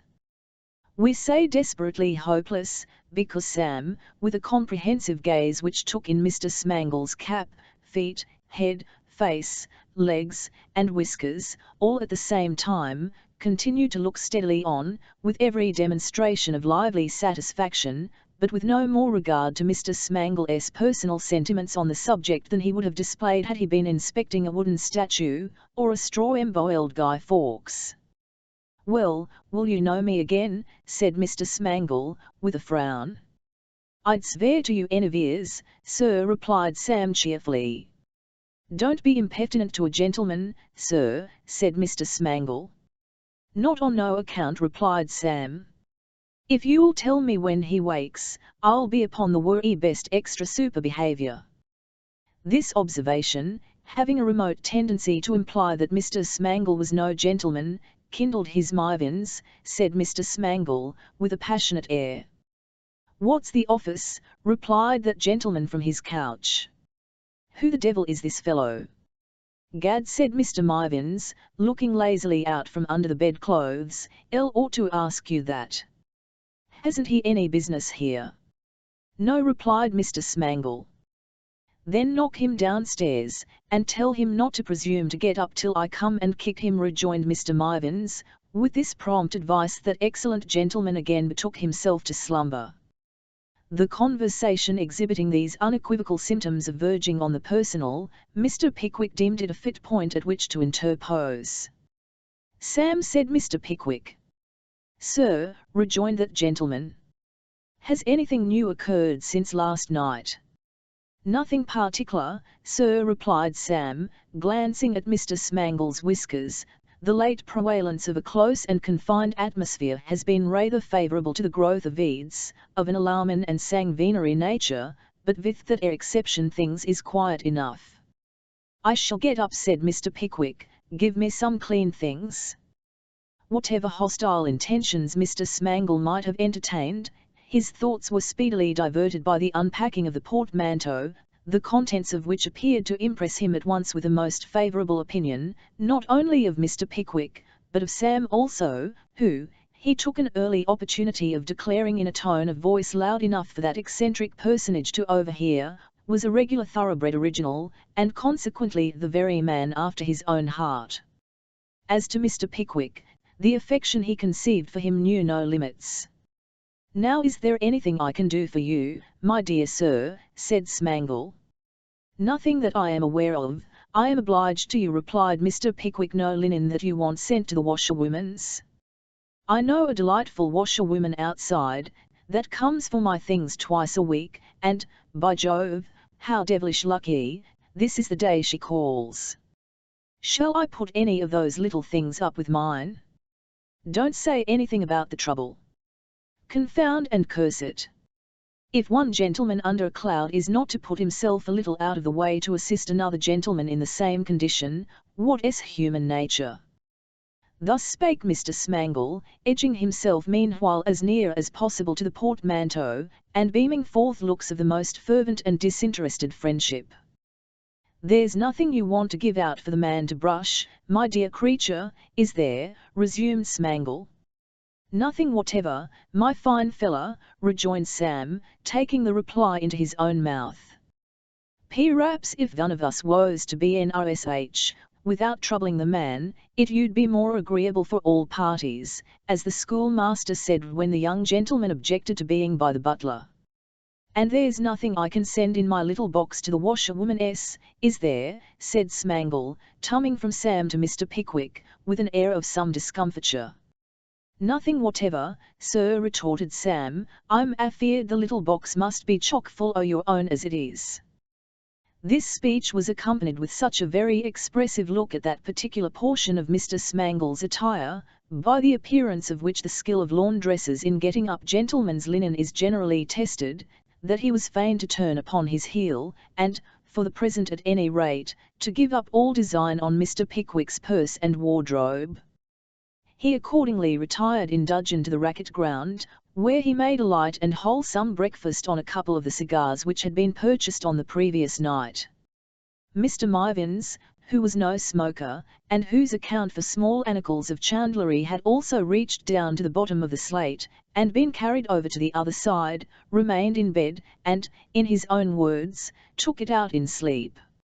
After breakfasting in a small closet attached to the coffee-room, which bore the imposing title of the Snuggery, the temporary inmate of which, in consideration of a small additional charge, had the unspeakable advantage of overhearing all the conversation in the coffee-room aforesaid, and, after dispatching Mr. Weller on some necessary errands, Mr. Pickwick repaired to the lodge, to consult Mr. Roker concerning his future accommodation. Said that gentleman, consulting a large book. "Plenty of that, Mr. Pickwick. Your chummage ticket will be on 27, in the third." "Oh," said Mr. Pickwick. "My what, did you say?" "Your chummage ticket," replied Mr. Roker. "You're up to that." "Not quite," replied Mr. Pickwick, with a smile. "Why," said Mr. Roker, "it's as plain as Salisbury. You'll have a chummage ticket upon 27 in the third, and them as is in the room will be your chums." "Are there many of them?" inquired Mr. Pickwick dubiously. "3," replied Mr. Roker. Mr. Pickwick coughed. "One of 'em's a parson," said Mr. Roker, filling up a little piece of paper as he spoke, "another's a butcher." "Eh?" exclaimed Mr. Pickwick. "A butcher," repeated Mr. Roker, giving the nib of his pen a tap on the desk to cure it of a disinclination to mark. "What a thorough paced goer he used to be, sure lie." "You remember Tom Martin, Neddy," said Roker, appealing to another man in the lodge, who was paring the mud off his shoes with a 5-and-20 blade pocket knife. "I should think so," replied the party addressed, with a strong emphasis on the personal pronoun. "Bless my dear eyes," said Mr. Roker, shaking his head slowly from side to side, and gazing abstractedly out of the grated windows before him, as if he were fondly recalling some peaceful scene of his early youth. "It seems but yesterday that he whopped the coal heaver down Fox under the hill by the wharf there. I think I can see him now, coming up the Strand between the two street keepers, a little sobered by the bruising, with a patch zero vinegar and brown paper over his right eyelid, and that lovely bulldog, as pinned the little boy afterwards, following at his heels. What a rum thing time is, ain't it, Neddy?" The gentleman to whom these observations were addressed, who appeared of a taciturn and thoughtful cast, merely echoed the inquiry. Mr. Roker, shaking off the poetical and gloomy train of thought into which he had been betrayed, descended to the common business of life, and resumed his pen. "Do you know what the third gentleman is?" inquired Mr. Pickwick, not very much gratified by this description of his future associates. "What is that Simpson, Neddy?" said Mr. Roker, turning to his companion. "What Simpson?" said Neddy. "Why, him in 27 in the third, that this gentleman's going to be chummed on." "Oh, him," replied Neddy, "he's nothing exactly. He was a horse shonter, he's a leg now." "All, so I thought," rejoined Mr. Roker, closing the book, and placing the small piece of paper in Mr. Pickwick's hands. "That's the ticket, sir." Very much perplexed by this summary disposition of this person, Mr. Pickwick walked back into the prison, revolving in his mind what he had better do. Convinced, however, that before he took any other steps it would be advisable to see, and hold personal converse with, the 3 gentlemen with whom it was proposed to quarter him, he made the best of his way to the 3rd flight. After groping about in the gallery for some time, attempting in the dim light to decipher the numbers on the different doors, he at length appealed to a pot boy, who happened to be pursuing his morning occupation of gleaning for pewter. "Which is 27, my good fellow?" said Mr. Pickwick. "5 doors farther on," replied the pot boy. "There's the likeness of a man being hung, and smoking the while, chalked outside the door." Guided by this direction, Mr. Pickwick proceeded slowly along the gallery until he encountered the portrait of a gentleman above described, upon whose countenance he tapped, with the knuckle of his forefinger, gently at first, and then audibly. After repeating this process several times without effect, he ventured to open the door and peep in. There was only one man in the room, and he was leaning out of window as far as he could without overbalancing himself, endeavouring, with great perseverance, to spit upon the crown of the hat of a personal friend on the parade below. As neither speaking, coughing, sneezing, nor any other ordinary mode of attracting attention, made this person aware of the presence of a visitor, Mr. Pickwick, after some delay, stepped up to the window, and pulled him gently by the coat-tail. The individual brought in his head and shoulders with great swiftness, and surveying Mr. Pickwick from head to foot, demanded in a surly tone what the something beginning with a capital H he wanted. "I'll believe," said Mr. Pickwick, consulting his ticket, "I'll believe this is 27 in the third." "Well," replied the gentleman, "I'll have come here in consequence of receiving this bit of paper," rejoined Mr. Pickwick. "Hand it over," said the gentleman. Mr. Pickwick complied. "I think Roker might have chummed you somewhere else," said Mr. Simpson, for it was the leg, after a very discontented sort of a pause. Mr. Pickwick thought so also, but, under all the circumstances, he considered it a matter of sound policy to be silent. Mr. Simpson mused for a few moments after this, and then, thrusting his head out of the window, gave a shrill whistle, and pronounced some word aloud, several times. What the word was, Mr. Pickwick could not distinguish, but he rather inferred that it must be some nickname which distinguished Mr. Martin, from the fact of a great number of gentlemen on the ground below, immediately proceeding to butcher, in imitation of the tone in which that useful class of society are wont, diurnally, to make their presence known at area railings. Subsequent occurrences confirmed the accuracy of Mr. Pickwick's impression, for, in a few seconds, a gentleman, prematurely broad for his years, clothed in a professional blue jean frock and top boots with circular toes, entered the room nearly out of breath, closely followed by another gentleman in very shabby black, and a sealskin cap.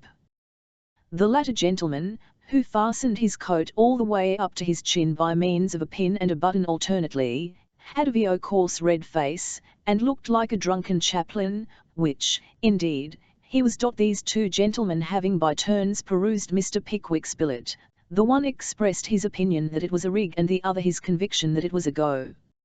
Having recorded their feelings in these very intelligible terms, they looked at Mr. Pickwick and each other in awkward silence. "It's an aggravating thing, just as we got the beds so snug," said the chaplain, looking at 3 dirty mattresses, each rolled up in a blanket, which occupied one corner of the room during the day, and formed a kind of slab, on which were placed an old cracked basin, ewer, and soap dish, of common yellow earthenware, with a blue flower, very aggravating.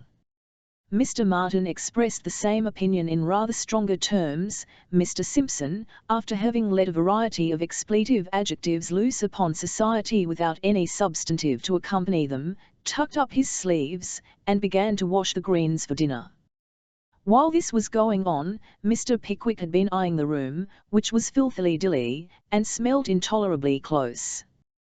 There was no vestige of either carpet, curtain, or blind. There was not even a closet in it. Unquestionably there were but few things to put away, if there had been one, but, however few in number, or small in individual amount, still, remnants of loaves and pieces of cheese, and damp towels, and scrags of meat, and articles of wearing apparel, and mutilated crockery, and bellows without nozzles, and toasting forks without prongs, do present somewhat of an uncomfortable appearance when they are scattered about the floor of a small apartment, which is the common sitting and sleeping room of 3 idle men. "I'll suppose this can be managed somehow," said the butcher, after a pretty long silence. "What will you take to go out?" "I beg your pardon," replied Mr. Pickwick. "What did you say? I hardly understand you." "What will you take to be paid out?" said the butcher. "The regular chummage is 2 and 6. "Will you take 3 bob?" "And a bender," suggested the clerical gentleman. "Well, I don't mind that, it's only 2pence apiece more," said Mr. Martin. "What do you say, now?" "We'll pay you out for 3 and 6pence a week." "Come." "And stand a gallon of beer down," chimed in Mr. Simpson. "There." "And drink it on the spot," said the chaplain. "Now, I really am so wholly ignorant of the rules of this place," returned Mr. Pickwick, "that I do not yet comprehend you. Can I live anywhere else? I thought I could not." At this inquiry Mr. Martin looked, with a countenance of excessive surprise, at his 2 friends, and then each gentleman pointed with his right thumb over his left shoulder. This action, imperfectly described in words by the then feeble term of over the left, when performed by any number of ladies or gentlemen who are accustomed to act in unison, has a very graceful and airy effect. Its expression is one of light and playful sarcasm. "Can you?" repeated Mr. Martin, with a smile of pity. "Well, if I knew as little of life as that, I'd eat my hat and swallow the buckle whole," said the clerical gentleman. "So would L," added the sporting one solemnly. After this introductory preface, the three chums informed Mr. Pickwick, in a breath, that money was, in the fleet, just what money was out of it, that it would instantly procure him almost anything he desired, and that, supposing he had it, and had no objection to spend it, if he only signified his wish to have a room to himself, he might take possession of one, fumished and fitted to boot, in half an hour's time. With this the parties separated, very much to their common satisfaction, Mr. Pickwick once more retracing his steps to the lodge, and the three companions adjourning to the coffee-room, there to spend the 5 shillings which the clerical gentleman had, with admirable prudence and foresight, borrowed of him for the purpose. "I knowed it," said Mr. Roker, with a chuckle, when Mr. Pickwick stated the object with which he had returned. "Didn't I say so, Neddy?" The philosophical owner of the universal penknife growled an affirmative.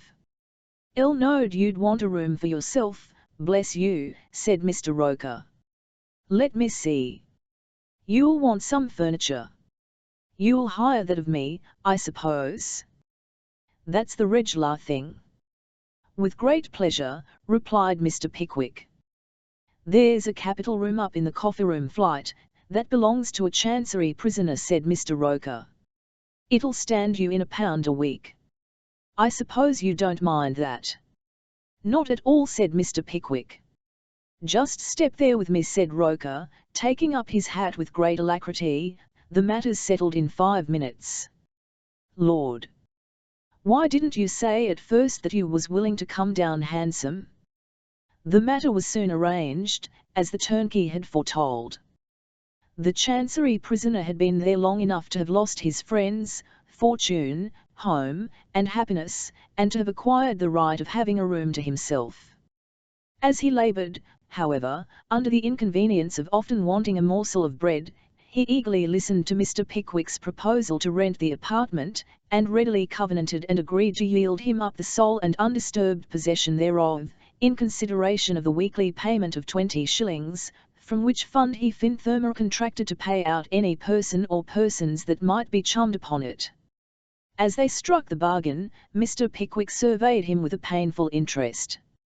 He was a tall, gaunt, cadaverous man, in an old greatcoat and slippers, with sunken cheeks, and a restless, eager eye. His lips were bloodless, and his bones sharp and thin. God help him! The iron teeth of confinement and privation had been slowly filing him down for 20 years. "And where will you live meanwhile, sir?" said Mr. Pickwick, as he laid the amount of the first week's rent, in advance, on the tottering table. The man gathered up the money with a trembling hand, and replied that he didn't know yet, he must go and see where he could move his bed to. "I'm afraid, sir," said Mr. Pickwick, laying his hand gently and compassionately on his arm, "I'm afraid you will have to live in some noisy, crowded place. Now, pray, consider this room your own when you want quiet, or when any of your friends come to see you." "Friends," interposed the man, in a voice which rattled in his throat. "If I lay dead at the bottom of the deepest mine in the world, tight screwed down and sodded in my coffin, rotting in the dark and filthy ditch that drags its slime along, beneath the foundations of this prison, I could not be more forgotten or unheeded than I am here. I am a dead man, dead to society, without the pity they bestow on those whose souls have passed to judgment. Friends to see me! My God! I have sunk, from the prime of life into old age, in this place, and there is not one to raise his hand above my bed when I lie dead upon it, and say, it is a blessing he is gone." The excitement, which had cast an unwonted light over the man's face, while he spoke, subsided as he concluded, and pressing his withered hands together in a hasty and disordered manner, he shuffled from the room. "Ride's rather rusty," said Mr. Roker, with a smile. "All. They are like the elephants. They feel it now and then, and it makes 'em wild." Having made this deeply sympathizing remark, Mr. Roker entered upon his arrangements with such expedition, that in a short time the room was furnished with a carpet, 6 chairs, a table, a sofa bedstead, a tea kettle, and various small articles, on hire, at the very reasonable rate of 27 shillings and sixpence per week. "Now, is there anything more we can do for you?" inquired Mr. Roker, looking round with great satisfaction, and gaily chinking the first week's hire in his closed fist. "Why, yes," said Mr. Pickwick, who had been musing deeply for some time. "Are there any people here who run on errands, and so forth?" "Outside, do you mean?" inquired Mr. Roker.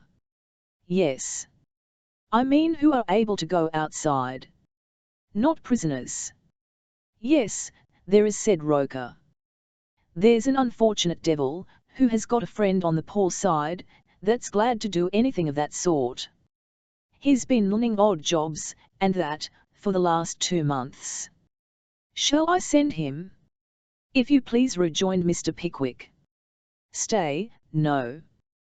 The poor side, you say? I should like to see it. I'll go to him myself."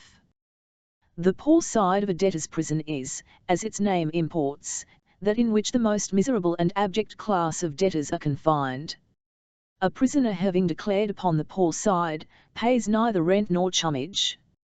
His fees, upon entering and leaving the jail, are reduced in amount, and he becomes entitled to a share of some small quantities of food, to provide which, a few charitable persons have, from time to time, left trifling legacies in their wills. Most of our readers will remember, that, until within a very few years past, there was a kind of iron cage in the wall of the Fleet prison, within which was posted some man of hungry looks, who, from time to time, rattled a money box, and exclaimed in a mournful voice, "Pray, remember the poor debtors, pray remember the poor debtors." The receipts of this box, when there were any, were divided among the poor prisoners, and the men on the poor side relieved each other in this degrading office. Although this custom has been abolished, and the cage is now boarded up, the miserable and destitute condition of these unhappy persons remains the same. We no longer suffer them to appeal at the prison gates to the charity and compassion of the passers-by, but we still leave unblotted the leaves of our statute book, for the reverence and admiration of succeeding ages, the just and wholesome law which declares that the sturdy felons shall be fed and clothed, and that the penniless debtors shall be left to die of starvation and nakedness. This is no fiction. Not a week passes over our head, but, in every one of our prisons for debt, some of these men must inevitably expire in the slow agonies of want, if they were not relieved by their fellow prisoners. Turning these things in his mind, as he mounted the narrow staircase at the foot of which Roker had left him, Mr. Pickwick gradually worked himself to the boiling over point, and so excited was he with his reflections on this subject, that he had burst into the room to which he had been directed, before he had any distinct recollection, either of the place in which he was, or of the object of his visit. The general aspect of the room recalled him to himself at once, but he had no sooner cast his eye on the figure of a man who was brooding over the dusty fire, than, letting his hat fall on the floor, he stood perfectly fixed and immovable with astonishment. Yes, in tattered garments, and without a coat, his common calico shirt, yellow and in rags, his hair hanging over his face, his features changed with suffering, and pinched with famine, there sat Mr. Alfred Jingle, his head resting on his hands, his eyes fixed upon the fire, and his whole appearance denoting misère and dejection. Near him, leaning listlessly against the wall, stood a strong-built countryman, flicking with a worn-out hunting whip the top boot that adorned his right foot, his left being thrust into an old slipper. Horses, dogs, and drink had brought him there, pell-mell.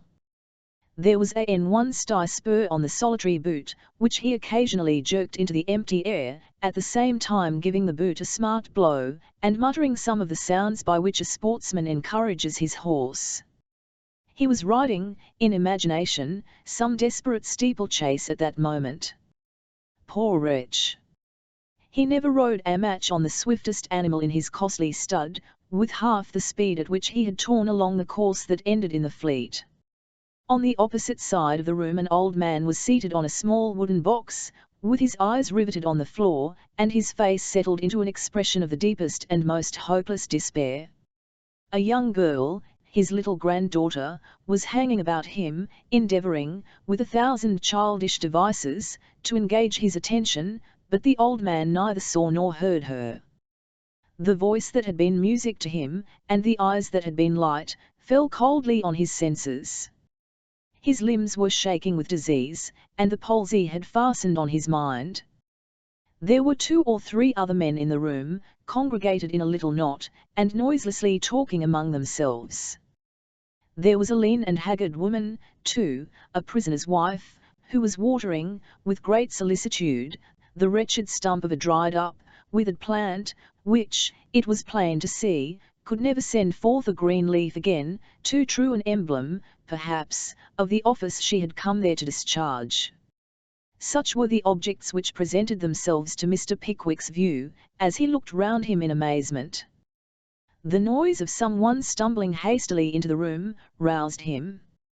Turning his eyes towards the door, they encountered the newcomer, and in him, through his rags and dirt, he recognized the familiar features of Mr. Job Trotter. "Nearer, Pickwick!" exclaimed Job aloud. Said Jingle, starting from his seat. "Mr. So it is, queer place, strange things, serves me right, very." Mr. Jingle thrust his hands into the place where his trousers pockets used to be, and, dropping his chin upon his breast, sank back into his chair. Mr. Pickwick was affected, the 2 men looked so very miserable. The sharp, involuntary glance Jingle had cast at a small piece of raw loin of mutton, which Job had brought in with him, said more of their reduced state than 2 hours' explanation could have done. Mr. Pickwick looked mildly at Jingle, and said, "I should like to speak to you in private. Will you step out for an instant?" "Certainly," said Jingle, rising hastily. "Can't step far, no danger of ovenbooking yourself here. Spike Park, grounds pretty, romantic, but not extensive, open for public inspection, family always in town, housekeeper desperately careful, very." "You have forgotten your coat," said Mr. Pickwick, as they walked out to the staircase, and closed the door after them. Said Jingle. "Spout, dear relation, Uncle Tom, couldn't help it, must eat, you know. Wants of nature, and all that." "What do you mean?" "Gone, my dear sir, last coat, can't help it. Lived on a pair of boots, whole fortnight. Silk umbrella, ivory handle, week, fact, honour, ask Job, knows it. Lived for 3 weeks upon a pair of boots, and a silk umbrella with an ivory handle," exclaimed Mr. Pickwick, who had only heard of such things in shipwrecks or read of them in Constable's Miscellany. "True," said Jingle, nodding his head. "Pawnbroker's shop, duplicates here, small sums, mere nothing, all rascals." "Oh," said Mr. Pickwick, much relieved by this explanation, "I understand you. You have pawned your wardrobe." "Everything, jarbs too, all shirts gone, never mind, saves washing. Nothing soon, lie in bed, starve, die, inquest, little bone house, poor prisoner, common necessaries, hush it up, gentlemen of the jury, warden's tradesman, keep it snug, natural death, coroner's order, workhouse funeral, serve him right, all over, drop the curtain." Jingle delivered this singular summary of his prospects in life, with his accustomed volubility, and with various twitches of the countenance to counterfeit smiles. Mr. Pickwick easily perceived that his recklessness was assumed, and looking him full, but not unkindly, in the face, saw that his eyes were moist with tears. "Good fellow," said Jingle, pressing his hand, and tumming his head away. "Ungrateful dog, boyish to cry, can't help it, bad fever, weak, ill, hungry. Deserved it all, but suffered much, very. Wholly unable to keep up appearances any longer, and perhaps rendered worse by the effort he had made, the dejected stroller sat down on the stairs, and, covering his face with his hands, sobbed like a child. Come, come," said Mr. Pickwick, with considerable emotion, "we will see what can be done, when I know all about the matter. Here, Job, where is that fellow?" "Here, sir," replied Job, presenting himself on the staircase.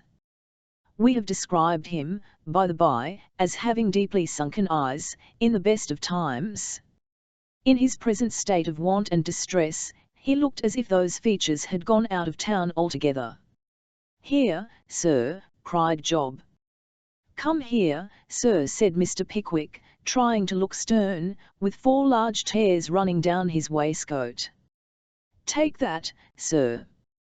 "Take what?" In the ordinary acceptation of such language, it should have been a blow. As the world NMS, it ought to have been a sound, healthy cuff, for Mr. Pickwick had been duped, deceived, and wronged by the destitute outcast who was now wholly in his power. Must we tell the TNRTH? It was something from Mr. Pickwick's waistcoat pocket, which chinked as it was given into Job's hand, and the giving of which, somehow or other imparted a sparkle to the eye, and a swelling to the heart, of our excellent old friend, as he hurried away. Sam had returned when Mr. Pickwick reached his own room, and was inspecting the arrangements that had been made for his comfort, with a kind of grim satisfaction which was very pleasant to look upon. Having a decided objection to his master's being there at all, Mr. Weller appeared to consider it a high moral duty not to appear too much pleased with anything that was done, said, suggested, or proposed. "Well, Sam," said Mr. Pickwick. "Well, sir," replied Mr. Weller. "Pretty comfortable now, eh, Sam?" "Pretty well, sir," responded Sam, looking round him in a disparaging manner. "Have you seen Mr. Tupman and our other friends?" "Yes, I have seen 'em, sir, and they are a-coming tomorrow, and was much surprised to hear they warn't to come today," replied Sam. "You have brought the things I wanted?" Mr. Weller in reply pointed to various packages which he had arranged, as neatly as he could, in a corner of the room. "Very well, Sam," said Mr. Pickwick, after a little hesitation, "listen to what I am going to say, Sam." "Centre NLY, sir," rejoined Mr. Weller. "Fire away, sir." "I'll have felt from the first, Sam," said Mr. Pickwick, with much solemnity, "that this is not the place to bring a young man to." "Nor an old UN neither, sir," observed Mr. Weller. "You're quite right, Sam," said Mr. Pickwick, "but old men may come here through their own heedlessness and unsuspicion, and young men may be brought here by the selfishness of those they serve. It is better for those young men, in every point of view, that they should not remain here. Do you understand me, Sam?" "Why no, sir, I do not," replied Mr. Weller doggedly. "Try, Sam," said Mr. Pickwick. "Vell, sir," rejoined Sam, after a short pause, "I think I see your drift, and if I do see your drift, it's my opinion that you're a-coming it a great deal too strong, as the mail coachman said to the snowstorm, ven it overtook him." "I see you comprehend me, Sam," said Mr. Pickwick. "Independently of my wish that you should not be idling about a place like this, for years to come, I feel that for a debtor in the Fleet to be attended by his manservant is a monstrous absurdity." "Sam," said Mr. Pickwick, "for a time you must leave me." "Oh, for a time, eh, sir?" rejoined Mr. Weller rather sarcastically. "Yes, for the time that I remain here," said Mr. Pickwick. "Your wages I shall continue to pay. Any one of my 3 friends will be happy to take you, were it only out of respect to me. And if I ever do leave this place, Sam," added Mr. Pickwick, with assumed cheerfulness, "if I do, I pledge you my word that you shall return to me instantly." "Now I'll tell you what it is, sir," said Mr. Weller, in a grave and solemn voice. "This here sort 0 thing won't do at all, so don't let's hear no more about it." "I am serious, and resolved, Sam," said Mr. Pickwick. "You air you, sir?" inquired Mr. Weller firmly. "Good, sir, then so am I." Thus speaking, Mr. Weller fixed his hat on his head with great precision, and abruptly left the room. "Sam," cried Mr. Pickwick, calling after him, "Sam! Here! But the long gallery ceased to re-echo the sound of footsteps. Sam Weller was gone. Chapter 43. Showing how Mr. Samuel Weller got into difficulties, in a lofty room, ill-lighted and worse ventilated, situated in Portugal Street, Lincoln's Inn Fields, there sit nearly the whole year round, 1, 2, 3, or 4 gentlemen in wigs, as the case may be, with little writing desks before them, constructed after the fashion of those used by the judges of the land, barring the French polish. There is a box of barristers on their right hand, there is an enclosure of insolvent debtors on their left, and there is an inclined plane of most especially guilty faces in their front. These gentlemen are the commissioners of the insolvent court, and the place in which they sit is the insolvent crown itself. It is, and has been, time out of mind, the remarkable fate of this court to be, somehow or other, held and understood, by the general consent of all the destitute shabby genteel people in London, as their common resort, and place of daily refuge. It is always full. The steams of beer and spirits perpetually ascend to the ceiling, and, being condensed by the heat, roll down the walls like rain. There are more old suits of clothes in it at one time, than will be offered for sale in all Houndsditch in a 12-month, more unwashed skins and grizzly beards than all the pumps and shaving shops between Tyburn and Whitechapel could render decent, between sunrise and sunset. It must not be supposed that any of these people have the least shadow of business in, or the remotest connection with, the place they so indefatigably attend. If they had, it would be no matter of surprise, and the singularity of the thing would cease. Some of them sleep during the greater part of the sitting, others caney small ponable dinners wrapped in pocket handkerchiefs or sticking out of their worn-out pockets, and munch and listen with equal relish, but no one among them was ever known to have the slightest personal interest in any case that was ever brought forward. Whatever they do, there they sit from the first moment to the last. When it is heavy, rainy weather, they all come in, wet through, and at such times the vapours of the court are like those of a fungus pit. A casual visitor might suppose this place to be a temple dedicated to the genius of seediness. There is not a messenger or process server attached to it, who wears a coat that was made for him, not a tolerably fresh, or wholesome-looking man in the whole establishment, except a little white-headed apple-faced tipstaff, and even he, like an ill-conditioned cherry preserved in brandy, seems to have artificially dried and withered up into a state of preservation to which he can lay no natural claim.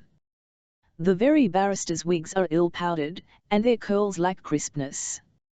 But the attorneys, who sit at a large bare table below the commissioners, are, after all, the greatest curiosities.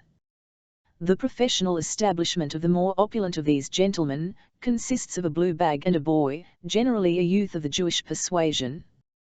They have no fixed offices, their legal business being transacted in the parlours of public houses, or the yards of prisons, whither they repair in crowds, and canvass for customers after the manner of omnibus cads. They are of a greasy and mildewed appearance, and if they can be said to have any vices at all, perhaps drinking and cheating are the most conspicuous among them. Their residences are usually on the outskirts of the rules, chiefly lying within a circle of 1 mile from the obelisk in St. George's Fields. Their looks are not prepossessing, and their manners are peculiar. Mr. Solomon Pell, one of this learned body, was a fat, flabby, pale man, in a surtout which looked green 1 minute, and brown the next, with a velvet collar of the same chameleon tints. His forehead was narrow, his face wide, his head large, and his nose all on one side, as if nature, indignant with the propensities she observed in him in his bilth, had given it an angry tweak which it had never recovered. Being shon-necked and asthmatic, however, he respired principally through this feature, so, perhaps, what it wanted in ornament, it made up in usefulness. "I'm sure to bring him through it," said Mr. Pell. "Are you, though?" replied the person to whom the assurance was alleged. "Snine sure," replied Pell, "but if he'd gone to any irregular practitioner, mind you, I wouldn't have answered for the consequences." "Ah," said the other, with open mouth. "No, that I wouldn't," said Mr. Pell, and he pursed up his lips, frowned, and shook his head mysteriously. Now, the place where this discourse occurred was the public house just opposite to the insolvent cot hut, and the person with whom it was held was no other than the elder Mr. Weller, who had come there to comfort and console a friend, whose petition to be discharged under the Act was to be that day heard, and whose attorney he was at that moment consulting. "And where is George?" inquired the old gentleman. Mr. Pell jerked his head in the direction of a back parlour, whither Mr. Weller, at once repairing, was immediately greeted in the warmest and most flattering manner by some half-dozen of his professional brethren, in token of their gratification at his arrival. The insolvent gentleman, who had contracted a speculative but impotent passion for horsing long stages, which had led to his present embarrassments, looked extremely well, and was soothing the excitement of his feelings with shrimps and porter. The salutation between Mr. Weller and his friends was strictly confined to the freemasonry of the craft, consisting of a jerking round of the right wrist, and a tossing of the little finger into the air at the same time.